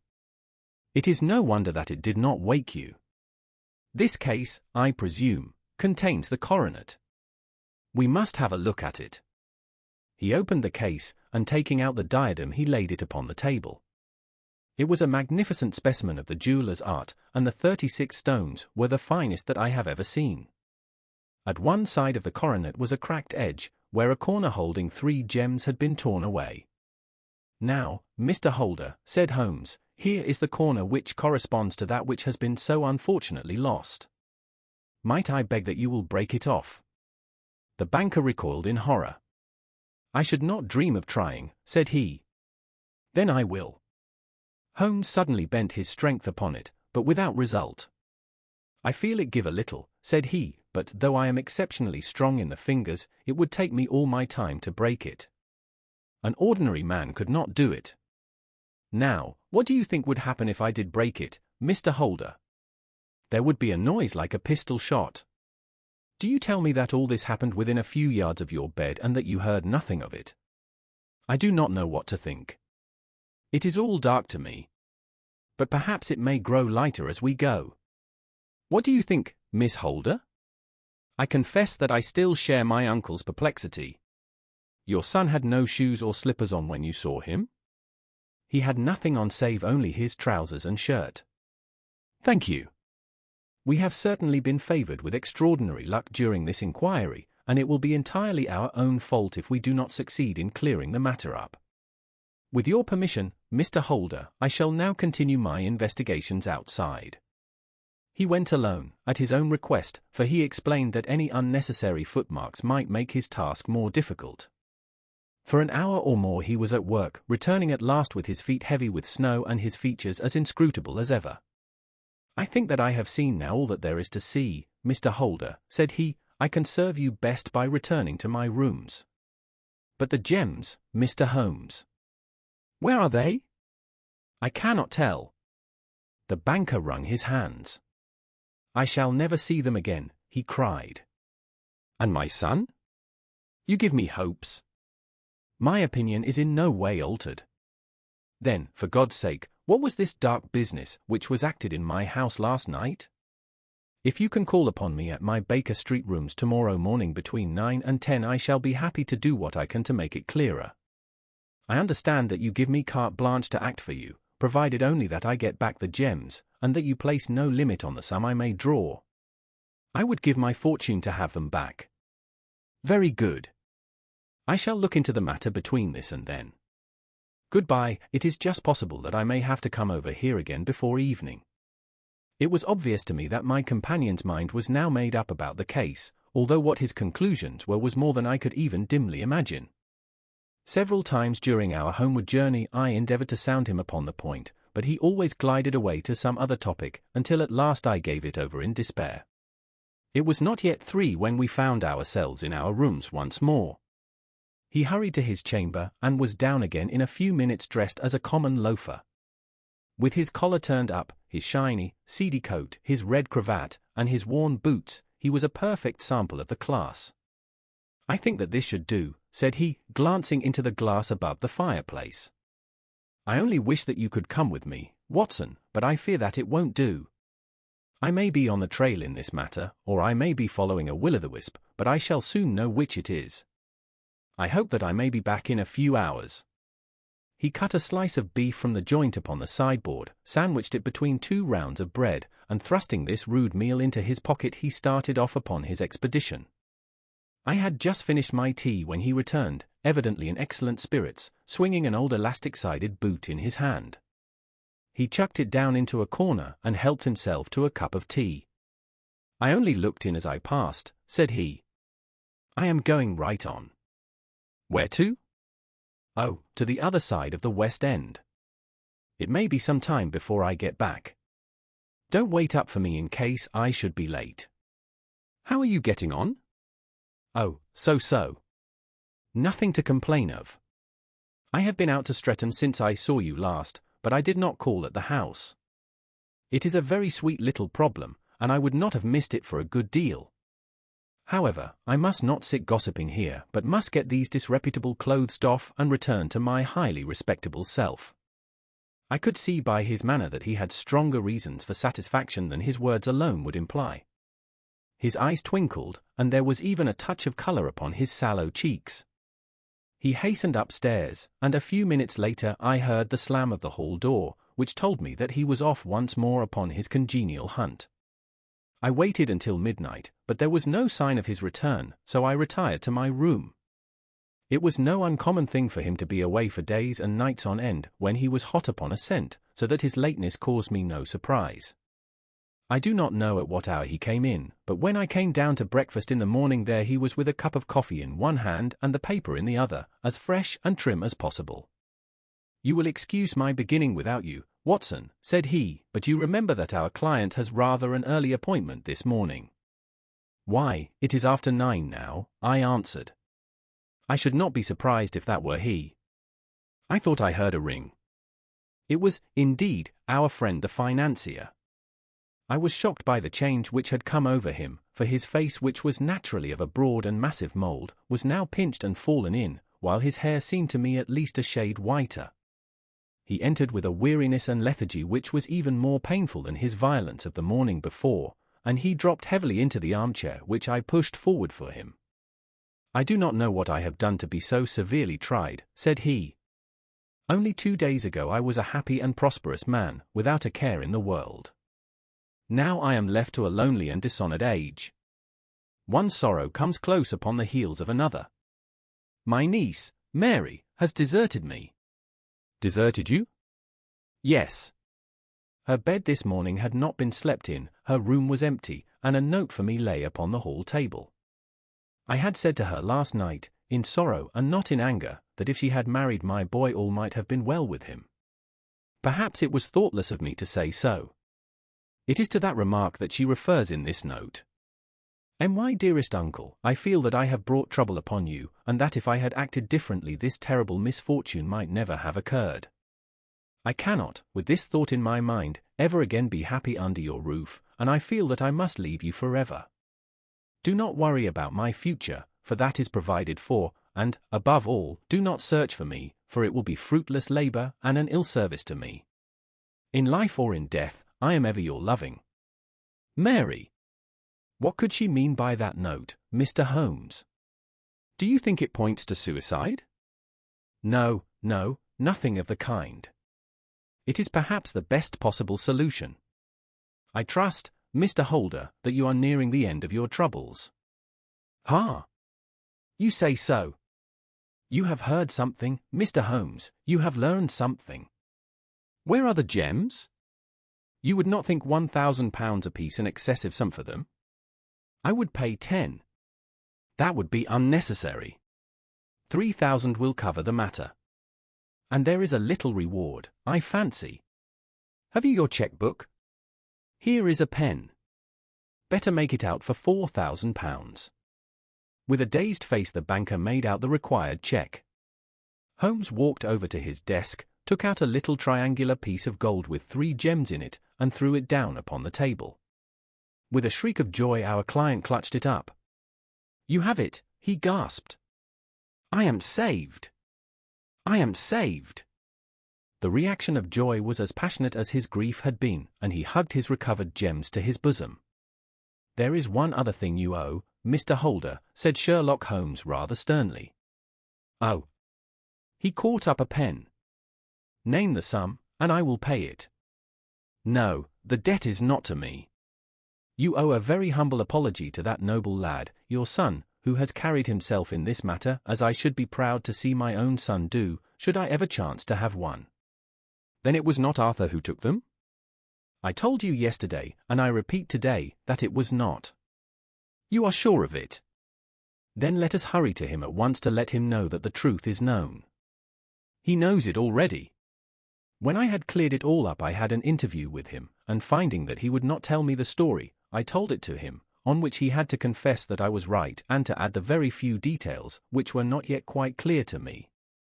Your news of this morning, however, may open his lips. For heaven's sake, tell me, then, what is this extraordinary mystery? I will do so, and I will show you the steps by which I reached it.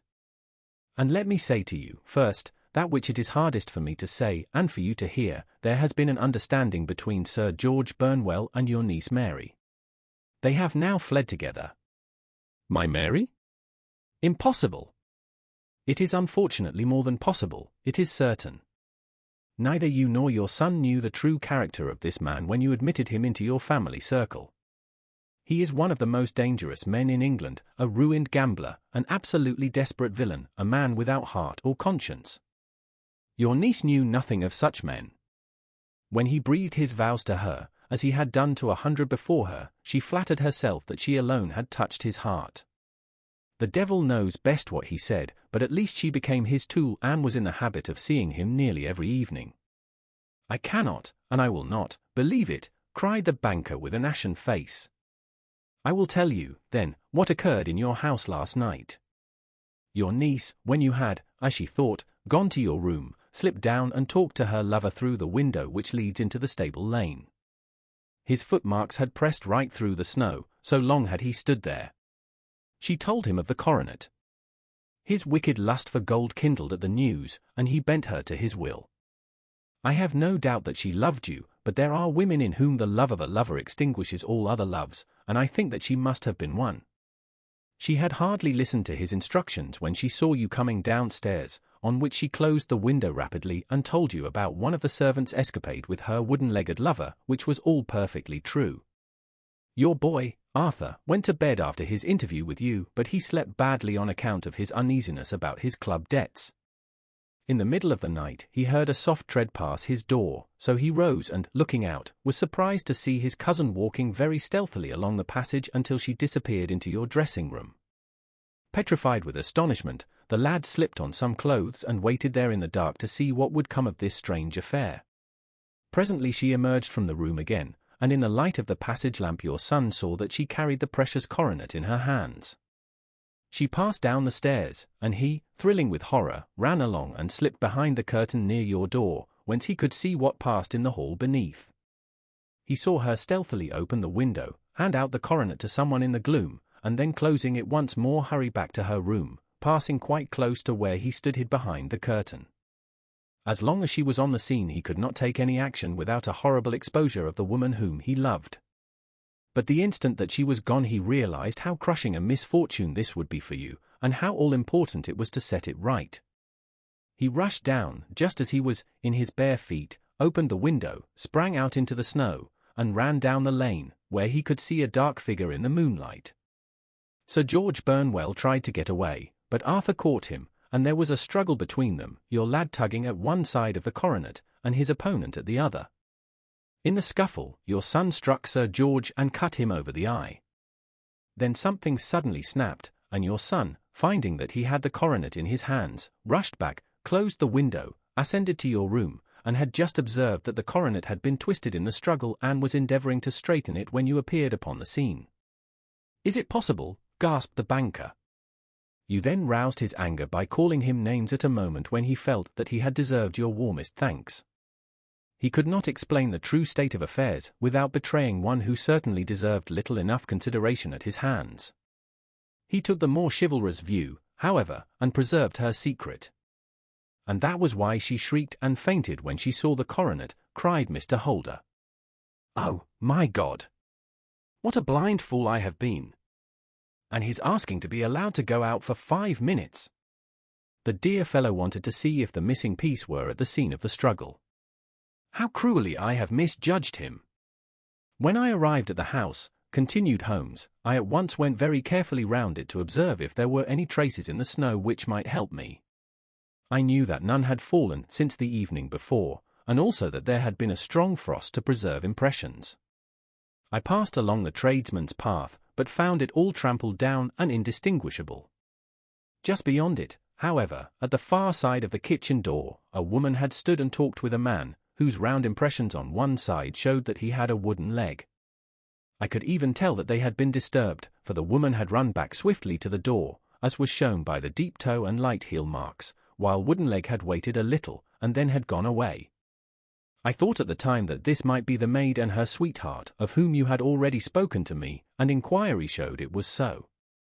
I passed round the garden without seeing anything more than random tracks, which I took to be the police, but when I got into the stable lane a very long and complex story was written in the snow in front of me. There was a double line of tracks of a booted man, and a second double line, which I saw with delight belonged to a man with naked feet. I was at once convinced from what you had told me that the latter was your son. The first had walked both ways, but the other had run swiftly, and as his tread was marked in places over the depression of the boot, it was obvious that he had passed after the other. I followed them up and found they led to the hall window, where Boots had worn all the snow away while waiting. Then I walked to the other end, which was 100 yards or more down the lane. I saw where Boots had faced round, where the snow was cut up as though there had been a struggle, and, finally, where a few drops of blood had fallen, to show me that I was not mistaken. Boots had then run down the lane, and another little smudge of blood showed that it was he who had been hurt. When he came to the high road at the other end, I found that the pavement had been cleared, so there was an end to that clue. On entering the house, however, I examined, as you remember, the sill and framework of the hall window with my lens, and I could at once see that someone had passed out. I could distinguish the outline of an instep where the wet foot had been placed in coming in. I was then beginning to be able to form an opinion as to what had occurred. A man had waited outside the window, someone had brought the gems, the deed had been overseen by your son, he had pursued the thief, had struggled with him, they had each tugged at the coronet, their united strength causing injuries which neither alone could have effected. He had returned with the prize, but had left a fragment in the grasp of his opponent. So far I was clear. The question now was, who was the man, and who was it brought him the coronet? It is an old maxim of mine that when you have excluded the impossible, whatever remains, however improbable, must be the truth. Now, I knew that it was not you who had brought it down, so there only remained your niece and the maids. But if it were the maids, why should your son allow himself to be accused in their place? There could be no possible reason. As he loved his cousin, however, there was an excellent explanation why he should retain her secret, the more so as the secret was a disgraceful one. When I remembered that you had seen her at that window, and how she had fainted on seeing the coronet again, my conjecture became a certainty. And who could it be who was her confederate? A lover evidently, for who else could outweigh the love and gratitude which she must feel to you? I knew that you went out little, and that your circle of friends was a very limited one. But among them was Sir George Burnwell. I had heard of him before as being a man of evil reputation among women. It must have been he who wore those boots and retained the missing gems. Even though he knew that Arthur had discovered him, he might still flatter himself that he was safe, for the lad could not say a word without compromising his own family. Well, your own good sense will suggest what measures I took next. I went in the shape of a loafer to Sir George's house, managed to pick up an acquaintance with his valet, learned that his master had cut his head the night before, and, finally, at the expense of 6 shillings, made all sure by buying a pair of his cast-off shoes. With these I journeyed down to Streatham and saw that they exactly fitted the tracks. I saw an ill-dressed vagabond in the lane yesterday evening, said Mr. Holder. Precisely. It was I. I found that I had my man, so I came home and changed my clothes. It was a delicate part, which I had to play then, for I saw that a prosecution must be avoided to avert scandal, and I knew that so astute a villain would see that our hands were tied in the matter. I went and saw him. At first, of course, he denied everything. But when I gave him every particular that had occurred, he tried to bluster and took down a life-preserver from the wall. I knew my man, however, and I clapped a pistol to his head before he could strike. Then he became a little more reasonable. I told him that we would give him a price for the stones he held, £1,000 apiece. That brought out the first signs of grief that he had shown. "Why, dash it all," said he, "I've let them go at 600 for the 3. I soon managed to get the address of the receiver who had them, on promising him that there would be no prosecution. Off I set to him, and after much chaffering I got our stones at £1,000 apiece. Then I looked in upon your son, told him that all was right, and eventually got to my bed about 2 o'clock, after what I may call a really hard day's work. A day which has saved England from a great public scandal," said the banker, rising. "Sir, I cannot find words to thank you, but you shall not find me ungrateful for what you have done. Your skill has indeed exceeded all that I have heard of it. And now I must fly to my dear boy to apologize to him for the wrong which I have done him. As to what you tell me of poor Mary, it goes to my very heart. Not even your skill can inform me where she is now."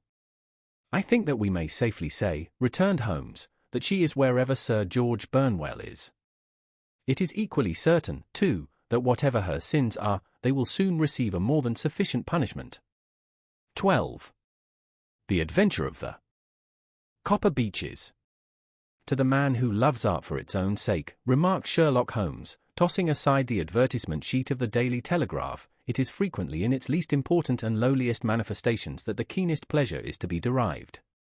It is pleasant to me to observe, Watson, that you have so far grasped this truth that in these little records of our cases, which you have been good enough to draw up, and, I am bound to say, occasionally to embellish, you have given prominence not so much to the many causes célèbres and sensational trials in which I have figured, but rather to those incidents which may have been trivial in themselves, but which have given room for those faculties of deduction and of logical synthesis, which I have made my special province. And yet," said I, smiling, "I cannot quite hold myself absolved from the charge of sensationalism which has been urged against my records." "You have erred, perhaps," he observed, taking up a glowing cinder with the tongs and lighting with it the long cherrywood pipe which was wont to replace his clay when he was in a disputatious rather than a meditative mood. "You have erred perhaps in attempting to put colour and life into each of your statements instead of confining yourself to the task of placing upon record that severe reasoning from cause to effect which is really the only notable feature about the thing." "It seems to me that I have done you full justice in the matter," I remarked with some coldness, for I was repelled by the egotism which I had more than once observed to be a strong factor in my friend's singular character. "No, it is not selfishness or conceit," said he, answering, as was his wont, my thoughts rather than my words. "If I claim full justice for my art, it is because it is an impersonal thing, a thing beyond myself. Crime is common. Logic is rare. Therefore it is upon the logic rather than upon the crime that you should dwell. You have degraded what should have been a course of lectures into a series of tales." It was a cold morning of the early spring, and we sat after breakfast on either side of a cheery fire in the old room at Baker Street. A thick fog rolled down between the lines of dun-coloured houses, and the opposing windows loomed like dark, shapeless blurs through the heavy yellow reeds. Our gas was lit and shone on the white cloth and glimmer of china and metal, for the table had not been cleared yet. Sherlock Holmes had been silent all the morning, dipping continuously into the advertisement columns of a succession of papers until at last, having apparently given up his search, he had emerged in no very sweet temper to lecture me upon my literary shortcomings. At the same time, he remarked after a pause, during which he had sat puffing at his long pipe and gazing down into the fire, "You can hardly be open to a charge of sensationalism, for out of these cases, which you have been so kind as to interest yourself in, a fair proportion do not treat of crime, in its legal sense, at all.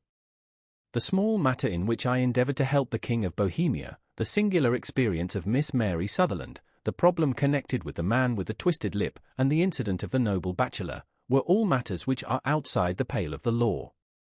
But in avoiding the sensational, I fear that you may have bordered on the trivial."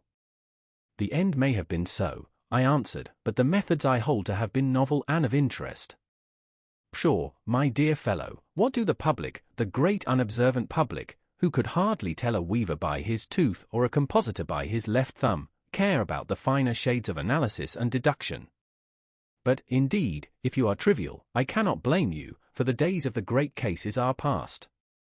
Man, or at least criminal man, has lost all enterprise and originality. As to my own little practice, it seems to be degenerating into an agency for recovering lost lead pencils and giving advice to young ladies from boarding schools. I think that I have touched bottom at last, however. This note I had this morning marks my 0 point, I fancy. Read it." He tossed a crumpled letter across to me. It was dated from Montague Place upon the preceding evening, and ran thus: "Dear Mr. Holmes, I am very anxious to consult you as to whether I should or should not accept a situation which has been offered to me as governess. I shall call at 10:30 tomorrow if I do not inconvenience you. Yours faithfully, Violet Hunter." "Do you know the young lady?" I asked. "Not I. It is 10:30 now." "Yes, and I have no doubt that is her ring. It may turn out to be of more interest than you think. You remember that the affair of the blue carbuncle, which appeared to be a mere whim at first, developed into a serious investigation. It may be so in this case, also. Well, let us hope so. But our doubts will very soon be solved, for here, unless I am much mistaken, is the person in question." As he spoke, the door opened and a young lady entered the room. She was plainly but neatly dressed, with a bright, quick face, freckled like a plover's egg, and with the brisk manner of a woman who has had her own way to make in the world. "You will excuse my troubling you, I am sure," said she, as my companion rose to greet her, "but I have had a very strange experience, and as I have no parents or relations of any sort from whom I could ask advice, I thought that perhaps you would be kind enough to tell me what I should do. Pray take a seat, Miss Hunter. I shall be happy to do anything that I can to serve you." I could see that Holmes was favorably impressed by the manner and speech of his new client. He looked her over in his searching fashion, and then composed himself, with his lids drooping and his fingertips together, to listen to her story. "I have been a governess for 5 years," said she, "in the family of Colonel Spence Munro, but 2 months ago the Colonel received an appointment at Halifax, in Nova Scotia, and took his children over to America with him, so that I found myself without a situation. I advertised, and I answered advertisements, but without success. At last the little money which I had saved began to run short, and I was at my wits' end as to what I should do. There is a well-known agency for governesses in the West End called Westaway's, and there I used to call about once a week in order to see whether anything had turned up which might suit me. Westaway was the name of the founder of the business, but it is really managed by Miss Stoper. She sits in her own little office, and the ladies who are seeking employment wait in an anteroom, and are then shown in one by one, when she consults her ledgers and sees whether she has anything which would suit them. Well, when I called last week I was shown into the little office as usual, but I found that Miss Stoper was not alone. A prodigiously stout man with a very smiling face and a great heavy chin which rolled down in fold upon fold over his throat sat at her elbow with a pair of glasses on his nose, looking very earnestly at the ladies who entered. As I came in he gave quite a jump in his chair and turned quickly to Miss Stoper. "That will do," said he, "I could not ask for anything better." "Capital! Capital!" He seemed quite enthusiastic and rubbed his hands together in the most genial fashion. He was such a comfortable-looking man that it was quite a pleasure to look at him.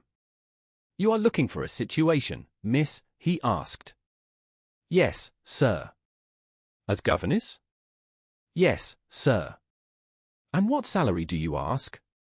I had £4 a month in my last place with Colonel Spence Munro. Oh, tut, tut! Sweating, rank sweating, he cried, throwing his fat hands out into the air like a man who is in a boiling passion. How could anyone offer so pitiful a sum to a lady with such attractions and accomplishments? My accomplishments, sir, may be less than you imagine, said I. A little French, a little German, music, and drawing. Tut, tut, he cried. This is all quite beside the question. The point is, have you or have you not the bearing and deportment of a lady? There it is in a nutshell. If you have not, you are not fitted for the rearing of a child who may some day play a considerable part in the history of the country. But if you have, why, then, how could any gentleman ask you to condescend to accept anything under the 3 figures? Your salary with me, madam, would commence at £100 a year. You may imagine, Mr. Holmes, that to me, destitute as I was, such an offer seemed almost too good to be true. The gentleman, however, seeing perhaps the look of incredulity upon my face, opened a pocket-book and took out a note.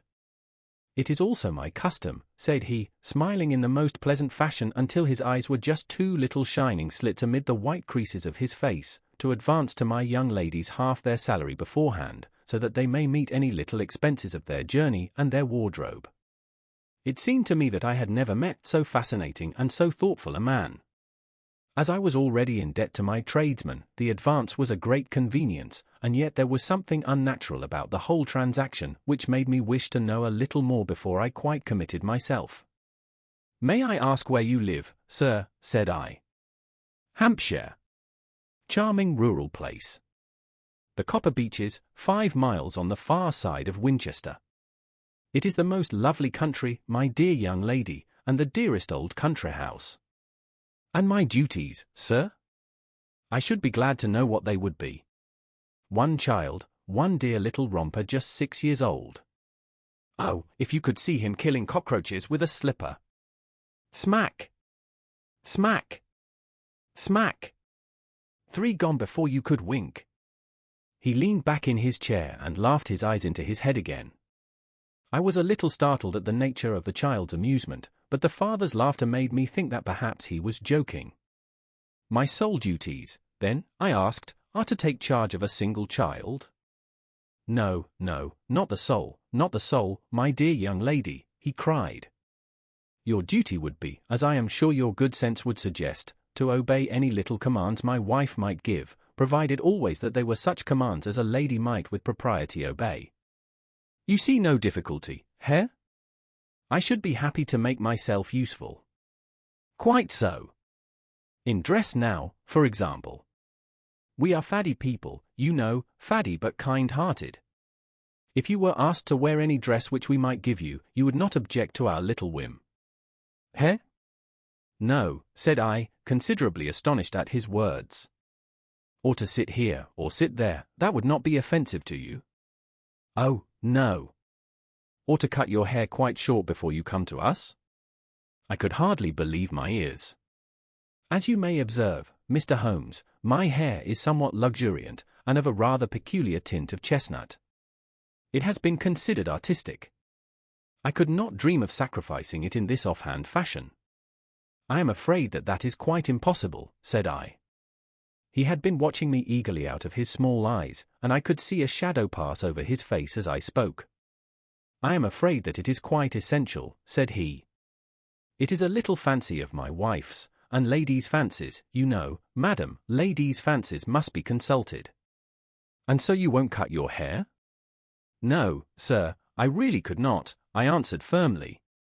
Ah, very well, then that quite settles the matter. It is a pity, because in other respects you would really have done very nicely. In that case, Miss Stoper, I had best inspect a few more of your young ladies. The manageress had sat all this while busy with her papers without a word to either of us, but she glanced at me now with so much annoyance upon her face that I could not help suspecting that she had lost a handsome commission through my refusal. Do you desire your name to be kept upon the books? She asked. If you please, Miss Stoper. Well, really, it seems rather useless, since you refuse the most excellent offers in this fashion, said she sharply. You can hardly expect us to exert ourselves to find another such opening for you. Good day to you, Miss Hunter. She struck a gong upon the table, and I was shown out by the page. Well, Mr. Holmes, when I got back to my lodgings and found little enough in the cupboard, and 2 or 3 bills upon the table, I began to ask myself whether I had not done a very foolish thing. After all, if these people had strange fads and expected obedience on the most extraordinary matters, they were at least ready to pay for their eccentricity. Very few governesses in England are getting £100 a year. Besides, what use was my hair to me? Many people are improved by wearing it short, and perhaps I should be among the number. Next day I was inclined to think that I had made a mistake, and by the day after I was sure of it. I had almost overcome my pride so far as to go back to the agency and inquire whether the place was still open when I received this letter from the gentleman himself. I have it here and I will read it to you. The Copper Beeches, near Winchester. Dear Miss Hunter, Miss Stoper has very kindly given me your address, and I write from here to ask you whether you have reconsidered your decision. My wife is very anxious that you should come, for she has been much attracted by my description of you. We are willing to give £30 a quarter, or £120 a year, so as to recompense you for any little inconvenience which our fads may cause you. They are not very exacting, after all. My wife is fond of a particular shade of electric blue, and would like you to wear such a dress indoors in the morning. You need not, however, go to the expense of purchasing one, as we have one belonging to my dear daughter Alice, now in Philadelphia, which would, I should think, fit you very well. Then, as to sitting here or there, or amusing yourself in any manner indicated, that need cause you no inconvenience. As regards your hair, it is no doubt a pity, especially as I could not help remarking its beauty during our short interview, but I am afraid that I must remain firm upon this point, and I only hope that the increased salary may recompense you for the loss. Your duties, as far as the child is concerned, are very light. Now do try to come, and I shall meet you with a dog-cart at Winchester. Let me know your train. Yours faithfully, Jeffro Rucastle. That is the letter which I have just received, Mr. Holmes, and my mind is made up that I will accept it. I thought, however, that before taking the final step I should like to submit the whole matter to your consideration. Well, Miss Hunter, if your mind is made up, that settles the question, said Holmes, smiling. But you would not advise me to refuse? I confess that it is not the situation which I should like to see a sister of mine apply for. What is the meaning of it all, Mr. Holmes? I have no data. I cannot tell. Perhaps you have yourself formed some opinion? Well, there seems to me to be only one possible solution. Mr. Rucastle seemed to be a very kind, good-natured man. Is it not possible that his wife is a lunatic, that he desires to keep the matter quiet for fear she should be taken to an asylum, and that he humours her fancies in every way in order to prevent an outbreak? That is a possible solution. In fact, as matters stand, it is the most probable one. But in any case it does not seem to be a nice household for a young lady. But the money, Mr. Holmes, the money! Well, yes, of course the pay is good, too good. That is what makes me uneasy. Why should they give you £120 a year when they could have their pick for £40? There must be some strong reason behind. I thought that if I told you the circumstances you would understand afterwards if I wanted your help. I should feel so much stronger if I felt that you were at the back of me. Oh, you may carry that feeling away with you. I assure you that your little problem promises to be the most interesting which has come my way for some months. There is something distinctly novel about some of the features. If you should find yourself in doubt or in danger. Danger? What danger do you foresee? Holmes shook his head gravely. It would cease to be a danger if we could define it, said he. But at any time, day or night, a telegram would bring me down to your help. That is enough. She rose briskly from her chair with the anxiety all swept from her face. I shall go down to Hampshire quite easy in my mind now. I shall write to Mr. Rucastle at once, sacrifice my poor hair tonight, and start for Winchester tomorrow. With a few grateful words to Holmes, she bade us both good night and bustled off upon her way. At least, said I as we heard her quick, firm steps descending the stairs, she seems to be a young lady who is very well able to take care of herself. And she would need to be, said Holmes gravely. I am much mistaken if we do not hear from her before many days are past. It was not very long before my friend's prediction was fulfilled. A fortnight went by, during which I frequently found my thoughts turning in her direction and wondering what strange side alley of human experience this lonely woman had strayed into. The unusual salary, the curious conditions, the light duties, all pointed to something abnormal, though whether a fad or a plot, or whether the man were a philanthropist or a villain, it was quite beyond my powers to determine. As to Holmes, I observed that he sat frequently for half an hour on end, with knitted brows and an abstracted air, but he swept the matter away with a wave of his hand when I mentioned it. Data! Data! Data, he cried impatiently. I can't make bricks without clay. And yet he would always wind up by muttering that no sister of his should ever have accepted such a situation. The telegram which we eventually received came late one night just as I was thinking of turning in, and Holmes was settling down to one of those all-night chemical researches which he frequently indulged in, when I would leave him stooping over a retort and a test tube at night and find him in the same position when I came down to breakfast in the morning. He opened the yellow envelope, and then, glancing at the message, threw it across to me. Just look up the trains in Bradshaw, said he, and turned back to his chemical studies. The summons was a brief and urgent one. Please be at the Black Swan Hotel at Winchester at midday tomorrow, it said. Do come. I am at my wit's end. Hunter. Will you come with me? Asked Holmes, glancing up. I should wish to. Just look it up, then. There is a train at 9:30, said I, glancing over my Bradshaw. It is due at Winchester at 11:30. That will do very nicely.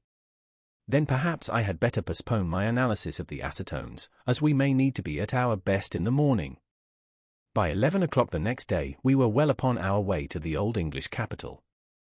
Holmes had been buried in the morning papers all the way down, but after we had passed the Hampshire border he threw them down and began to admire the scenery. It was an ideal spring day, a light blue sky, flecked with little fleecy white clouds drifting across from west to east. The sun was shining very brightly, and yet there was an exhilarating nip in the air, which set an edge to a man's energy. All over the countryside, away to the rolling hills around Aldershot, the little red and grey roofs of the farmsteadings peeped out from amid the light green of the new foliage. Are they not fresh and beautiful? I cried with all the enthusiasm of a man fresh from the fogs of Baker Street. But Holmes shook his head gravely. Do you know, Watson, said he, that it is one of the curses of a mind with a turn like mine that I must look at everything with reference to my own special subject. You look at these scattered houses, and you are impressed by their beauty. I look at them, and the only thought which comes to me is a feeling of their isolation and of the impunity with which crime may be committed there. Good heavens! I cried. Who would associate crime with these dear old homesteads? They always fill me with a certain horror. It is my belief, Watson, founded upon my experience, that the lowest and vilest alleys in London do not present a more dreadful record of sin than does the smiling and beautiful countryside. You horrify me. But the reason is very obvious. The pressure of public opinion can do in the town what the law cannot accomplish. There is no lane so vile that the scream of a tortured child, or the thud of a drunkard's blow, does not beget sympathy and indignation among the neighbours, and then the whole machinery of justice is ever so close that a word of complaint can set it going, and there is but a step between the crime and the dock. But look at these lonely houses, each in its own fields, filled for the most part with poor ignorant folk who know little of the law. Think of the deeds of hellish cruelty, the hidden wickedness which may go on, year in, year out, in such places, and none the wiser. Had this lady who appeals to us for help gone to live in Winchester, I should never have had a fear for her. It is the 5 miles of country which makes the danger. Still, it is clear that she is not personally threatened. No. If she can come to Winchester to meet us, she can get away. Quite so. She has her freedom. What can be the matter, then? Can you suggest no explanation? I have devised 7 separate explanations, each of which would cover the facts as far as we know them. But which of these is correct can only be determined by the fresh information which we shall no doubt find waiting for us. Well, there is the tower of the cathedral, and we shall soon learn all that Miss Hunter has to tell. The Black Swan is an inn of repute in the High Street, at no distance from the station, and there we found the young lady waiting for us. She had engaged a sitting room, and our lunch awaited us upon the table. "I am so delighted that you have come," she said earnestly. "It is so very kind of you both, but indeed I do not know what I should do.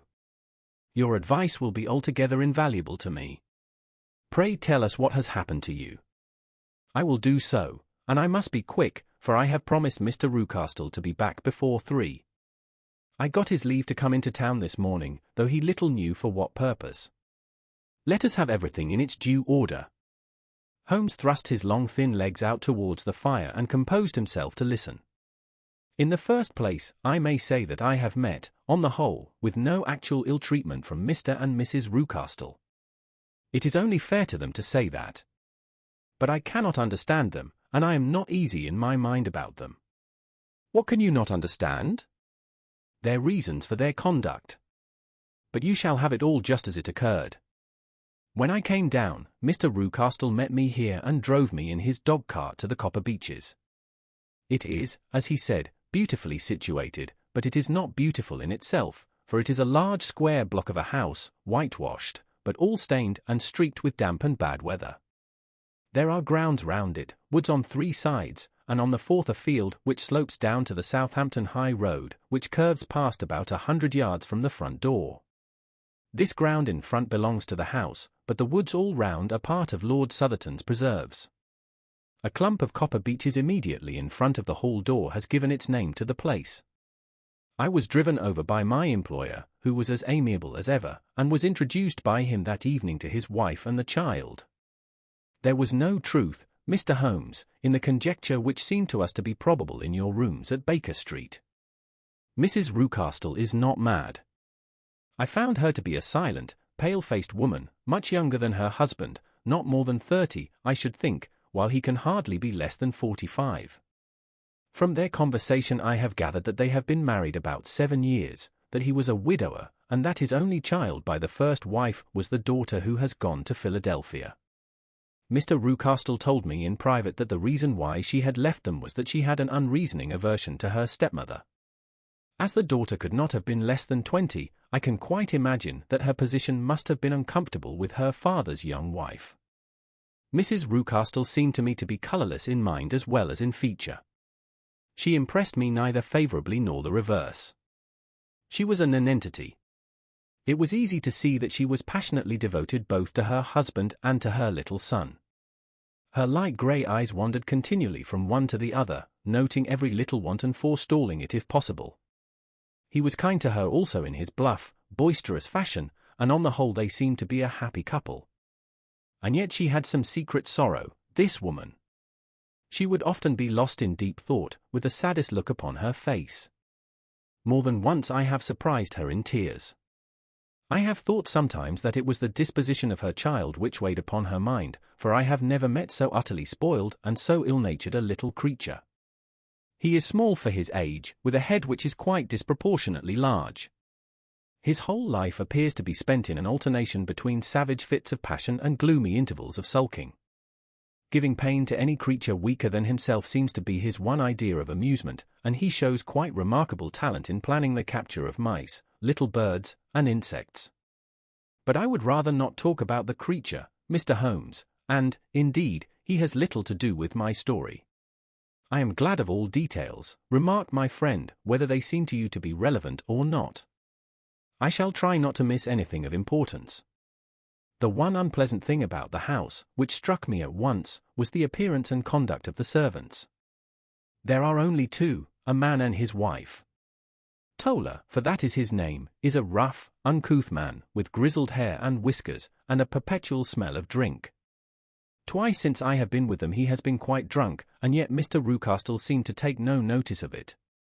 His wife is a very tall and strong woman with a sour face, as silent as Mrs. Rucastle and much less amiable. They are a most unpleasant couple, but fortunately I spend most of my time in the nursery and my own room, which are next to each other in one corner of the building. For 2 days after my arrival at the Copper Beeches my life was very quiet. On the third, Mrs. Rucastle came down just after breakfast and whispered something to her husband.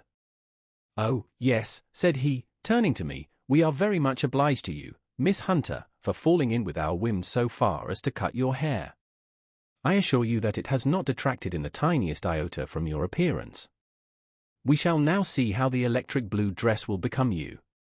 You will find it laid out upon the bed in your room, and if you would be so good as to put it on we should both be extremely obliged."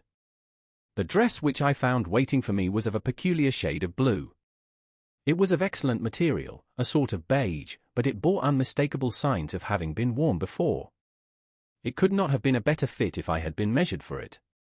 Both Mr. and Mrs. Rucastle expressed a delight at the look of it, which seemed quite exaggerated in its vehemence.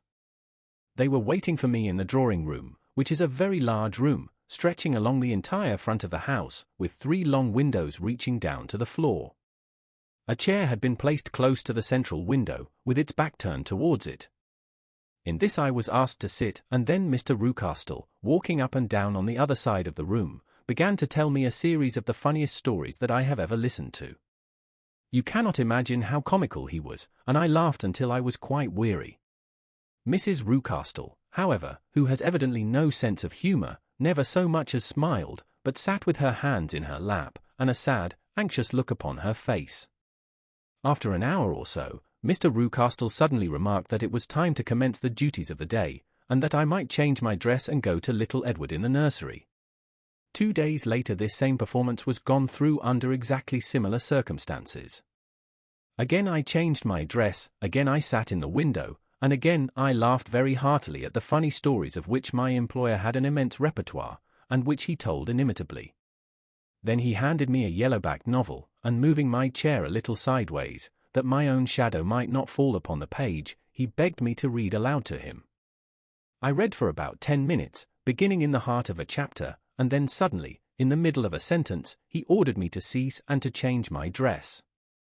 You can easily imagine, Mr. Holmes, how curious I became as to what the meaning of this extraordinary performance could possibly be. They were always very careful, I observed, to turn my face away from the window, so that I became consumed with the desire to see what was going on behind my back.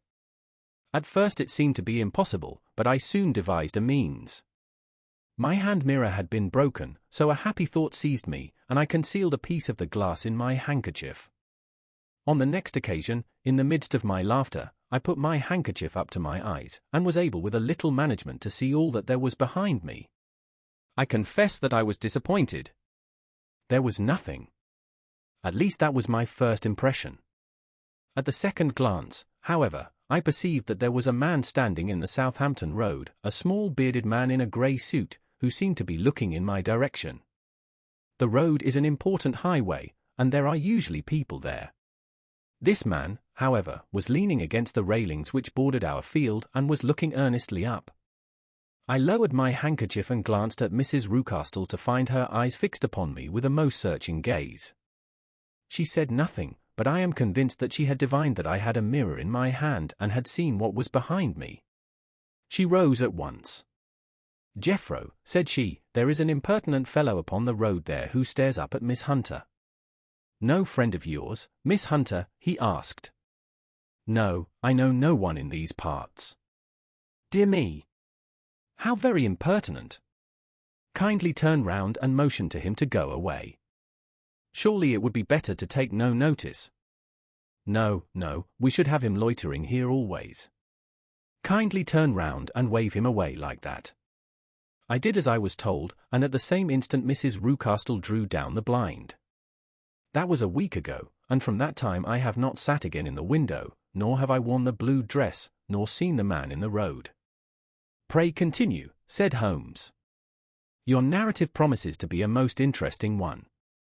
You will find it rather disconnected, I fear, and there may prove to be little relation between the different incidents of which I speak. On the very first day that I was at the Copper Beeches, Mr. Rucastle took me to a small outhouse which stands near the kitchen door. As we approached it I heard the sharp rattling of a chain, and the sound as of a large animal moving about. "Look in here," said Mr. Rucastle, showing me a slit between 2 planks. "Is he not a beauty?" I looked through and was conscious of 2 glowing eyes and of a vague figure huddled up in the darkness. "Don't be frightened," said my employer, laughing at the start which I had given.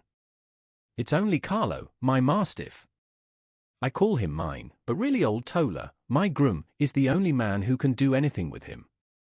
We feed him once a day, and not too much then, so that he is always as keen as mustard. Tola lets him loose every night, and God help the trespasser whom he lays his fangs upon. For goodness sake, don't you ever on any pretext set your foot over the threshold at night, for it's as much as your life is worth." The warning was no idle one, for 2 nights later I happened to look out of my bedroom window about 2 o'clock in the morning. It was a beautiful moonlight night, and the lawn in front of the house was silvered over and almost as bright as day. I was standing, wrapped in the peaceful beauty of the scene, when I was aware that something was moving under the shadow of the copper beeches. As it emerged into the moonshine, I saw what it was. It was a giant dog, as large as a calf, tawny tinted, with hanging jowl, black muzzle, and huge projecting bones. It walked slowly across the lawn and vanished into the shadow upon the other side. That dreadful sentinel sent a chill to my heart, which I do not think that any burglar could have done. And now I have a very strange experience to tell you. I had, as you know, cut off my hair in London, and I had placed it in a great coil at the bottom of my trunk. One evening, after the child was in bed, I began to amuse myself by examining the furniture of my room and by rearranging my own little things. There was an old chest of drawers in the room, the 2 upper ones empty and open, the lower one locked.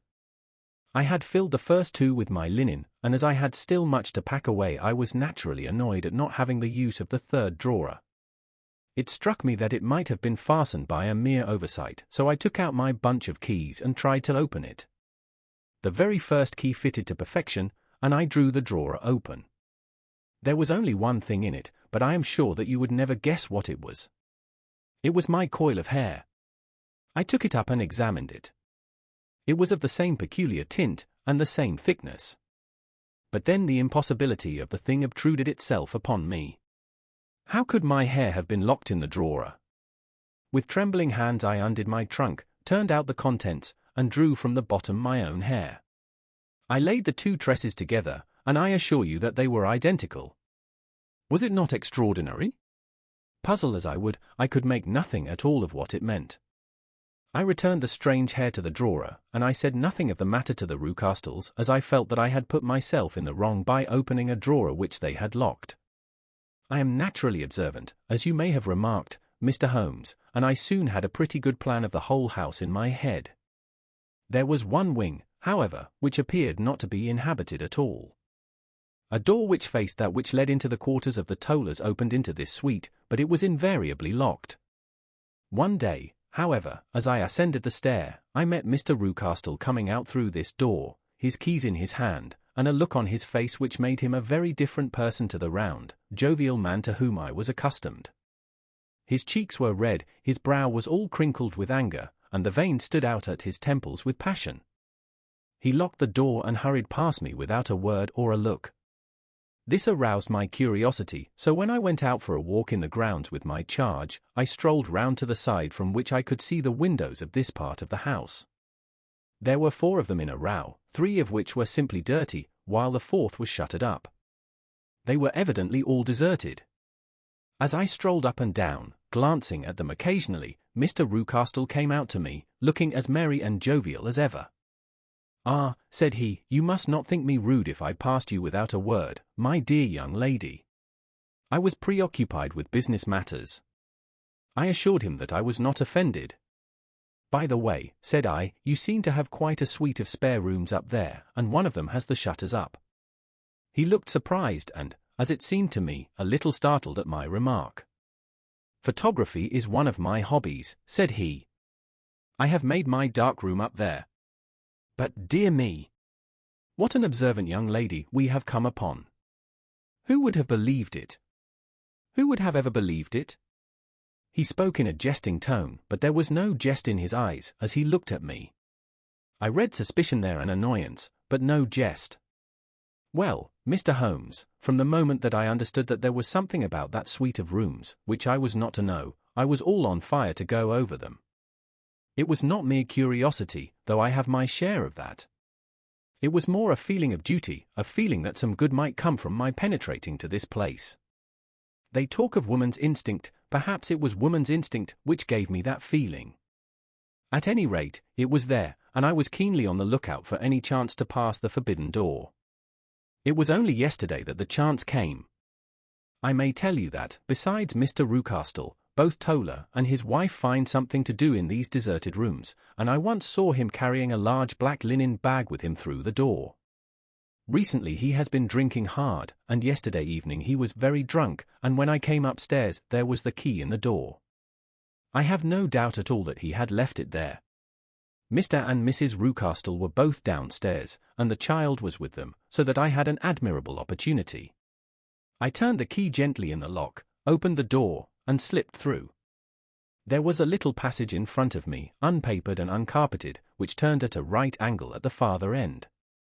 Round this corner were 3 doors in a line, the first and third of which were open.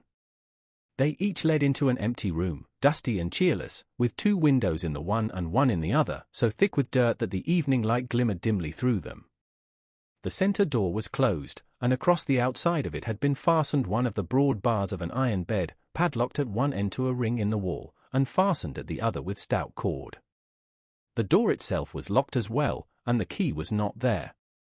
This barricaded door corresponded clearly with the shuttered window outside, and yet I could see by the glimmer from beneath it that the room was not in darkness. Evidently there was a skylight which let in light from above. As I stood in the passage gazing at the sinister door, and wondering what secret it might veil, I suddenly heard the sound of steps within the room and saw a shadow pass backward and forward against the little slit of dim light which shone out from under the door. A mad, unreasoning terror rose up in me at the sight. Mr. Holmes. My overstrung nerves failed me suddenly, and I turned and ran as though some dreadful hand were behind me clutching at the skirt of my dress. I rushed down the passage, through the door, and straight into the arms of Mr. Rucastle, who was waiting outside. "So," said he, smiling, "it was you, then?" I thought that it must be when I saw the door open. "Oh, I am so frightened," I panted. "My dear young lady! My dear young lady!" You cannot think how caressing and soothing his manner was, and what has frightened you, my dear young lady. But his voice was just a little too coaxing. He overdid it. I was keenly on my guard against him. "I was foolish enough to go into the empty wing," I answered. "But it is so lonely and eerie in this dim light that I was frightened and ran out again." "Oh, it is so dreadfully still in there." "Only that," said he, looking at me keenly. "Why, what did you think?" I asked. "Why do you think that I locked this door?" "I am sure that I do not know. It is to keep people out who have no business there. Do you see?" He was still smiling in the most amiable manner. "I am sure if I had known." "Well, then, you know now. And if you ever put your foot over that threshold again," here in an instant the smile hardened into a grin of rage, and he glared down at me with the face of a demon, "I'll throw you to the mastiff." I was so terrified that I do not know what I did. I suppose that I must have rushed past him into my room. I remember nothing until I found myself lying on my bed trembling all over. Then I thought of you, Mr. Holmes. I could not live there longer without some advice. I was frightened of the house, of the man, of the woman, of the servants, even of the child. They were all horrible to me. If I could only bring you down, all would be well. Of course I might have fled from the house, but my curiosity was almost as strong as my fears. My mind was soon made up. I would send you a wire. I put on my hat and cloak, went down to the office, which is about half a mile from the house, and then returned, feeling very much easier. A horrible doubt came into my mind as I approached the door lest the dog might be loose, but I remembered that Toller had drunk himself into a state of insensibility that evening, and I knew that he was the only one in the household who had any influence with the savage creature, or who would venture to set him free. I slipped in safety and lay awake half the night in my joy at the thought of seeing you. I had no difficulty in getting leave to come into Winchester this morning, but I must be back before 3 o'clock, for Mr. and Mrs. Rucastle are going on a visit, and will be away all the evening, so that I must look after the child. Now I have told you all my adventures, Mr. Holmes, and I should be very glad if you could tell me what it all means, and, above all, what I should do." Holmes and I had listened spellbound to this extraordinary story. My friend rose now and paced up and down the room, his hands in his pockets, and an expression of the most profound gravity upon his face. "Is Toller still drunk?" he asked. "Yes. I heard his wife tell Mrs. Rucastle that she could do nothing with him." "That is well. And the Rucastles go out tonight?" "Yes." "Is there a cellar with a good strong lock?" "Yes, the wine cellar." "You seem to me to have acted all through this matter like a very brave and sensible girl, Miss Hunter. Do you think that you could perform one more feat? I should not ask it of you if I did not think you a quite exceptional woman."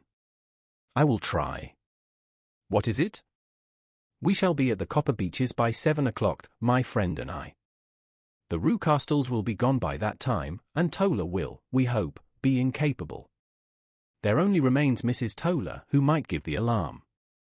If you could send her into the cellar on some errand, and then turn the key upon her, you would facilitate matters immensely." "I will do it." "Excellent. We shall then look thoroughly into the affair.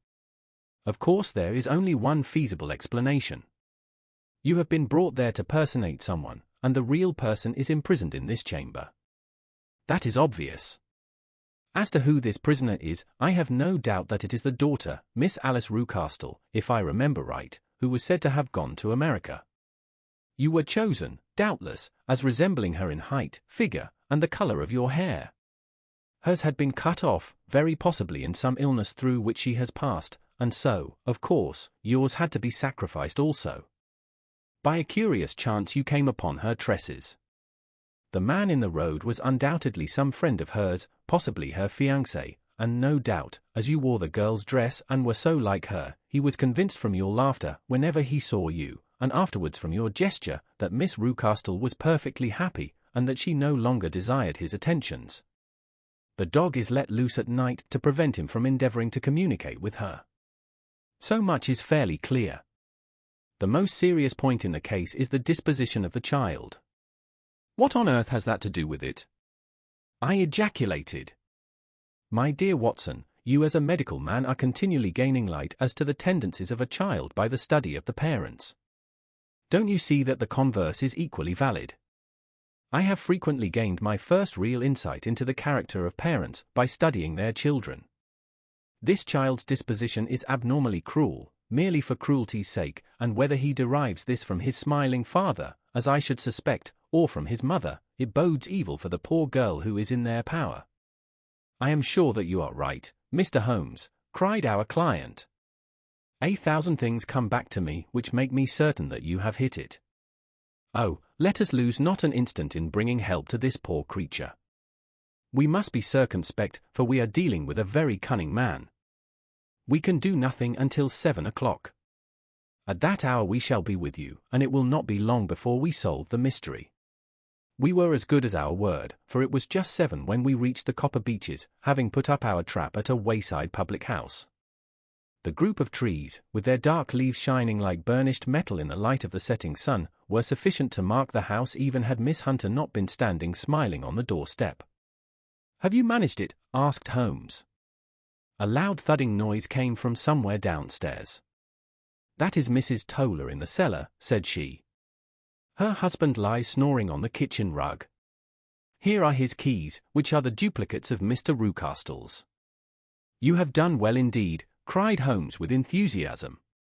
"Now lead the way, and we shall soon see the end of this black business." We passed up the stair, unlocked the door, followed on down a passage, and found ourselves in front of the barricade which Miss Hunter had described. Holmes cut the cord and removed the transverse bar. Then he tried the various keys in the lock, but without success. No sound came from within, and at the silence Holmes' face clouded over. "I trust that we are not too late," said he. "I think, Miss Hunter, that we had better go in without you. Now, Watson, put your shoulder to it, and we shall see whether we cannot make our way in." It was an old rickety door, and gave at once before our united strength. Together we rushed into the room. It was empty. There was no furniture save a little pallet bed, a small table, and a basketful of linen. The skylight above was open, and the prisoner gone. "There has been some villainy here," said Holmes. "This beauty has guessed Miss Hunter's intentions and has carried his victim off." "But how?" "Through the skylight. We shall soon see how he managed it." He swung himself up onto the roof. "Ah, yes," he cried, "here's the end of a long light ladder against the eaves. That is how he did it." "But it is impossible," said Miss Hunter. "The ladder was not there when the Rucastles went away. He has come back and done it. I tell you that he is a clever and dangerous man. I should not be very much surprised if this were he whose step I hear now upon the stair. I think, Watson, that it would be as well for you to have your pistol ready." The words were hardly out of his mouth before a man appeared at the door of the room, a very fat and burly man, with a heavy stick in his hand. Miss Hunter screamed and shrunk against the wall at the sight of him, but Sherlock Holmes sprang forward and confronted him. "You villain," said he, "where's your daughter?" The fat man cast his eyes round, and then up at the open skylight. "It is for me to ask you that," he shrieked, "you thieves! Spies and thieves! I have caught you, have I? You are in my power. I'll serve you." He turned and clattered down the stairs as hard as he could go. "He's gone for the dog," cried Miss Hunter. "I have my revolver," said I. "Better close the front door," cried Holmes, and we all rushed down the stairs together. We had hardly reached the hall when we heard the baying of a hound, and then a scream of agony, with a horrible worrying sound which it was dreadful to listen to. An elderly man with a red face and shaking limbs came staggering out at a side door. "My God," he cried. "Someone has loosed the dog. It's not been fed for 2 days. Quick, quick, or it'll be too late." Holmes and I rushed out and round the angle of the house, with Toller hurrying behind us. There was the huge famished brute, its black muzzle buried in Rucastle's throat, while he writhed and screamed upon the ground. Running up, I blew its brains out, and it fell over with its keen white teeth still meeting in the great creases of his neck. With much labor we separated them and carried him, living but horribly mangled, into the house. We laid him upon the drawing-room sofa, and having dispatched the sobered Toller to bear the news to his wife, I did what I could to relieve his pain. We were all assembled round him when the door opened, and a tall, gaunt woman entered the room. "Mrs. Toller," cried Miss Hunter. "Yes, miss. Mr. Rucastle let me out when he came back before he went up to you." "Ah, miss, it is a pity you didn't let me know what you were planning, for I would have told you that your pains were wasted." "Ha," said Holmes, looking keenly at her. "It is clear that Mrs. Toller knows more about this matter than anyone else." "Yes, sir, I do, and I am ready enough to tell what I know." "Then, pray, sit down, and let us hear it, for there are several points on which I must confess that I am still in the dark." "I will soon make it clear to you," said she, "and I'd have done so before now if I could hard got out from the cellar. If there's police court business over this, you'll remember that I was the one that stood your friend, and that I was Miss Alice's friend too. She was never happy at home, Miss Alice wasn't, from the time that her father married again. She was slighted like and had no say in anything, but it never really became bad for her until after she met Mr. Fowler at a friend's house. As well as I could learn, Miss Alice had rights of her own by will, but she was so quiet and patient, that she never said a word about them, but just left everything in Mr. Rucastle's hands. He knew he was safe with her, but when there was a chance of a husband coming forward, who would ask for all that the law would give him, then her father thought it time to put a stop on it. He wanted her to sign a paper, so that whether she married or not, he could use her money. When she wouldn't do it, he kept on worrying her until she got brain fever, and for 6 weeks was at death's door. Then she got better at last, all worn to a shadow, and with her beautiful hair cut off, but that didn't make no change in her young man, and he stuck to her as true as man could be." "Ah," said Holmes, "I think that what you have been good enough to tell us makes the matter fairly clear, and that I can deduce all that remains. Mr. Rucastle then, I presume, took to this system of imprisonment?" "Yes, sir." "And brought Miss Hunter down from London in order to get rid of the disagreeable persistence of Mr. Fowler?" That was it, sir.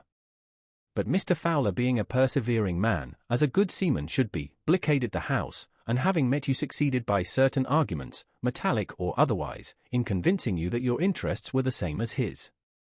Mr. Fowler was a very kind-spoken, free-handed gentleman, said Mrs. Toller serenely.